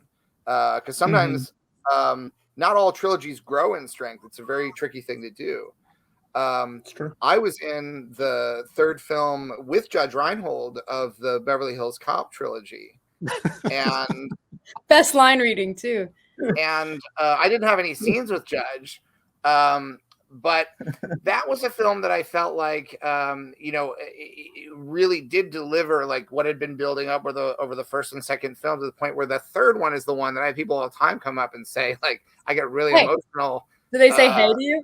Because I'm in a little scene where I'm waiting to ride on an amusement park attraction, and then Beverly Hills Cop himself, Axel Foley, gets in front of me and commandeers the ride. I'm there with a lady companion. I'm on a date, and I'm completely humiliated. I say, "Hey," and then he gets on the ride, and I won't compare it to the scene where all of the toys in Toy Story 3, where it looks like they're about to burn to death in the molten in the lava. incinerator. Yeah, but I also won't not compare it to that moment. I just sort of leave that for others to make the comparison. I need to watch that third Beverly Hills Cop again, because I don't remember that part, but I haven't seen it in a really long time. May have repressed it because it's too sad.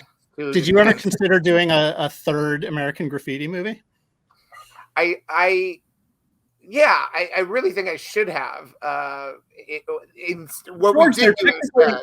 George, technically, yeah. Yes. The first American Graffiti, and then more American Graffiti. Which is the greatest tagline maybe in the history of movies. You need most. Remember at the end of American Graffiti, you wish there were more? Well, there is. Put the blame on the viewer. Who made this movie happen? You need most American Graffiti. But then I sort of went unconventional, a little bit Godfather 2-y, where Radioland Murders is a prequel, because Brian Ben and Mary Stuart Masterson, they are the parents, I believe, of Richard Dreyfuss's character in American Graffiti. So you've got a whole like Pixar theory thing going there. Absolutely. It very much is like and there was, it was controversial when Radioland Murders came out. It was not necessarily the people who've been waiting for the third More American Graffiti. It wasn't the story they wanted, but I would argue it's the story they needed. And then you gave them more of it. Story we got.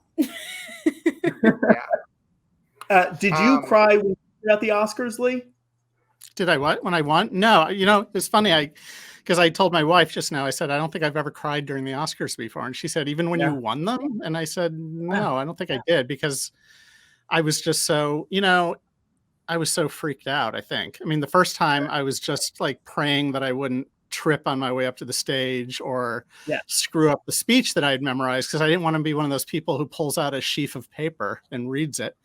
Right. But the downside of that is, like, I spent weeks practicing my speech, and that's all I was thinking of the whole show until I went up on stage, and it went really well, but I didn't enjoy myself. So with Coco, I just kind of said, screw it. And I took papers out of my pocket. I didn't care. I wanted to enjoy my time. And so, but I didn't cry either time. It was more, I think, a relief that it was over, because Oscar season can be kind of a slog. I don't mean to sound like ungrateful or anything, because I'm not, but it's like, it can be hard. You want to get on with your life. And that it's a slog before the nominations even come out. And then you do I imagine campaigning as a nominee is also a slog. Lee, who did you wear at the Oscars? I think I wore John Varvatos at the last one. All right. And I maybe wore Armani once. I don't know. I mean, the best animated feature, people don't get dressed by anyone. Yeah. I don't remember when I got my Thalberg. I was trying to remember who I wore. I think it might have been Joseph A. Banks. Nice. Oh, wow. Cheap. Nice. You go for the reasonably priced ones. Did you like the way you looked? Yeah, it looked fine. They guarantee.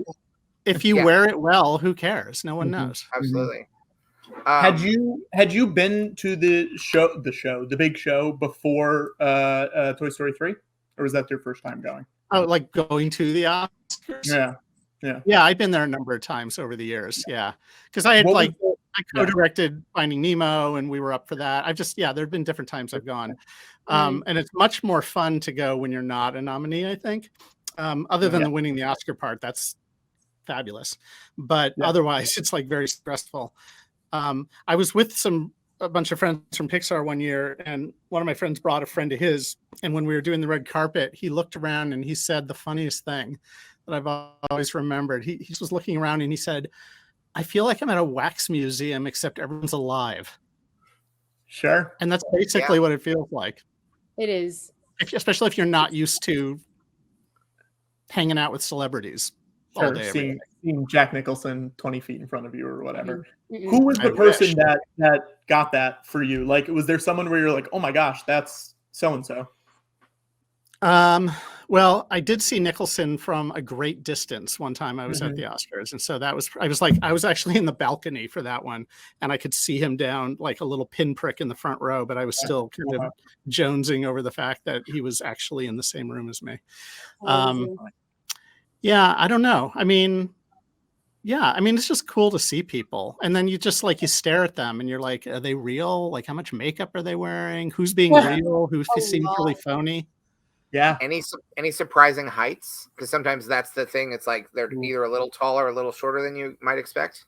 Charlize Theron is really tall and really beautiful. Yeah. She has not done a Pixar, right? No, she hasn't done a Pixar movie. Yeah, I'm surprised. That's interesting. When you're up on the stage, was there anyone when you looked out that surprised you because you hadn't seen them before? When you're up there, you're not looking at anybody. Right. You're looking out into this void, and you know that millions of people are watching you on live television, and you're just doing anything you can to not make an ass out of yourself, basically. Yeah. Right. Yeah. So I wish I could just stand there and take it in and look at all the front rowers. But no, neither time did I do that. Actually, I mean, the most fun thing about the Oscars, honestly, is going to the Oscar luncheon. Like, all the people who get nominated get to go to the Oscar luncheon. And that's really fun because it's not like the Golden Globes where all the A-list stars are up front because it's a TV show. At the Oscar luncheon, they make it very even. So you could be nominated for Best Sound and find yourself sitting next to Nicole Kidman at a table. They mix everybody up. Like at Coco, my wife was sitting next to Margot Robbie, and they had a lovely conversation together. Very lovely woman. And it's also a great opportunity to go up to people and talk to them. I went up to P.T. Anderson. I'm a huge fan of his films, and I just wanted to thank him. Yeah. And another time that I was at an Oscar luncheon, my childhood crush, my high school crush, was Annie Lennox when she was in Eurythmics. And I mean, I was just I can't even tell you, my room was filled with posters of her. And she was nominated for singing the song at the end of one of the Lord of the Rings movies. And she actually went on to win. But I went over to her table and I basically got down on bended knee and introduced myself and started talking to her. And she couldn't have been more nice.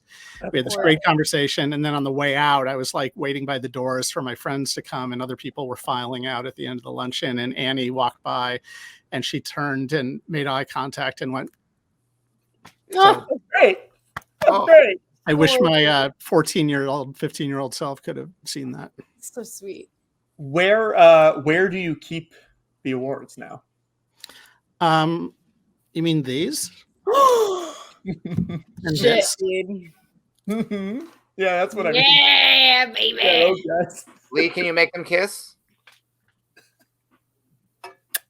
Gorgeous. What did you get? Where do I keep them? I actually have a cabinet with some awards in it, a bunch of junk, not junk, stuff from over the years from Pixar. Yeah. We happen to have a cabinet built into the wall in our playroom, and so that's where everything kind of lives. I want to say, Lee, there was a nice, very cinematic moment when you were talking before where your autofocus shifted to the background. Oh, did I go? No. Let me see if I can get them to focus. I have to cover my eyes, I think, because my camera. There we go. Oh, there you go. Ooh, That's insane. Wow, look at that shot. Those are Lee's 2 Oscars. My boyfriend just walked in the room and said, "What are those?"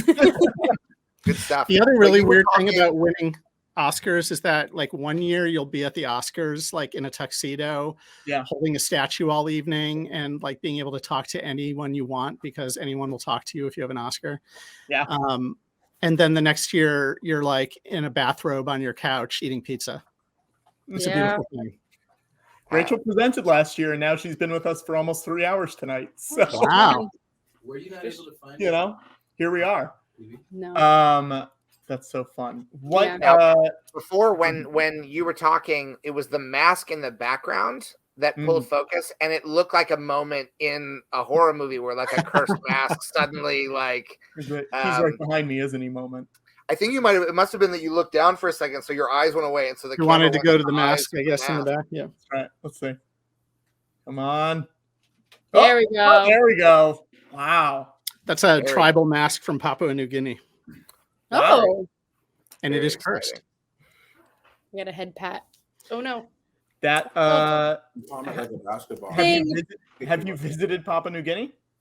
I have not, although I'm going to Marquesas in November. I'm going to the South Pacific for the first time.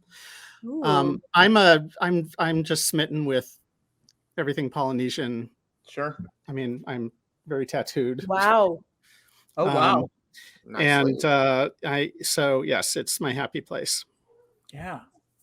Now I'm going through because I wanted to get your characters that you have played in the movies too, because you've done some races. Oh, I haven't done much, but there's a That's couple. so exciting though. I see 4 characters plus 3 additional voices credits. Yeah, they're all just little teeny things. Yeah. Do you have one that you? But I still get residuals from them. So that was also my follow-up question. I literally on one of the movies, we did these fake outtakes on the early movies, and my voice was just saying like, marker. Yes. And I'm still getting residual checks for that. Wait, for like the Monsters Inc. ones? Yeah. I remember the Monsters Inc. ones so clearly. Yeah. Oh my god. That's so funny. That's like you're talking to like the #1 Disney fan. I'm sorry to everyone else in the chat, but like that's amazing to me. Well, we just like, I mean, it's fun to stick ourselves in the movies in little ways. I thought I wasn't going to in Coco because we had vowed to have a 100% Latino cast. But I thought I thought it was okay to just do one little line in the movie. So I do the line in Coco when right after Ernesto de la Cruz gets kind of thrown into the bell at the end of the movie and it collapses on him and the crowd goes nuts cheering. It cuts to this guy coming back to his seat with a couple of elote and he says, "What did I miss?" And that's That's so cool. Oh my god. Yeah, I did the same with the Star Wars movies. I sort of like wasn't in them and I wasn't in them, and then finally when I got to the 6th one that I made, episode 3, decided to put myself in as Baron Papanoida, which is a wordless cameo, but I had to do it. At a certain point, I'm like, I gotta get in here. I gotta be in a Star Wars. And I was waiting for it, right? Yeah. You feel good about doing that, George? I think I did a good job. Yeah. Yeah. Yeah. Okay. It didn't distract too much. You do what the role requires. Yeah. You know. Do you find it weird directing yourself? Yeah, I didn't give myself too much direction. I just sort of did it, and I figured if we don't like it, I knew I would be comfortable changing it digitally to whatever we needed afterwards. A lot of actors aren't necessarily comfortable with that because they want to feel like they have control, but I like to have control of performance in post, being able to have as many options as possible. And did you watch playback on the set? Like, are you one of those people who wants to see your performance or like makes you uncomfortable? I looked to just make sure the frame was right, but I knew what the Baron needed to do and what I didn't need. It was a very low key, very understated performance.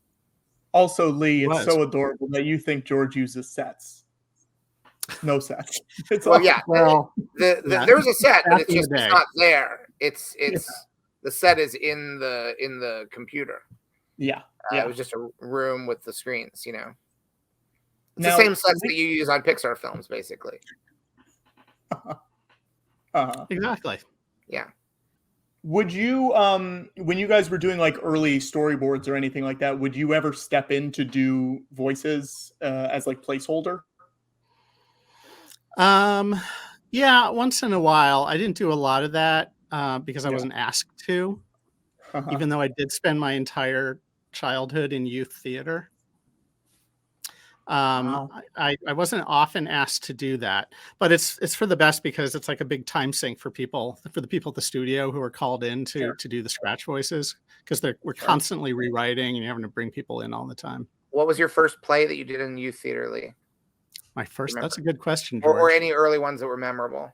I was in a musical called The Pied Piper of Hamelin, where I played a rat. That's got rats in it. Yeah, I played a rat. Good. You're one of the rats. I was in a production of Alice in Wonderland. Playing? I played the Dormouse at the tea party. Very good. Also There's a sort of rodent theme. Yeah. Rodent theme. And I had my one lead. For a Disney-owned company.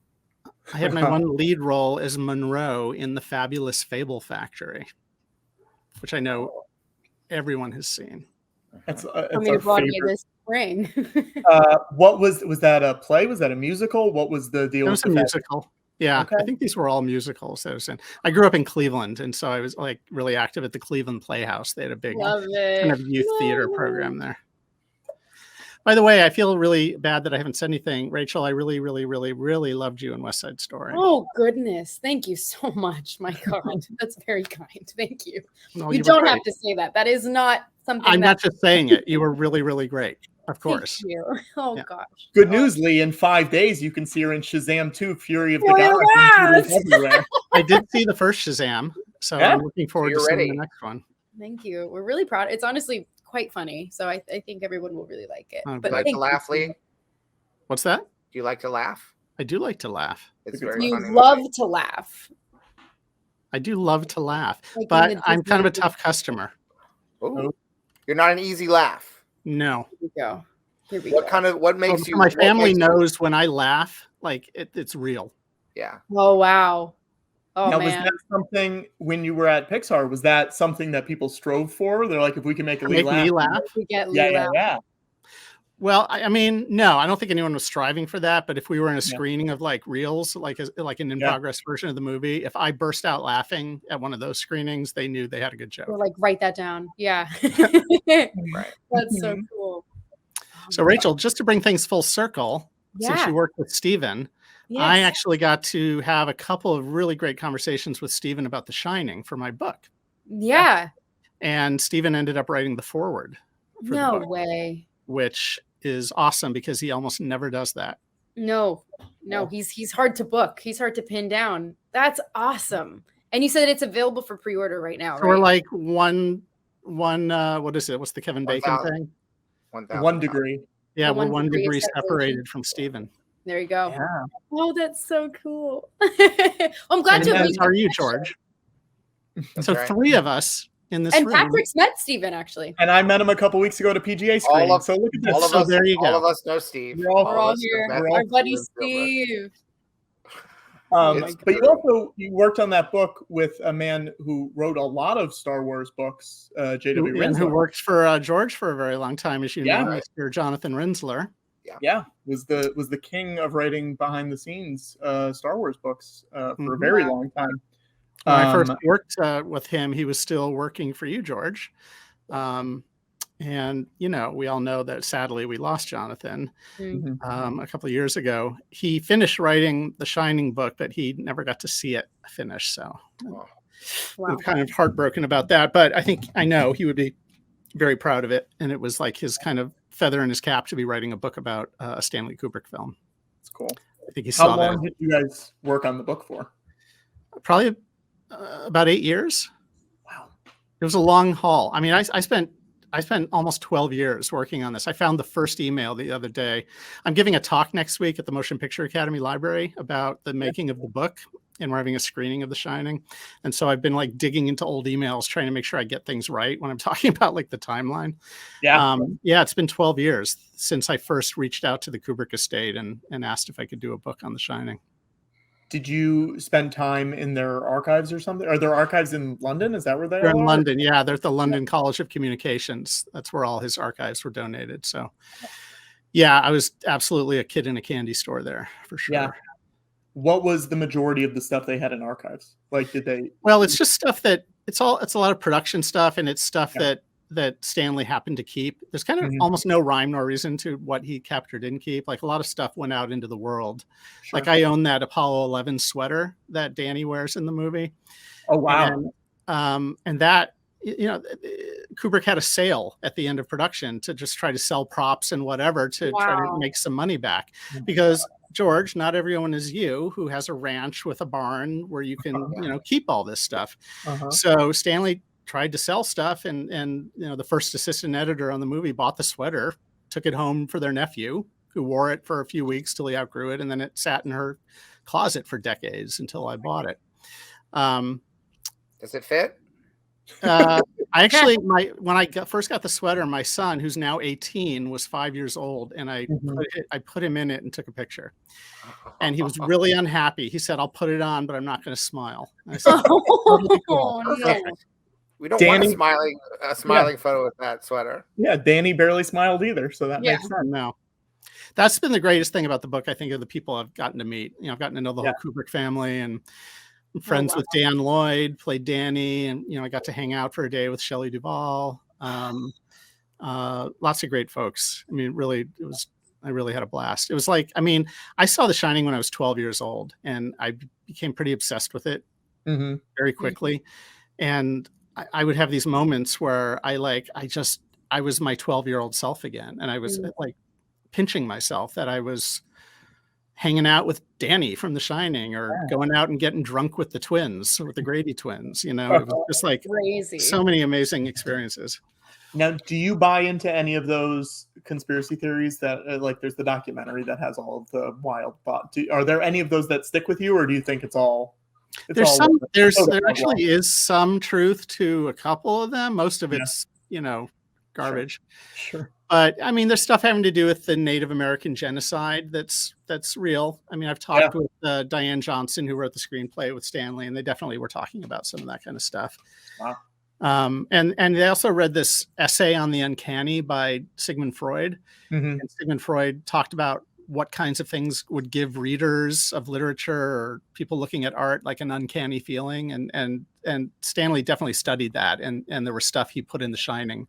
Sure. The problem with that is that, like, people think that because Stanley put some things in The Shining that had some meaning, then they think everything, like every last little thing, was there for a reason and needs to have meaning and be analyzed.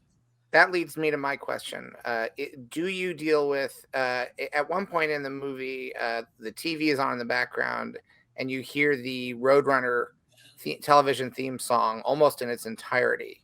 I don't know if you're familiar with that song. If you're on the highway, Roadrunner goes beep, beep. You know that song? Yes. Roadrunner. Wait, George, hang on. I just want Roadrunner. If he catches you, you're through. Do you address that in the book? Well, that's one of those things, like, there's no meaning to that. That was purely because he could get it for free because Warner Brothers owned it. Okay, so it's sort of similar to the way that Warner Brothers cartoons, they would use the Carl Stalling, would use the Warner Brothers Library of Music for music in Looney Tunes. He had free reign of that. So now Stanley Kubrick was sort of reversing that, using a Warner Brothers owned Looney Tunes song within The Shining. Yeah, because he didn't have to pay for it, or he got it like for a song, because he was all about saving money. But large portions of the movie are essentially predator and prey, with Danny running from his father, Jack Torrance, very much foiled again and again. But the last shot of Jack Torrance, where he's frozen solid, is very much like what happens to the coyote in many of those cartoons. Sometimes the coyote enjoy that theory. I'm like really serious. Like Stanley, he knew that people were gonna like try to find meaning in what he did. I have a great story in the book where he finished shooting a shot, and then he turned to someone on the crew and winked, and he said, "Let's let the French film critics figure that one out." So I mean, he toyed with it, and I mean, I've gone through the same thing on my films. I mean, there were all these articles written about how Toy Story 3 was a Holocaust analogy. You know, it's stuff that's not true, but I still find it interesting that I've created something that people It resonates that deeply. find some meaning in, even if it's nothing that I intended, you know? Yeah.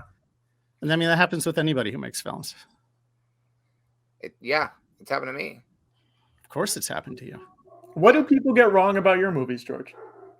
Well, I mean, a lot of people don't realize how political they are. You know, that a lot of people in recent years will say, like, stop adding politics into Star Wars, as if Star Wars wasn't inherently anti-fascist to begin with. Sure. You know, don't. I wasn't exactly being subtle calling them stormtroopers. You know, that's a pretty direct line. Not being too coy with that. You know, and then of course I was anti-Nazi in the Indiana Jones films, famously. Sure. You know, I mean, at that time didn't feel like that brave a stance to be anti-Nazi. It feels like now it's sort of a little bit cutting edge, unfortunately. Yeah. But Nazis don't like Star Wars anymore. Sure. A lot of people grew up and realized that they didn't like the politics of Star Wars, unfortunately, because they didn't realize they'd grown up into the bad guys.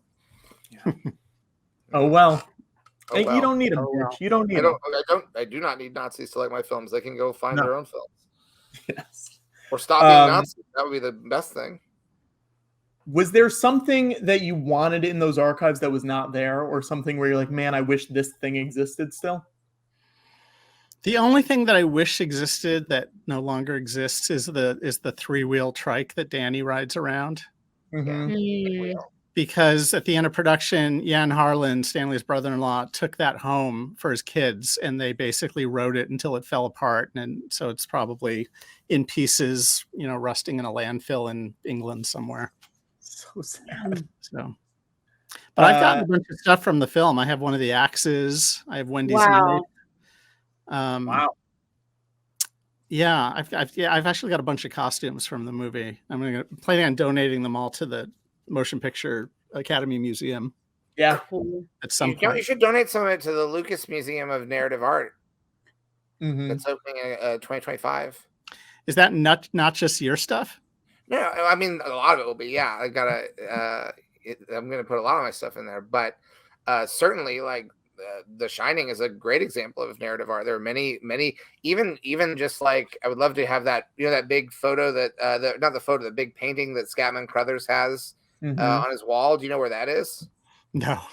It's actually a photo. They're both photos. It's a photo? I actually talked to the woman who was the model in one of those posters. Yeah. I went deep on this thing. Wide and deep. Now, was that for the book, or was that just Lee wants to talk to this person thing? Well, both. I mean, honestly, everything that I did for the book was Lee wants to talk to these people. Yeah. Right. I like that that's now the official name for it. And can you tell anything about how did she feel about being featured so prominently in the movie, in such an iconic movie? I think she wasn't even aware of it for many years. I think it wasn't until it came out on video at some point, people started talking about it, and she found out that she had been in it. I think that I don't know. I'm trying to remember what she told me. I actually didn't put anything that I talked to her about in the book, because I think it was a little too inside baseball. Sure. That's what we're here for. Yes. So I think she probably said something to me about wishing she had gotten some money for it. Yeah. I would imagine. Yeah. Money would be nice. I don't blame her. She had done that for she had been part of a calendar in the early 70s called that had like African American women, and she has that huge afro in the. I got my hands outside the frame here. She has a huge afro, and the name of that image was Supernatural Dreams, and it was one of the months in a calendar. And that's where that image had come from. I would say if anyone ever put an image of me, a similar kind of image of me in a movie, I would want to be paid for it. As you should. It does feel like. I mean, so wouldn't anybody, if they went to a movie and like their image was being used? Yeah. Big picture of me that looks like that. I'd be like, "Where's my check?" Do those pictures exist? What do you mean? You Like, can make anything exist in it. No, I mean, no, I haven't. no, no, George? I'm asking George, is there a chance that this is going to happen, or is this just a? I mean, if someone goes to one of those AI machines and says George Lucas in a big afro, provocative photo, 30 seconds later, it's there. That's just the world we live in now. Oh, with AI? Yeah. I could do that on my phone, like right now. Yeah, please, Lee, please don't. Unless you're willing to take out your checkbook. Do the right thing. I know you're not obligated, but I feel like we've had an ethical, moral conversation here. Yeah. If you do that, please, even just a modest check, just for your conscience, just to be like, George, I asked the AI to do this. Now, this I'm assuming was the first book that you had worked on. Is that true? Yeah, I mean, we did like art of books for when I went to the Pixar Wait, movie. George, I have to ask a question about what you did before you asked that question. Wait, what's going on? Did he glitch? I don't know. You were Patrick, talking. Hey, there you go. Right there. very good. Did everyone else experience Patrick's question the same way that Rachel and I did, where Patrick went, I thought it was some like interesting party trick. Like you could like pretend like you were talking out of sync. No, we were. I was trying to move on from that question. I didn't know how to phrase my next question. so when you don't have a question, your body starts acting like you're asking a question first? Yeah, so fucking weird. It's one of the weirdest things I've ever seen, Patrick. Do you have another book that you would like to work on? Is there another idea for something? Maybe that does not take 12 years, but like it's also. I mean, I don't. I had no experience in publishing, and I basically got thrown into the deep end and had to figure everything out myself. Nobody gets rich making books unless you're like, Stephen King. Sure. Sure. So, I mean, this was totally a passion project. It wasn't about making a buck. I mean, I'm going to be so in the red at the end of this whole thing, but it's okay. I don't care. And will there be a non-deluxe edition down the road? I know sometimes that happens with Toshin books where they'll, like with the Stanley Kubrick Archives book, there was the deluxe one, and then eventually you get.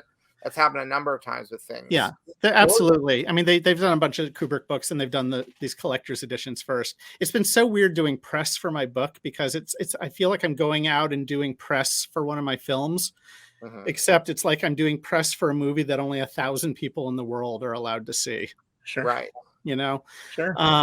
But yeah, hopefully sooner rather than later. Basically, they want to sell out the edition, and then there will be a trade edition that'll be like way more affordable for sure. Yeah. But the trade editions benefit from the collector's editions having been done because they put a lot of money into making them really great, and then everyone gets to kind of reap the benefits of that beautiful thing having been created. I mean, I have George's 2 Tashin books right there, and I had to put them on a different kind of bookshelf because they're so large. These are the Star Wars Archives books? Star Wars ones, yeah. Yeah, they're great. Cute. They're great, but they're gigantic. Tashin wants me to do another book with them, but I don't know. We'll see. Yeah. I've been enjoying my retirement from Pixar. I kind of like having freedom. It was fun doing the book because it like kept my creative juices going, and of course it's been my lifelong passion, this movie. Yeah, of course. But I don't know, that may be one and done for me. We'll see. Yeah. What was your first thing at Pixar? Like, what were you first initially hired to do? I was 25 years old, I think, and I was hired to be one of the 2 editors on the first Toy Story movie. Wow. And had you edited animation before that, or was that? No, I had zero experience in animation. Wow. I went to USC Film School. Yeah. Just had like traditional live action training. Yeah. And I really fell into editing, which remains my first love, and I know that it is yours as well, George.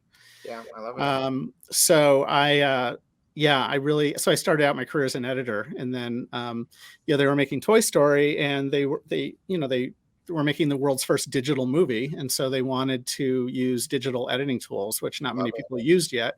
And I happened to know how to use the Avid editing system, and so I got hired to come up, and I really got hired honestly because I knew how to use the software. But as soon as I got there, I really hit it off with the whole creative core at the studio, and they I pretty quickly realized that I brought more to the table than just knowing how to run some software. Yeah. And were they down in LA at this point, or were they up here in the Bay Area? Yeah. In the East Bay. Someone in the chat asked, and I want to bring this up because this is something I think I don't know about Rich, but at least George and I are very fascinated by. Toy Story 2. There was an accident at one point. Yeah. Where I am interested in this. It disappeared. It went away. What Can happened? you describe what that experience was like, where you're like, Yeah. oh no, what do we do? Or was it an immediate, oh, we have this. We know that we're We good. made a whole video about it at one point that you can Yeah. see online on YouTube. Yeah. And they tell the story much better than I can. But essentially what happened is one day somebody ran a command on our whole network computer system that started the process bit by bit of deleting all of the data for Toy Story 2. All of the animation that had been done, all of the sets that had been built, all of the characters that had been created. Once it started, they weren't able to stop it, and they just saw it. Like they just saw everything evaporating. And I mean, it could have been a disaster of monumental proportions, and the only thing that saved it is that this woman named Galen Sussman, who was one of the technical directors on the film, she had been home on maternity leave. And so they had made like a mirror of all the data on the system that she had at home.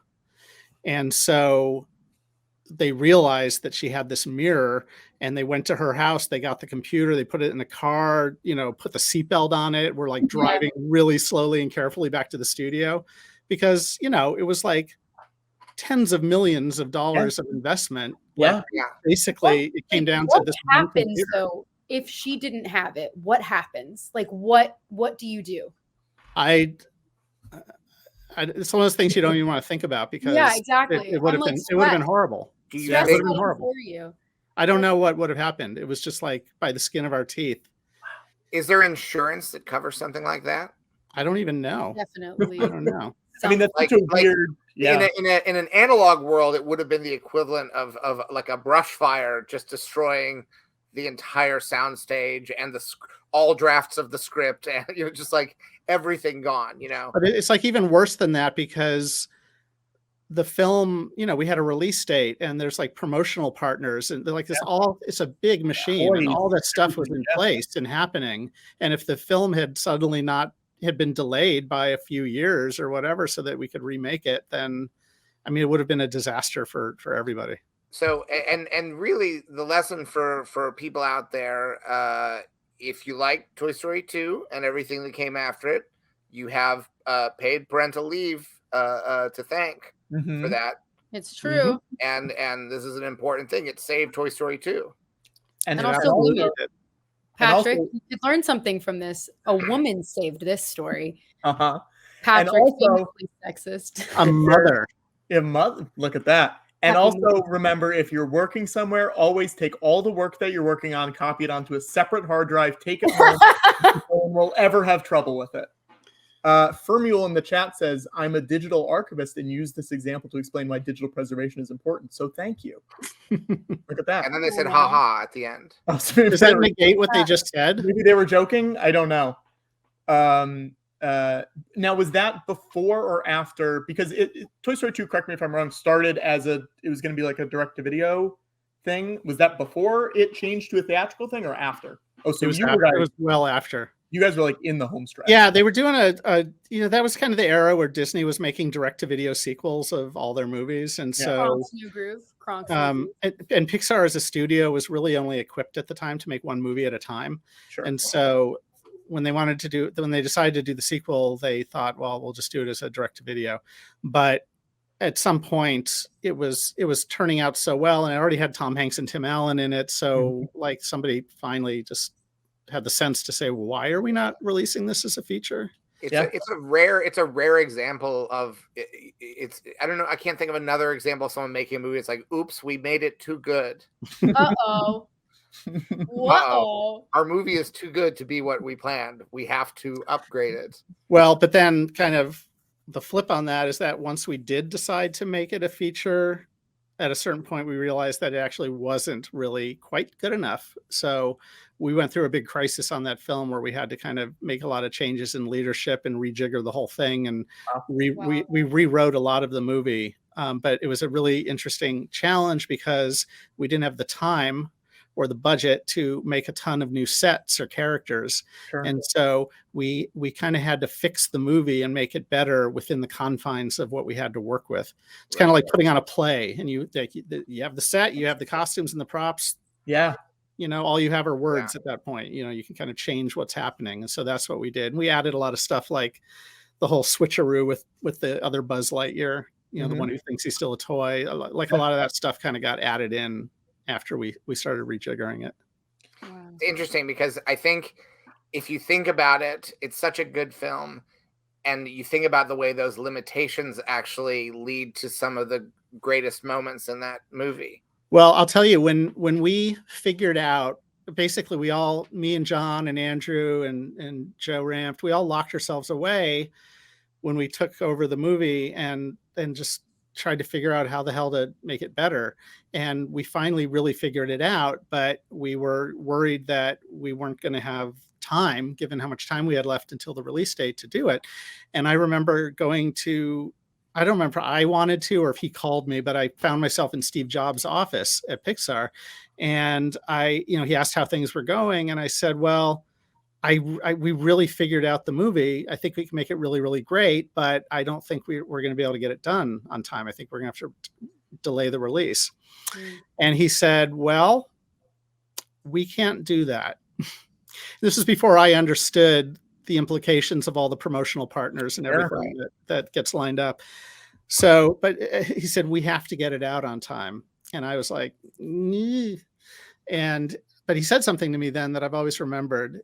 He said, this is speaking for him. He said, looking back on my career, all the things that I'm the most proud of were done in situations like this, where there's not enough time and there's not enough money, and you'd still have to make it work.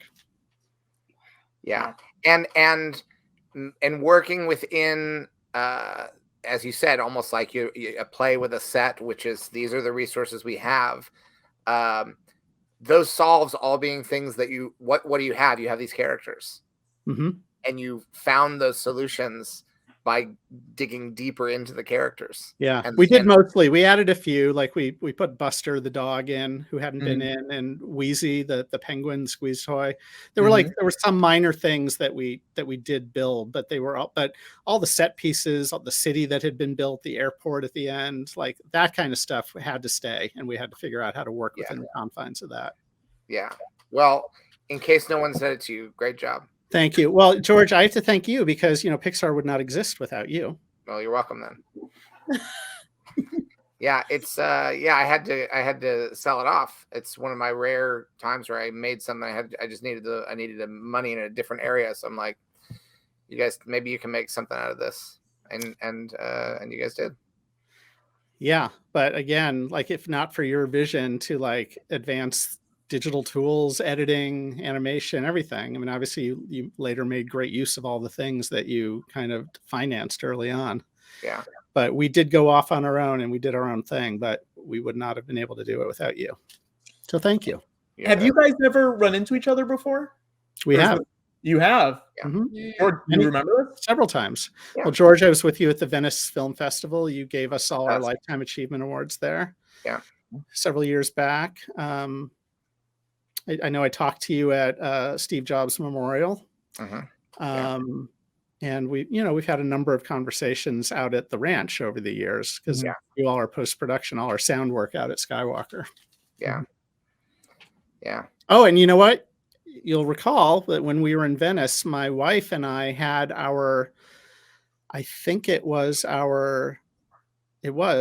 believe our 10th wedding anniversary. And we were all at a little restaurant in Venice, Italy. And we had a whole moment where a cake was brought out and everybody celebrated my anniversary, and you were there. And it was kind of surreal to have George Lucas at my 10th wedding anniversary celebration, but you were there, and it's a very fun memory. Good cake. Yeah. I just had a little, though. I didn't fully indulge. because I'm famously diabetic. Yeah, that's true. Yeah. It is true. So have you stayed at the ranch, Lee? Have you I have stayed overnight? Yes. Yeah, we had kind of a tradition on every film. At some point during the mix, we bring all of our families out, our kids, and like all the kind of key people working on the film, and we have a whole weekend that we spend at the ranch. You have a favorite meal at the ranch? I don't know. I mean, you've got great vegetables there that you grow on site. Well, yeah, I probably have had the chili. I don't know that I have a favorite. I mean, I don't think of the food. Right. Yeah. It's really about the environment, because it's a beautiful place. Yeah. And the rooms at the inn are amazing. I mean, that whole place is impeccably decorated. You've got, as you know, original Norman Rockwell art and amazing poster collection. You and I actually share the same frame shop in Fairfax. Yeah. Wow. Look at that. What a fun person who gets to work there, who's like, all of these cool people live near me and they all love the same thing, old large posters that I need to get framed. Yeah. Actually, George, I'm remembering now the very first time I ever saw you in person. It was it was probably within the first year or so that I moved to the Bay Area to work at Pixar. Yeah. I still live in Marin. I was living in Marin, and my wife and I went to a now defunct restaurant called the Pepper Mill, which was a little bit of Las Vegas in Marin County. And I went there, and you were there with a bunch of your kids. And I later learned that the Pepper Mill was one of your favorite restaurants. So I'm sure you're not happy that it's not there anymore. I wish it was back. I wish it was still there. Angry about it. Famously angry. I will sometimes go to where it used to be, and I'll just fume. Just for all my wealth, I can't bring it back. George, you know what I wish you could do with your wealth? There's a beautiful theater in the middle in Corte Madera in Marin. Yeah. And I know that you used to always go see your films there when they opened so that you could see them with the public, and it's now closed. And I'm worried it's going to get torn down. And there's going to be like low income housing built or something there. And I would think that you would want to deal with that, but I can't tell you how to spend your money. Yeah. Well, please don't. I mean, you can. I won't necessarily do it, but if you have suggestions for how to spend my money, I would consider them. Certainly saving that theater would be a priority. I'll have my people look into it. Lee, what would you do if you had George's amount of money? I would be living in a really kick-ass estate on the island of Kauai. That's what I would be doing, and that's where I would be. And I would be doing good things with my money, trying to make the world a better place. Yeah, I do that. You do a lot of good stuff, George. We're not saying you don't do good stuff, George. I just wanted it on the record. In case there was any mistaking it. I put a lot into education. My wife used to work at the George Lucas Educational Foundation. So we're just like all these tendrils. I didn't know you had this many connections when I reached out. I did not realize this. Yeah, well, I didn't realize either, but I'm remembering them now. We're here. I was at Pixar for 25 years, so that's a long Do you have time. a favorite? Do you have a favorite Normie Rockwell? A favorite what? Normie Rockwell. Well, actually, there's something you have out at the ranch that I really love, and it's not one of the paintings. I know you have several original paintings, but you have in one of the hallways in the inn a pencil study for one of the paintings, and it's two cleaning women like in a Broadway theater sitting in the middle of their cleaning, like after everyone's gone, they're kind of sharing, looking at a playbill. Yeah. With all their cleaning equipment around them. And I love the painting. And like Norman Rockwell did these beautiful pencil studies that are as gorgeous as the final paintings. They're just not painted. And you have one of those hanging in the inn. And I think it's my favorite thing that I've seen that you have. Yeah, that's a good one. I'm trying to George, remember what it's called. do you have your favorite normies near you right now? Me? Yeah. We have a couple that we like to show people. Do you have a those? couple? Yeah. Well, on my phone I have that one. Let's not. Yeah. Hold on. I know I have that. Yeah. On my phone. I have digital ones on my phone, so I can just look at my phone. That's the one, right? The two. Oh yeah, that's the painting. That's the painting, but I have the pencil study. You have the pencil study, which is huge. It's like bigger than a movie poster. It's huge. Yeah. I got plates, Butterboy. There you go. That's a good one. Butterboy has bread and he's buttering it, or at least someone buttered it, but it looks like if it wasn't him, he's been framed. Is it actually called Butterboy, or did you name it Butterboy? It is called Butterboy. It's called Butterboy. Oh, Yeah. there you go. It's called Butterboy. We can't find much information about it beyond I think it was officially created for these plates. That's Well, Butter Girl was actually first. Mm. And Butter Girl, she doesn't mess around. Look at those. She spread a whole like blocks of butter. Oh my god. And what do you think draws you to Butterboy? Well, What I like wouldn't butter. we? What wouldn't draw someone to Butterboy? I do like Oh, butter. but yeah, but George like owns it. Fair enough. You like butter? Is that what you said, George? I like butter. Sure. And there's a Butter Girl bell. Like Norman, like was the real inspiration, not just in the way that he told stories, but just also just the merchandising. You know, just like Was he there understood- merchandising in his lifetime? Those came out mid 70s. Yeah, these So were when like did he die? I don't even know when Norman Rockwell died. yeah. And even if he was alive, did he have control over his IP? Like, Well, who knows? wait, George, hang on. What is the year on those plates? 70 something. Can you look for me? Will I look? Yeah. Because he died.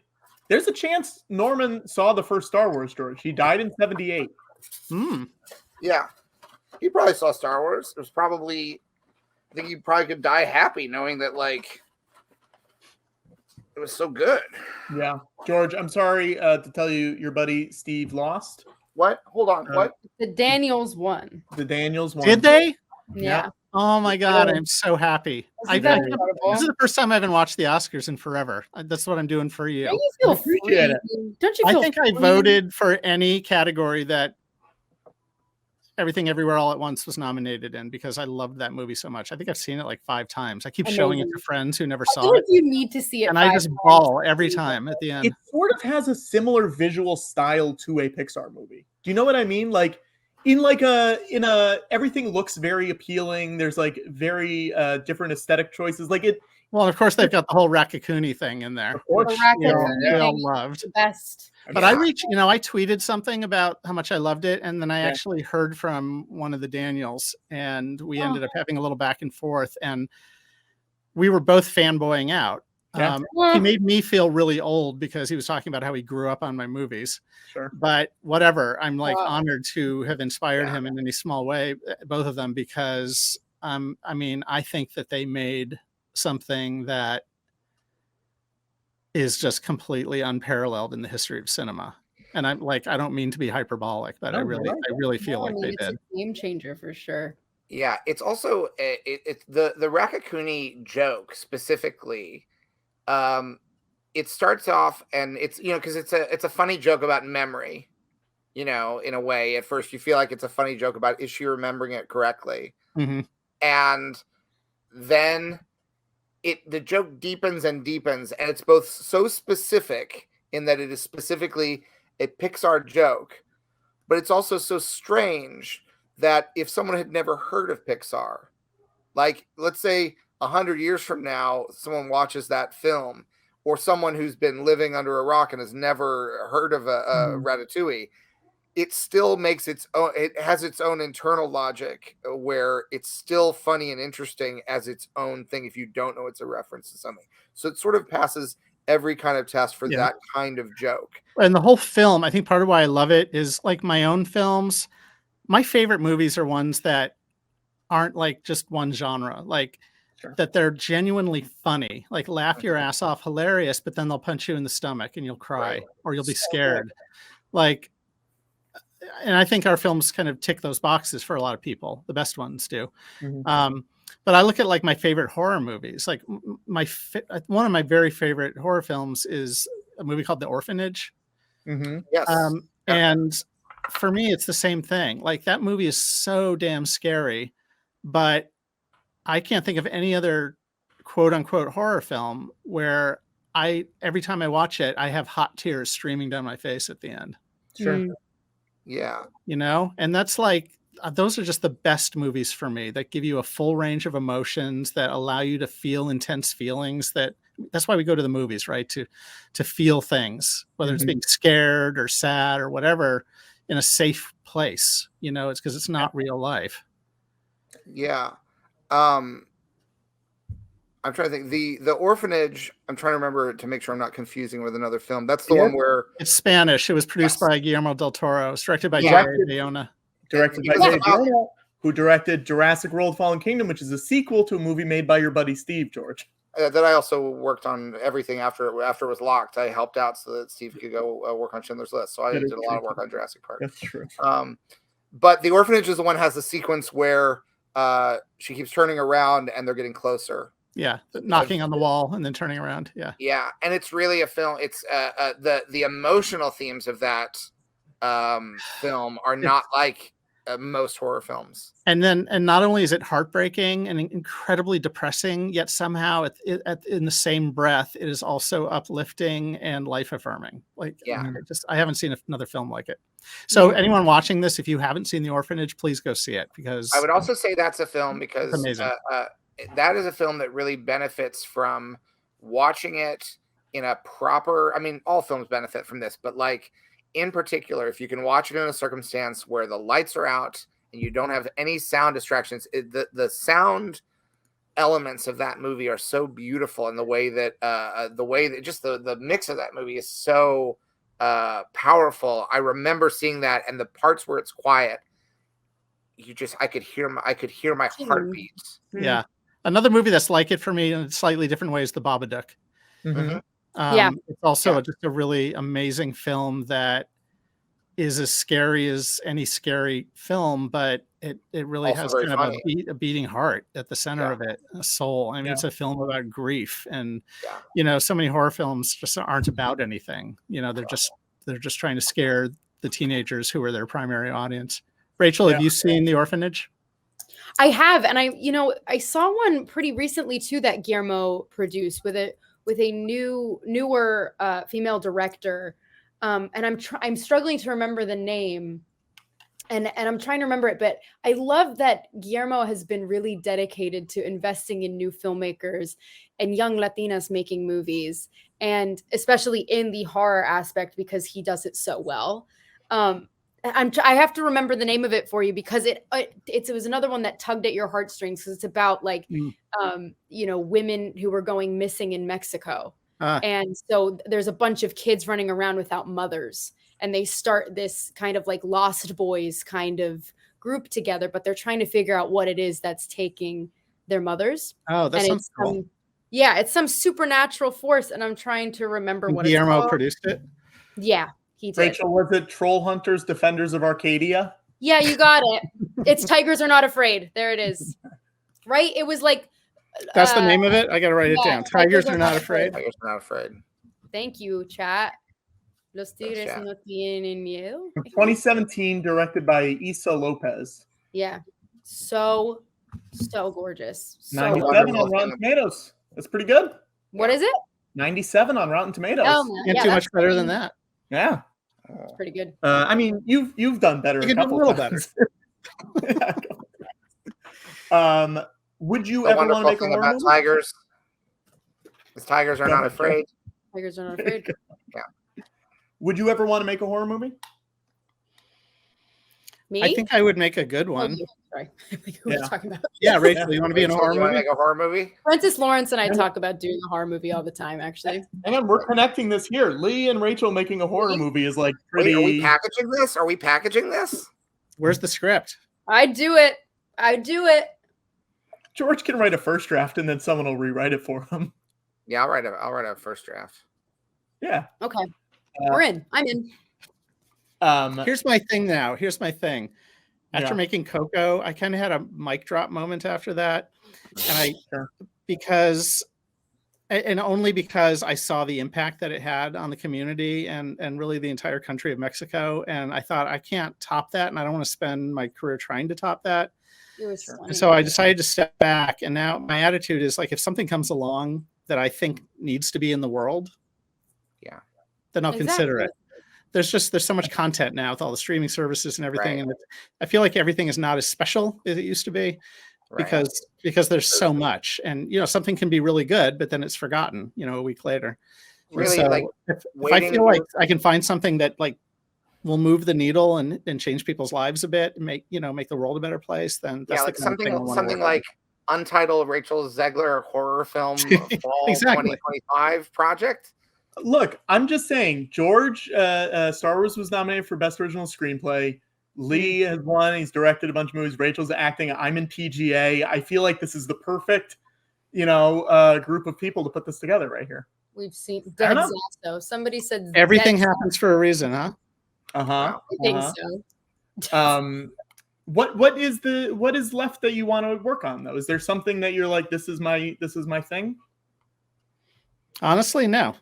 Okay, that's great. I'm like living my life now as a human being on this planet, and again, if something comes along, then great. But I'm not. I needed to get off the treadmill for a while. Anyway. Lee, what are you going to have for lunch tomorrow? Do you know? What's tomorrow? Monday. Tomorrow's Monday. What's a good Monday? Do you have Monday lunch plans yet? Going on? I don't have plans actually, so I don't know. I have no idea. I could make up something funny, but it would just be making up something funny. No, you don't need to. I don't know what I'm having for lunch. And that's an exciting feeling because you got that. It's coming. Do you know what you're having for lunch tomorrow? Probably chili, I think. George, I don't remember if we told the chili story at our San Francisco show a couple months ago. What's the chili story? That Lee and Rachel, George brought me to the ranch for the first time when we were up in San Francisco for our sketch fest in January, and I had never been. And we went and got food in the commissary, and we said, "What's good?" And they said, "Well, the chili's really good. The hamburgers are really good." And I said, "Oh, that's great. I'll get a hamburger." And as we were about to eat it, they said, "Oh, when you guys were driving in, did you look up on the hills? You saw the cows up there?" And we were like, "Mm-hmm." And that's where the hamburgers came from. And that's where the chili came from. Yeah. And you know what? It was really good. It was really good. Yeah, in a way, I'm not that different than I know people probably don't make this comparison often, but have you seen Yellowstone, the Kevin Costner show? I'm a little bit like an art house John Dutton. I don't know what that means. Well, hopefully some people in the chat will understand that Yellowstone reference. It's a very popular Brendan show. Fraser got a Best Actor for Actor. Wow. Look at that.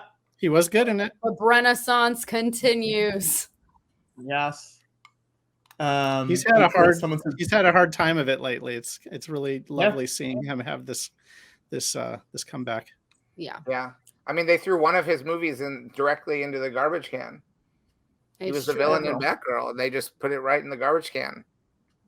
Yeah. Unbelievable. Yeah. Have you ever worked on something and it got decently far and then you scrapped it for one reason or another? Well, we've had films at Pixar that the plug got pulled on. That's happened a few times. Where in the process does that happen? Does it not test well, and then they decide? No, it's much earlier than that. Yeah. It's prior to it even having a green light to be made. Right, it's right. stuff that's in varying stages of development. I mean, I was developing after I did what was the last one? Finding Nemo. I was supposed to work on Cars, but I kind of wasn't into that so much. And so I asked, it was kind of time for me to start directing at the studio myself. And so I started developing an idea that I was really into. And I ended up hiring Michael Arndt to write it. He's the guy who wrote Little Miss Sunshine. Yeah. And I hired him. The movie was being made. I just hired him based on his screenplay, which I loved. And so we were working on this thing called Pet Peeve for a while. That was just like a working title. And it was basically this kind of Rear Window-esque mystery that took place among all the pets in a big old apartment building in New York City. So yes, I know Secret Life of Pets happened years later, and it wasn't what we were doing, but it was close enough that I was like, wow, that's kind of weird that happened. But we were having a really fun time with it, but we were in the middle of writing that when Disney bought Pixar. And when Disney bought Pixar, that freed us up contractually to finally make a Toy Story 3. And so John basically tapped me and said, I would love if you could put your film aside and direct Toy Story 3. So that's how that happened. Wow. And we never went back to it. Sure. I thought about it after Toy Story 3, but we ended up not. And then Secret Life of Pets happened. So like, it's not anything we would have made. It was like too close for comfort. Sure. So I made Coco instead, which I'm much happier with. Lee, have you ever heard of Star Wars Detours? I haven't, George. Star Wars Detours was one of the last Star Wars projects that I worked on. It sort of came out of the Robot Chicken folks. I really liked when they would spoof Star Wars. And I would cooperate. It was so I said, let's do this for real. So I self-financed dozens, literally full seasons, dozens of episodes of a animated Star Wars comedy show, sort of having fun with goofing around. And we had we had great voice cast, Billy D. Williams, Ahmed Best. We had people like star of Shazam! Fury of the Gods, Zachary Levi. Yeah, I do know that guy. Yeah. And they announced it at Comic-Con that it was coming soon. You can find the trailer online of Star Wars Detours coming soon. And on Christmas Day. Star Wars then, Detours on Christmas Day, George. Yeah, and what happened was I had to sell Star Wars because there was a tax thing coming up and the clock was ticking on it. So I sold everything, fully expecting that this would get finished and then released.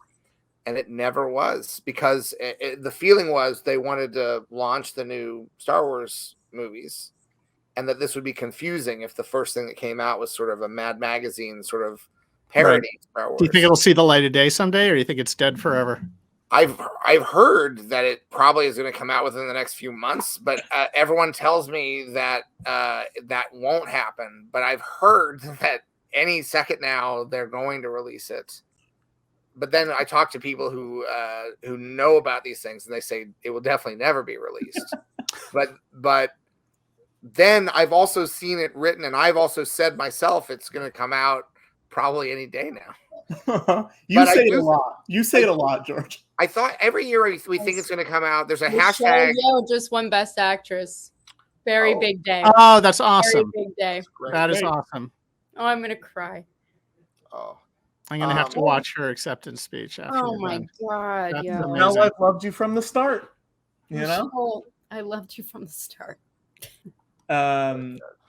Yeah. Sorry, George, about Detours. I'm sorry that First Asian Best Actress winner. Wow, that's Isn't that amazing. crazy. We've yeah. Wow. Amazing and sad, but it's amazing. It's one of those things whenever you hear first anything about someone of a different race or ethnicity, you wonder how the hell that's possible. Yeah. Right. And then you see the nominations come out the next year and you're like, oh, that's how. Yeah, and if you're in one of the states in America where schools are allowed to teach actual American history, you sometimes will learn some of the reasons, which is why it's important to vote for people who allow proper education and not limit what can't be taught in schools. Apparently, one of the Daniels dedicated parts of his speech to talking about the drag ban. Did they win for a screenplay? They won for screenplay and director. Oh, they won director. Yeah. Wow. Yeah. They are. The sweep Holy is crap. incoming. That is, and and the amazing thing was, I remember, I saw the film immediately when it opened. I heard amazing things about it. When they got all the nominations, I was watching the Today Show, and all of the hosts were basically saying, "What is that?" Like they didn't even know what movie it was. Like they hadn't even heard of it, and like one of them was kind of telling the rest of them about it. Weird. I mean, it is weird, but I think a lot of people didn't see that movie. Sure. I mean, people who are into cinema certainly saw it. But it's also very tricky. We live in, I think, a particularly tricky moment in terms of there's so much quality film and television and theater. There's so much. We live in an era where we not only have unprecedented access to works of art from the past 100 years and more, but it builds up every year. There's more and more stuff to catch up on from the past. And more, when I see people complaining about, oh, there's no good movies anymore, odds are you haven't seen at least a dozen of the best movies of the year. Yeah. Regardless of what your taste is in movies, there are at least a dozen movies from the worst year in recent history that any person would love. Yeah. But it's harder and harder as it's easy to access movies. There's so many that it's sort of it's harder to find those movies that everybody sees, because you think there's a movie that everyone's talking about, and you will find the next 10 people you ask about it haven't heard about that film, you know? There's a lot of people I wish who saw Bardo this year who didn't. Like, there are so many incredible international films, foreign language films that constantly get cast aside. And Bong Joon-ho made such a point of talking about it in his speech, and yet still people don't really seem to get it. Harrison Ford is at the Presenting microphone. Best Picture. And they cut to a shot of Key, and he's a short round, and he's clapping. It's a I real feel nice bad that I'm missing this. short round moment. If you want to, if you need to go watch it, you can. I don't want to keep you here if you want to go see that. Are they announcing Best Picture this moment? I think they're getting ready to. Well, I'll watch the playback. It's okay. Okay. I'm not We'll going watch the instant replay. Give me the slow-mo instant replay. Now, George, I do want to say we did get some fan art from Donk Bronkley. I'm going to bring this up. You may not like this, George. That's all right. This is George with the afro looking sensual. I don't like it. I decided I don't like it. I would like a check. I want to be paid for that. I did want to make sure you saw it. There's also, we got one from Red Hawk Way saying, remember at the end of More American Graffiti, you wish there were most. Well, there is Most American Graffiti. That's really solid. I thought it said Moist American Graffiti for a moment. Well, it looks like the letters are dripping a little bit. Now, I will say, I know that it's not one of yours, but the way the Oscar set is designed, sometimes the curved sign will say Oscars, but you won't see the OS. So it just looks like it says Cars. Yeah. So it looks like a little You Pixar. might not like that. Best Picture, did it just win? Looks like Everything Everywhere All at Once. Yay! Yeah. Wow. Look at that. Yeah, they did well. Sometimes these things go the right way. Yeah. It's very exciting. Good for them. Yeah. That's great. Really good. It's always nice when good stuff wins, you know? I love it. Yeah. Guys. That's Who so won Best Picture Oh, the Coco and Toy Story years? Well, you know, Toy Story 3 was actually nominated for Best Picture. Yeah, it I was. remember that. Hell yeah, it was. Yeah, it was the third time an animated feature had been nominated. You give me Ed Asner voicing a pear that smells like strawberries. I give that shit the Oscar. Yeah, we lost to The King's Speech. Yeah, whatever. When you hit the You can replay say that. when you hit the replay for this later, there was just a beautiful moment where Indiana Jones is on stage with Short Round, and then they cut to Buddy Steve in the audience. Wow, that's really nice. Oh, you're gonna make me cry. What a nice win. What a nice Oscars. Yeah. And see, you can have a nice Oscars where everyone behaves. No fighting. God. I don't know. I just think it's weird that like Rachel's first Oscars is the one where people weren't behaving. You know what I mean? Like, I don't want to. Patrick, let's just be honest. Nothing about my experience at the Oscars was normal. Let's just pretend it never happened. Too soon. I wasn't even there. Too soon. Too soon. Entirely too soon. Also, I don't know what kind of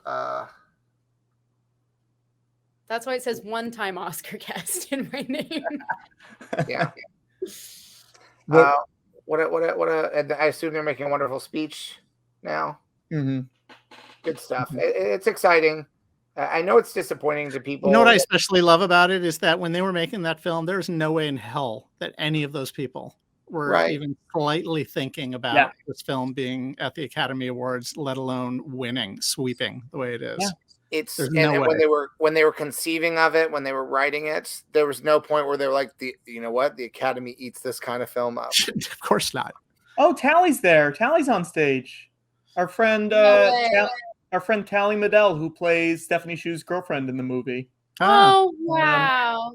She is. Oh my gosh, that Short Round. Now I'm saying Short Round because you're calling him Short Round. Them on stage is so nice. But yeah, Tally's like a comedy person in New York who does a lot of clowning. Clowning and dance are their two big things. I love She it. was great. The I best. actually voted for Stephanie. I figured that Jamie Lee was Stephanie probably gave a going to great win, performance.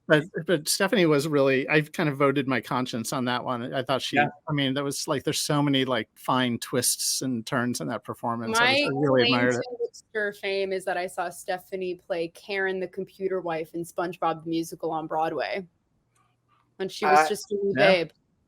Yeah. I believe. Let me see if I can get a picture of this. Unless I'm mistaken. Hold on. This is a very high-tech stream we have here. Yeah, we're doing great, honestly. I can't confirm that this is, but I believe that Jimmy Kimmel, for his final costume change, is dressed up as Indiana Jones from the cold open of Temple of Doom. Where is his red lapel? Does he have a red lapel on? No red lapel. Well, and Kate Capshaw's in the audience, so they could bring her up and He's also recreate it. not the master code Wow. breaker from The Last Jedi either.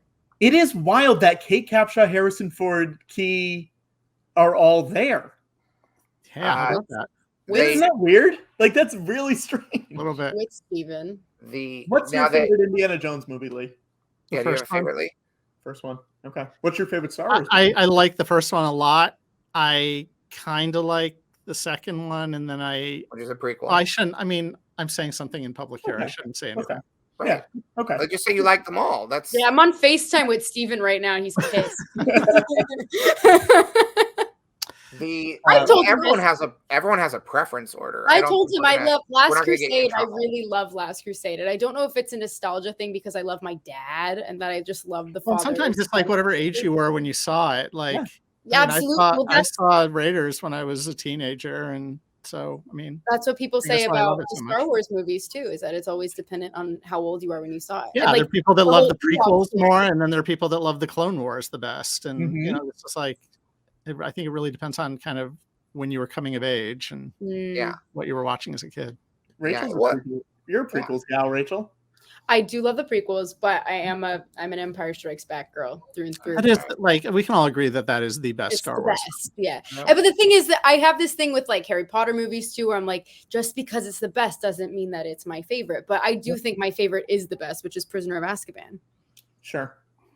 I can acknowledge that, George. I'm sorry. I can acknowledge that Empire is the best one. I know you didn't direct it. You didn't write it. But it's not. I like this bit.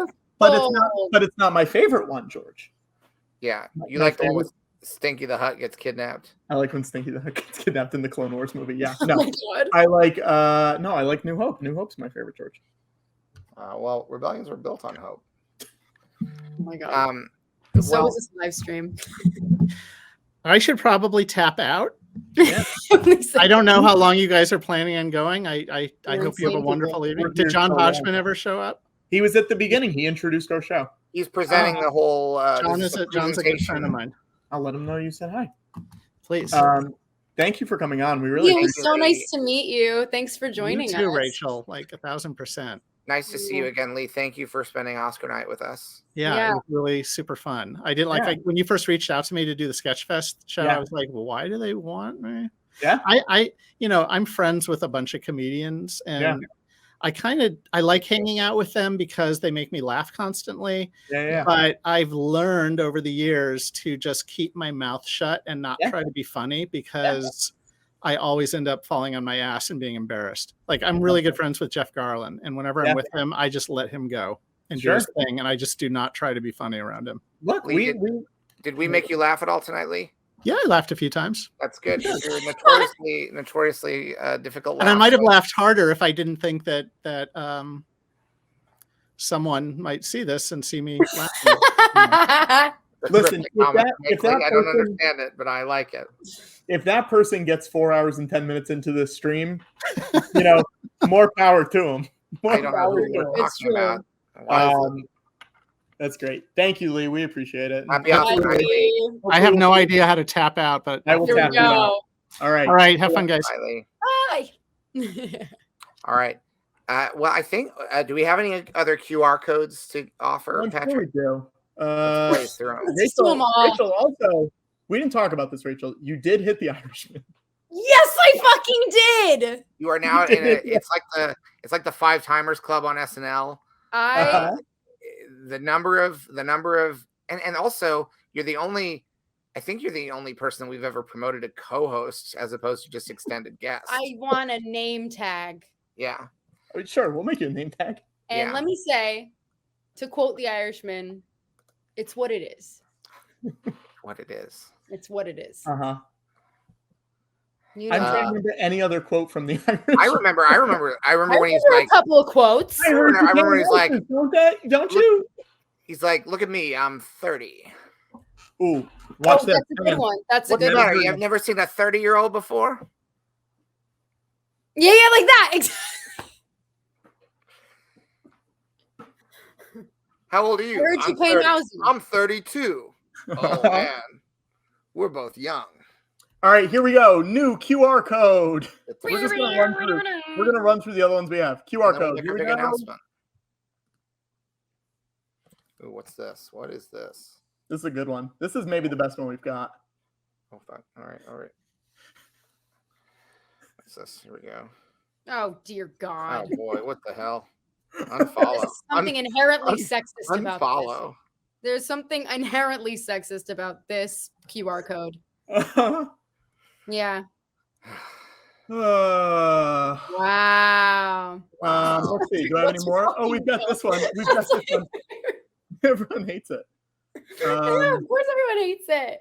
Here's another good one. We haven't shown this one. Or should we wait? Should we wait a second? What do you mean? I think people are done with that first one. Well, now here's the thing, George. We didn't hit the 1,000. Should we? Yeah, we did. Someone said we hit the 1,000. Oh, great. Then we hit the 1,000. Wow. I got 2 new followers. Great. Thank you, Joe and Smashley. I have some chocolate that I'm gonna eat on the stream. Rachel, what time is your flight? Yeah, have you missed your Doesn't flight? matter. It doesn't matter. That's the attitude we like. I know. I keep seeing people in the chat being like, "I hope Rachel's not flying the plane." Like, I know when I have to go. Okay. Right. I'm good. Also, how late you are shouldn't be the worry about whether you're flying. I also hope you're not flying the plane because I happen to know that you don't know how to fly an airplane. It has nothing to do with how late it is. Do you know that, George? Is that Do true? you know that? Can you confirm that for us? Do you know confirm that? it? I know Confirm it. it. Yeah. How do you know that? Some things you just know. You don't think I have a pilot's license? I know you don't have a pilot's license. Rachel. How do you know that? Because it would have come up. There's no way that it wouldn't have come up. That is by not now. something that I tout around because I don't want people thinking that I have a plane. Right. Do you have a plane? No, my carbon emission is very low, I promise. Yeah. Okay. But the fact that you don't, I think it's a little bit sexist actually during Women's Month to assume that I, a woman, don't have a pilot's license. Here's the thing. Here's why it's not sexist, I think, because I think there's a chance you might learn to fly a plane, whereas I know Patrick never will. I fly now. Rachel, did you see Watto? He was at the Oscars. He was on the red carpet. Did you see that? This? Show the KTLA's Chris Wolf joins us live from Hollywood, where the countdown to the Oscars is on tonight. Good evening. The 95th Annual Academy Awards are just hours away. Here in the heart of Hollywood, outside the Dolby Theater at Hollywood and Highland. Lots of road closures now in effect for the Oscars. Major roads closed include Hollywood Boulevard, Highland Avenue, Hawthorne Avenue, and Orange Drive. Avoid the area if you don't need to be out here. Enjoy all of the glitz, glamour, and drama from the comfort of home. We'll be back here all night. For now, reporting live in Hollywood, I'm Chris Wolf. John, Kareem, back to you. I have a thought. Yeah. Did you see that it was scripted for Vanessa Hudgens to tell someone that they looked gorgeous? It sucks. That sucks so bad. I didn't know who it was for, but now that you say it, you're like, yeah, that's exactly. That was Crawley. That was also Crawley doing that. Oh, sure. Yeah. Yeah. I do want to say, look, hypothetically, if people were to go back and watch that video, there is a lot of good ADR of people saying, Watto, hey, Watto, look over here. Really Give us a smile. Give us a smile, Watto. Show us your wings. There's a lot of good stuff in there. ADR? Some of them are pitched up to make them sound more feminine. Some of them are pitched lower to make maybe them sound more masculine. Well, it's good. It's good stuff. We have a couple of things before we make our big announcement. Yeah. Patrick, did you get what I sent you earlier for the big announcement? Hashtag the big announcement. Oh, yes. You just want me to show that one thing. Hang on 1 second. Just the one thing that I sent, but not yet. Now we got to wait. Don't show it yet. No, I know. Yeah. All right. So before, the thing we were going to do before, I believe we have something that someone sent in. Yes. Jersey Davis telling us. We have something that someone sent in. What are you talking about? I'm looking at the private chat. I don't know. Hang on 1 second. Let me pull up this other thing first. You're looking in the private chat. Oh. Okay, let me find that. Hang on. That's a fun thing. Oh, wow. Wait, something else came in that is good for Rachel. Not another picture of me. This is good for. It's not another picture of you. Not another picture of you, unfortunately. This is in fact a pitch for Rachel. Great. Oh my god, fantastic. Uh-huh. I think That we're is good. from Red Hawk Way, who tonight is a fan art MVP. I'm gonna say it. Good I'm not afraid to say it. It's been a while. I missed the fan art. What? It's been a while. I missed that fan art. Yeah. I do not have the one that was told in the chat, but I do have this. Oh god. Let's see. L-A-D-O-N. L-A-D-O-N. L-A-D-O-N. And Hayden was the dragon. Wait. Oh, they pitched it down. Was I auto? I was auto. You got You don't auto-tune. sound like that, Patrick. Cool. You did not sound like that on the day. Well done. Well I done. don't- That's like Well done, watching. thank you. That's like watching Han shoot Greedo in self-defense. I don't know where the other one is. Jersey Ask Dave. Jersey Dave. He seems to know, right? Jersey Dave. Do you know where the other one is? Jersey Dave, what part of Jersey are you from? Here we go. Let's bring him in. Hey. You're frozen. There you are. What part of Happy Oscar night? Exit 151. All right. Pretty close. I'm right there. That's amazing. Hell yeah. Yeah. What's your Jersey Mike's order? What's that? What's your Jersey Mike's order? I don't have a go-to. I'll mix it up. You call yourself Jersey Dave and you don't have a Jersey Mike's order? Do you have a Wawa order? What the hell's going on here? I don't like to get the same thing every time anywhere I go. Variety is the spice of life. That's a good point, Rachel. Did you realize that? Yeah, have you thought about that? Trusting you, Jersey Dave. You don't trust me? I don't trust you, I don't think.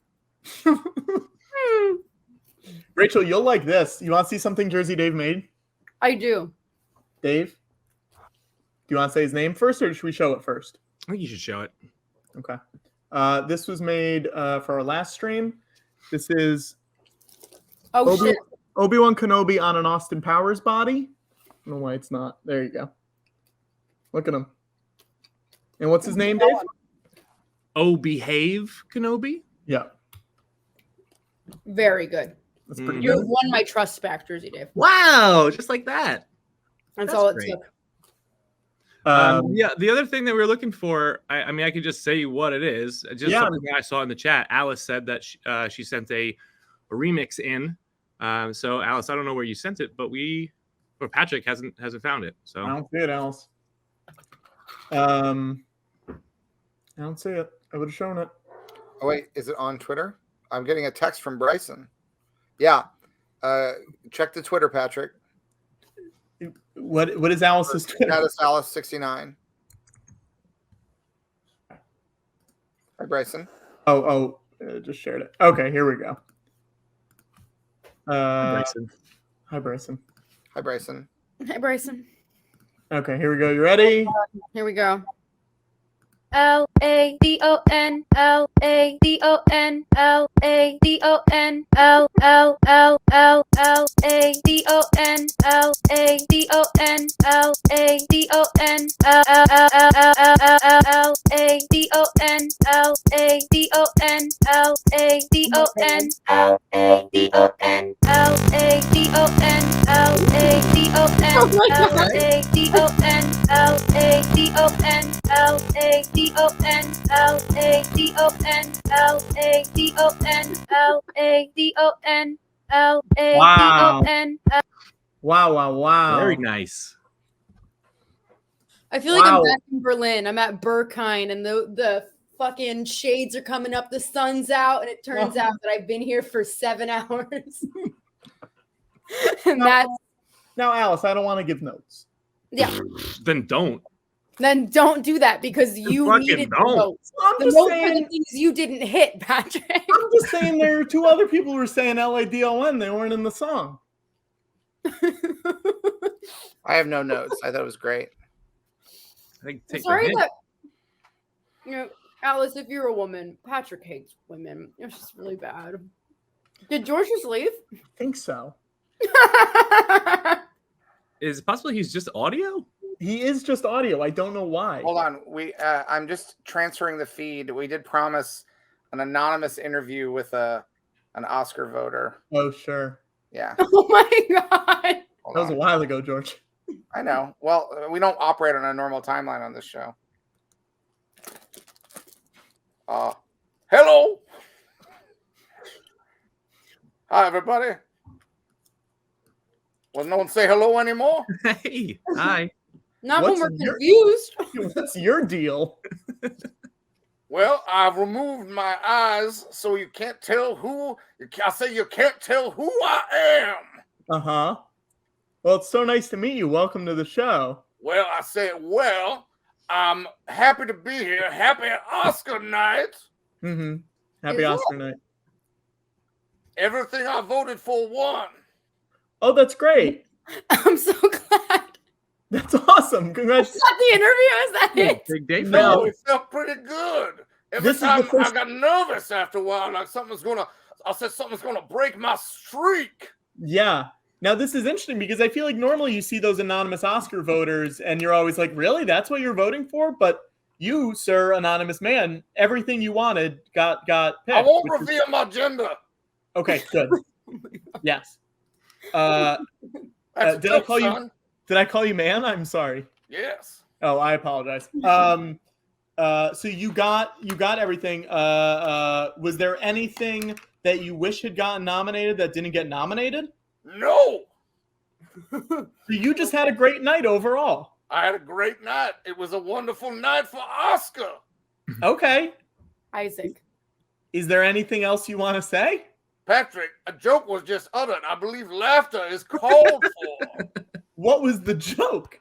Well, if you could hear a woman when she delivers a joke, unless you're some sort of Christopher Hitchens type who believes that only comedy is the domain of men. I don't like this new wrinkle. I said it was I a do wonderful like it. night for Oscar, and then Yeah. Rachel delivered a perfect punchline. Thank Rachel, you. Rachel, what did you say? I said Isaac. Oh. Oh, I'm so sorry that wasn't worthy of your laughter, Patrick. I'm just a mere woman. You trying had to a make second some chance. comedy. a second Rachel- chance. Wait, And the Rachel, I'm closest sorry, you thing cut to a out. What laugh did you? could form what I was was the just the said I'm a mere woman No, trying no. to What make was your punchline? I meant the internet cut out. It's Isaac. one- Third chance. Oh, Look it up. Isaac. Yeah. I haven't seen this much gaslighting since I watched the movie Gaslight. Good one. Any more questions, Patrick? Yeah, why are you here? I'm an anonymous Oscar voter talking about my ballot. Who just had a lovely night. What is George doing? Because I see his jacket. He left his jacket here. He went off somewhere. I don't know where he went. Okay. Do you want to call for him? See if he's around? I don't have his number. No, shout his name. George! Oh my god. George! Now, can I ask this? You're an Oscar voter, anonymous Oscar voter. What got you into to be a voting member? Was it something you worked on? I used to act in motion pictures, son. Okay. Any that I would have seen? You like the Space Jams? I like one of them. Oh, you like the most recent one? Yeah, I'm a LeBron guy. Yeah. You're in that one? Yeah. Oh, that's cool. No. Yeah. You still had your eyeballs then? I have my eyeballs now. I had them removed for this interview. And then you'll put them back on. Well, I'm not going to leave them on the floor, son. Oh my god. You put them on the floor to begin with, though? Are you looking around for your eyes? I You're have not going to see them. You're not going to see them. Oh, no. Guys, should I go to that In-N-Out that everyone goes to? You should go. It's kind of close. I can't do this. Why me? No one did that. It's because the anonymous Oscar voter left. Oh, hey, Oh, George. George. You just missed the interview. Did he run out? How did you guys pass each other so quickly? What do And you you put mean? your jacket on really quick. Really Wow. quick. Well, Yeah. I like things that go fast. Are you sure? He's going to like bump into stuff in the ranch and knock it over. He can't see anything. Things that go fast. Yeah. I don't know where he went. Oh my god. Well, did you hear him? He was calling for you. He was screaming really loudly. Yeah, that's why I came in here. There was no one here. Oh. We should probably announce our big announcement, don't you think, Patrick? Yeah, let's do it. Let me get this thing up. Now we are officially cleared to announce this, correct? We have not. Well, no, I'm going to do the because you don't know what you're doing, Patrick. That's what I'm saying. I want you to do this. I don't. Yeah, want I'll do it. Uh, So we've been doing George Lucas Talk Show for how long, Patrick? 9 years. 9 years. We're closing in on a decade of doing the show in various formats, comedy theaters, live streams, etc. Yeah. And we branched out into some other projects. We put out a record. Rachel has a track on the LP that we put out. We published a book. We published the first half of Bleak House by Charles Dickens. Part 2 coming soon. Yeah, to be announced. Maybe not this year. Probably not next year. But we've got a lot of work to do on it. Uh-huh. No hurry though. But I started, and obviously I've been working on the museum, but that's going to be another couple of years before that's ready. And so George Lucas Talk Show started thinking about maybe do we want to do something? I mean, obviously we're going to keep doing the talk show. Yeah. But we're going to do something later this year, and I'm not going to say too much about it tonight. We're just going to plant the seed that this thing exists. Mhm. And it's going to be, and you'll be learning more about it in the coming weeks in terms of where we're going to try to start the journey of this thing. But let's go ahead and Patrick, do you want to bring up that logo? All right. So The Baron and the Junk Dealer is an original play that George Lucas Talk Show is going to be presenting. And that's all we're going to say. Yeah. We should also say this is not a hypothetical thing. This thing is going to happen. There is a place that is very close to being all confirmed and locked in. We're just waiting on the official details. And what we'll say is, the hope is eventually to get a run of this play, in New York, various other places. But initially, although we might do some workshopping in New York, which is the home of where we've done the show. But where we're ramping up for the play is not going to be anywhere near New York City. And that's all we'll say right now. I'm so excited. Yeah. And so get ready. And this is an original play. I want to be clear about this. This does not feature any characters that don't belong to the George Lucas Talk Show, certainly. This is not a revival. Not a revival. This is not us taking old stuff. This is a new play. It's going to be starring me. Going to be starring Watto. We're going to do this play together. Can't wait. And we'll let you know more as soon as we can. As soon as we are free to tell you more.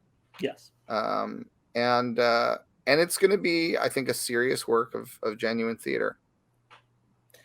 I'll say this. I've heard the script, and it's genuinely insane that it exists. I can't wait. I'm so excited. What do you think of this, Jersey Dave? I am excited. I hope I get to see it. I'm a little worried that I won't get to see it. That's a legit worry. Yeah.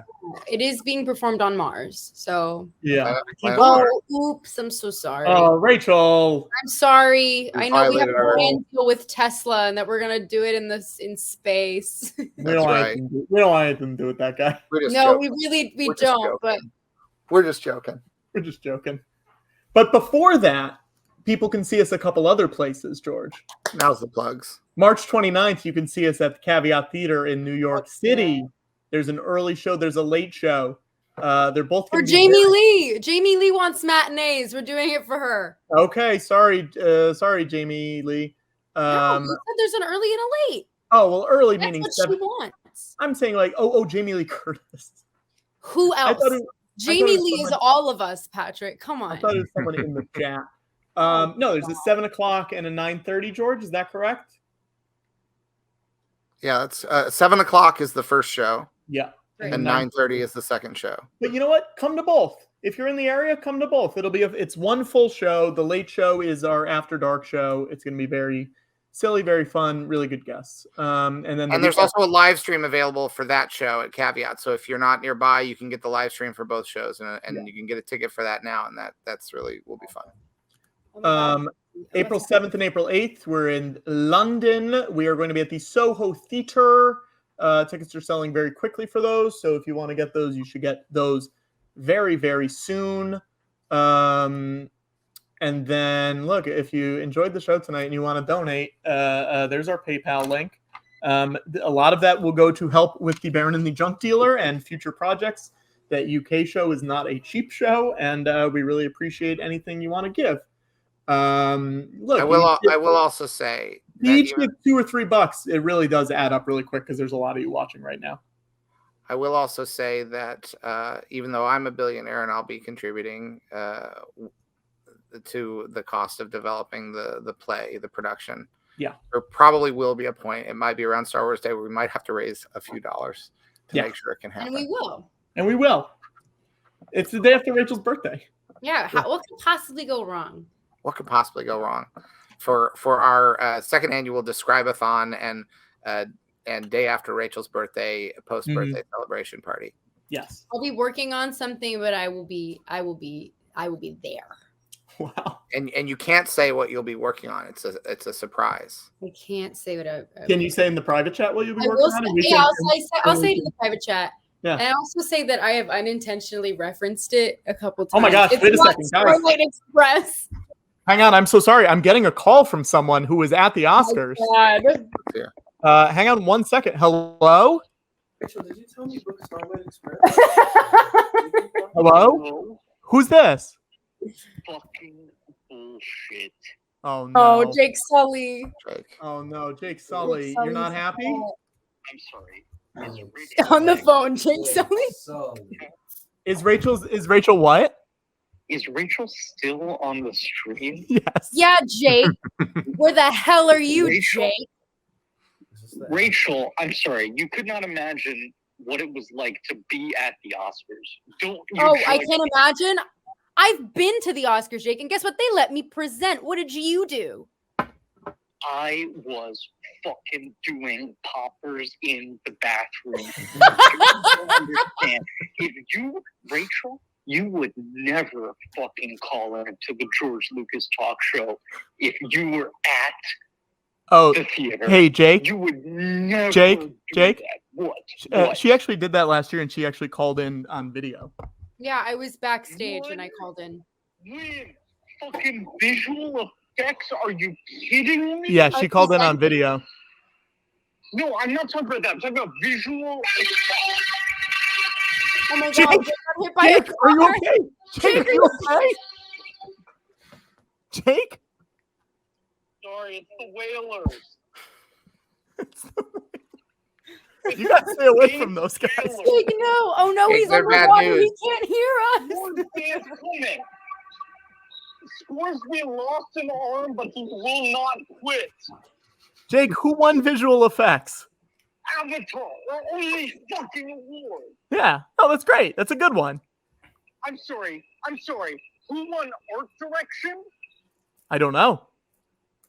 I'll fight on the Western Front for what? Showing Germany as it is? we created Pandora.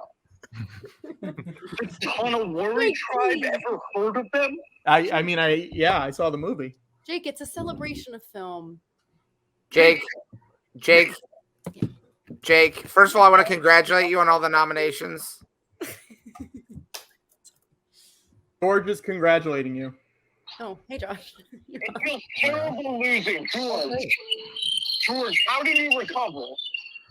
How did I recover? Yeah. Look, when it's hard when you don't win, but they didn't make any. I don't see them making a bunch of sequels to Annie Hall or prequels to Annie Hall.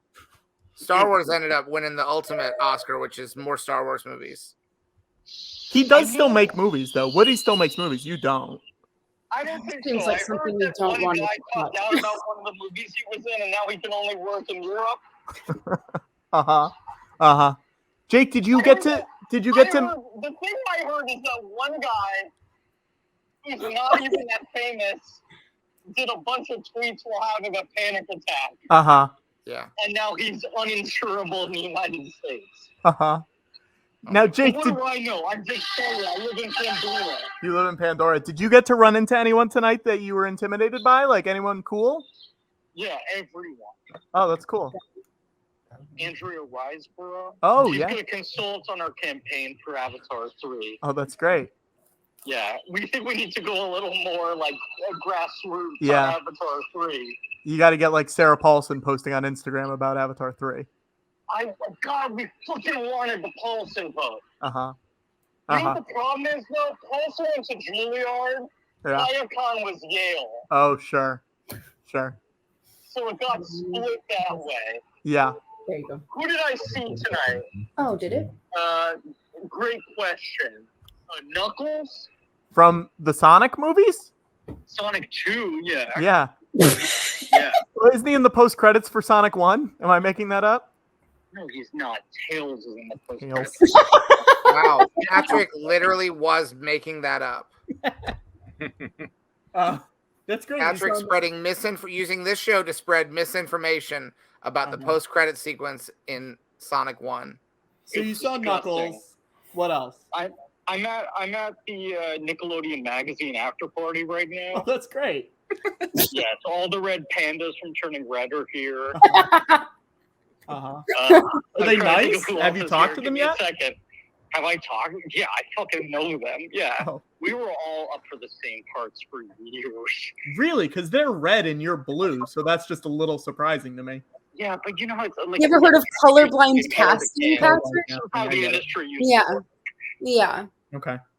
Rachel, you understand what I'm talking about. Rachel gets that. Do better, Patrick. Do better. Frankly, against women and against this, I'm gonna have to go. Jake, this is. Wow, she should have just left. Wow, She you left. really, Hey, you just left. that was on you, Patrick. You Our stream has been going for 4 hours 39 minutes. The opening was about 16 minutes, and then she came on maybe 10 minutes after that. So probably 4 hours and 20 minutes.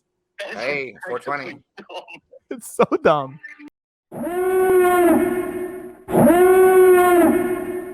Now here we have an unvandalized Sylvester.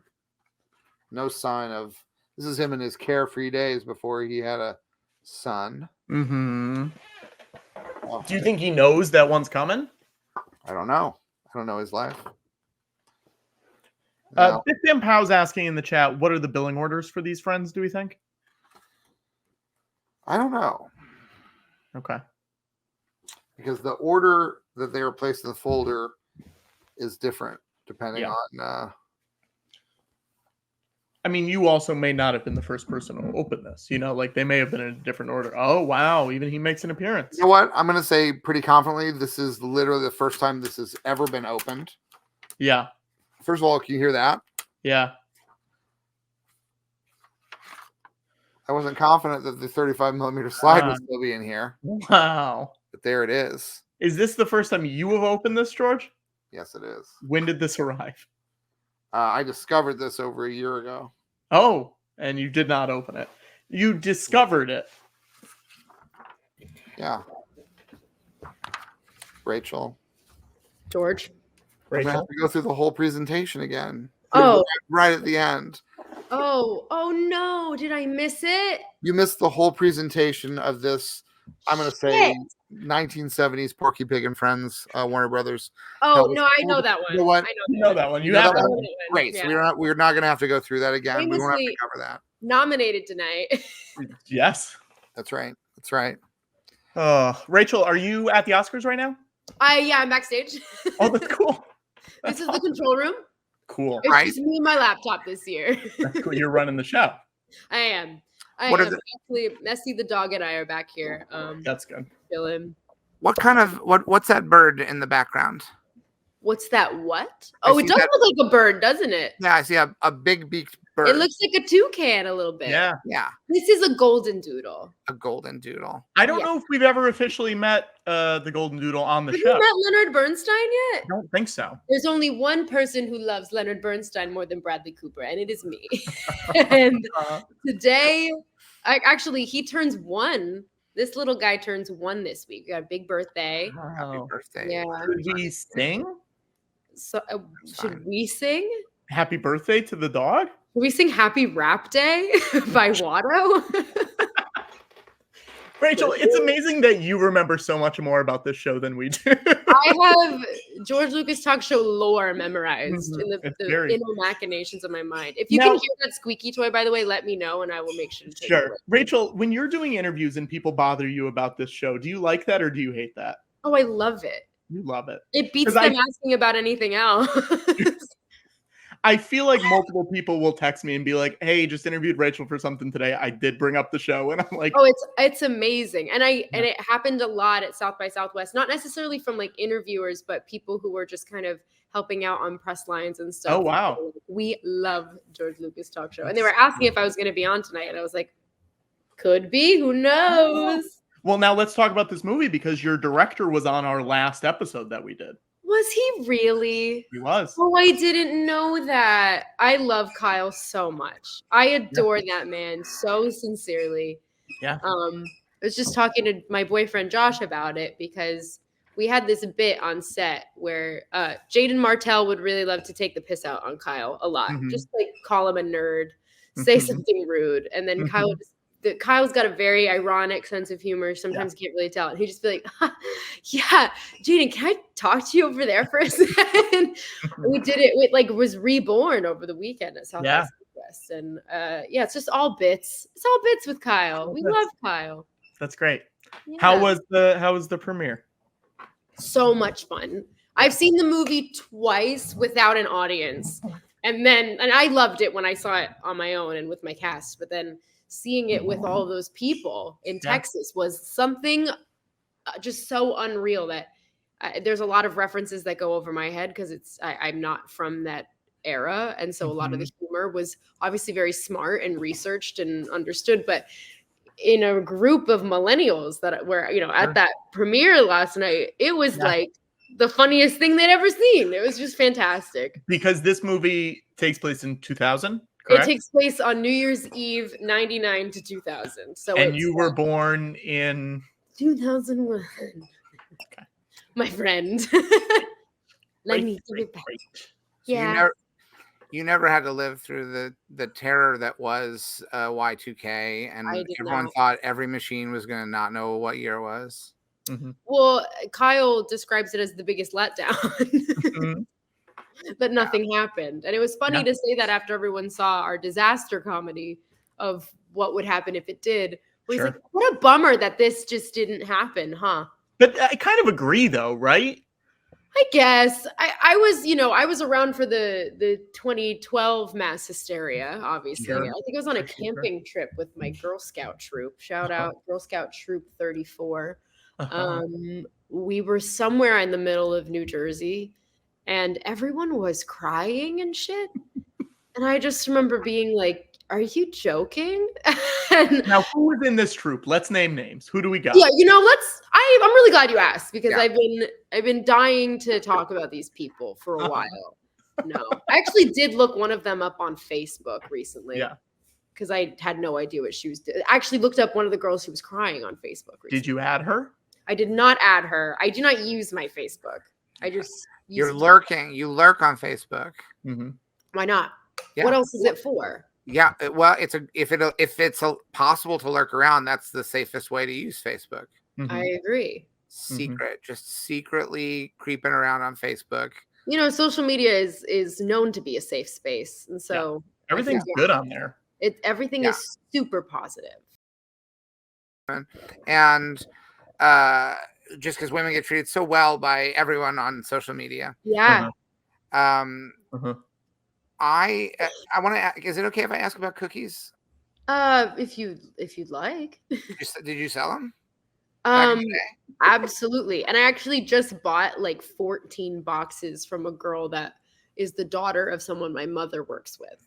Oh wow! I'm never gonna guess who that is because they. This game is too hard, Rachel. Because they mail them now, though, George. They Yeah. mail them. They feed the addiction by mailing it to us. Do you have a favorite of the 14? Were there any that you bought more than Oh one? yeah, I got 5 boxes of Samoas. I am a sucker for a coconut chocolate combination. Yeah. Give me Mounds. Give me Almond Joy. Samoas from the Girl Scouts. Mwah. Absolutely. Any because I know there are some innovations that they've tried in recent years. Any new cookies that you've tried?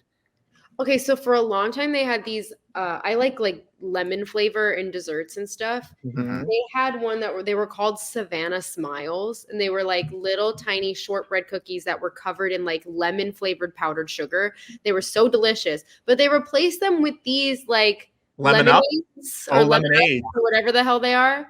Yeah. They're both essentially the same thing. One has icing and one doesn't, and Right. they're just not as good. Sure. Right. Well, Savannah Smiles, was that named after? There was a film called Savannah Smiles that was about a young girl who's kidnapped. Oh, I imagine it's probably not that. But that's a very specific thing for it not to be named after that, and for a cookie that's sold by girls. I know. Well, next year they are like developing a new flavor that will be called Gone Girls. Yeah, I've looked it up. It's from 1982. It's a family movie. It's a family film. I mean, it's kind of hard to believe that this actually exists, but this is a real movie. Those are the kidnappers. Oh God, that's terrible. It's a family film, though. Mr. Miyagi's in it. Yeah, this is a rated. It's PG, so I guess I don't know. Maybe something happens, but something happens. I can't It's a imagine story. what. It's not a non-narrative film about a kidnapping. Yeah, Savannah is a daughter of a. Oh, actually, it's kind of. I'm going to read this cold. Okay. I don't mean just my delivery. I mean, like, I'm not going to read. So Not prepped. this is the plot, and I spoiled the plots of a lot of Oscar movies in the medley at the opening of this. So I want to give the warning now. Full spoilers for the basic premise of the 1982 PG parental guidance rated family film Savannah Smiles. Savannah is the daughter of a neglectful politician who is consumed by his U.S. Senate campaign. Now that's running for the House. That's, lower stakes, but the Senate is a very big deal. Sure. Savannah, decides to escape, hiding in the car of 2 men on the run from the law, Alvy and Boots, which also sound like a good name for pets, but also good for kidnappers. Alvy, and it sounds like it was an accidental kidnapping. They're on the run from the law. Alvy and Boots initially try to use her to obtain a hefty reward for her return, but a bond grows among the 3 runaways. No. Their relationship is tested when the convicts, now seen as kidnappers, must choose between their freedom and their new friend. And the tagline is Savannah Smiles and love will never be the same. Oh. Well, So they discontinued those cookies, and people are asking why. And I'm saying the power of cinema. yes. You can't sell a cookie named after that movie. No. It brings up too many conflicting ideas. What would a Y2K Girl Scout cookie look like? A Y2K Girl Scout cookie would That's have a good joke. Sorry, that is a great joke. Less of a kidnapping and more of a tag along. It's a great joke. Very good. Sorry, George, continue, please. Well, Y2K, what do we associate with that the date won't roll over, that it'll go back to 1900? No, Yeah, 1900. No, we'll go back to Euro. Well, weren't they, because the computers were all built, so it was 19, and then they would just be the last two digits. So it would go back to 1900. Yeah, 1900. So it would be fun maybe if there were 4 different kinds of cookies. Maybe this is as unfeasible from a production standpoint, but 1s, 9s, 0s, and 0s shape cookies. That's one option. That's just a first, not a best thought. Little computers, little airplanes, little bank vaults, things like that. Yes, I see the vision. Yeah. Y2K. Mm-hmm. Oh my god. It could be a double jointed, like there's 2 sort of cake cookies, and it'd be like Y2 cake. Second thought, best thought. Second thought, best thought.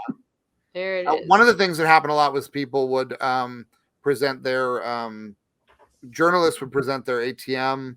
They print out their bank details and hold them up to the camera and say, "Look, there's no problem," but they'd actually be revealing their bank information. Is that true? That happened a lot, where journalists on TV, on like cable news and local news, were like, "Look, the bank information is fine," and then people were like, "All right, well, I know your name and where you bank."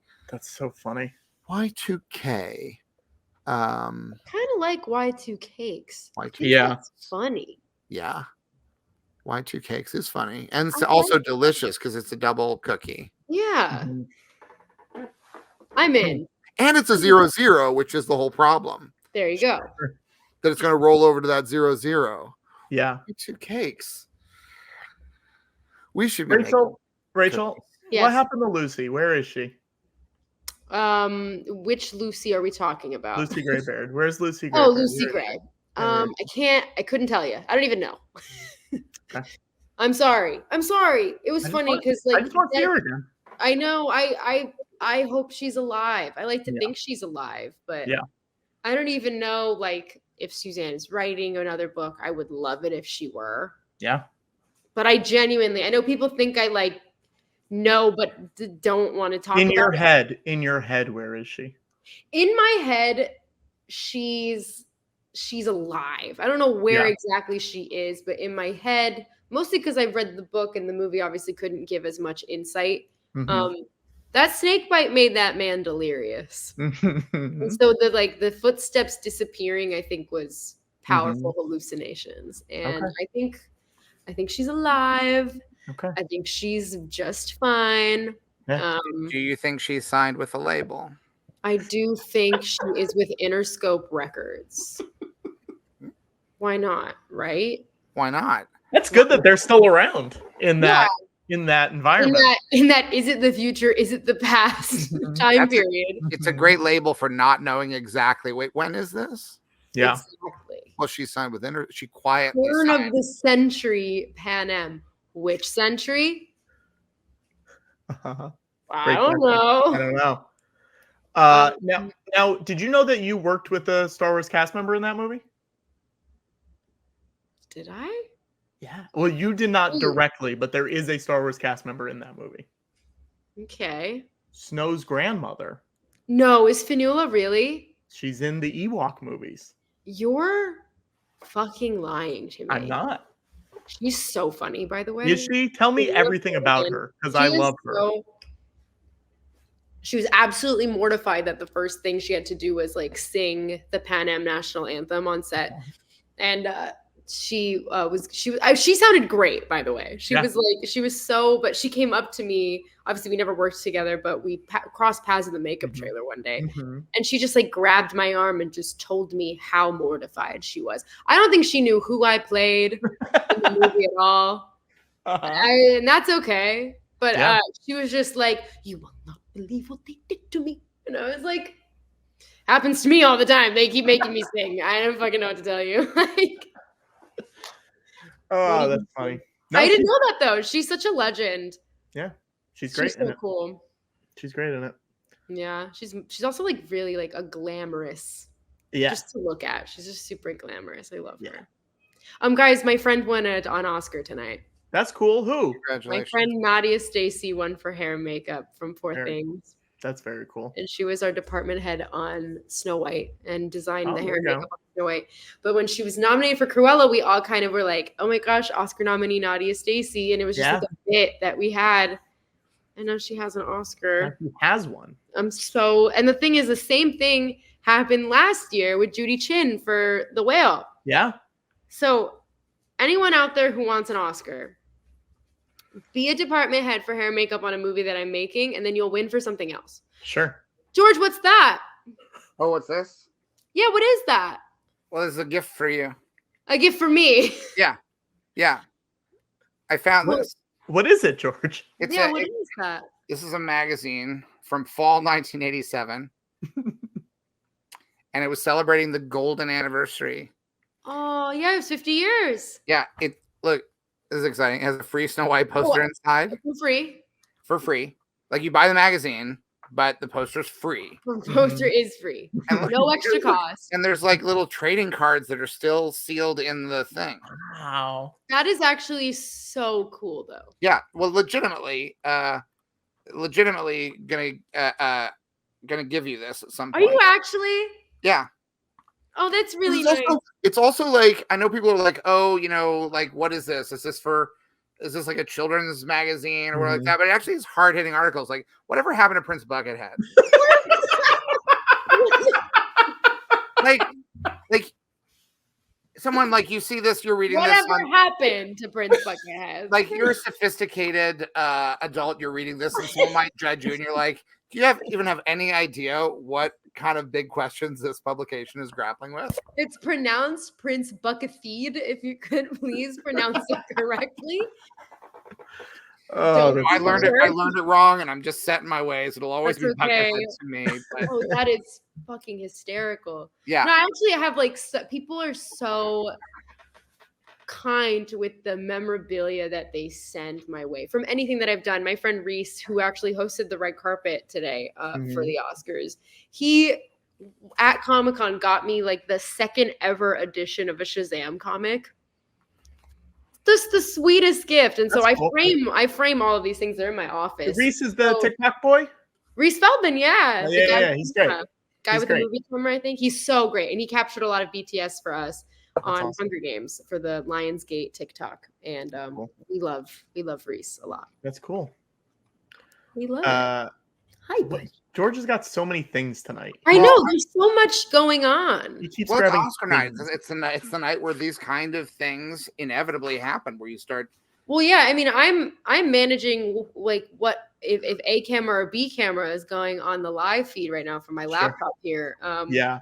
So you think you're busy? I mean, that's cool that they're only doing it with 2 cameras this year. It's really, really great. So I have one on my buddy Steve and one running around for everybody else, essentially. He did a bit earlier.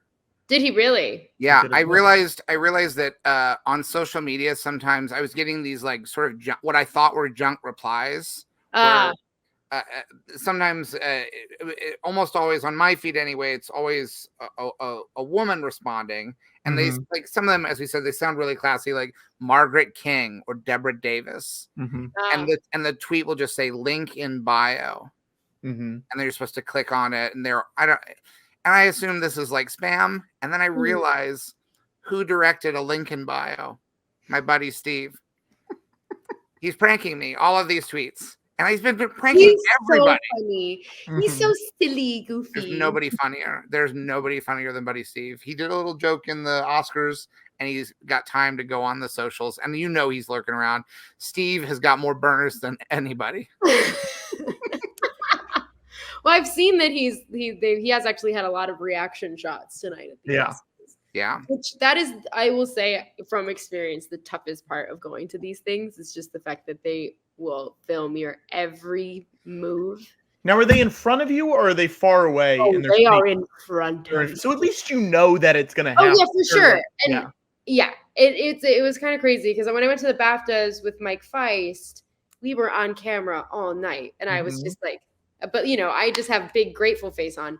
But when Josh and I went to the People's Choice Awards, we were just kind of taking the piss and like kept mouthing ridiculous things back and forth to each other. In hopes that one of those like TikTok lip readers would be like, the cowboy is going to because we were just having fun with it. But it is like quite literally. Oh, and my friend Phineas just won another Oscar. Just That's- won. Guys. Look at that.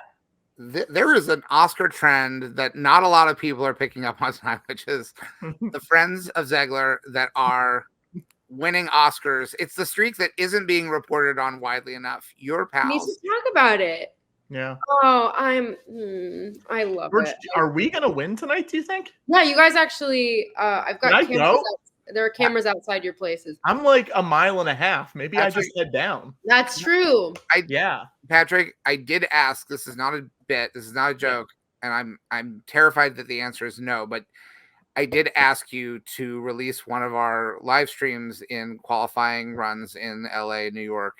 Did you do that? I couldn't find a place that would do it. Okay, so we probably won't win. We need to be able to release one of these before we go on Twitch in a theater for a week in New York and LA. Rachel, if I released one that you were in, would you do press for it? 100%. Okay, great. Not a lot of press, like a strategic amount, like 5. Yeah. We would talk to only the hard hitting publications. That are elevated enough to understand the subject material. Yes, exactly. If they did another, and then we can talk about whatever happened to Prince Bucketheed. Why not? What is it? How would you describe the sounds? Because I think everyone has a different way of expressing this, like the sounds in the auditoriums. Ooh, it sounds different. It doesn't sound it does. And I'll be honest, a lot of times you can't necessarily understand a lot of what's going on because it's not set up for a way that the audience is always able to hear super well. Sure. It's really monitors pointing back at the people who are on the stage so that they can understand what they can hear what they're doing. And also they have to double as event spaces and performance spaces a lot of the time, and that's really tough. So there's a lot of echo. There's a lot of echo going on. Yeah, which is ironic for a theater that's named after an organization, Dolby. What's their thing? Sound. And I understand why. Like you've just articulated it very well. Why such thing would happen? Because there's the live event, but the priority is, I assume, to some extent, the telecast. Yeah. And it has to be set up in a way that people can move around quickly. Those cameramen are like hustling the entire time. Sure. Talk about people who deserve a raise in this industry. It's your cameramen on any award show ever. And especially tonight, because there's only 2 of them. There's only 2. Yeah. And the thing is, they're never going to be able to fit as many people into the venue as watch around the world. And I want to go ahead and get out in front of this. I want to say, I don't think they should even try. I think it'd be wildly irresponsible to try to fit more people into the theater than will be watching on the broadcast. I think it's a disaster waiting to happen. That's too many people for any building. Oh my God. I don't even know if this is on the table, but I want to get out in front of it. And I beg the Academy to reconsider this idea of trying to prioritize the live event by fitting more people into that building than will be watching at home. Don't do it. I'm so happy you're using your platform. Yeah, finally a filmmaker using their platform for good. I just don't think it's a good idea. Yeah. Sorry, retired filmmaker. I apologize. No, I mean retired or no, I'll always be a storyteller. Oh, that's beautiful, George. It's very nice. That was really beautiful. Yeah, but you're done making movies. You haven't made a movie in a while, George. I made a lot of movies. I just don't show them to anybody. Yeah. I've been wondering why I haven't gotten a call. Sure. I mean, if you want to see a movie, I'll make. What kind of movie you want? I think she wants to be in one, George. Yeah, I want to be in one. You want to be in? I'll gladly make a movie. What movie? Any movie. I mean, Y3K. Y3K. Give a quick elevator pitch about the movie you'd want to make right now if you had to make one tomorrow. Well, the first thing I would say is I'd want to know what kind of, is there a kind of movie that Rachel fears you won't get an opportunity to be in, because I feel like all actors have some idea of a thing they'd like to do. They think no one's ever going to take a chance on me in this kind of movie. I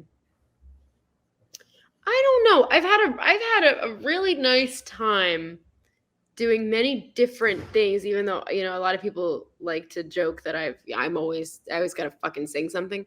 But I always fucking sing something in something different than the other movie that I sang in. Let me think. Well, here's the smallest spoiler. Do you sing in Y2K? There is a bit, but it's not what you think. Okay. It's not. There are actually a couple like music moments in it, but it's very 1999. Okay. You know, So you're singing like Duel of the Fates and stuff like that. Oh yeah, 100%. Okay, great. It's a great scene though. It got a really sweet reaction last night. I think I might like to cast you as someone who can't sing very well and dub all your singing stuff just with my voice. Oh, perfect.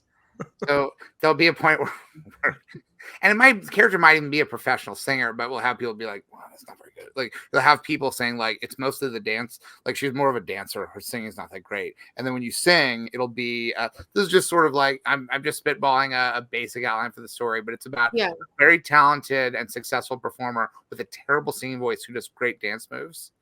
And do you do great dance moves? Not at all. I think that'd make it even more fun if in the reality of the movie, everyone's like, she's such a great dancer. And it'll just be whatever, like you genuinely try your best and we'll have you do some really hard dancing, but we'll just have everyone be like, I don't like her singing voice. Was that Marvin Hamlish from Beyond the Grave commenting, saying big fan. Composer of a chorus line, Marvin Hamlish? Yeah, big fan. He loves the show. Oh my God. Crazy. It's like we accidentally performed a seance. No accident. Not at all. It was real. But you would allow your singing voice to be dubbed in the right context like that? Yeah, because I've already proven you got nothing time and time again that like that's what I'm good time at. Again. Yeah. It's funny. People still stop me and like tell me how shocked they were by the Grammys performance. And I'm like, I was doing all my own singing in West Side Story. That's so weird. Yeah, people are like, I had no idea you could sing like that. I'm like, you didn't? But like, thank you. Yeah. Well, it's a great compliment because people assume it must be sweetened. It must be movie magic. Which is very nice. Yeah. What they're telling you is like, they didn't believe that you were possible. Wow. Weird. Yeah. I like really coming with the heavy hitters tonight. It's Oscar night, so it's a night to celebrate. The Oscars just gets you in a very beautiful place. Well, the Oscars is about celebrating talent and achievement, and so you know, and I think we generally do that. Like we're not on the show to like, this isn't a prank show. We're not here to like slam people and we would never mislead anyone. No. And if we did, it'd be all in good fun. We could become a prank show, though. That would be fun. I mean, would it be fun, Patrick? What kind of prank would you do? What kind of prank would I do? That's a great question. Do you have any pitches? Yeah. I tell people that I'm making another Star Wars movie, but I can't call it Star Wars. And I crew up the whole thing, like cast it, everything. And we go for the table read, and we hand out the scripts and say, tell everyone like, don't open the script until George comes in. It's time for the table read. Yeah. And the first page says, just kidding. So everyone gets paid the full amount they would have gotten paid to work on the movie. Full SAG contract, so you get your points. Pay or play. Yeah. Pay or play. So it's a big budget prank because it's actually I'm gonna pay everything everyone was gonna make if we had made a Star Wars movie. I'll say we can't call it Star Wars because I don't own that anymore. So we're just calling it like Planet Conflict. It seems like a good deal. And then at the table read, I say, thanks everyone for doing this. I'm very excited. Obviously, this isn't Star Wars, but it hopefully captures some of the original spirit of that. So let's take it away. And then we open the first page. It just says, just kidding. The rest of the script is blank. I don't say a fucking word. I get up from the table and I walk out of the room. So like, there's sort of a weird feeling of there's no big reveal. There's just sort of like the footage of people being like, what happened?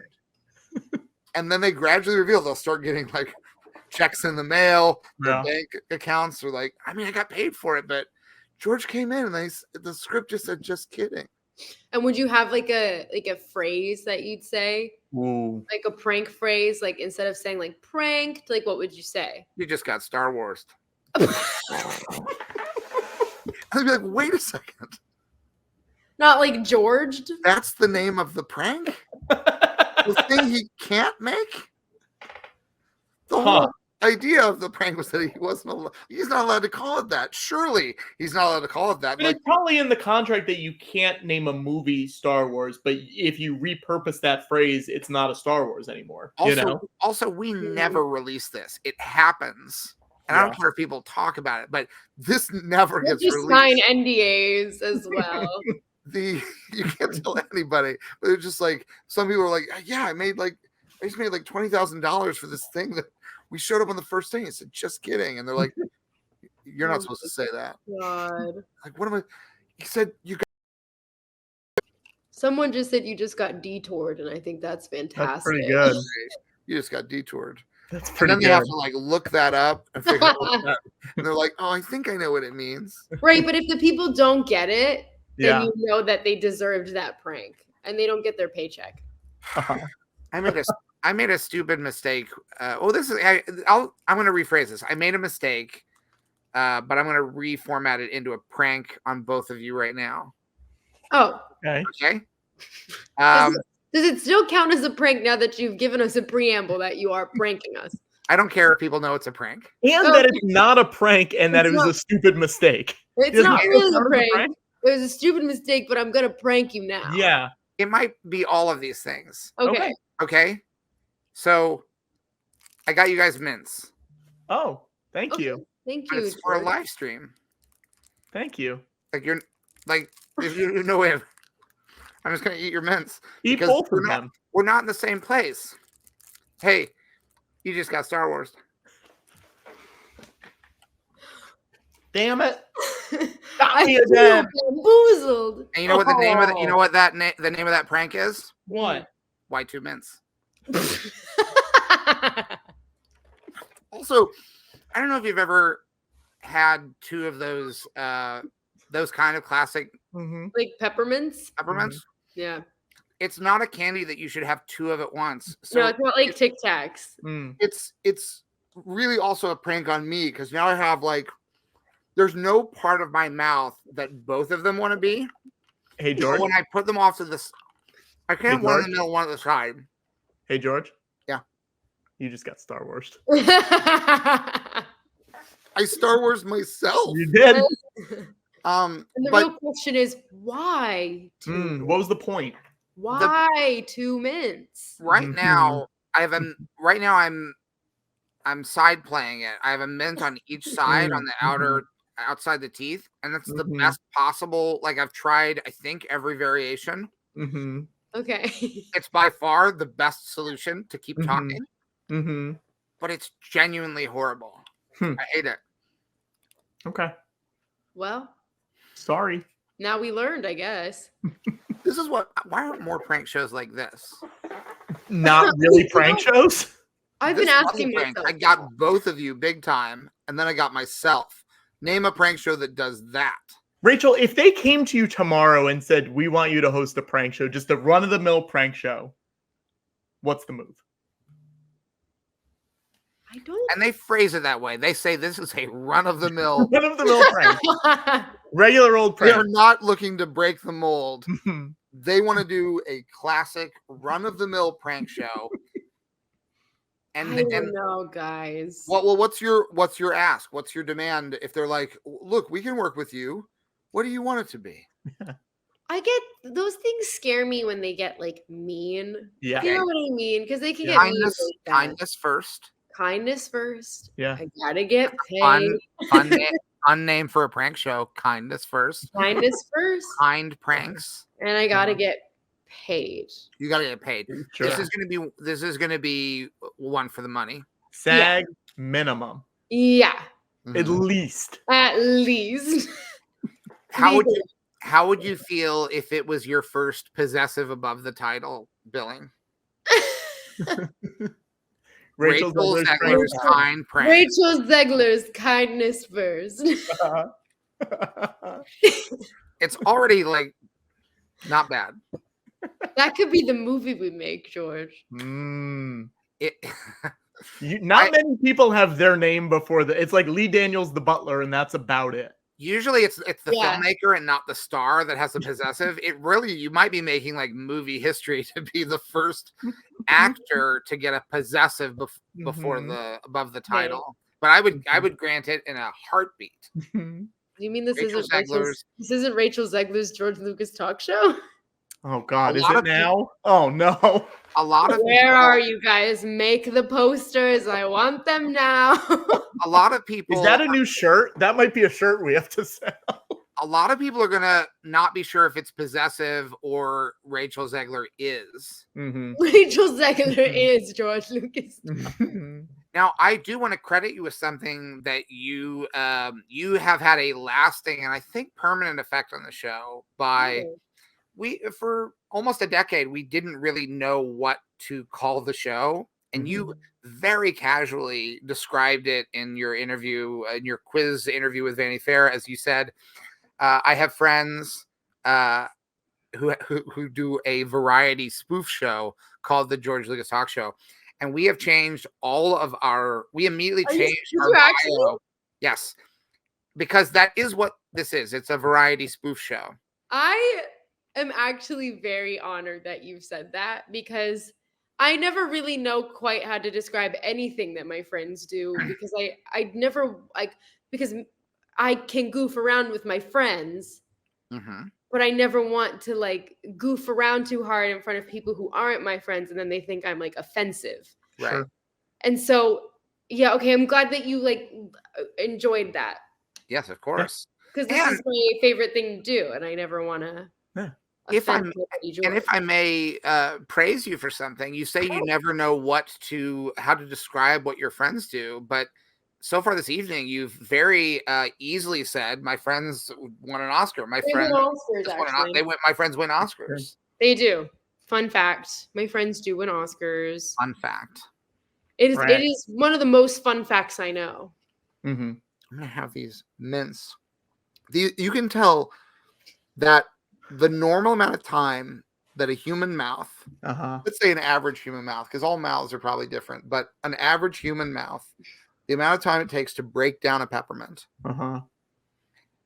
it's more than doubled by the fact that I have two, because whatever the process is, I feel like it's going to take 3 times as long for these mints to just disappear. Sure. I really did Star Wars myself so hard. Just hate when I Star Wars myself. People are shaking hands on the Oscars right now, clapping and shaking hands. Oh, did Cillian just win? Did Cillian win? I believe so, yeah. And he's shaking all the hands of the actors. That is my agent's client, and he is there with him tonight. Ooh. It's very exciting. You should text the agent. I am going to right now. Be like, we're talking about you. He kept telling me how much he was sad he wasn't going to be at South by Southwest, and I was like, dude, you got a reason. Cillian's gonna win. and Brendan is also his client and won last year too. So he's had a really crazy 2-year run here. Well, between your friends and their clients, yeah. I mean, who can't you count at the Oscars? Do you have any friends? Do you have any friends you're beelining on them to be like, you're next?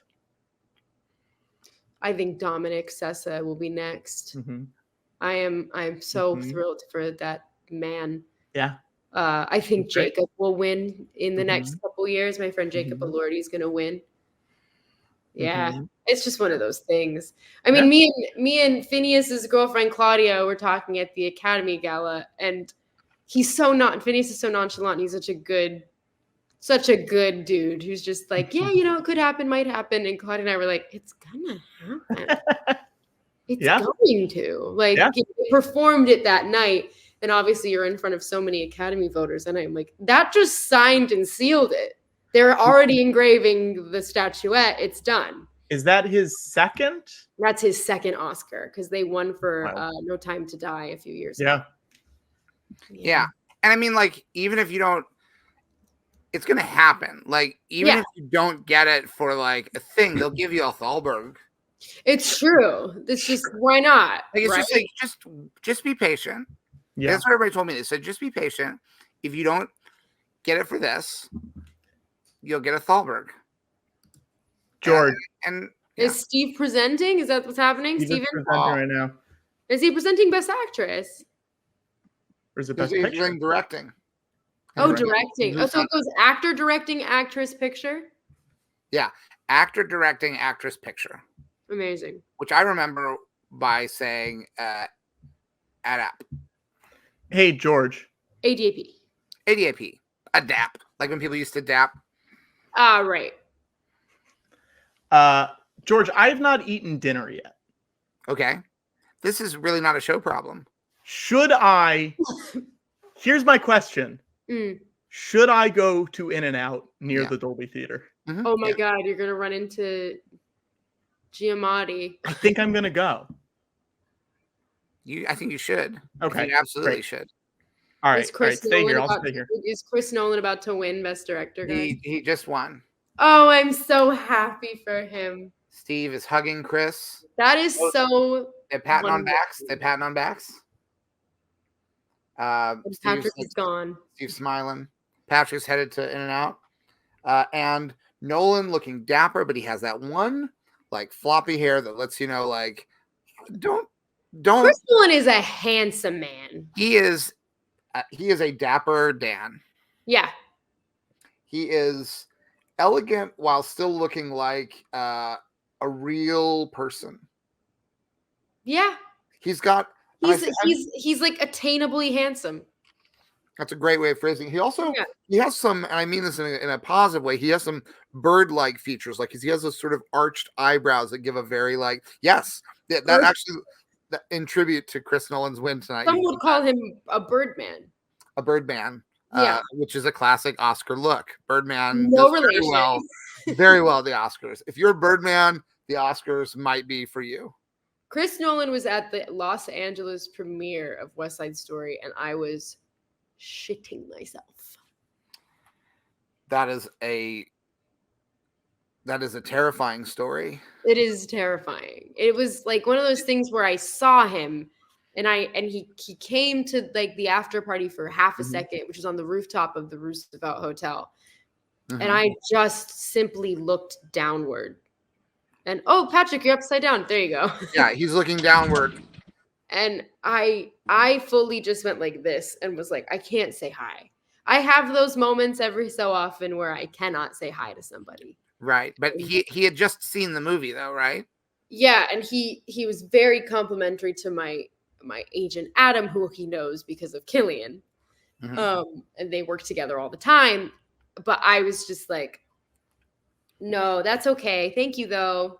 I'm all right. No. But now, do you ever think about like even, he's intimidating to people because he makes these movies that have these sort of like big feelings and big ideas. They feel like he makes these like blockbuster brainy films. Yeah. And sometimes he'll make like very successful films that people really have trouble understanding. They work hard to try and understand. Yeah.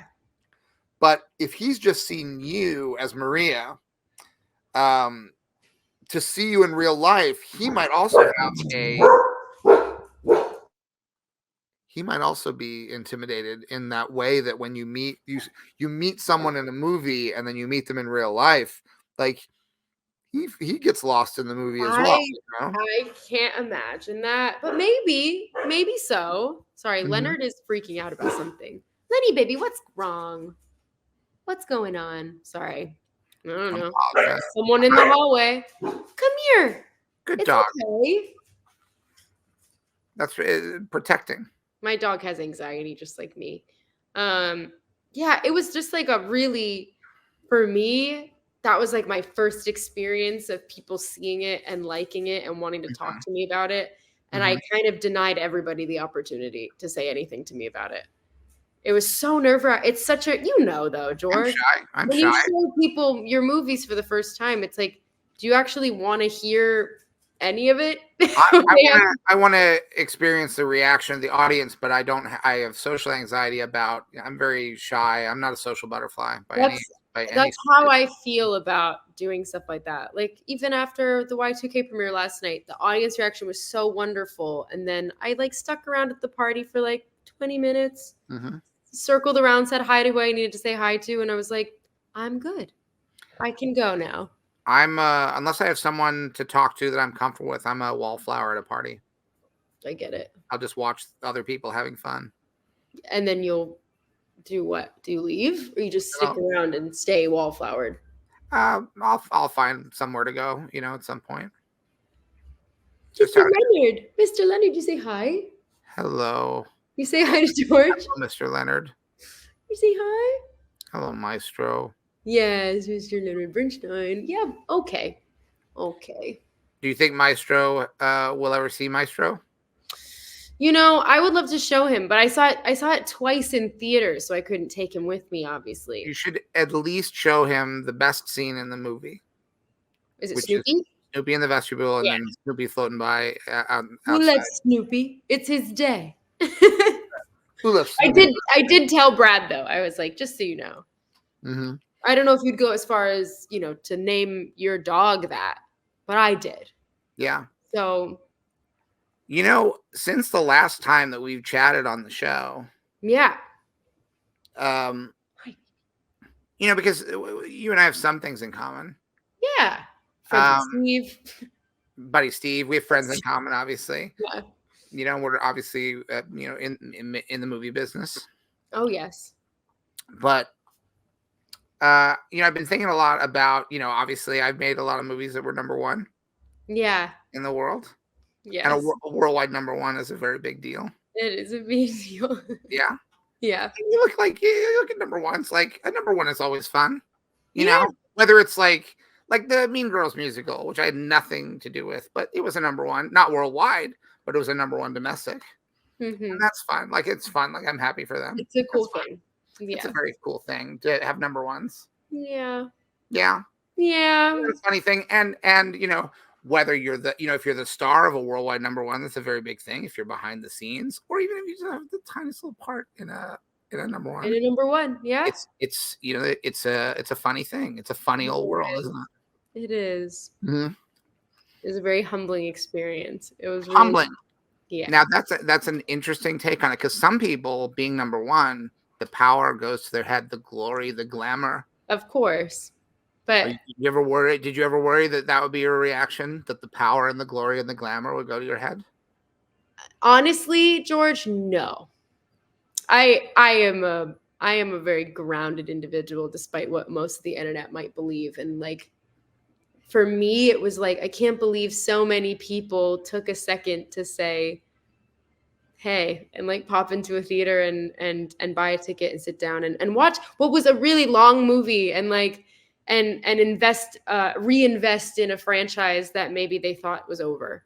And I'm sure all about that, George, with like, I love when fans are so dedicated to their fandom that they don't nitpick about, it's not Jennifer Lawrence, it's not this, it's not that. They're just happy that there's more content in a right fandom that they love. And so I was so humbled by it and so warmed by it. And still to this day, it's like the thing I get the most compliments for is just people saying how much they love. Even on my flight today, the flight attendants were just like, we loved Ballad of Songbirds and Snakes. And that's really, really, really cool. And I want to say two other things, I think, because I was so proud of you for doing a prequel. Because we love a prequel. We love a prequel, don't we? We do love a prequel. We love a prequel.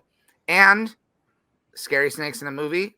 Buddy Steve and I like that. Like when you have scary snakes in a movie, that's a good movie.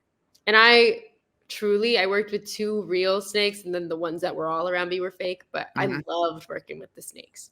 Is it easier to act scared of a real snake than an imaginary one, or is it the same skill set? Well, I'm not scared I'm not scared of them in any of the scenes. I'm really just like amazed by them in one, like, you know, kind of, well, I guess I was scared. There's like an intensity though, because Yeah. Yeah. Cause I guess I know that, you know, what are these creatures doing? Are they actually real snakes? Whatever. I just watched them kill a bunch of people. So I guess fear is correct. That's the correct direction, George. Right. At least a little bit, but yeah. But then I ease into it because I decided to sing. Mm-hmm. And yeah, but then the scenes where I'm holding the real snakes, it was just really fun. Did you ever have a phobia of snakes? Because some people have pet snakes, they like snakes. Yeah, one of my best friends has a phobia of snakes. I do not. I've never been I never had a reason to be scared of them, and I feel like that's probably it. I didn't grow up with them around. I never saw a garden snake or anything like that. Like growing up in Jersey, I have a feeling that might have been the reason that I was kind of welcoming to the idea of holding one. I'd never been scared of one or by one before. What's the scariest animal that's indigenous to Jersey? I'll say that I don't know entirely in the I'll say in my experience, I had a lot of woodland creatures in my backyard, and the foxes make a really scary cry at night to scare off other predators or to announce. It could be a mating call. I don't really know. It's it is a shriek. It sounds like a shriek. What's the closest you think you could slightly replicate it? How close do you think you I can try? Oh, they sound like wailing babies or women who are being attacked. It's actually really scary. I don't want to scare Mr. Bernstein. He'll be fine. If I'm making a noise, he'll be okay. Yeah, or it's he likes those chin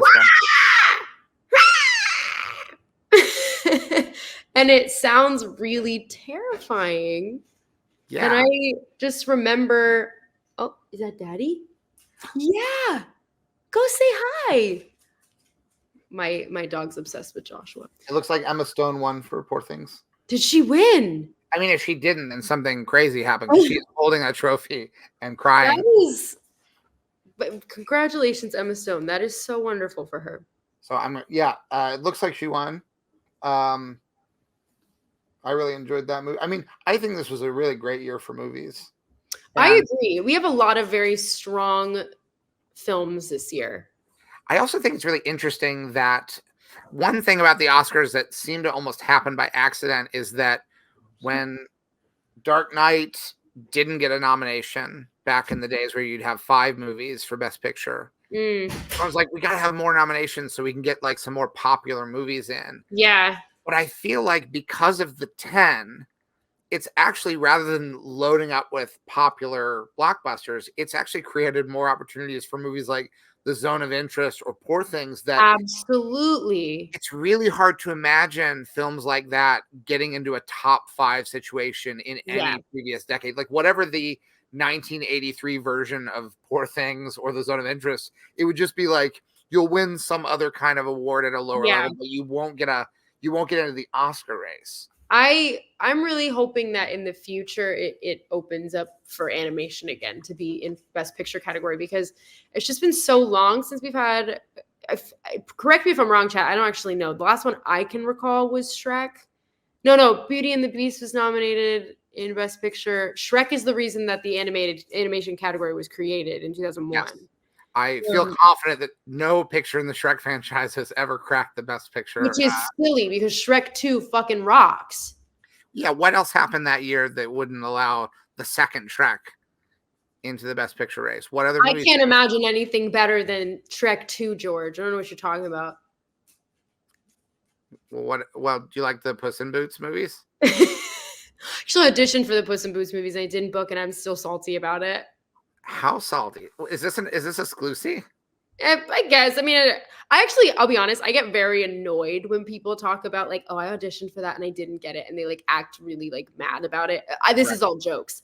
I went through a really long time during the pandemic of like solely auditioning for like animation stuff because of other circumstances surrounding like contracts and things. So I was really only, auditioning for animation, and so I have like so many voice memos on my phone still of like different things that I had auditioned for and not gotten, obviously, one of which was a Lexus commercial.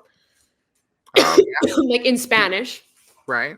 So funny. I just wanted a Lexus. I know because I'd done some work. Watto and I back in the day took some classes at UCB, and I know that there was a Lexus campaign that I know of a couple of improvisers who booked a live Lexus ad back when Jimmy Fallon hosted Late Night with Jimmy Fallon. And they improvised a live Lexus commercial in the middle of the night. I love that, actually. And I only know this secondhand. Obviously, I wasn't in the commercial, but from what I've been told, being in the dark with floodlights, improvising by the East River in the middle of the night, and then having to do it 3 hours later for the West Coast is one of the strangest experiences that a person could have in the business. And you do not get a free Lexus at the end of it, at least on that level. Well, I didn't book, so I didn't get a free Lexus either. Yeah. Now, it was a Lexus ES. And what's the ES stand for? I don't actually know. Josh, would an ES in a car be an electric vehicle? Extra special. No? Because that would be EV. I think it's extra special. Extra special. You're right, George. You probably have like more cup holders and stuff. More just like some bonus, like a lot of things that you wouldn't expect. Josh said extremely soft, like the seats are really soft. Oh, and even the outside of the car might be like even softer. Oh yeah, it's revolutionary, cutting edge technology. They found out how to make cars out of linens. They make cars out of linens now. Extremely soft. With a Lexus ES, the extra soft new Lexus, you won't crash into another car. You'll squish into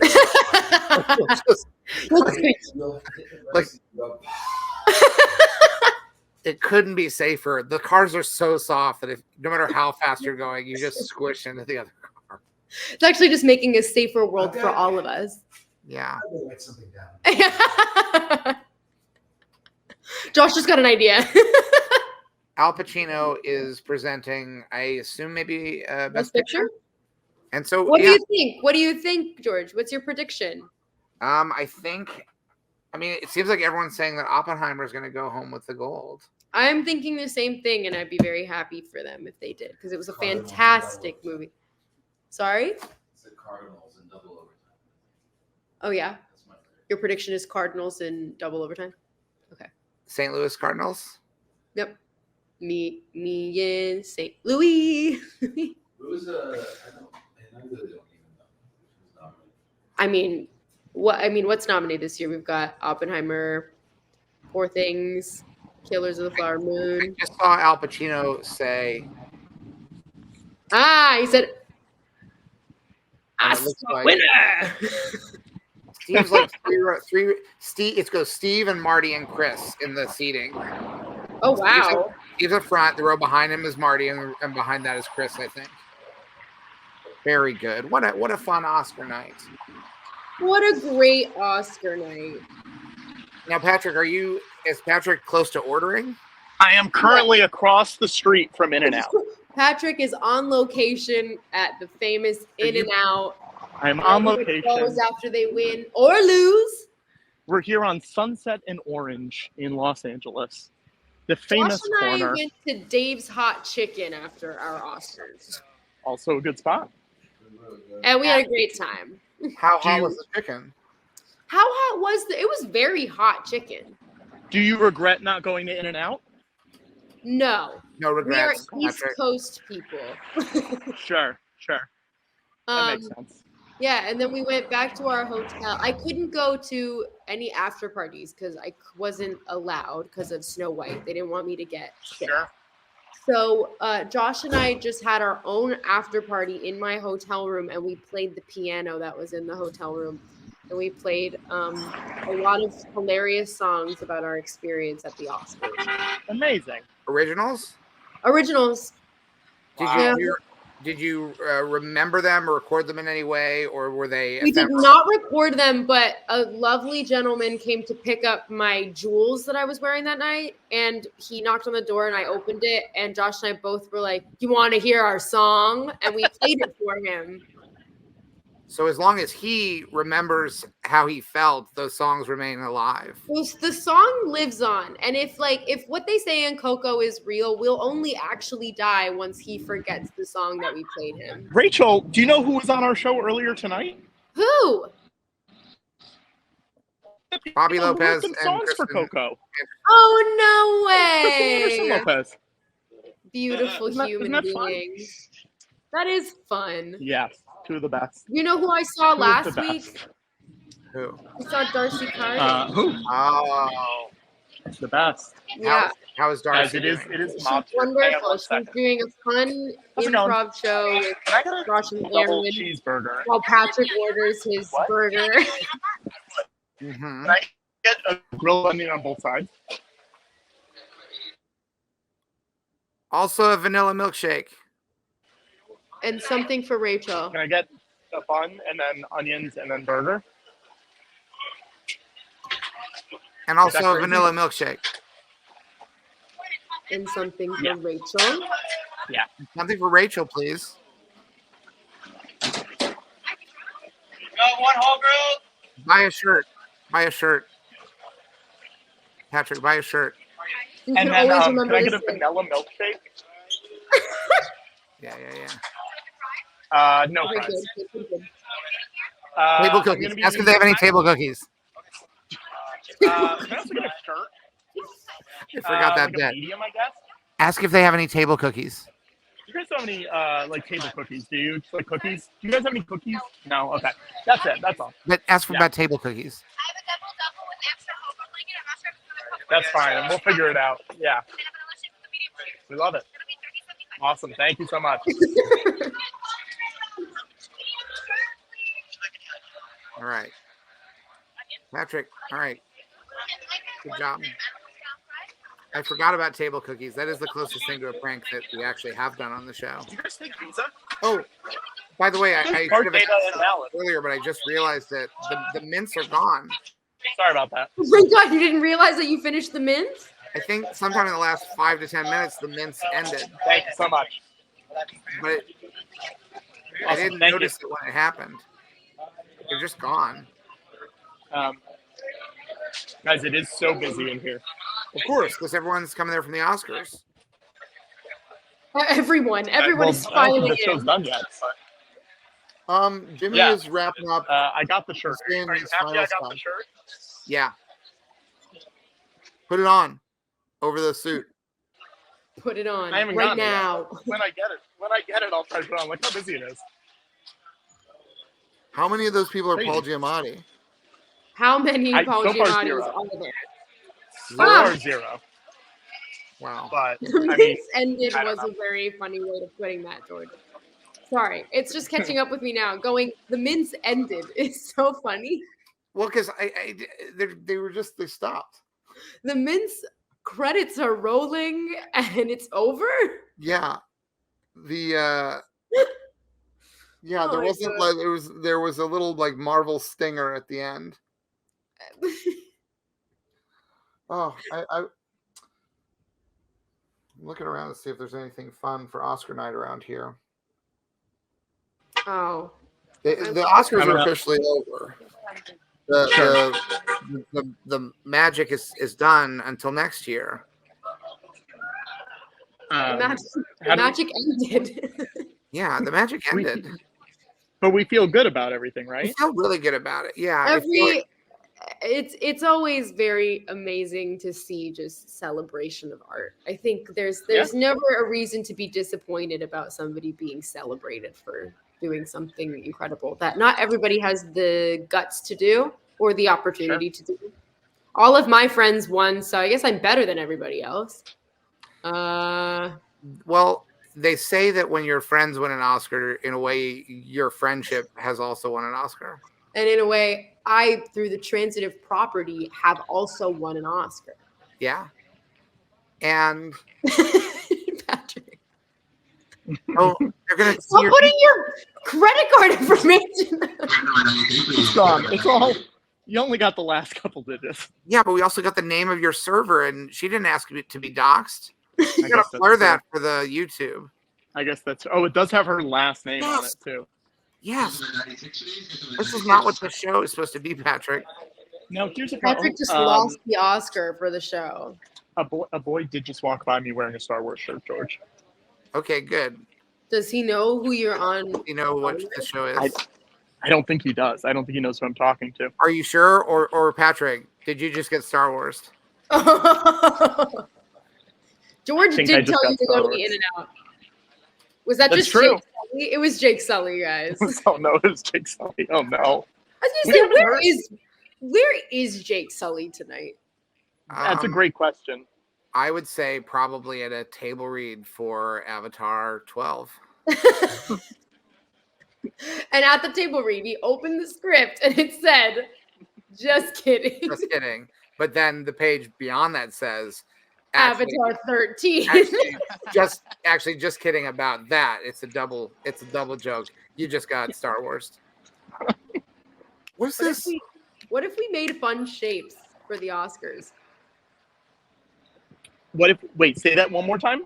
What if we made fun shapes for the Oscars? with this thing that my boyfriend gave him? Yeah, do it. And that Lenny now wants. I can't believe is this Josh's third appearance on the show now? I think technically that was Josh's third appearance on the show. Crazy. He is a star, so it makes sense Makes that a lot of sense. he would be on the show more than once. I mean, he'll be in the credits. I don't think he'll ever do a full Irishman, but I do think you could probably get Josh in one of your live shows for sure. Wow. And I'm not going to Interesting. speak for him, obviously. He can hear me Sure. talking right now. Sure. But All right. Well, we'll have to see if we can do it. I think that he should, because he has a lot of knowledge about your films, George. I like that. He loves you I so like much. the sound of that. He's a big fan. Does he have a favorite? Hey, Josh, can you answer some questions for me really quick? Can you come here? I'm gonna get an exclusive for you. Do you have a favorite George Lucas film? His filmography. Ironic or genuine?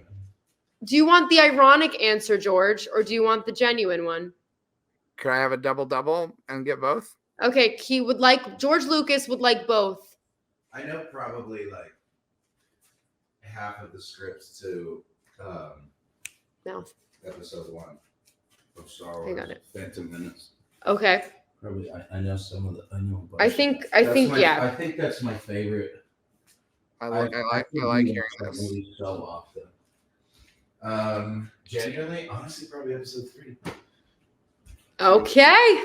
He's a prequel man. That's up there on my ranking as well, George. Either that. Oh. Obviously, I could be. What did he tear open? Sorry. His toy. The dog has torn open a toy in his rage. Was Attack of the Clones too romantic? Was Attack of the Clones too romantic, Josh? Attack of the Clones. I say yes. Attack of the George. Clones was an amazing device that you used to sell a lot of things. And I thought it worked very successfully because I did want all the action figures from that movie. And Anakin lit up the second lightsaber, and I was like, oh my gosh, dual wielding. That's never happened before. It was groundbreaking. Yeah. No, Did Josh have a favorite action figure? Did you have a favorite action figure? Asks Patrick. Yeah, there was like an Anakin. No. There was it was like a Qui-Gon and Obi-Wan one. And like their little lightsabers, like you could take out the kind of like in Legos, you could take out the lightsaber and put it in a different color. So you could technically change the Kyber crystal, George. Yeah. Rachel, I know how a lightsaber works. I'm just making sure that you know, George, because it's been a really long time since you. It is true. Is that my bolo tie? I don't. Yeah, it is. Yeah, I'm Hey not. guys, just as an update, I'm standing outside. There is a large black SUV that is being loaded, filled with In-N-Out burgers. Oh, there's probably a party. Giamatti That's is what I on the think. lot. Giamatti is on the lot. Giamatti's on the way. But I just wanted to give an update. Has Josh ever seen the Droids era lightsaber that goes like that? Do you want to show him? Yeah. Yeah. So, well, yeah, come into frame with.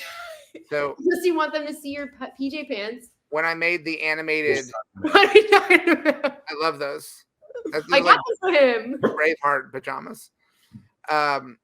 So in the 1980s, I made a C-3PO Saturday morning cartoon called Droids. And this was the toy that we made for it. And it's a lightsaber. And this is the hilt. And then this is the lightsaber. Because the whole lightsaber before that, the only lightsaber option for a toy, it could only be fully a lightsaber. There was no way to, this was the first retractable one, but it couldn't be any bigger than it has to be smaller than the hilt to fit inside the hilt. So that's the lightsaber. But the thing is that in reality, if lightsabers are real and that was a lightsaber, it would have so many very practical applications. Yeah, it feels like this would be, ironically, a more terrifying Jedi, because it would be like he'd kill you like up close. I wonder if Favreau will have an addition in some of the later iterations that he does, where there's like a dagger-esque. Yeah, like because someone fighting with a dagger when everyone else has very long swords feels like a degree of confidence that the people with the long swords are like, we got to get out of here. This guy is terrifying. But when they like take it Hey, out. George, Rachel, George, this is Josh. He's a fan of the show. Hi, Josh. Hello, Josh. People said hi. What's your shirt say? What's your shirt say, George? Sloth Rust. We like Sloth Rust. Sloth Rust, great band. Oh. I'm gonna mute now. How is Leonard Bernstein feeling about? Because I don't think Maestro had a big night at the Oscars, but because Buddy Steve was one of the producers on that, so I was a little bit like rooting for it. Of course. But I do feel like that's one of the. There are some films that like the nomination really is the award in a way that like. Being part of the conversation, I know that's sort of the joke, like, oh, it's an honor being nominated, but it really is. Like, there's so many things that get made, and only a handful can really be recognized. I agree, and I mean, I think people really do get hung up on like, will they win, will they not win, and like whether or not winning matters more or less.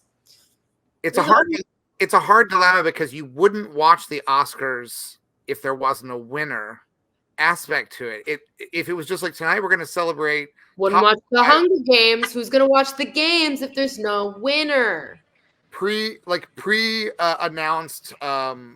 celebrations of shared achievement, it would be hard to get people to watch. So you have to have that sporting element of. I agree. Of will they, won't they?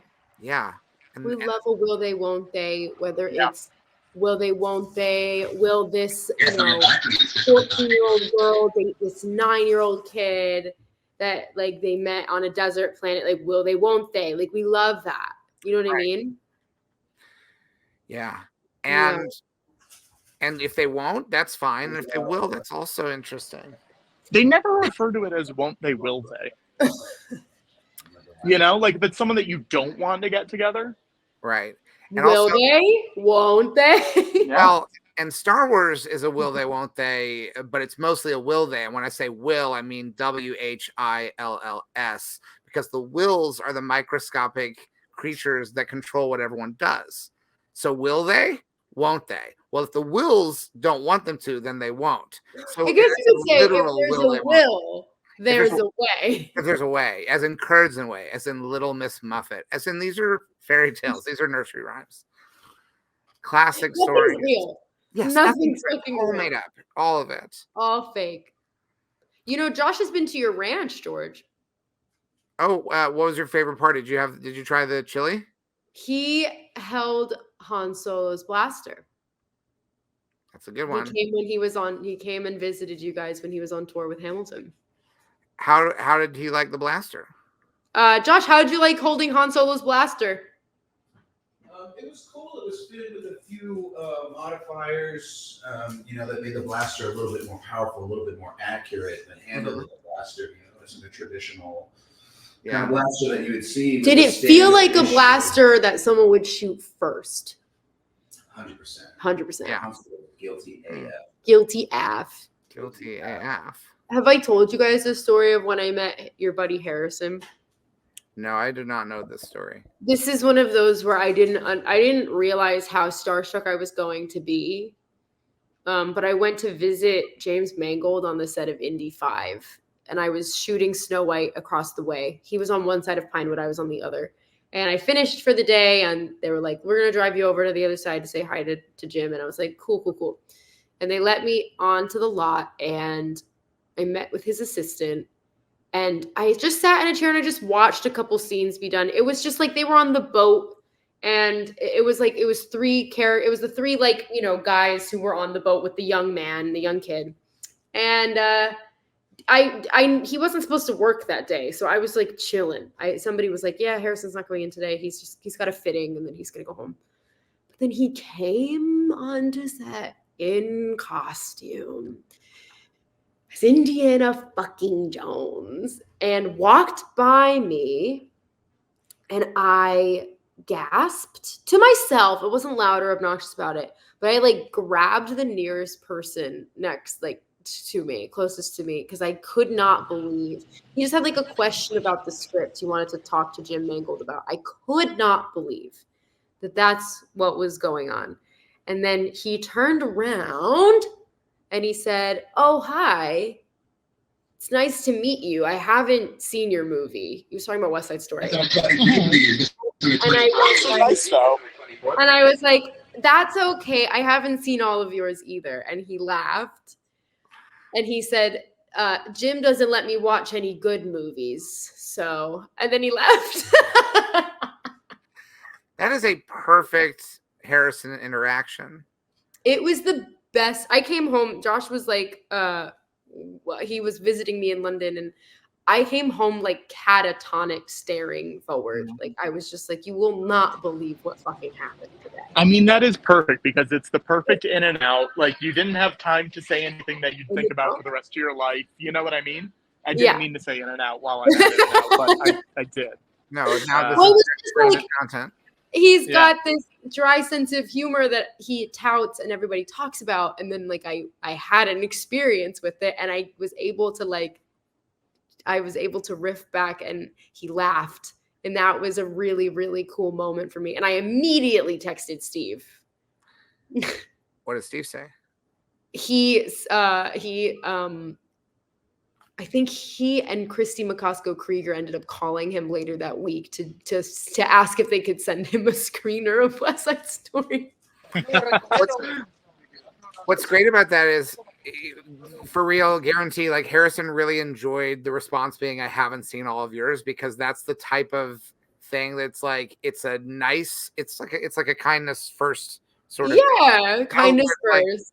That, of course, part of it is he's made so many movies that if you had seen everything, it would be kind of crazy. It would be freaky. You've seen, the Frisco Kid and everything, which is famously in my Letterboxd top 4.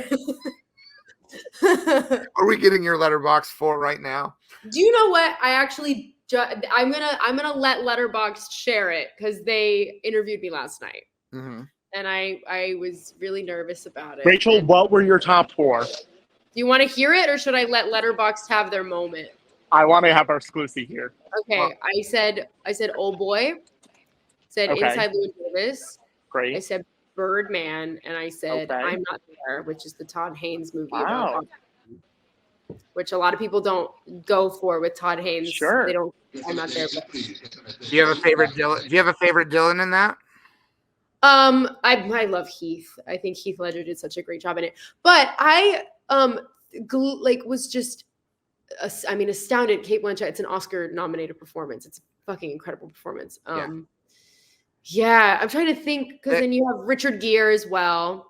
I think the Christian Bale sequence is really fascinating. That one's amazing because I like the Julianne Moore Joan Baez bit too. It's pretty cool. And I think the young man who does like the kid in the circus, he's fucking great. And then I mean, there's not a bad performance in that movie. Is it Ben Whishaw? He's fucking awesome in that. At the deposition, it's like just an incredible performance. And I love movies that dare to do something very different. And the concept of Bob Dylan described himself as so many different people and claims he lived so many different lives. So let's just give him that is better than any biopic could do. No offense to Jim Mangold, who is making the biopic. Now, another thing that strikes me I'm still thinking about this Harrison encounter. Yes. The fact that like there's something really beautiful about on some level, you're just a normal person who's meeting this person who's this like pop culture icon, a person whose character has been name checked in a Bob Dylan song, because Bob Dylan has now like Indiana Jones is like one of those names that now is in a Bob Dylan song. So there's like layers of legend built into him. 100%. But also in that moment, you're also two people who have both been in films by Buddy Steve. Yeah. On some level, it's sort of like you do the same thing for a living. It is one of those, like, it's a humbling thing. I don't know, it's the word of the night, but like, he's one of those. I've had like, you know, a couple of experiences with actors, Bob De Niro being one of them as well, where you could just tell that they like being treated like a fellow actor in an actor's troupe. Mm-hmm. That we're truly all just like coming together to like reach a common goal and make something different and cool and fun and wonderful. And so it was a really cool moment of like, maybe it's not so bad to meet your heroes. Yes. And also to be part of like, so you're on the Spielberg line, which puts you, Maria and Indiana Jones are both on that, in that Spielberg filmography. Yeah. But you also, now that you've worked with Kyle, you're also on the Luke Skywalker, the Mark Hamill. True, Brigsby Bear. Yeah, that like not, you know, and that's in some ways that's like a harder one to get onto in some ways. It is. And I will say my biggest flex in this lifetime is that Mark Hamill wishes me a happy birthday every year. He's a gem. I'm sure he does the same for you, George. Oh yeah, we always say happy birthday. Always. It's a very, very nice thing that he does. And so, but yeah, like that, Kyle's like, I always say her web connects them all. I make the Madam Web joke about Kyle Mooney because he just seems to know everybody. Mm-hmm. He's just got one of those like careers, because I imagine when he was on SNL, and he was on SNL for a really good chunk of time, that like you have celebrity guests every weekend, you get tight with these people over the span of a week, and then he became really good buddies with them. And it's just such an interesting career trajectory that he's had that's really inspiring and wonderful. And now I like that he's directing now, and everything that he's written has been so fucking brilliant. So I think you're going to like Y2K a lot. I'm very excited to see it. Because I love Brigsby Bear. Like it's such a, it's one of those movies. I went into it cold. Like I did not know what the premise was. So when it starts to reveal its layers, I can't remember the last time that I saw a movie where I was so completely in the dark about what was going to happen next. Right. So when surprising things would happen in that movie, they really worked on me. I do feel Y2K has a lot of that surprise aspect where you go in thinking it's going to be one movie and it turns into something completely different. And the reactions last night were so genuine. From my agent was sitting next to, it was me on the aisle, my publicist next to me, and then my agent. And my agent Celestine was watching it like this. And it was so funny. I would just look over at her and she'd be like, and like, they've read the script. They know what I'm like signing on to do and what I, have taken as a job, but it's pretty exciting. That's so exciting. I mean, like, cool. And you know, I'll say this as well. Like the you know, I didn't have anything to do with Dial of Destiny. Other than, you know, I was sort of like out of the process of that. But I think that the final third or final like fifth, I guess maybe, of the movie, sort of like the finale of that movie, shall we say, I think is a really exciting surprise. Because I think that one of the things that we, you know, when Steve and I were making this, we would always try very hard to make each one feel different, even though like the first and the third share some similar bones in some way, but yeah, it wasn't just a remake of that. We wanted each movie to have its own distinct feel and personality. There's a T-shirt that has been acquired. Got the shirt. Oh, how's it going to fit over that suit? They are hopping there tonight.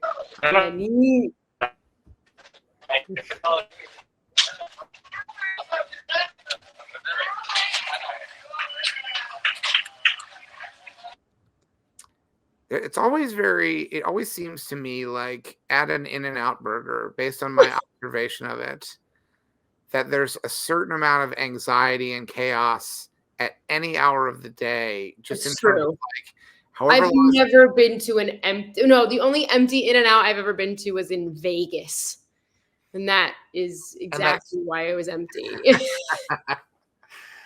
I wonder if it's the same ingredients even in Vegas. I wonder. It did taste a little different. That's the taste of Vegas. It's true. And I had like landed at Vegas airport, and then I had to drive like 3 or 4 hours to a town called Pahrump. And it was like the entrance to essentially 3 hours of desert. Yes. You ever watch Studio 60 on the Sunset Strip? I was about to bring this up. The Aaron Sorkin show? I have not. There's a major arc on that show where they all get stuck in Pahrump, Nevada. Pahrump? That's with John Goodman, right? Oh my God. Yeah. I had to fly from Paris to Pahrump, and that's what we called the trip. We're like Paris to Pahrump. And I worked with David Bowie on the film Labyrinth, and he sang the song "The Little Drummer Boy," which has a section that sounds like "Parum pum pum pum." Pahrump. Pahrump pum pum pum. Come, they told me. Parum pum pum pum. Lenny keeps eating fuzz. It's just really not okay. How much fuzz do you have around? He just opened a toy, and I just said like, "Hey, let's put that away." And we got all the fuzz that we could, but then he finds little bits, and then we try to take them away from him. But he's a very tall dog, and he can just hop up. And he works so hard to find that fuzz. Yeah, he's one of those dogs where he works really hard to kill the squeakers, and you know, then he gets mad that we took away the toy, where the squeaker is now out of the toy. Buddy, what are you doing? Yes, you're the cutest dog, we know. Are there sounds that Leonard really likes? The songs okay, there is he used to hate my guitar playing. He used to like hit the body of my guitar and try to get me to shut up. But he's come to the recording studio with me a couple times. He's actually like quite a great studio dog. Yeah. Doesn't like the rehearsals. He's probably hitting it like, go to the studio. Like, yeah, he's like, actually this is ready for the studio. Why are you wasting this? This is my producer, Leonard. No, he loves my producer though. It's so funny. They get along really well. He's a people person. It's a funny little thing that he does where he mopes around like an old man. Patrick is making quick work of that sandwich burger. It's very good. Oh. It's very Are good. you looking around for celebrity sightings? I figured if I'm here, we'll see. The fact that you're in that suit, and you're like you're like a correspondent who's like on. It does look like you are. Celebrity I Watch. just came from it. Yeah. Nobody knows. Are there a few sentences you could say that would really give the impression that you just came from the Oscars? Yeah, I mean, seeing Pacino up there, and when he busted out, the title of the movie, it was just like, it was an experience I'll never forget. Because he's a legend. He's a legend. Getting to see him in front of me like that, what are you gonna do? You can't get any better than that, right? Yeah. What are you gonna do? For sure.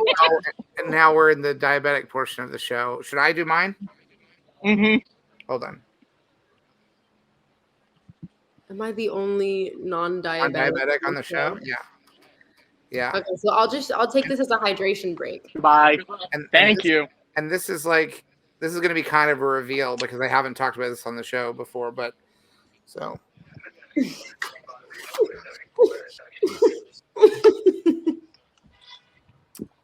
This is my diabetes.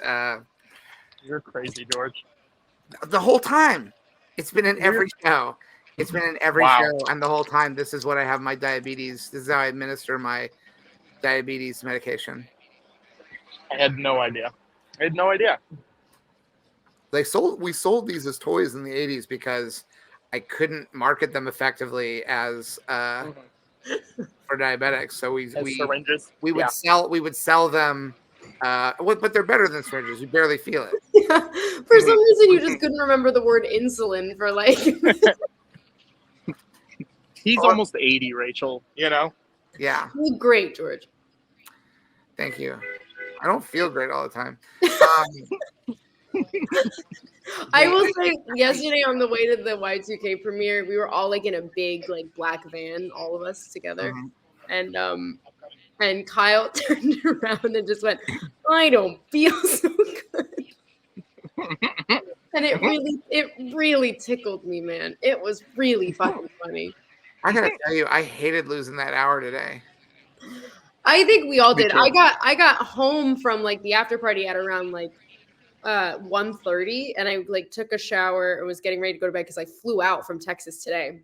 And by the time I went to bed, I talked to Josh. I went to bed and the clock had like already turned to 3, and it said like it's 3:30 a.m. and I was like, the fuck it is? What do you mean?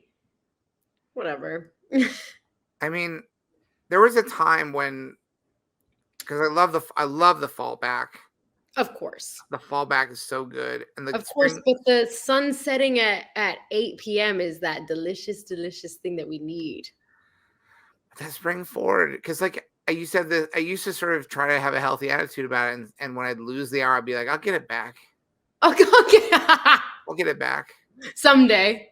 And now I'm at that point where it's like I feel the taking of it more than I feel the giving back. Like it sort of feels like when I get it back now, it feels like it's been taken from me so many times now that now it's like it was mine to begin with. Like I'm no longer grateful when I get the hour back. I'm no longer asking. I'm still so hurt by the fact that it was taken away from me in the first place. I understand. Lenny doesn't understand the concept just yet either. Because I'm a May birthday. I'm a May birthday too. Your birthday's in May? My birthday's in May, George. When's your birthday? I mean, this is amazing because you know who else has a birthday in May? I'm going to give you one guess. But why are there two Patricks? Oh, why two Patrick? I don't know why that is. Let's see. Can I get rid of that one? There you go. I don't know what happened. Wow.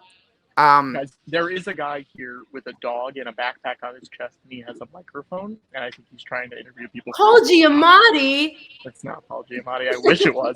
Imagine if he showed up with a dog and a papoose on his chest. That would be amazing. Would love that. So, Rachel, I was born on May 14th. Okay. And so my first experience of daylight saving time was being given an hour. So I remember just thinking, like, how wonderful to be given an extra hour. Like, what is it? It's the most valuable thing we have. Yeah, you said, time. what did I do to deserve this? I was born. Thank you. Thank you. And you're welcome. Thank you, and you're welcome. I And was then- born on May 3rd, and all I got was disappointment for not being You- born on May the 4th. How do we not know you were a Star Wars Day Eve baby? I am. What and famously, Star Wars Day Eve is in some ways more exciting than Star Wars Day. It is, because then we all like prep all of our Star Wars photos that we're gonna post for May the 4th. And also like a lot of times we will do a Star Wars Day show on May 3rd instead of May 4th. And if we can do a late show, so we ring in the day of midnight. We haven't done that as often as I'd like, but it really is like, because when you wake up at a normal time on Star Wars Day, like a big chunk of the day is already done. So a May 3rd birthday means you can celebrate the ringing in of Star Wars Day right at the end of your birthday. It's true, and I was like, it was a C-section. So it was an appointment, babes. You were a C-section. It was a C-section. So it wasn't a mistake. It was planned. Wow. Yeah, it's all coming together. One of the first characters you see in episode 4 of Star Wars is C-3PO, and you were a C-section. The commonalities are so intense. And here's the good thing about being a Star Wars Day Eve baby as well, is that you get gifts on your birthday and then you get gifts on Star Wars Day. It's true. I do get, and then Life Day comes, and you're like, it's just never ending for me. The gifts never stop. Lenny, what are you gonna get for your birthday? Your silence is violence. Lenny, what are you gonna get for your birthday? When's Lenny's birthday? Lenny's birthday is actually on Wednesday, I think. Is it Wednesday the 13th this week? Wednesday I think so. Yeah, little Len Bug is turning 1. That's fun. Oh. He's a good boy. He looks like a Ewok. Don't you think, George? Some sort of chaos is happening with Patrick. Oh, he's putting his shirt on over his suit. Oh, good. No way. You gotta. Over the suit. I got it. It's the only way to do it. That guy's getting Star Wars. It's the only way to do it.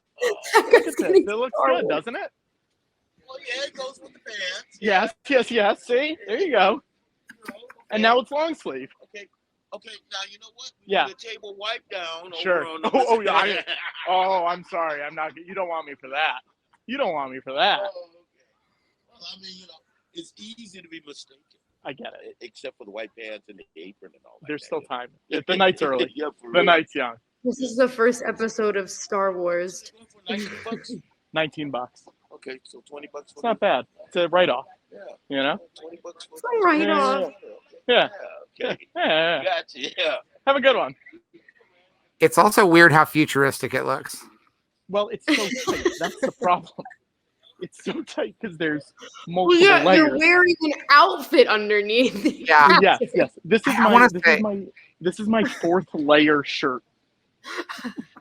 Wearing an undershirt, a button down, a suit jacket, and then this.